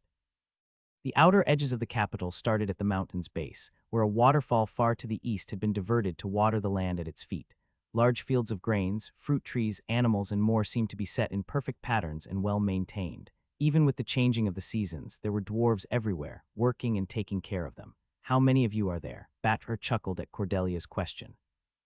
I don't have an exact answer, but if you counted every dwarf that lived outside and inside the mountain, we could easily be 100,000. In one place. You say that like it's a large number, dear. You and I know that the Milho Alora has a large elven population, easily over 50,000. Not in such a small area, their ranger argued. We're spread out, easily 20 miles of land and forest to count that may. Max sat there listening to the two women argue about how many of each race was living inside the capitals, yet all he could care about was the city he watched get closer. Can you imagine carving this place? Surely they used a skill like mine. I mean, did Akram really help with this? A thread of consideration came from Bob, and as Max moved his head trying to scan the area around them, a reply finally came. I don't know. So much is still hidden, and yet I feel like I should be able to recall it. Each time I evolve, the previous obstruction that hides things from my memory is gone, and yet another appears. The fact that some skills have faded out of use or existence after time, like your ability to craft and use those guns, proves that this world had them at one time. Perhaps if I was given time to explore without fear of being found and attacked, I could try to find out more about all this. Like time with a skill shard, maybe the one at the faction house. That might not be a bad idea, but I'm not certain. The one that Rinia had was different yet similar. It didn't come from your world. A shudder ran through Max, and he felt Tanilla turn her head from the conversation taking place and look at him. You okay? He nodded. Just considering how these were made. I already told you how, Fowl muttered. Akram himself came and helped carve our very home upon the creation of our world. He knew we needed a place deep in the mountains. Forcing himself to look away from the capital, Max frowned and nodded. Just tell me, do you really believe it was him using a pickaxe, a hammer, and chisel or some other tools versus a skill? We both know how impossible something like this would be to make by hand. Not for a god it wouldn't, their warrior scoffed. I mean, you already mentioned the power you felt coming off him. Why would this be a problem at all? It's the skills, Tanilla said slowly. You're thinking about the skills that might have been used to create this. Bobbing his head, Max held up two fingers. The elves live in a place with trees and buildings that are one. You showed me pictures and told me how even your father has a gigantic tree in the castle with rooms that wind through the trunk. To do that requires magic, powerful magic, and I'm not even sure I could do that. Tapping the second finger momentarily, he motioned out the window with his head. Nalgrun is a city carved inside a mountain, and from what I can see at this distance, the amount of labor isn't the only problem. Just dealing with the materials that would be left over would be a small mountain. Yet if one had the ability to simply shift and meld the stone, or turn it into nothing but air again, not something I can do, then that would allow for a simpler explanation. He held out his hand, and the gun he owned appeared in his hand. Someone had at one point a skill to craft these. That knowledge is gone, which makes me wonder what other skills are missing or lost. This all goes back to what you picked up in the other world, Cordelia asked. You're still trying to figure out the system. Max nodded as their archer gave him a weird look. Yes, but not for what might seem like obvious reasons. Everything we have faced and will face revolves around the tower. My hope is that we can fight in the tower here. But they don't let anyone but dwarves fight past the 50th floor, Fowl interrupted. Surely you don't expect them to allow us to do so. Are you planning to tell them we're fighting on those tower floors? Will they come in with us and make sure that we aren't fighting on the ones we're not supposed to? Their warrior frowned and then started to chuckle. I doubt they would do such a thing. Still, it almost seems like we're breaking the rules, so count me in. A groan came from Batraer, who was shaking her head at her man. We're not even in the capital walls yet, and you're already preparing on getting us in trouble. Bah, wait till he sees the tower, Fowl exclaimed, obviously ignoring their healer's statement. It's way better than the one in Peltigau. Yet our tower is even nicer, Cordelia stated. The gardens and trees that surround it are unlike anything else. Oh, you mean they're not like normal trees? Their ranger gave Fowl the middle finger as he started to chuckle. You two stop acting like children, Tanilla muttered as she motioned out the window and where Max's gaze was currently focused. We're going to be at the main gate and walls. Goosebumps rose up on Max's skin, and it was hard for him not to show his excitement. Even after having been in a different world, the fact that he was getting to visit Nalgrun was an experience he had never imagined. Why, I mean, I know why, because I can read your mind, but why is this so important to you? It's just a regular city in comparison to what we saw in Quan Ma. How can this one even compare? and since you can read my mind and what I'm about to say, you know this is special. I've seen drawings and heard stories about this place. We both know I was a pansy and had no intentions of ever leaving Alundra, so getting to see this with my own eyes is like reliving one of the stories I heard as a child. The ones that made you afraid of being an adventurer. He could sense the sarcasm oozing from what Bob had said through their bond. Yes, I mean, aren't there things you want to see or explore? A silence seemed to stretch on far too long, and Max almost apologized. I do not know how to answer that question. Sometimes I think I might remember or recall something, and then it is gone, like a gust of wind moving the curtains for just a moment. Part of me has been frustrated at how I feel something is missing, something very critical and important. To be able to be free and find out what it is, I guess that is what I want to learn more than anything. I'll do what I can to make that possible. You know that. A finger poked him a second time, and Max turned to see Tanilla with her head cocked slightly, lost in another conversation. Yeah, but nothing bad, simply being made fun of for wanting to live out a childhood dream. Ba, you want a dream worth having? Fowl asked. Let me take you to a place for our bachelor party. Fowl Hammerfall, you'll do no such thing unless you want to find yourself alone on our wedding day, Bachelor exclaimed. I jest, their warrior replied, winking at Max when she wasn't looking. Trust me, I don't want your fiancée mad at me, and neither do you. What if she's a little too slow on a heel? Then she would get all your money and loot, and they would just call it an accident. All the women started to laugh, and Fowl began to frown. You wouldn't. Is that a question or a statement? Batrier asked, most of her teeth showing as she sported a massive grin. Bah, dear Akram, what did I get myself into? Fowl exclaimed as he held his hands upward and looked toward the sky. We're still going to need your names and information. Don't blame me, it's by order of the king. When did this start? Batrier asked as she put her thumb on a metal tablet and waited for it to show up her information. About 2 weeks ago, the guard stated as she scanned the information and then coughed. Your level, it's over 60. The other two guards, who were waiting on the results for Cordelia and Tanilla, both went wide-eyed as their tablets gave the same results. Dear Akram, they're the same.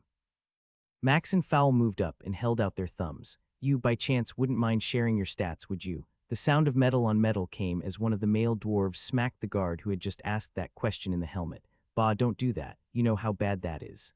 But Max almost chuckled as the one who had smacked the other raised his hands again. Don't make me tell the captain. Forgive him, the guard who had been helping Batrier said. He's new, and you five are apparently going to be his first party, so we can't see your information besides name and level. There's a reason for that, Batrier stated as she moved back and let her man go next. No one in the tower likes to share that information. You're tower climbers.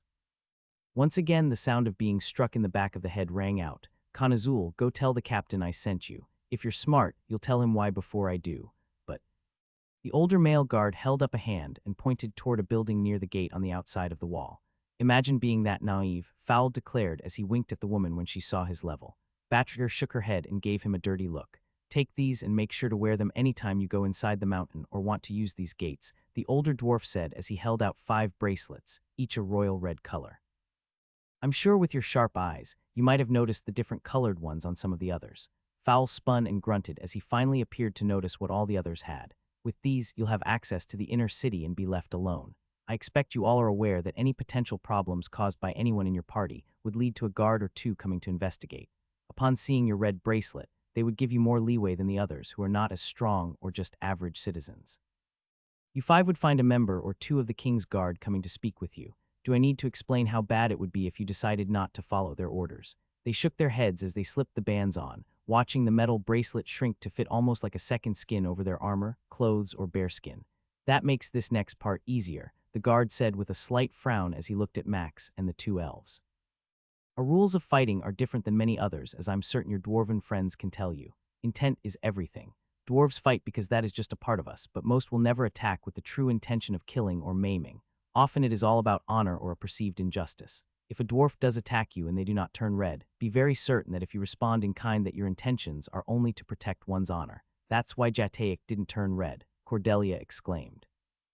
Yes, dear, Batrier informed her. When he struck Fowl, it was a perceived injustice of taking me away from my family. At no point did he want to kill or maim Fowl. He simply wanted to show his pain from what had happened. And that's why when Fowl tossed him into the hay, it wasn't an attack either. Max started to grin as their ranger put together some of the things he had figured out after that first exchange. That is why I moved behind Heldon and was willing to take the blow. He didn't want to kill Fowl or me, simply to defend his family's honor. Both dwarven guards nodded and a smile was present for a moment. It would appear your friend has taught you well. I'm impressed to find a human who seems to understand our culture so well. Please don't compliment him, Fowl said. We have a hard enough time getting his head into the carriage as it is. Clearing his throat, the older dwarf nodded and held up two stubby fingers. Remember, if you want to use the tower, like every other capital, you'll have to check in with the guards outside it. They will go over its rules with you. Lastly, remember to take care of what you say when children are present. I would prefer to not hear that any of you had to have the king's guard called to hold you down while some mother washed your mouth out. Fowl started smacking his lips and grimaced. Gods, I've forgotten how much of a he paused and glanced around in each direction for a second. Pain in a hairy dwarf's arse this place can be. A growl came from Batrayer, who held out her hand, and a bar of soap appeared. Both guards chuckled, and the older one shook his head. Well, it appears you are ready. Enjoy Nalgrun, and may our city be a blessing to you. We've been expecting you, Irwini declared as she greeted the five of them. Everett sent a message and told me to be prepared. Beyond that, he just laughed. Fowl and Batrayer started to chuckle while Max moved to shake the red-headed dwarven leader of the Golden Axe faction in Nalgrun. We'll try to behave for you. Still, we appreciate you giving us a place to stay while we're in town. Bah, she said with a huff. Your team has everyone in the faction talking, and the truth is our members here are champing at the bit to meet you and hopefully train with you. Now take a seat and let's chat. I've got some questions, and no doubt you five have some as well. Following the dwarven woman, Max had already been surprised at how minimal her office was even compared to Everett's. A simple stone desk was in the same place, and a trio of couches around a small table with a pair of chairs were waiting for them at the end of the room. A few bookshelves and some decorations lined the stone walls, but beyond that, no real treasures or art were hanging. I can see you're thinking something, Irwini said as she waited by the couch. Is something wrong with my office? No, it's just simple. What he means, Batrayer interjected, is that compared to Everett's, you don't have anything on your walls. A grin appeared, and the dwarf gently tugged on both of her red braids, smoothing out her beard. That's because I don't want people to know what I have. Occasionally, if I feel the need, I may display a few things to help a guest know what I've accomplished, but from what I know about you, they wouldn't be anything in comparison. Such as, Fowl asked as he plopped down on the red cushioned couch, letting out a soft moan as he sank into it. Gods, this thing is amazing. Only the best, the faction leader stated as she procured some cups and a bottle of alcohol from her storage. Now sit, and let me start if you don't mind. All business, Tanilla whispered to Max as she snuggled next to him on one of the couches.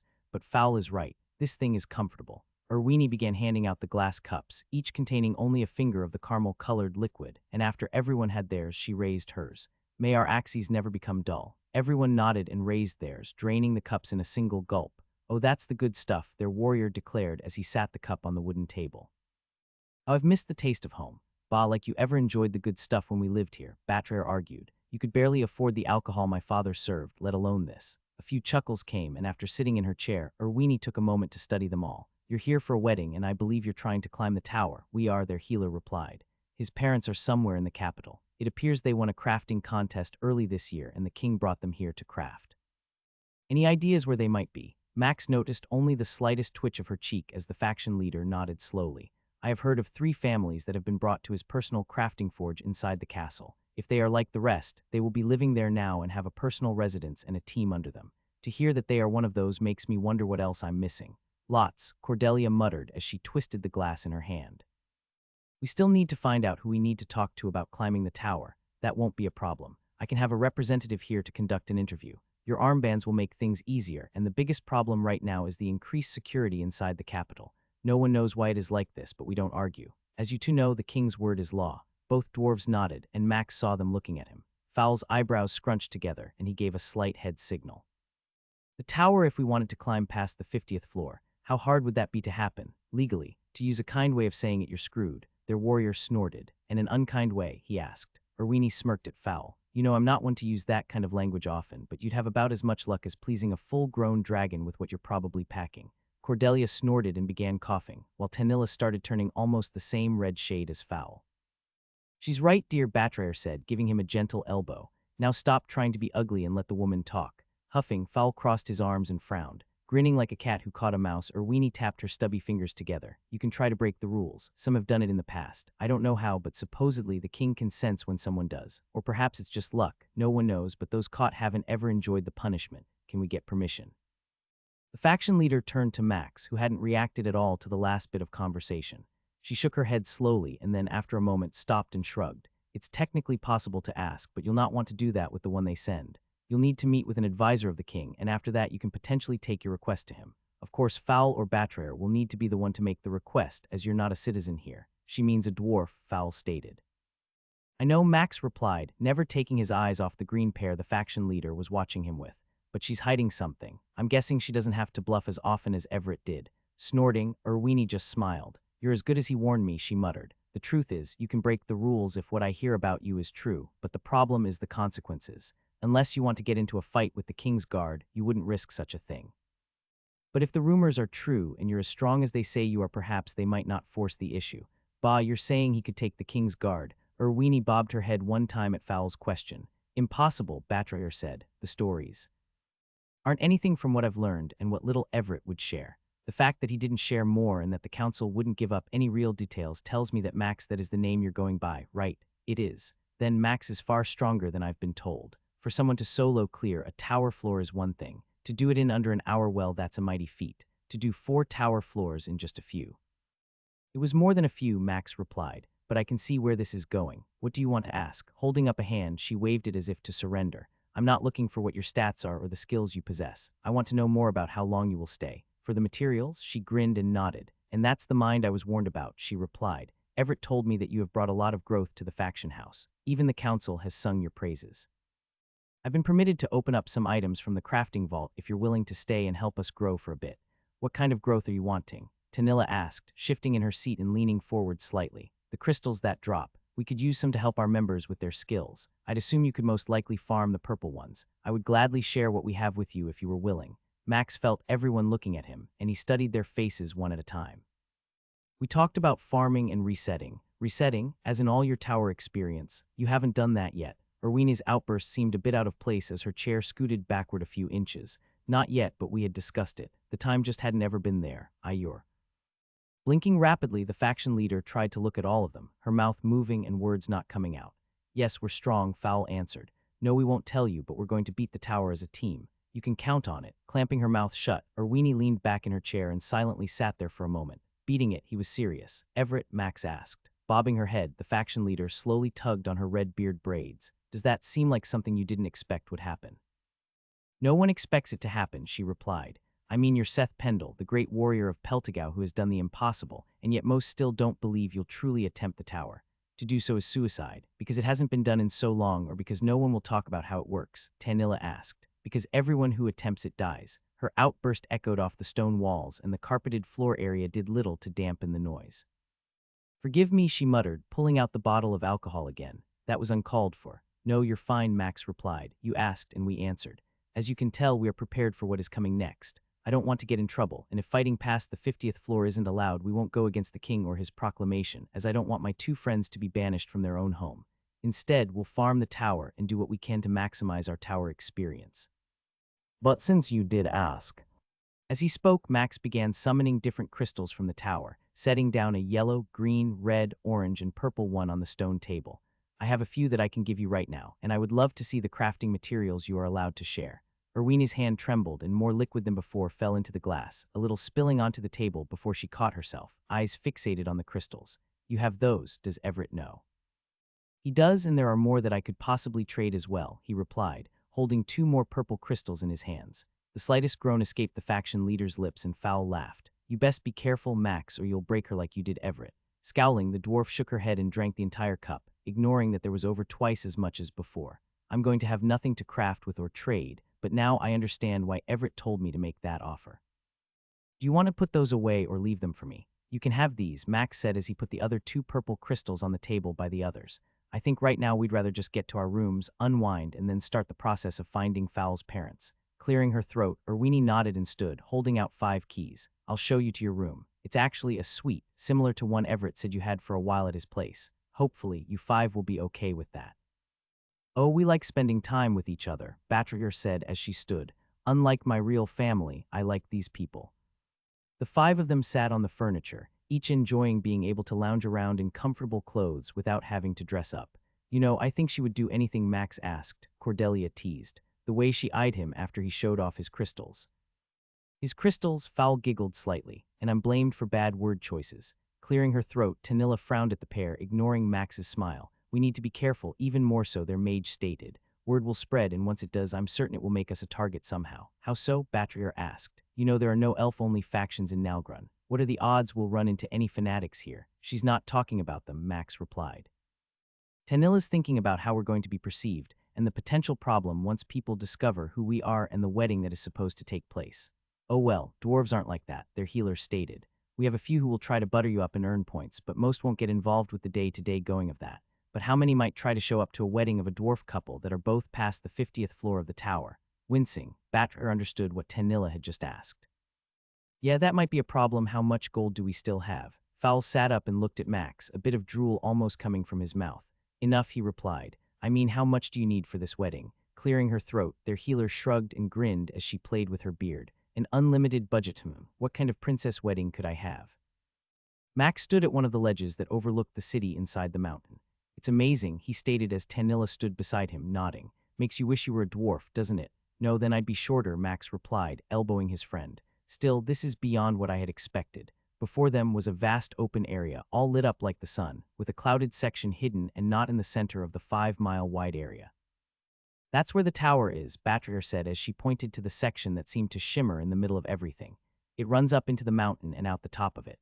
Nodding, Max remembered the crude drawing that had done this view no justice. He had seen it as a kid in school, but here he was, standing on one of the 20 floors that were carved around this open section. Below were buildings, each one also cut from the mountain stone and no more than 3 or 4 stories tall. This created a puzzle-like view of buildings that stretched out around them. Like a giant circle, there were stairs and ramps all over the sides, leading to the different floors and sections of the capital. Near the center where the tower was, a large castle could be seen. How do they get the stone to be different colors if it's all the same rock? Cordelia asked. And don't say it's magic. Well, it is, Batrier replied. Part of it's magic, and the other part is a special paint made with magic. When applied, it fuses with the rock, soaking in and becoming one with it. Most houses and buildings below don't need a new coat for 200 or 300 years. And those trees, Tanilla said as she motioned at a few gardens that could be seen around the area they were in. They seem alive, even though they grow inside a mountain. What can I say? Akram loves us, Fowl answered. Max ignored the banter and chit-chat. Instead, his mind memorized everything he saw. This is a very well-planned city. There are 20 floors, and yes, those are the ducts that house the movement of air to keep things fresh and not stale.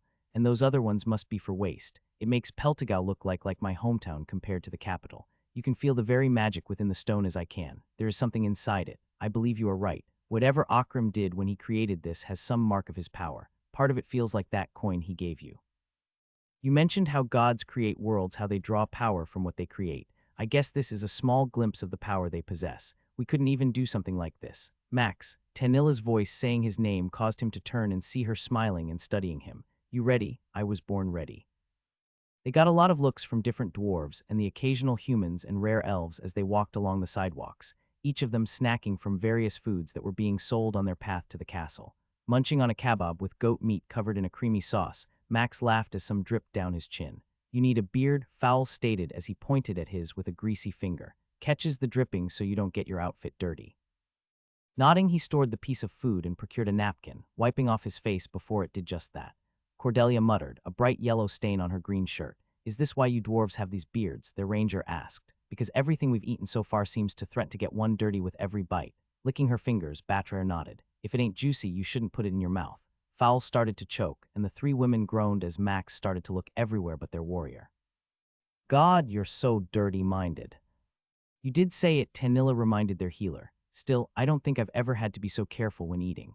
But it's all good, Fowl declared, having cleared whatever piece had choked him up. Best of all, you can store these and enjoy them later. How about we grab a drink before we finish this last bit? Max said as he pointed up ahead where a pair of dwarves were selling flasks of ale outside a shop. I don't know about you all, but I need something wet. Tanilla elbowed him as their warrior started choking again.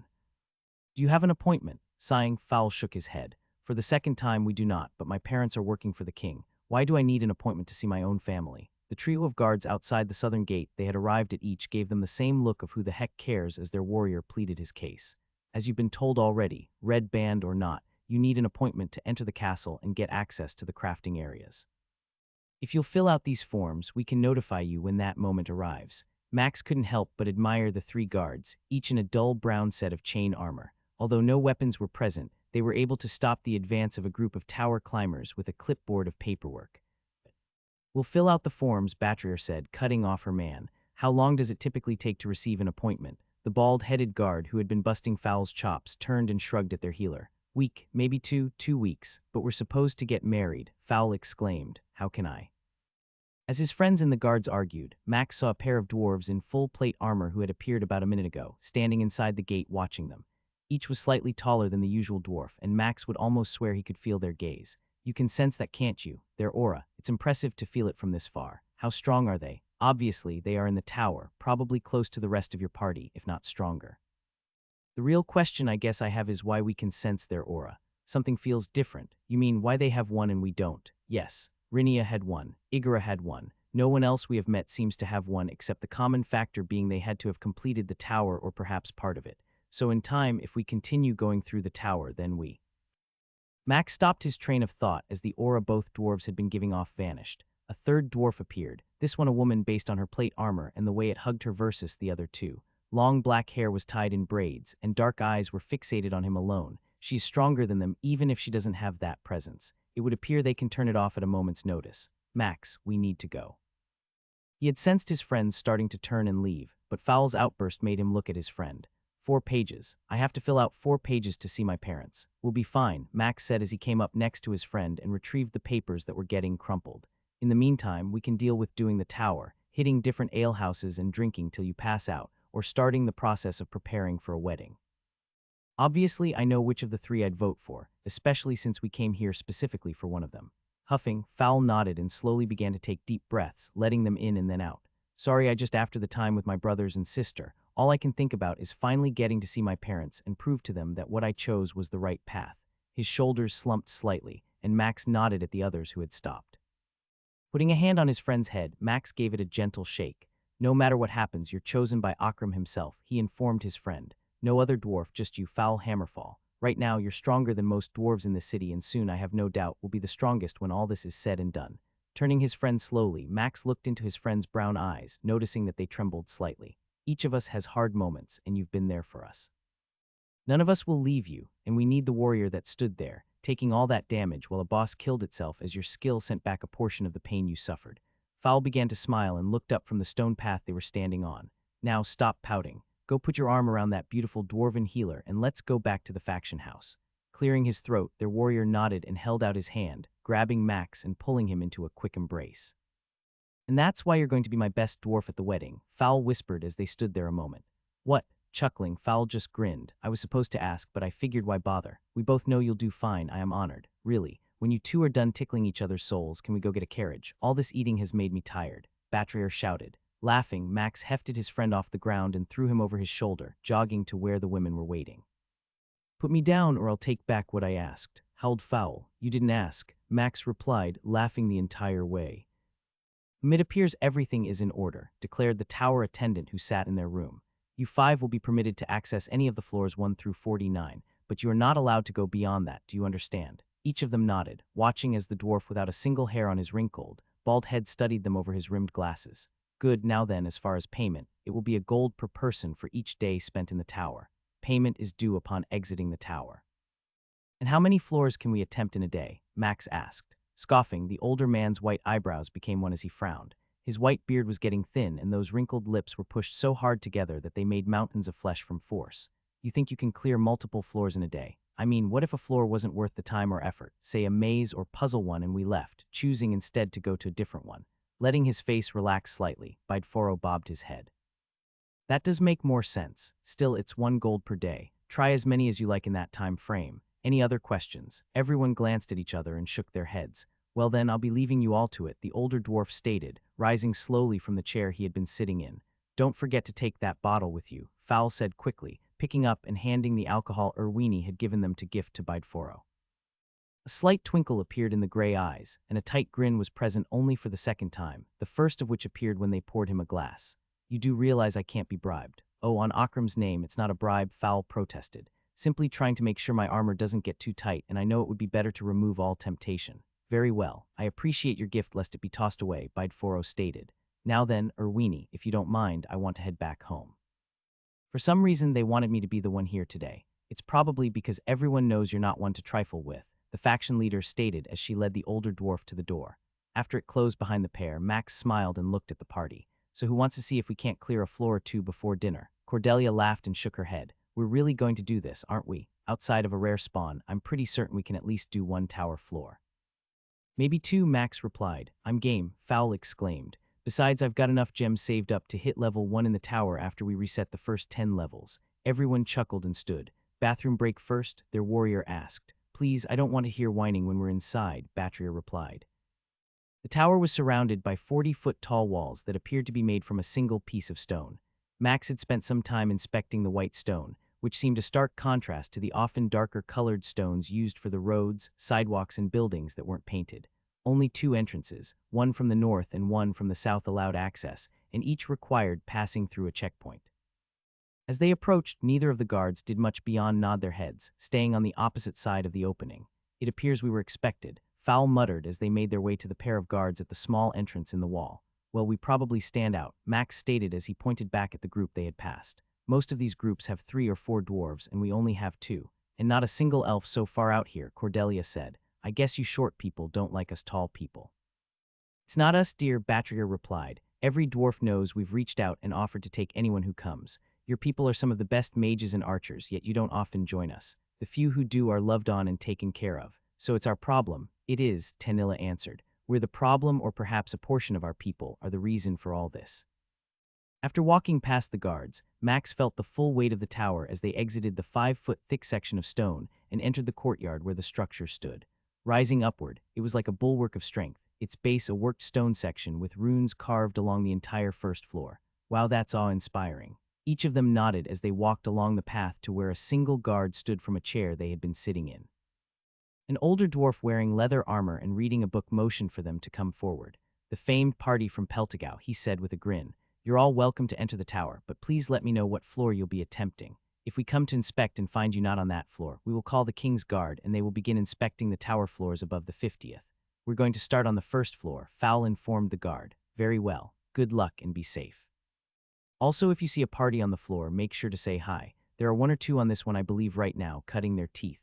Without much more, the dwarf moved back to his chair, a simple wooden one with armrests, and sat down. He opened his book and seemingly ignored them. Now that's a cush job, Cordelia said as they walked past him. Reading all day, must be an ex-healer. Blinking, Max couldn't help but smile as he saw before them an open section of land, trees, and grass swaying in the gentle breeze. Down a ramp near where they had come in was a tower floor, easily 3 miles wide and vanishing off in the distance. Seems like old times, Fowl said. So what's the plan, goats? Cordelia asked. No, I'm thinking of something better, Max replied. First, I want to see how strong these things are compared to what we've faced. After that, I'll share my plan.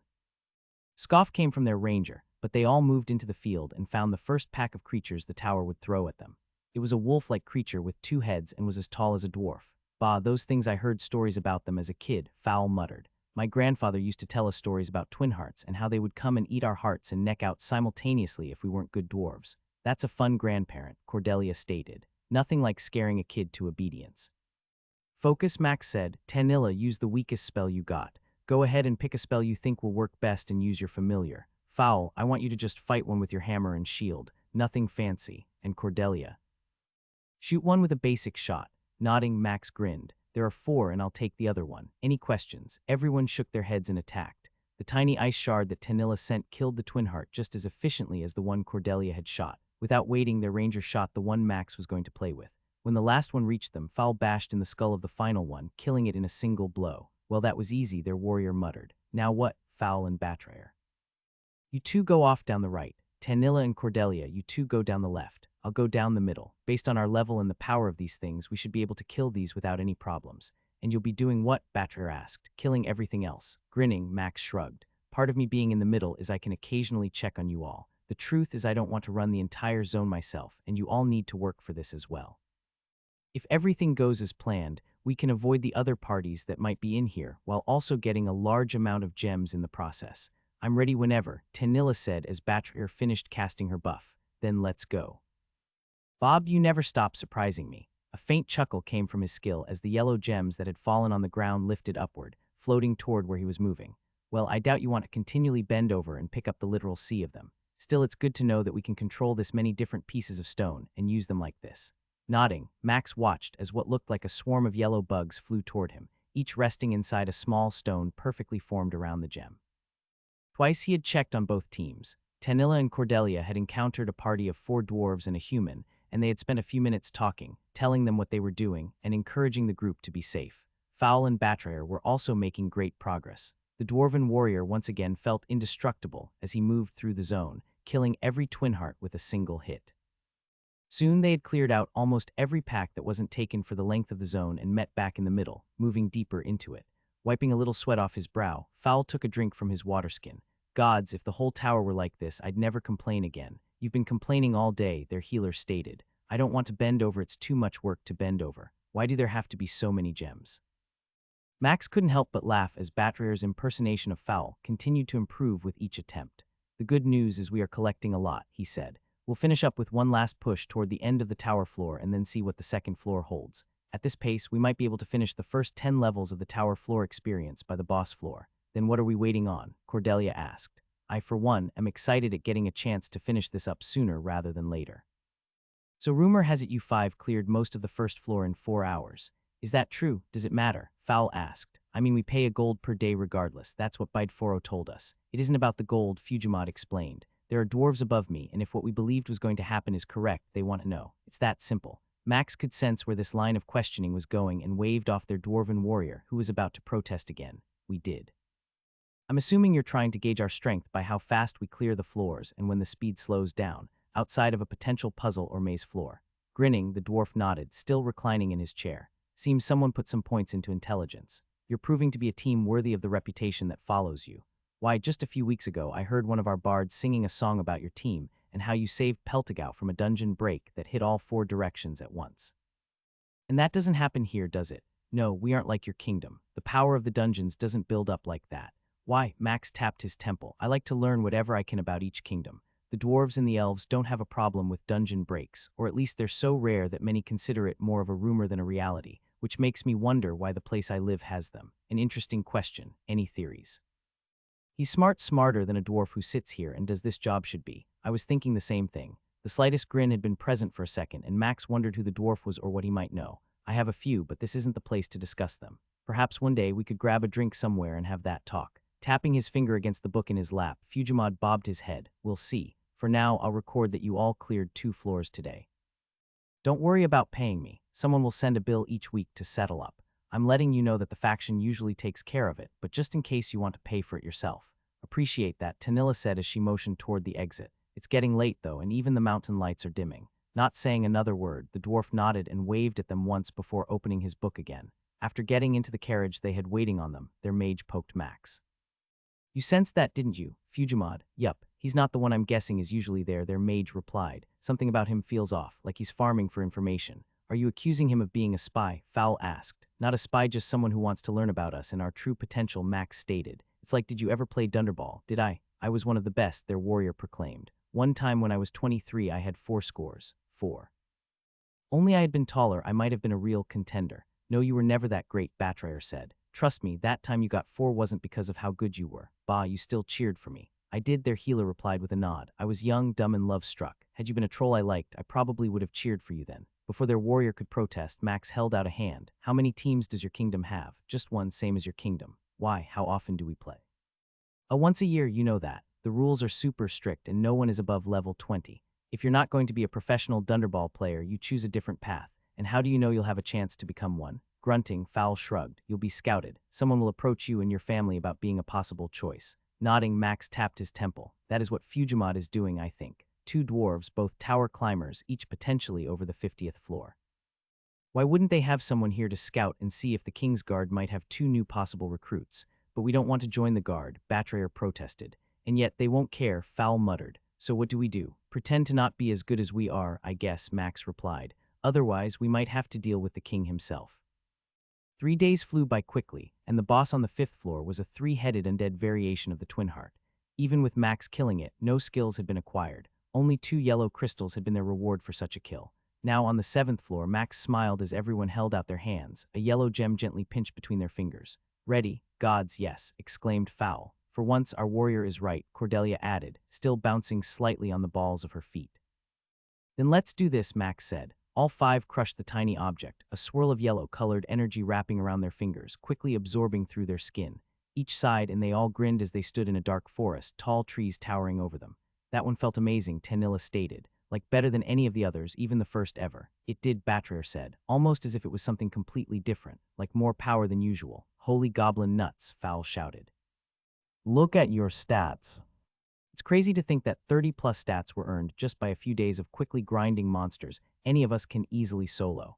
Imagine what the stat increase will be like when you achieve the same effect from the other floors. Chuckling to himself, Max watched his friends, and their eyes seemed to light up as each of them scanned their status screens. Resetting 10 levels of experience at a time was the best solution. I'm glad we could stop Fowl before he did all 50 levels of tower experience. Perhaps one day he will invest a few points in intelligence, though I'm not certain he can afford as many as he might need. Perhaps this 2.5 will do for now. Why are you laughing? Coughing twice to stop himself, Max waved his head dismissively at Cordelia. Oh, I am just thinking about Fowl and how he almost gave up all his experience. Bob mentioned how the small addition of 2.5 to his intelligence might just help him be smart enough to prevent such a mistake again. A finger rose on their warrior's hand as everyone began laughing, their voices and the sound of amusement carrying across the darkness of the tower floor they were in. Off in the distance, a howl and a screech called out in reply. I guess we're done farming, Batrayer asked. We want to head back to the faction and reset ourselves, or we could do the boss on the 9th floor real quick and then head back, Max replied. I do like loot. Hey, that's my line, Fowl quipped. I guess it's settled, their mage stated.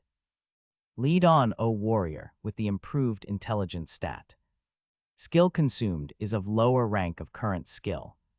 Power stored for future use. Skill consumed is of lower rank of current skill. Power stored for future use. Like a skilled butcher, Max continued to hack off pieces from the corpse of the 20-foot-tall werewolf he had beheaded in a single attack. Near him, Fowl and Cordelia were grabbing the pieces he had freed from the main body and quickly storing them. Seems a bit underwhelming, their dwarven warrior complained. I mean, you didn't even activate a skill. Yeah, I was a bit surprised as well, Max stated as he glanced down at the rest of the body that was starting to dissolve.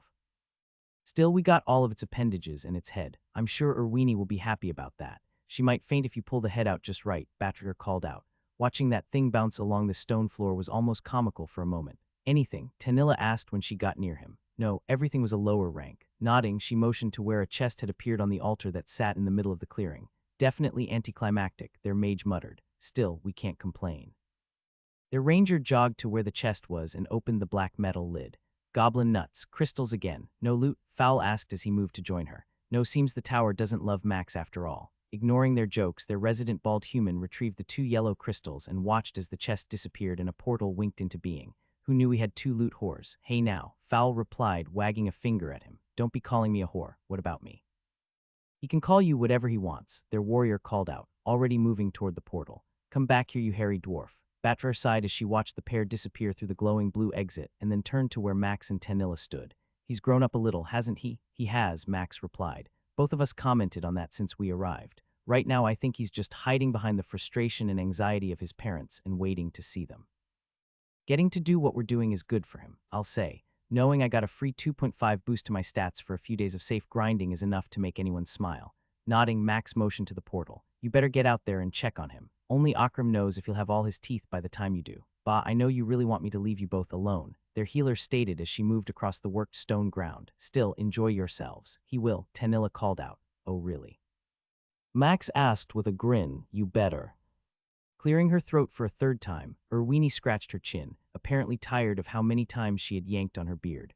Almost a whole body, I damn that old man, she muttered. Looking away from the boss's arms, legs, and head, the faction leader spun on her heel, her green eyes almost dancing in the light. The vault, Max asked. Everett only allowed us inside his once. Bobbing her head twice, the dwarf snapped her finger, and the pair of dwarves who had been almost drooling over the items laid out on the table, and Floor pulled out some knives and donned leather aprons. After moving through a few different hallways and down a couple of stairs, Irwini stopped before a section of a hallway and waved her hand before a brick. Runes began to shimmer and appear, and soon a doorway appeared. She flashed a grin at the party and pushed against the wall, opening up into a room that had been hidden behind it. A small, shimmering barrier stood at the entrance. You have a dimensional pocket, gone was her smile, and both eyebrows came together as Irwini looked at him. You know what this is. I mean, I shouldn't be surprised, but few would know what that barrier is unless they have seen one before. And you specifically said that Everett took you to his. How? It was a giant metal door, thicker than a dwarf. She chuckled and shook her head. That wouldn't be the real vault, just the lesser one. Most likely then he has the vault for the council set in a place like this. It would make sense as they have a few things even they won't want people to know about. Taking a deep breath and letting it out slowly, Max tried not to curse. I guess some secrets can't be shared, and this was one of those Everett felt at the time he couldn't. Her frown grew for a moment, and then she grunted. I guess I'll just have to tease him about this. Regardless, let's get inside so I can shut this door. Leading the way, Max grinned as a few gasps came after she passed through, her body seeming to shift and change the moment she did. What? Just go inside, Max told Cordelia, who was standing there about to ask a question he couldn't answer. It's safe, trust me. So many secrets, Tanilla whispered. One day you'll have to stop forgetting everything you have failed to share. Bah, hopefully we can return soon to the other place, Max informed her as they let everyone else go first. Then I can show you rather than simply telling you. Smiling, she nodded and moved through, leaving him the last one in the hallway. It's different and yet the same. You can sense it. This one isn't as strong as the one back at Bewingrid's forge. Because of our world, who knows? For now, let's see if these dwarves have anything of value we can use. Nodding at no one but himself, Max moved through the portal, finding himself in a 30 by 30-foot room that was lined with different chests and shelves along the walls. In the middle was a single stone table, and a familiar sensation washed over him. You okay? Erwini's question caught him off guard, and he saw her puzzled look. Just not what I had imagined, he lied. Perhaps I thought it would be bigger. Bah, you and every man are always worried about size. A chortle came from Fowl, who went quiet when Max sensed Batrayer elbow the dwarf. Now then, the wall on your right has chests with reagents. Feel free to inspect them and see if you can find something you like. Just leave it inside and let me know. Trying to take it out yourself might not be the best plan if you wish to keep your hand. Booby-trapped chests, Fowl asked. What kind of faction would we be if we couldn't protect our items? Beyond a room that most couldn't find, even if one did, they wouldn't like the few traps we have in here. This brings me to my reminder again, don't try to take anything. Only a few of us in the faction have access, and I don't want to have to clean up blood in here. With her sharp instructions heard, Max moved to the wall and began to open the chests one at a time. Most were filled with various organized items, and the first few were designed for leather working. Up next were 3 chests filled with alchemy items. We could start to make some stuff, though I'm not certain I want to do that right now. Unless you're feeling the need to use the ogre testicles for something, it's not a good use of your time. Even now you know that perhaps you could make 1 or 2 elixirs with a single point or 2 of a stat. Humming to himself, he continued inspecting each chest and froze when he tried to open one. It was a white metal chest that seemed to vibrate with power. His trap detection skill had stopped him, not giving off a red glow but warning him of something. Erwini, he asked, pointing at it with his hand. Oh yeah, that one. Give me a second. She moved quickly to where it sat on a stone shelf and lifted it, carrying it to the table, and then hesitated a moment before lifting the lid. Wait, why didn't you open this one? Call it a tower climber's intuition. It's different from the others not just in the color of the metal, but also seems to give off an aura. I have no doubt that is because of what's inside, she muttered as the dwarf peered in for herself. You can't have this, it would take a lot more before I might consider giving this to anyone. A lot more. Moving to where she stood, Max crowded next to her and glanced inside, his eyes widening at what was so precious. We need that. Yes, we do. What's in the box? Fowl asked. A tusk came from Erwini as she ran her tongue across her lips. You know what that is. It has a lot of different names, but many call it a fire-forged bar. I can tell by. A fire-forged bar. Both Max and Erwini looked at the dwarven warrior who stood there, arms slightly raised, both eyes wider than ever before and with his mouth hanging open. Yes, now please close that trap and let us talk. His friend's jaw began to move, but Max saw the look Erwini had given Fowl, and the warrior quickly clamped his jaw shut.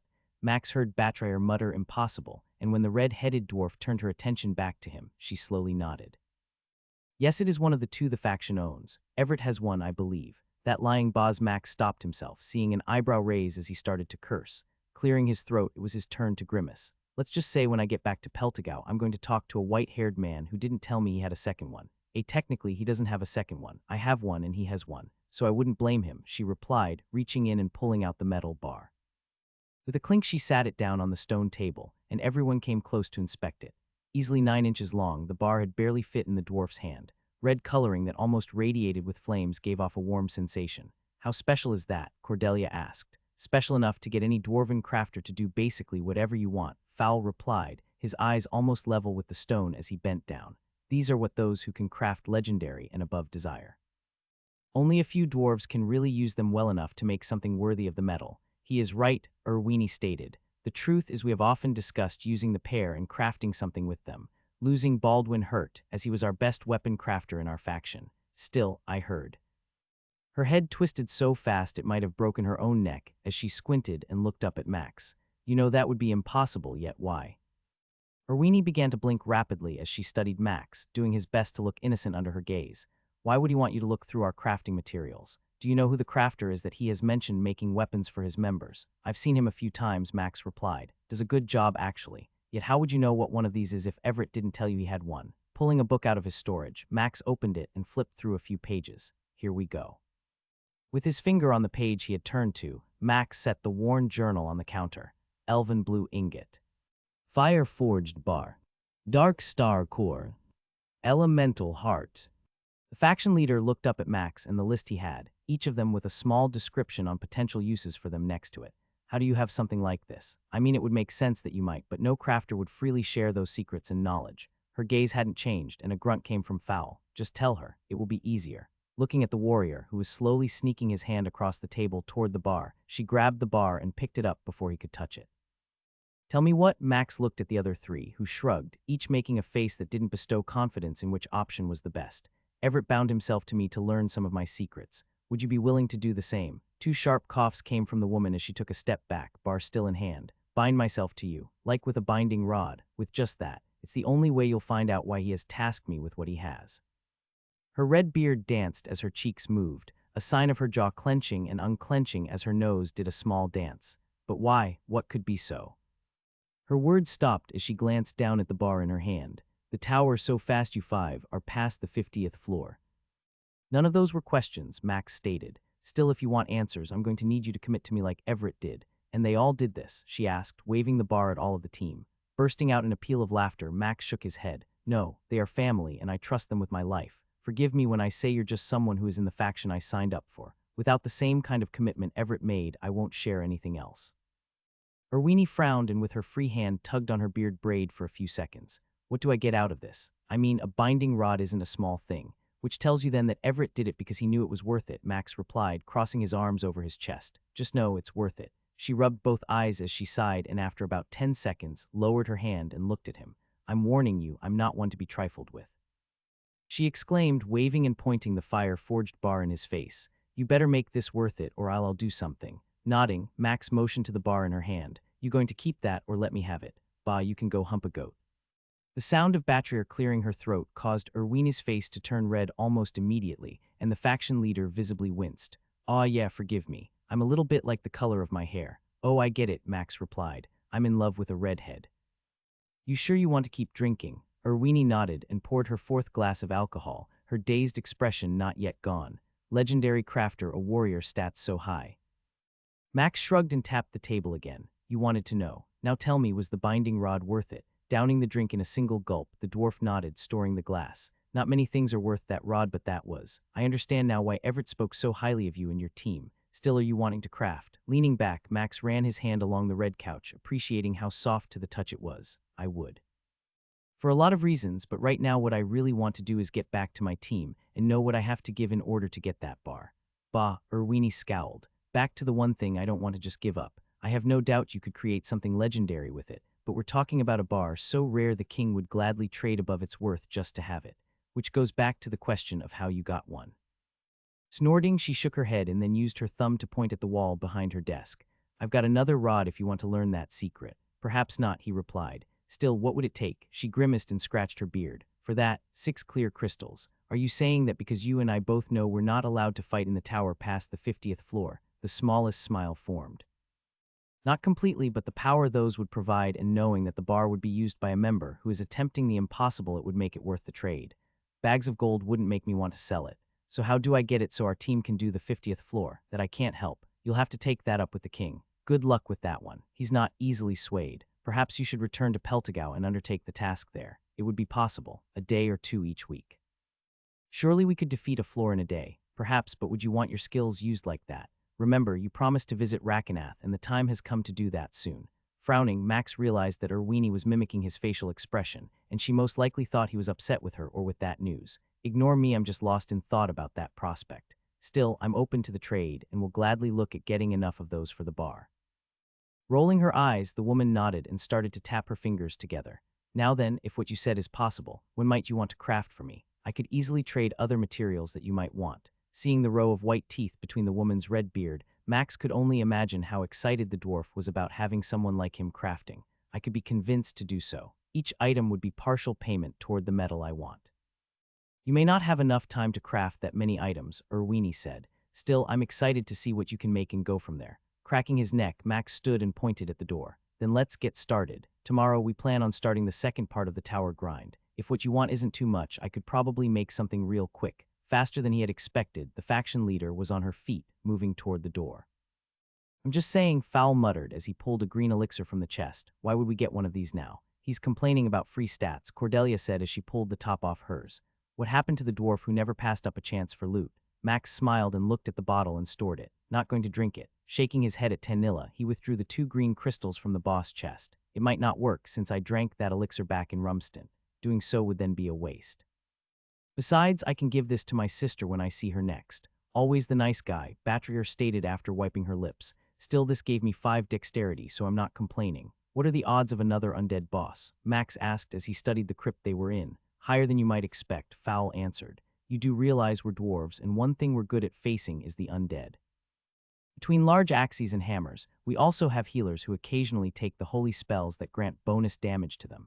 Batrier let out a grunt at their warrior's statement. A waste, a bloody waste. What kind of healer would give up the very spells we need to keep you alive for a buff that only works against a single type of creature? Don't we all have those kinds of things? Cordelia asked. I mean, my bow works great against certain creatures and is absolutely worthless against others.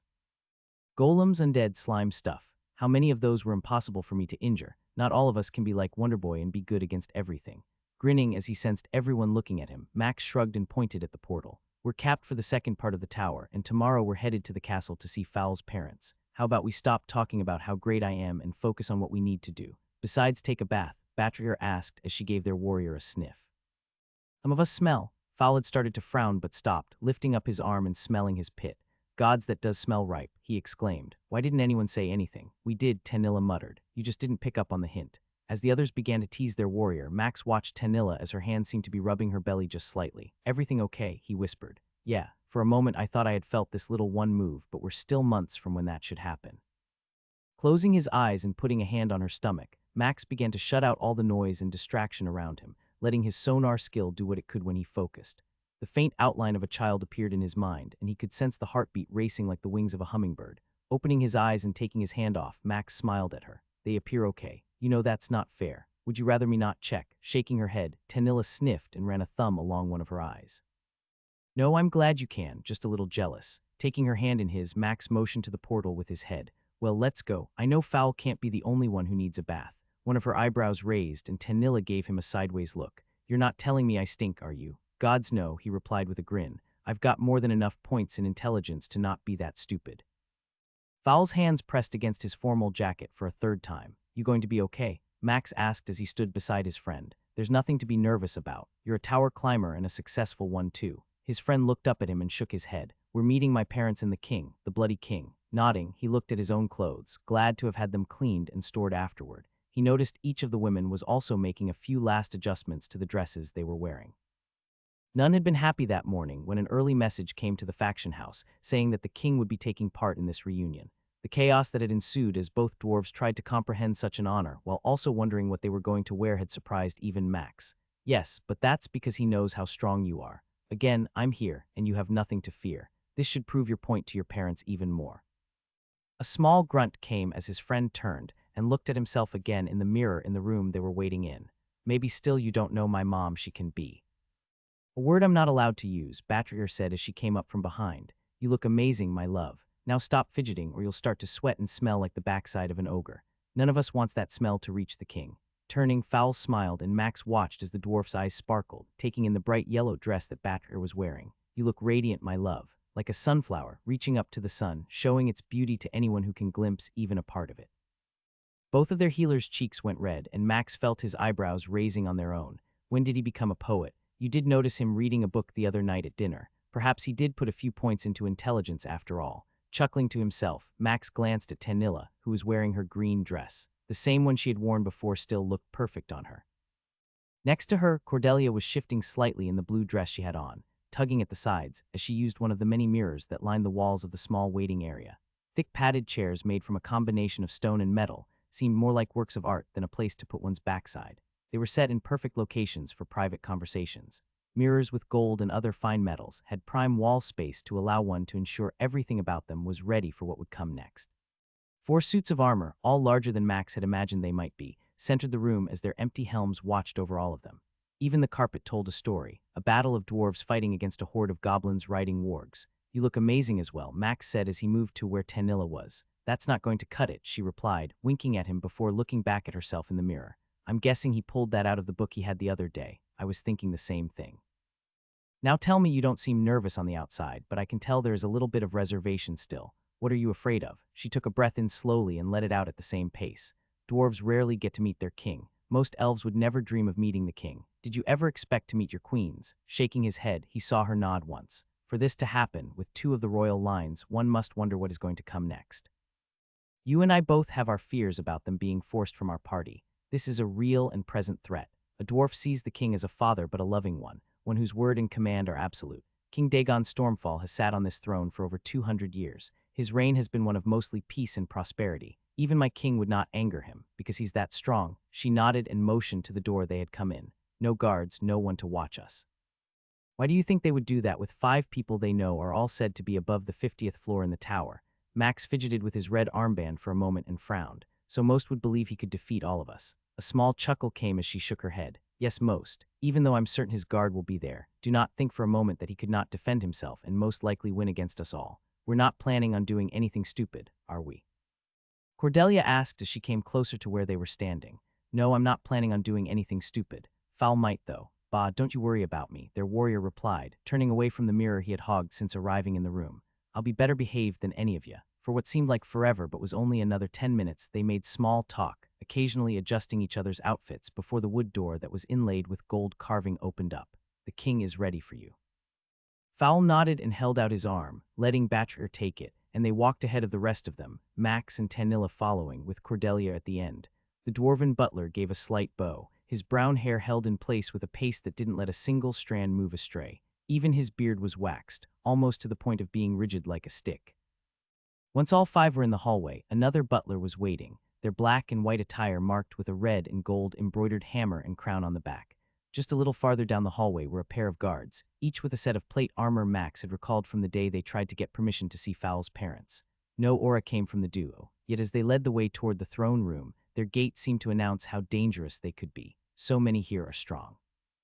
Even those butlers, I would venture that each of them has been in the tower. Why would they have butlers in the tower? What skill could they provide? Consider what I'm going to say as just what I would do. You live for hundreds and potentially 1,000 years if you're strong enough as the dwarven king. Even you should live to be well over 100 or possibly 200 years without beating the tower. If you're going to rule, you'll want people who are loyal and strong and with you for a long period of time. How much effort is it then to put together teams which will help those who serve you get stronger? But I don't believe the queens did that. They will live longer if someone does not kill them, but still 200 years of life would be a long time for them. Yet for this king, that is nothing. So what if it takes a decade or 2? Who cares about the gold or the cost? Why not spend time and money to outfit those in the same gear as they progress? Sound of boots, heels, and armor quietly echoed off the worked stone hallway as they made their way along it. Paintings and tapestries lined the hall, and the few doors that were set back from within it were all closed. Up ahead was a larger pair of double doors, easily 12 feet tall and waiting to be opened by another pair of guards in the same armor as their escort. It does make sense. Then if that is the case, this entire castle is an army at his fingertips, which is why the king must not fear much. Upon reaching the door, the butler and their escort stopped. The dwarf turned, smoothed his vest once, and then nodded at Fowl and Batraer.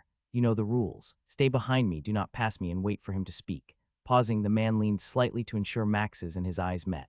"No weapon, unless the king asks for you to display it, must ever be drawn. To do so would result in your death." The briefest nod was given, and their escort faced the door and motioned to the guards who stood beside it.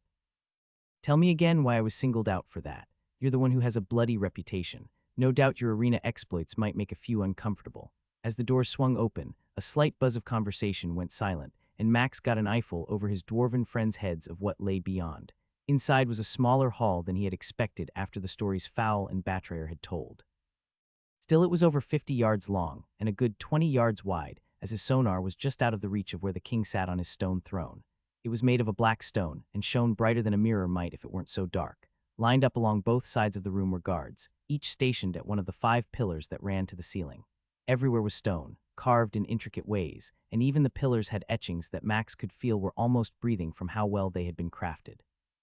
A single carpet led to a dozen yards from the 3 steps and the throne Dagon Stormfall sat on.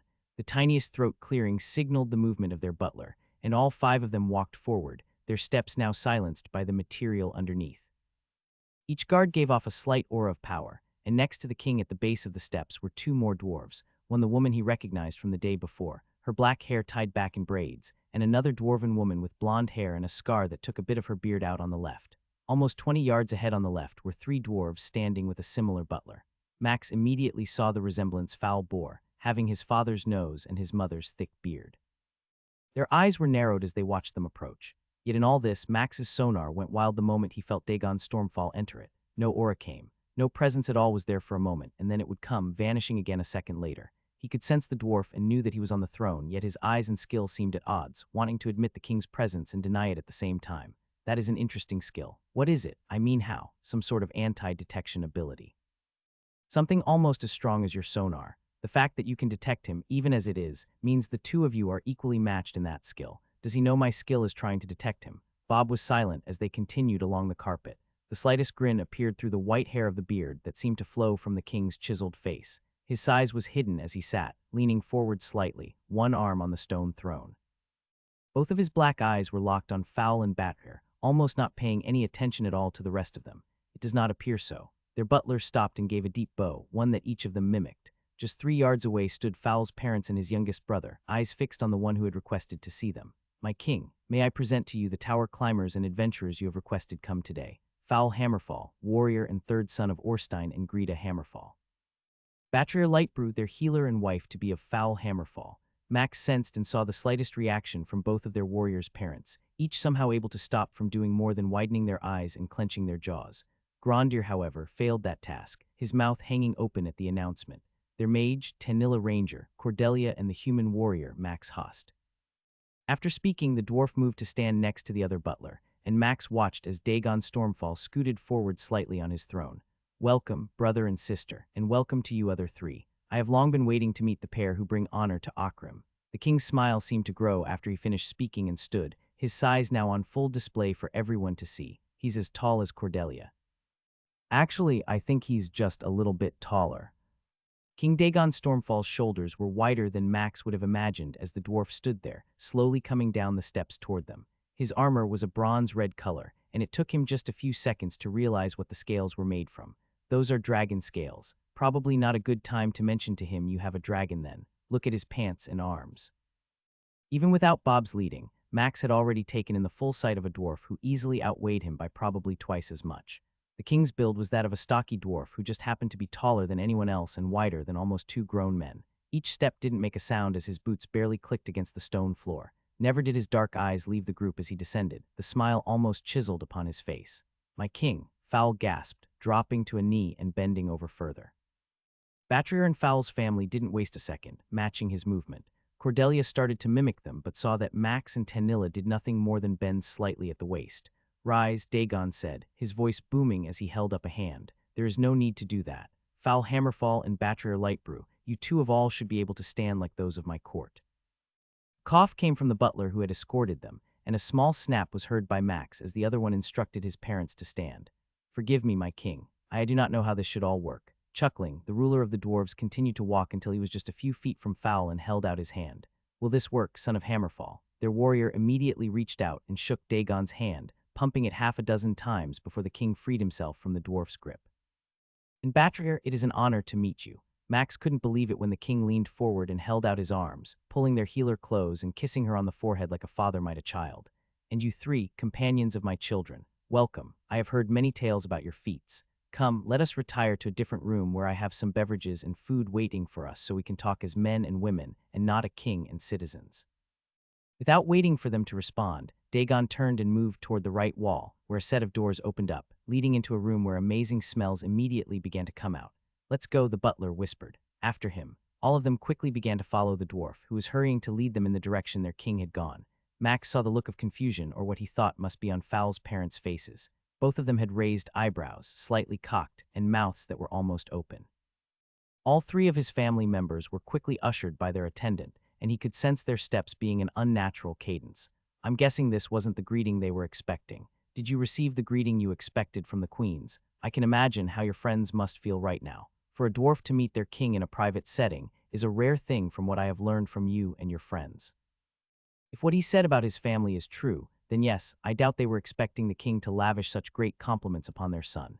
As they drew closer to the room, the scent of cooked meats and fresh bread reached their noses, and Max found his mouth watering. Even though I don't have to eat, I cannot imagine passing up food by the way this stuff smells. He heard Cordelia's and Tanilla's stomachs both let out a growl, and each woman did their best to pretend such noise didn't come from them.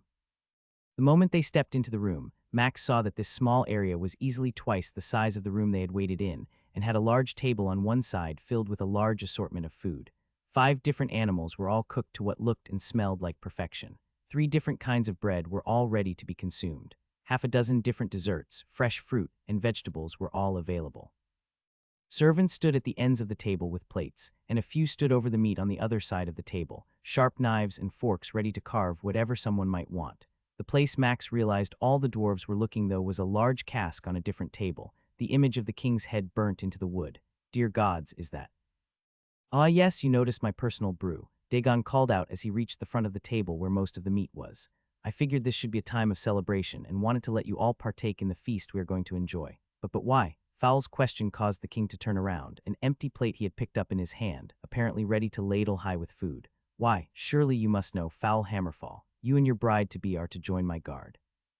A pit grew in his stomach, and behind him he sensed his friend's father falling, fainting as the dwarf crashed to the ground. Someone get a healer, the king muttered, turning around and holding his plate out to the dwarf, who had already cut off a giant piece of roasted boar. No, Batrier's voice sounded so quiet, and yet it almost echoed in the room as dwarves had begun to move to obey their king. Excuse me, Fowl asked, turning to look at their healer. She was shaking her head, and Max could see her fists were clenched by her sides. I said no, she declared, this time having found the strength to speak boldly. I will not abandon my friends to simply stand here and be nothing more than a figure. A few gasps came, and Max tried to sense the shifting dwarves in the room, some of the king's guard all shifting slightly as they stood in the 4 corners, eyes fixed upon the dwarf who just denied their ruler's command. I'm sorry, little one, Dagon said, not turning around, motioning to the servant to keep cutting off more meat. This is not something you get a say in. You bet your hairy ogre nuts I do, she exclaimed, stomping her foot. I didn't come here to join this guard or be told by anyone what I can and can't do. I came here to tell Foul's parents about how wrong they were about their son and how great he is. I came here to get married and have a wedding every dwarven girl dreams of. What I didn't come for was for a dwarf I've never met to tell me what the rest of my life is going to look like, after they haven't done a single thing for me besides apparently rig a contest, so that Fowls and my parents would win an award, and perhaps make me more inclined to obey your commands. Each word was emphasized with her displeasure, and Max almost winced as he saw the king react just slightly when the accusation of the contests was said out loud. Batrier, please. No, she shouted, turning and cutting Fowl off. We didn't come here for this. Pointing a finger at Max, Tanilla, and Cordelia, their healer looked at them and tried to smile. They are our family, my family, and I will not leave them. No matter who tells me to, not even you. Her last words were almost a whisper, and the clattering of a knife hitting the ground, one of the servants having lost it, shattered the moment slightly. Before them, a scene started to unfold. Fowl stepped forward and raised his hand slowly, his thumb wiping away a few tears that were streaming down Batrier's cheek. His head moved up and down slowly, a smile starting to form. Meanwhile, the king had turned around, and Dagon's face was beginning to look a little sunburned as it took on a reddish tone. You think you have a choice, he bellowed. His outburst felt like a wave of power had been sent at them, almost as if a large hammer had slammed into them. Neither dwarf acknowledged the king instead. Both grabbed the other's hands and looked deeply into one another's eyes. You mean that, don't you? Fowl asked. We wouldn't abandon them no matter what. How many children do we owe them? How many poor dwarves will be cursed with a name that starts with Max or Seth? Laughter came from their warrior as Dagon almost began to have smoke coming from his nostrils, the way they flared and his eyebrows danced as one. My king. The butler who had been leading them moved forward a step, holding a hand out. Do not lose your temper. Max moved toward his friends, sensing the shift in the room, guards moving in slightly and the other dwarves backing up. No, this is my home. Who will defy me in my own home? The king called out. His voice rang out across the room, and Max could see the fire that almost seemed to rage in the leader of the dwarves' eyes. And then a presence from behind told him Tanilla wasn't taking this any longer. It is a shame, their mage said, her voice calm and measured. For so long my father had told me that King Dagon Stormfall was a gracious leader to his people, never forcing their hand, and that he led with a fatherly love that sickened him. Perhaps he was wrong. You are more like him than I realized. Pity. For once I had hoped to meet a king I could admire. Gasps came, and a sword appeared in the hand of a dwarf on Max's left. Dagon's eyes blinked a few times rapidly, his nostrils still flaring as he took in the sight of Tanilla. Her hair and eyes glowed gold, and the aura that came off her was overwhelming. A daughter of Savantus, why are you here? Because for whatever reason, Akram has put Fowl and Batrayer in my life and then added Max and Cordelia, she replied, back straight and not backing down as the king of this mountain stared her down. They are my family, not some elf who sits on a throne imprisoning, torturing or killing anyone who doesn't bend to his will. Who knew it seemed to have spread here finally. Max looked at the king's guard, who was drawing close, sword and shield now out and in full plate armor. If you make a move, he growled, I will show you why I am the master of the arena in Peltagau. Another guard suddenly had a hammer and shield present on his other side. My king, the butler shouted, look at what is happening. Snorting, Dagon glanced around the room, finally noticing what was about to take place. Behind him, meat was on the floor, dropped from the metal plate he had smashed in his massive hand. 2 guards were armed for battle and approaching the guests he had invited here. Before him, 2 dwarves stood, now shoulder to shoulder with Max, plate armor covering Fowl and Batrayer in her healer garb. Dagon sputtered for a moment and then took a deep breath, letting it out and holding up both hands, the broken plate falling onto the stone floor. Stop, put the weapons and armor away. This shouldn't happen. To act in such a way would be a disgrace upon the throne I have sat in for over a century. Everyone froze as the massive dwarf huffed a few times, his eyes fixated upon their mage. It would appear the daughter of Savantus is right. I have not acted like the king I have long proclaimed to be. His eyes moved to Fowl and Batrayer, and a slight frown appeared. I must ask for your forgiveness. I did not think of what you two might desire and simply thought the honor of being in my guard would be too much to pass up. My queen is usually by my side, and I'm afraid that I have acted in haste, not listening to her counsel, which no doubt would have prevented such a thing as this from happening. Motioning with a hand at Max and the other 2, all 3 now wearing their armor, weapons still not present, he slowly smiled. What kind of friends would risk everything to fight against a king and his guard? The kind of friend every dwarf dreams about, Fowl stated. The kind of friend that is family. Nodding slowly, Dagon clapped his hands and motioned at the guards prepared for a fight. Return to your posts. Someone get me a drink. I need to sit down and relax. Max felt multiple dwarves let out a sigh of relief as their king moved toward a chair and plopped down. Never a dull moment, Cordelia muttered. And for a moment I was ready to see how great you were in a fight like this. Chuckling, Max shook his head. No, I would have grabbed you all and ran. Multiple chairs had been pulled up in a circle, and Dagon sat in his chair, slightly larger than the rest, and was downing his 4th tankard of his private brew. He could taste the difference, having tried Batrayer's father's. Unlike all the other alcohol he had consumed, this one didn't leave any kind of aftertaste and was smoother than water. Next to Fowl, his parents both sat there, his father now awake, neither having said a word. Grondir was bouncing his knee nervously, stuck between his mother and the king. Are you two ever going to talk? Batrayer asked, eyes focused on the weaponsmiths. I mean, are you even going to acknowledge that he is sitting before you? I am well aware of who is before me, Fowl's mother replied, her tone sounding haughty and unimpressed. Regardless of what he has accomplished in the tower, our Fowl chose to leave the family business, forsaking the history we have carried for generations. Doing so is an affront to our line and to Akram. That's a load of ogre shite. Batrayer shot back, almost rising from her chair. He's been offered the highest position by your king, and you still can't see that Akram must be pleased with what he has done. And yet he isn't one of the king's guard, Greta Hammerfall replied. Perhaps if he was, then I could admit something good came from his choice. Forget it, Fowl said, cutting off their healer as she started to respond. She's not worth it. I finally see that I don't need her approval anymore. Max listened to his friend, heartbroken at those words. Even though he knew Fowl meant them, the tone of which he spoke conveyed how painful it hurt to say. His mother leaned back, shaking her head as if she had been slapped and then snorted. See, he doesn't. Quiet, Dagon's command cut off the very words in her throat, making the woman choke. Shifting in his seat, the king sat up and set his tankard down on a side table, eyes moving between the pair. Do you really wish to lose a son that I think so highly of that I would offer him a position in my guard? How can you be so stubborn like a mule that you cannot see how much Akram must love him? Fowl's father started to open his mouth, but as the very first sound began to come from his lips, Greta turned, and whatever look she gave him silenced him. God's dad, aren't you ever going to grow a pair? Grondir Hammerfall. Fowl's mother started to rise and then stopped as dragons started to roar with laughter. Oh my boy, perhaps you should join my guard if you have a pair as large as you must to face down this woman. Max watched Greta's face turn red as the king's had just a while ago. Who do you thigh? I'm the king, growled Dagon as he stood up, towering over the shorter dwarf. Now sit down and shut up, or I'll have my guards remove you from here. A snicker came from their healer, and Max could sense a grin on Tanilla's face. I'm beginning to like him. That mother, though perhaps it is a good thing that she isn't married to Tanilla's father. Imagine the life that would bring. Unable to hold back any longer, Max started to chuckle and then laughed louder. Everyone turned to see him holding a side and shaking his head. Is something funny? Fowl asked. Yes, what happened to all the stuff I hear about dwarves and how family is everything? I mean, the king tried to bully you and batter her into joining his guard and leaving us. No offense, sir. A single hand wave was all Dagon gave. Now your mother couldn't see the truth, even when the very dwarf she claims could prove your value has already told her how great you are. I'm not certain she would even admit you were worthy of her love or anything else if Akram himself came and told her you were.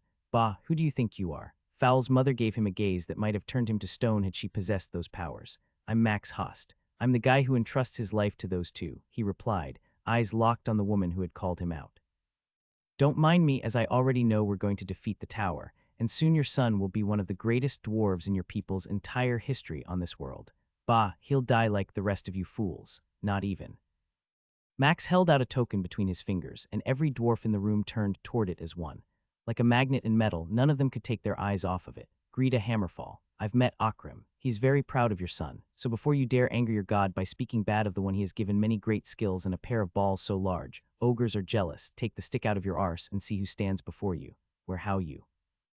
Dagon's words were broken, his mouth hanging open, unable to close, and his hand stretched out toward the token in Max's hand. He and I spoke, along with Phaeus. He gave me this in case I needed to prove to you that what I ask comes with his blessing. It appears it works better than I expected. Do you even know what that is? Please put it away or give it to me before I can't stop myself. Max frowned but nodded, storing the token and watching every dwarf around him almost take a collective sigh and shake their head. It calls to me like a siren, Fowl muttered. Clearing his throat, Dagon nodded, taking a second before his voice seemed to work. Please keep that hidden, but now I see that things are well beyond what I had expected or even imagined. Rising to his feet, the king of the dwarves moved to where Max was and held out his hand. I pledge to help you and your team as much as possible within reason to accomplish the task Akram has given. That token, will you sell it? Frowning, Max shook his head. I still have need for it. Perhaps down the road I might be willing, but there is another dwarf on another world I will have to show this to. Another world? Grondir asked, almost falling out of his chair as the younger dwarf leaned forward. Has his fowl been to a different one? Shaking his head again, Max winced. Not yet, but soon. Still, there is a lot I think we need to discuss, perhaps in private, and we could probably use another round of drinks. Dagon nodded and snapped his fingers. Everyone out, including you three, the king said as he pointed at the Hammerfalls. We'll have a discussion later and you can decide how grown-up some of you want to be. Forgive us, Fowl's father said quietly. Do not ask for my forgiveness. Perhaps instead you should ask your son for his. Turning, the leader of the dwarves moved to where the cask of ale was, leaving the group in an awkward moment. Sorry, son. Fowl took a few quick breaths and stood, inching slightly toward the man he called Dad. It's okay, I've just missed you. The man moved quickly, and in a moment both men were hugging, a few sobs coming from the pair. Grondir didn't wait more than 10 seconds before he joined the duo and was enveloped in their arms. After a minute, the three turned to look at Greta, who was frowning, sitting in her chair and glaring at them. God's woman, Akram himself, get off your fat arse and give this boy a hug, or so help me I will not allow you to forge another weapon in our shop. You wouldn't, she gasped, eyes going wide. Our king is right, I have let you control my manhood for too long. It was your words that made me issue that decision against our son. I never wanted him to leave, but also knew he didn't love the forge. For a year we have lived without him, and every day it left an ache in my heart. Orstein turned and rubbed his hand on Fowl's head. Our son is home, Greta. He is a tower climber, blessed by our god and wanted by our king. What more could you want? She huffed and didn't move, lips clenched tight. It's okay, Dad, Fowl said after a moment. Knowing you will acknowledge me is more than you can believe. Grunting, his father turned and nodded. Give me time. Perhaps she's like a piece of cracked ore and needs a far longer time than all the rest to be made into something that is usable. Chuckling, the trio of Hammerfall men all ignored the glare that was given to them by Greta. A throat cleared, and everyone turned to see Dagon returning with 2 fists full of tankards. Now that at least some of the mood has changed, I need for you all to leave. It appears that I must have a moment of privacy with these 5, and see what it is I can do to assist in their serving of our god. Max watched as Dagon stroked his beard with his left hand. Never would I have even considered allowing someone other than dwarves to enter the tower past the 50th floor, but I cannot argue with what you hold. Still, do you realize the predicament you put me in? Worried about setting a precedent. Frowning, the king nodded. Part of me wonders if perhaps I am wrong for doing so. Many adventurers come here for the tower, but we all know that there are fewer humans and elves here than in Peltigau. I know many won't ever attempt to reach the 50th floor, yet I could do more to make it attractive to humans and maybe a few more elves to come. I'm not trying to be ugly, but my own people don't seem to want to come here, and I don't think it's your fault, Cordelia stated. Nodding, the king grinned. Still, I can do more. As such, I will inform my people that you five are allowed in any part of the tower you desire. Now then, tell me the news about the wedding you two are planning. I have a list, and these are the things I was planning on doing, but if you think you might be able to help with them. Oh, he's in trouble, Tanilla whispered as they watched Dagon's eyes widen as their healer put sheet after sheet of paper before the king's eyes, each one with details on the perfect wedding. A parade of goats, pulling the wedding party. Yes, Batrayer exclaimed, doing a twirl, clutching her papers close. Can you see it? It's just like the story of Gruamda and her wedding. A groan came from Fowl, who winced, mouthing I'm sorry at the king, who gave him a pained smile back. This is a lot of flowers, Dagon stated as he cleared his throat. I mean, are you certain you would need? Batrayer gave him a look that would have caused any dwarven father to sell his weapon to buy their daughter a present they wanted. Two big brown eyes seemed to shake as her bottom lip came out, pressed into the perfect pouting position. But surely Akram wants me to have the wedding that will showcase those he has chosen. Tanilla snickered, and their healer ignored her, eyes locked on the one who had the power to make all this happen. I am not saying I can do all this, but with a sigh, he hung his head in defeat. Who am I to say no to a woman I tried to force from her family? Very well, I'll give these things to my advisors. How long do we have till this wedding takes place? A loud whoop came from their healer as she rushed forward, obviously forgetting who she gave a quick hug, turning beet red after pulling back from the embrace. Forgive me. A month is good, Dagon said as he adjusted his tunic she had just crushed. Anything else? I have one last request, Max said as he scooted forward in his chair. So much for my special status, Fowl mumbled. I can't believe we made it out of there alive, Tanilla stated as they left the castle in the carriage Dagon had picked out for them. I mean, he's paying for a wedding fit for a royal family member. Not only that, but he is allowing us to go past the 50th floor in the tower and going to let you have access to his forge. How is that barely making it out of there alive? Max asked. Just earlier, I was almost certain we were about to fight the king and his guards. Had that happened? Her voice trailed off and her face started to pucker up like she was sucking on a lemon. We should have known, Batrayer replied. I should have known I could sense something was wrong when we were told he would be meeting us. No dwarf ever gets that kind of treatment without the king getting what he wants. Yet he didn't. Akram must love us for things to play out like they did. Max smiled at his friend, who never lost his faith in the dwarven god. So what's the plan? Cordelia asked. We got a month till a wedding, a tower that needs climbing, and permission to go above and beyond the 50th floor. Are we ready for this? I say we go for it first thing in the morning, Batrayer proclaimed. I'm ready to get stronger and prove to everyone we can do what we said we can. Good luck today and be safe. Max nodded at Fujimod as he waved. The dwarf had informed them a week ago they were free to attempt any floor, but to just let him know when they were going to attempt the harder ones. Today they had decided it would be the first day. Hopefully we'll see you soon, Fowl said, getting a staff to the back. Don't talk like that, Batrayer exclaimed. Gods, not even in the tower and already sounding like things are going to go wrong. Ignoring the bantering pair, Max touched the shimmering portal and selected the 51st floor. His eyes began to work, and the gentle breeze he felt blowing against his skin was pleasant. The scent he had smelled and the sounds of the waves had informed him beforehand what was in store. Bah, a water floor, really. Fowl's complaint came as the others appeared next to him. Ugh, I just got my beard waxed, Batrayer muttered. We're not quitting, Cordelia stated. We've waited so long to attempt this again. Besides, I'm not sure about the rest of you, but I'm really ready for some real experience. And I need more power. It has been far too long. All right, Max called out, his weapon and shield in hand. I'll scout. Let's see what we got and go from there. Everyone got ready as Batra cast her buff. Before them was a large ocean, gentle waves crashing against the white sand over and over. Looks like it's going to be underwater, Fowl said as Max prepared to head into the crystal blue water. You think we'll see more mermaids or mermen or whatever? Shrugging, all he could do was smile and tap his boot with the butt of his weapon. Only one way to find out. Hurry up and kill it, Max shouted. I'm trying, Cordelia yelled at him, arrows moving through water only because of the magical nature of her bow. Dozens of fish, all larger than Max, each with a mouth full of sharp, jagged teeth, were floating upside down, blood discoloring the water as three more came at the party. Max was near the group as Fowl tried to get between the fish and the team. Thin ice and stone spears sped through the water, impaling the fish as they approached. Each attack was effective, especially considering the underwater environment they were in, yet none were strong enough to one-shot these fish. Still, Max didn't do anything unless he had to, watching the team fight off the fish he pulled to them. You are making them work for this. We both know that they couldn't do this floor on their own, and I'm not sure even with Dexic they could complete this. Look at how many hits it takes for each of them. Of course your boots kind of make this a bit of a joke. Smiling to himself, Max knew Bob was right. Each of his attacks were like normal, and he could move through the water in any direction as if he was on land. Taunting, Fowl's skill activated, and the trio of fish that were going to swim past him turned and chomped onto the metal-clad warrior. More blood filled the water as they injured themselves, holes from the arrows and spears adding to the bloody mess. A little help, no. You need to do this, Max replied, ignoring the grunt from their archer in response to her question.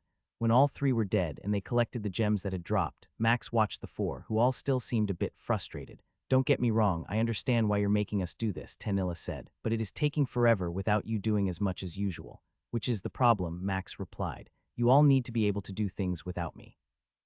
Not that I plan on suddenly vanishing again, but if you want to be the adventurers we claim to be, I can't just run us through every tower floor and not make sure you are all ready for what comes next. He's right, Fowl muttered. This wasn't fun, but we survived. I mean, it hurt, but not as bad as I was afraid it might. And both of you have really improved on your abilities and skills in the water. Hearing their warriors praise them, the dude who had done most of the work seemed to relax slightly. Gods, I hate it when I can't tell if he put points in intelligence, Batrier teased. Rolling his eyes, Fowl turned to look in the direction Max had been taking them. How many more? Let's get 3 or 4 more packs, and after that I can do the rest. Still, you've improved. A lot. Giving his friend a gentle shove sent him moving through the water. Bah, stop that, Fowl grunted. It's almost as bad as being on ice. I'm impressed, Fujimod said. You managed to defeat the 51st floor in a single day. Should I ask how bad it was? Only if you want me to put some sand down your pants, Cordelia replied with a scowl. Gods, I hate water floors. The dwarf winced and shook his head. No, I think I'll pass. I don't need help chafing. Still, it's an impressive feat to say the least. Finishing any floor that fast, let alone this one, isn't something any could really hope for. How much stronger were they?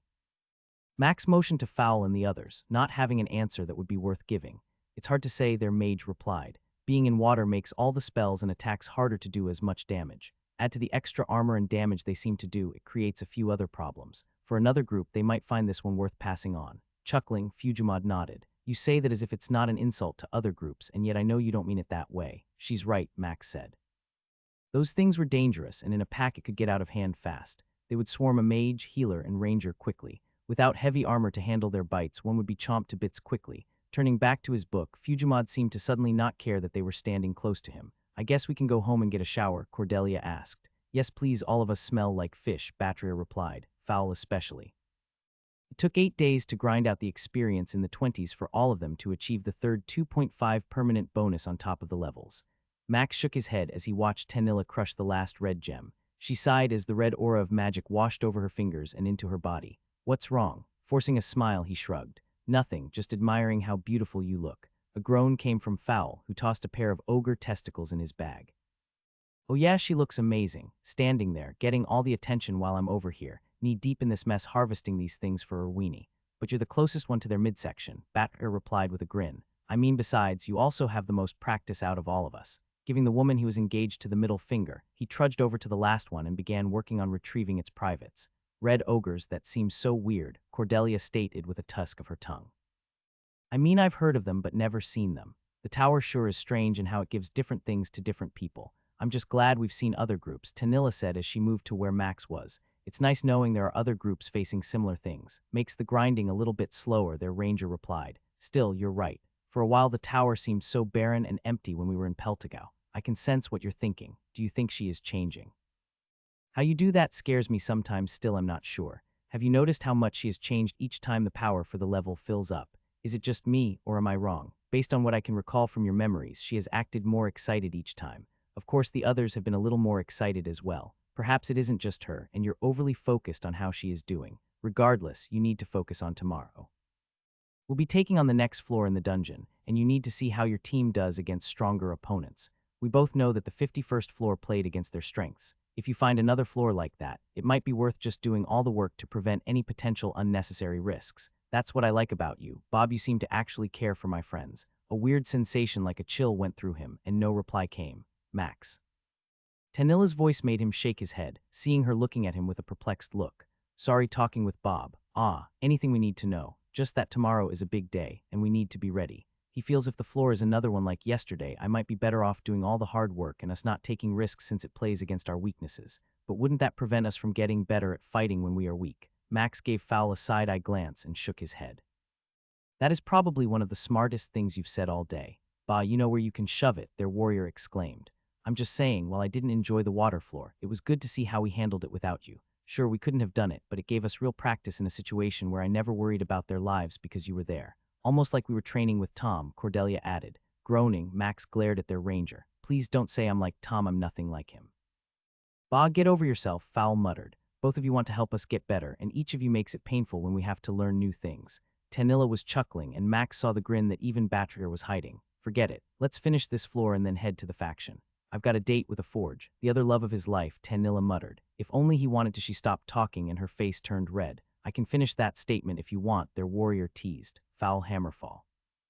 Don't you dare, Batrier shouted. Thankful that everyone was distracted for a moment, Max tried to understand the feeling he felt inside. You're quiet even for you. What is wrong? His hammer pounded the metal and shaped it as he knew it needed to be, glad to see the image in his head start to come to life. Irwini had procured a lot of different materials for him to work with, each weapon an epic quality one, designed to help the members as they climbed the tower. Why won't you reply? After what felt like an eternity, or at least 2 hammers having been halfway completed, Bob finally spoke. I didn't know how to process the question you asked earlier. For me, I've always been focused on myself and you. Part of me resented in the past your friends and now family because they prevented me from being able to have you give in to the hunger. Love was always something I feared. The power of it is impossible to control, and when it is skewed or one is hurt by those they love, it causes damage that can undo everything or turn someone into a raging monster. Max stored the hammerhead he was working on and stood there, focused on the conversation taking place with his skill. There is great power and danger in the concept of love. I would kill for those I love, you know that. Even when I couldn't bring myself to dish out punishment, anytime they were in danger, I never hesitated in that moment to end the life of any threat. But it is also that love that kept me grounded, knowing if I went too far, that I wouldn't be the person they loved. Yes, and when we were on Igaro's world, I knew that the love and commitment to Tanilla and your friends was the only thing that kept you from turning into the very thing I had at one time hoped for.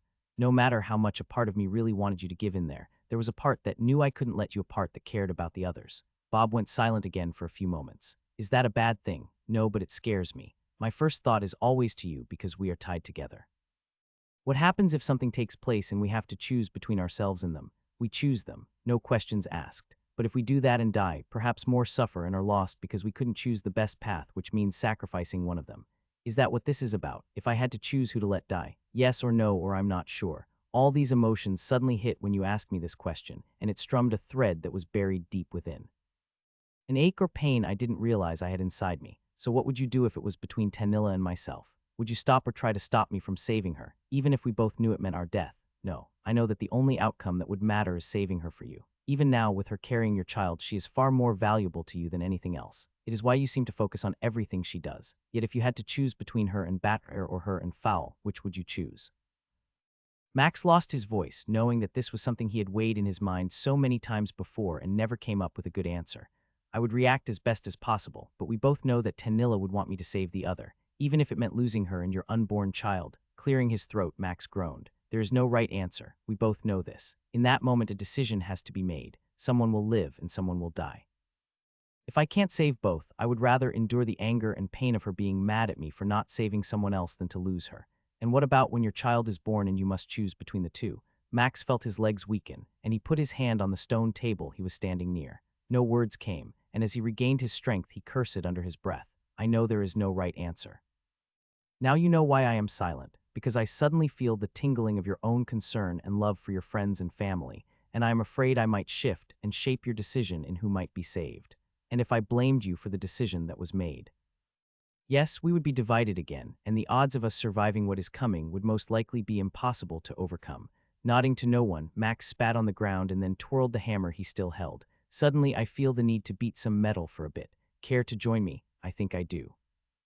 You sure you'll be okay? Tanilla asked as she waited for him to climb out of the cart. You never came to bed. Nodding, Max moved to where she stood and pulled her close, kissing her on the cheek. I needed to work out some frustration, and it turns out weaponsmithing is a way to clear one's mind while accomplishing things that need to get done. So you're the reason Irwini was in such a good mood this morning. Nodding, he motioned to the entrance of the wall that led to the tower. Let's catch up with the others. I'm ready for whatever the floor throws at us today. I take it back, Max said as he stared across the vast expanse of blackened soil, a full moon shining up above. The smell of rotting flesh drifted across the slight breeze that blew, cold and unwelcoming.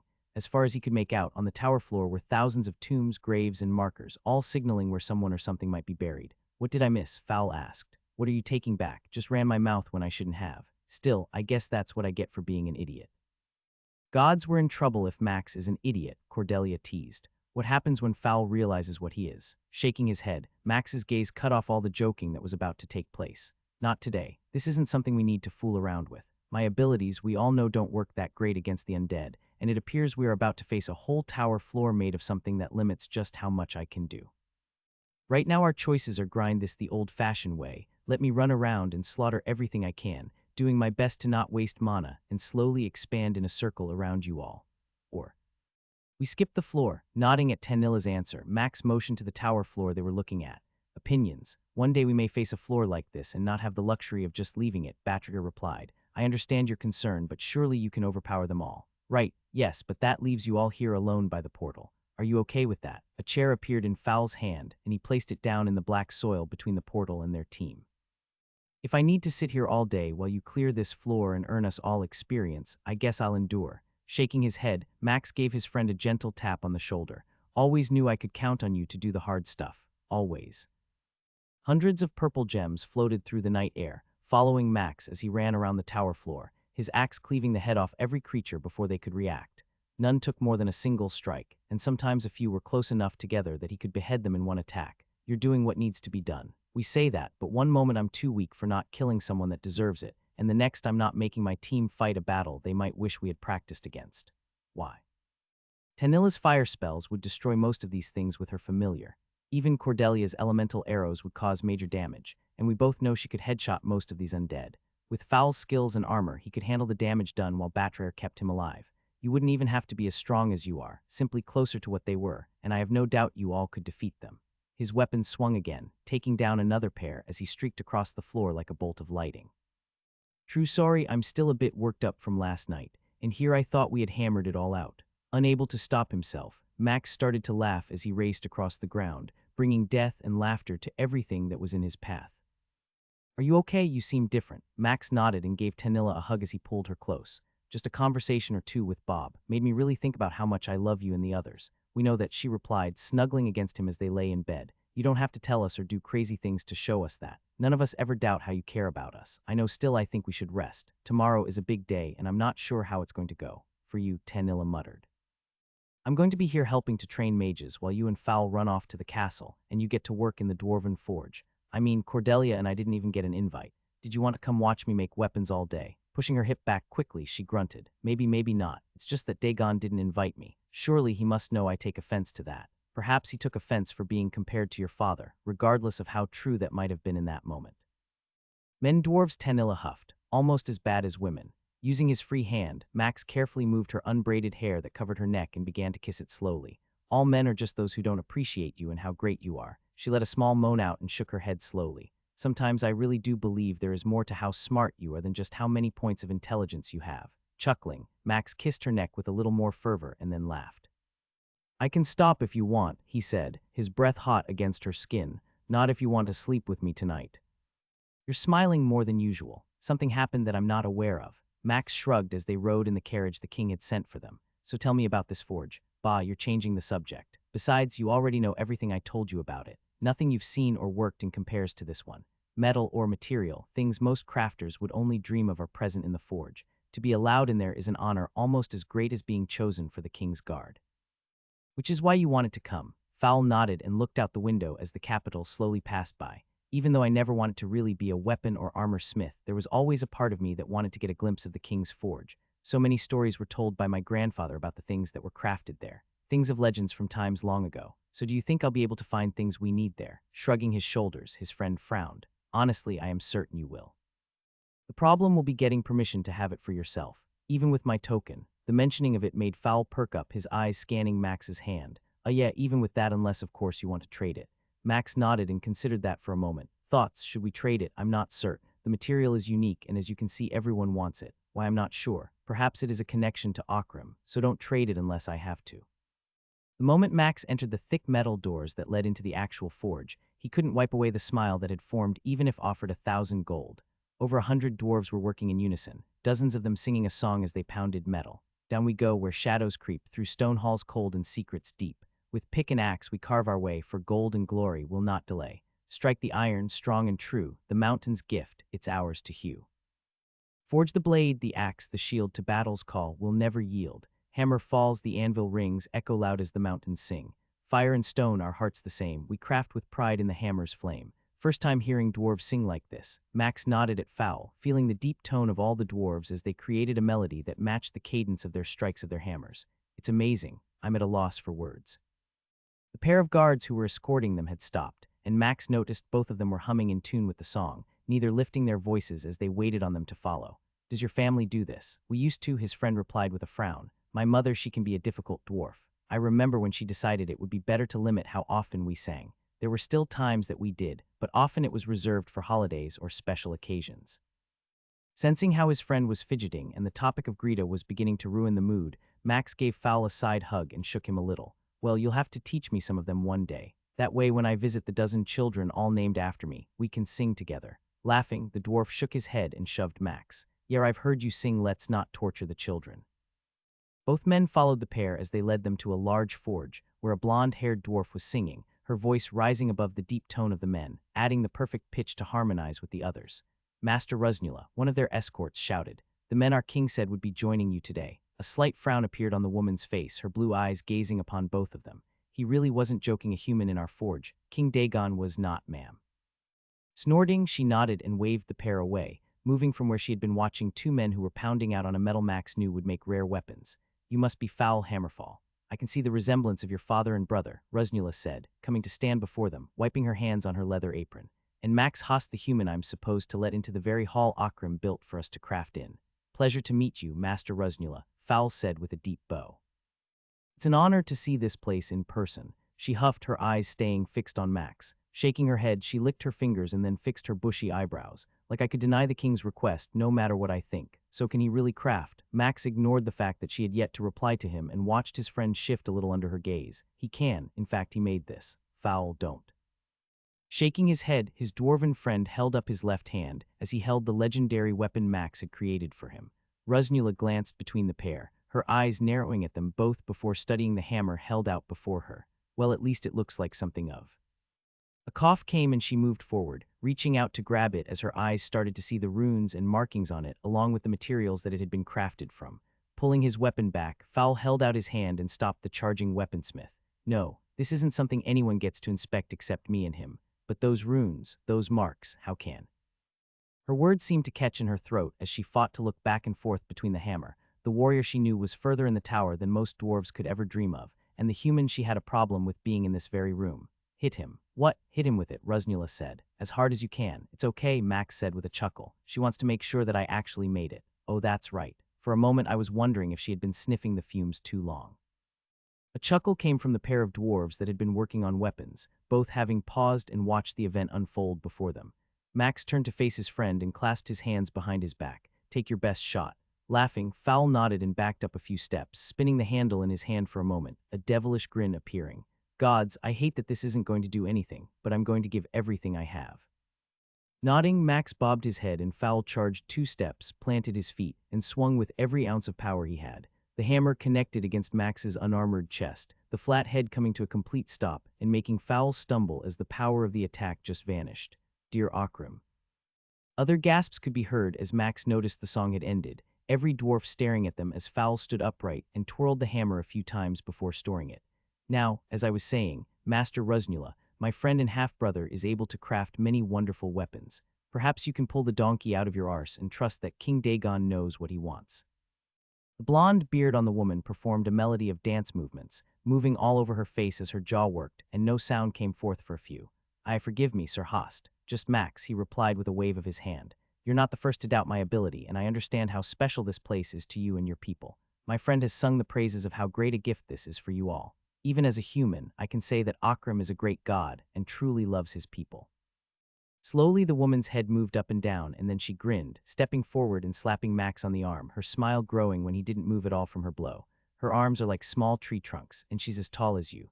Well, forgive me for being a fool. I guess I will have to make this up to you somehow. Can I ask what level you can craft? Will you tell me yours if I tell you mine? Shaking her head, Rusnula winked at him. Not on your life, but I think we can do this the old-fashioned way, the way dwarves do this. Sweat poured down his face, and Max used the back of his hand to wipe away the perspiration, speed up the airflow. Fowl grunted, a sheen of sweat pouring down his face as well. He was smiling, though, as his brother Grondir worked beside him. The heat overcame neither, but as they worked together, each of them was focused on the task of crafting a few weapons. The sheen of working with metal appeared anyways. Rusnula was about 10 yards away, hammering again on another blade, having easily kept pace with Max as he worked through the uncommon, rare, and epic quality weapons. Now both of them were moving on to materials that would allow for the creation of something legendary. All the other dwarves had stopped working. The sound of only 2 hammers and the bellows each weaponsmith had working their coals rising above the murmurs and discussions from those present. Hours had passed and most only left to relieve themselves, not passing up the opportunity to witness a rare thing according to Fowl. Adjusting the blade of the dagger he was heating, Max poured a little fire magic into it. Some might say that is cheating. Would you? Laughter came from Bob. Oh, I have no problem with it. Still, I find the deck stacked against you. She moves with such a better grace and pace. While this isn't a race, we both know she has a lifetime of crafting to draw upon. Which is why we're going to cheat even more. As the blade reached the glow that he needed it to be, he transferred it to the table and began to carve runes and lines in it. Is he?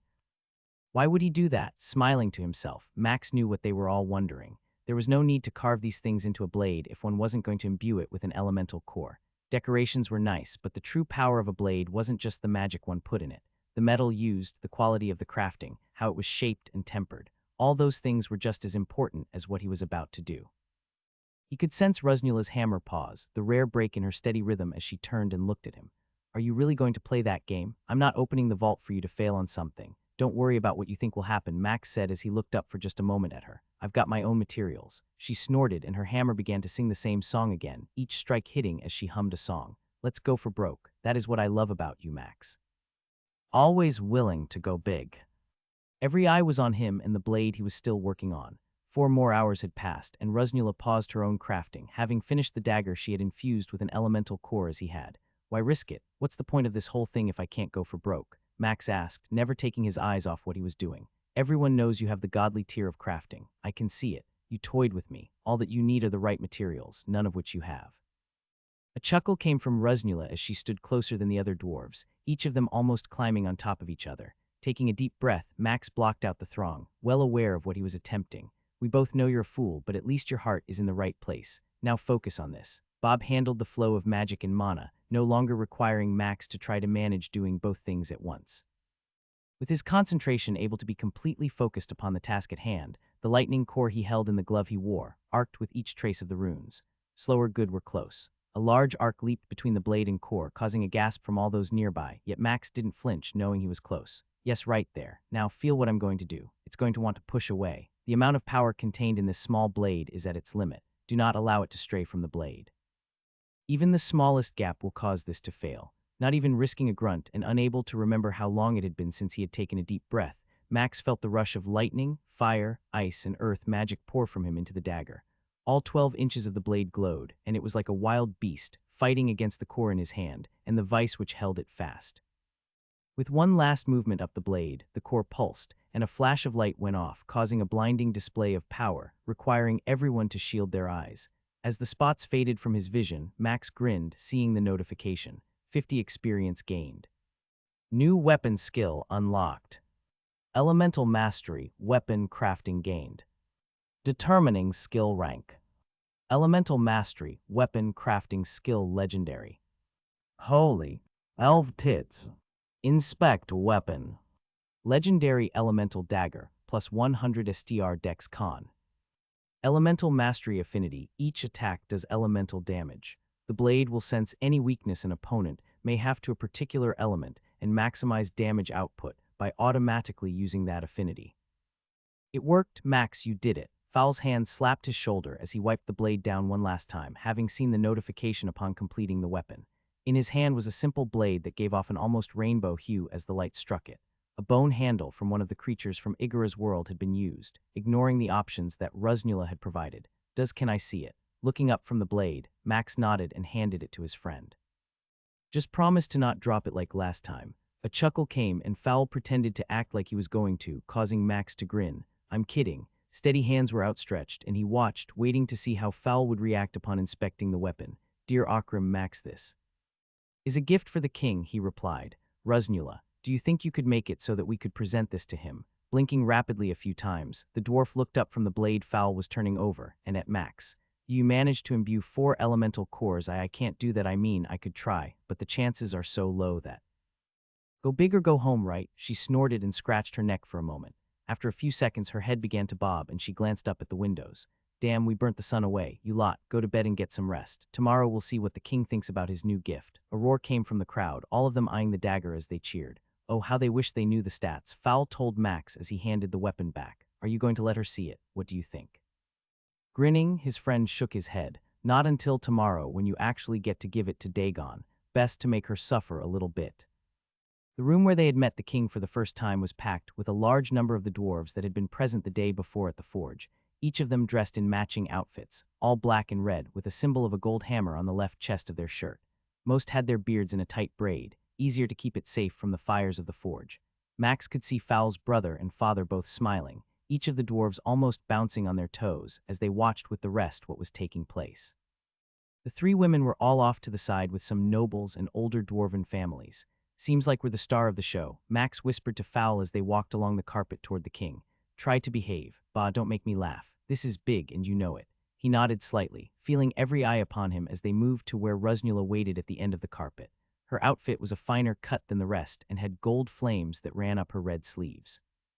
Behind her Dagon waited, the tiniest smile visible even from across the room. After reaching the place where the master weaponsmith for the kingdom waited, they stopped and bowed. My king. Fowl Hammerfall and Max Host have come to offer a gift of a weapon they worked together to forge. Both of them, along with Grondir Hammerfall, put in long hours to create something I myself can only imagine will be a treasure that you will always cherish. A white eyebrow rose slightly as Dagon's eyes flitted between Rusnula and them. You haven't inspected it yet. No, my king. They wanted to wait for this moment, as neither felt it should be revealed unless you deem it worthy of sharing. And yet you called for this without ever putting your hands on it. The slightest murmurs came from the side Tanilla, Batrier, and Cordelia were standing on. I did, my king. While I am certain my skill is higher than the one that was used to craft this blade yesterday, what I witnessed has left me no doubt it will be worth the reveal. Then let me see this weapon. Rusnula turned and held out her hand, and Fowl produced the blade and handed it to her. Max watched as the woman's blue eyes shook. Somehow she was able to still her hand as she inspected it for a moment before letting out a tiny snort. As I expected, this is beyond what I had imagined. Leaning forward, Dagon held out his hand as she approached, holding the handle toward him. Upon taking it from her, he spent a few seconds looking over it, running his thumb along the runes that had been carved. And then his black eyes almost seemed to glow, and he began to laugh. By Akram's beard, there are few blades that I have seen with the power of this one. A roar of applause and cheer came from the weaponsmiths, and Max could feel Fowl puffing out his chest. Dagon motioned with both hands for more applause as he stood and descended the steps, coming to stand before them. You are giving this to me. I was informed you used your own materials, and I know those are not cheap, even for a tower climber. A gift for your assistance in our friend's wedding. We both know we're probably getting the better end of this deal. Roaring with laughter, Dagon clamped a hand on Fowl's shoulder and motioned to Max with his head. You are right, he is your half-brother. Take good care of each other. Perhaps one day he will manage to grow some hair on that bald head of his. Both men chuckled, and as the king held the weapon upward, looking so small in his large hands, the leader of the dwarves cleared his throat. Today we celebrate a rare moment. I have been reminded about what makes us different from some of the other races. We are a family. Blood is important, but even more than that, it is the ties of friendship and kinship. He gazed out over the crowd and locked eyes with the only other 2 Hammerfalls in the crowd. There are rare things we do in our kingdom. Dwarves have made these kinds of commitments in times past, and they carry a promise that is stronger than birth. Max felt Fowl shifting and heard some gasps as Dagon suddenly had a cord of rope in his other hand. We are slow to change because we live so long, but I remember stories from my great-great-grandfather telling me of a time when bonds between other races were so strong, they were like brothers. So in honor of the gift that has been given to me today, I will offer a gift that most will never imagine possible. Both black eyes fell upon Fowl. Fowl Hammerfall, are you willing to bleed and die for the man beside you, to defend him and his family as if they are your own? I have and do, my king. Nodding, Dagon turned to Max and smiled. Max Host. In our kingdom sometimes dwarves are so close that they are considered brothers, even though they are not. Sometimes that bond goes so deep they form a pact and unite their families, creating a new clan in the process many times. Your friend and half-brother has offered you the chance to become his full brother. Would you do the same? Would you be willing to bleed and die for the dwarf beside you, to defend him and his family as if they are his own? Blinking, he felt a few tears had formed and started to run down his face, having already figured out what was happening. I have and I will. My king. Nodding, Dagon motioned to Fowl, who held out his right hand. Twirling the knife in his hand, the king grinned. Perhaps I shouldn't test out its ability. All three of them chuckled as he stored it and replaced it with a different knife. With a quick slice, he cut Fowl's palm. Max held out his hand, and then Dagon did the same, frowning when the blade didn't cut his skin. "Aw yeah, sorry. You'll need something a bit higher quality. He's always showing off," Fowl grunted. "Interesting. You are full of surprises." A different dagger replaced the one he held, and this time the skin on Max's flesh was split, causing blood to flow freely. Clasp hands. After they did as instructed, Dagon began to wind the rope he had around their wrist and hand. Rope is so common, but people often forget its importance in life until they need it. This is like a family. We take them for granted and only remember how vital they are for in those moments we truly need them. May you two never forget or take for granted each other. Snapping his finger, Dagon motioned to Fowl's father, Orstein Hammerfall. "Now is the time to decide. Would you like to come and welcome your newest son or abandon both of them?" Every eye turned, and there was barely a second before the older dwarf began moving to where the pair stood. Before he reached them, Orstein bowed low. A single nod was all the king gave as Fowl's father moved and hugged both of them at the same time. Cheers came, and soon Max sensed Fowl's brother joining the hug. Only a few seconds later, Batrier, Tanilla, and Cordelia all joined in on the mass collective, each of them grunting and squeezing the pair. "I guess you really are a dwarf now," Fowl called out from the middle. "Just don't ask me to wax my beard," Max replied, earning a roar of laughter from all who heard. A groan came from Tanilla as she rolled over in the bed. "How long are you going to be gone?" "Just a few hours. It's been weeks and I can feel a tug suddenly on me from Rakenath," Max replied. "It's weird. The last few hours it's grown and I think we've been apart too long. But it hasn't been any longer than usual. What could be different?" Frowning, Max shrugged. "That's what bothers me." Moving to the bed, he gave her a quick kiss and set down a few muffins on the nightstand. "I'll be back before you know it. Besides, we both know today we're not going to do anything. After all that drinking, I'm not sure Fowl or Batrier could do anything either, regardless of whether she healed herself or him." Chuckling, she nodded. "Fine, but don't be gone all day." With a smile, he waved and was gone, the portal taking him to Erthin's cave. As soon as he appeared, he could feel pain in his chest. Lying on the ground of the cave was both Rakenath and the giant red dragon. "What's wrong?" His eyes searched for the silver dragon, which was coiled up against the one who had promised to watch over him. "She's hurt. Another dragon came and tried to take her and me." Max looked at the scars that covered the beast. Large chunks of flesh were slowly knitting themselves together, but over 100 scales had to be missing from what he could see. Slowly, she raised her wing and he saw the torn membranes. Who did this? A rival one who rarely comes here but appears to have sensed Rakenath. Her voice sounded weak, and Max's sonar revealed just how bad things were. "Why isn't she healing?" "I do not know. She is a dragon, ask her." Frustrated at Bob not knowing the answer and the fact he asked a question that was so apparent, Max put a hand on Erthin's snout. "What can I do? Why aren't you healing?" "My core, it's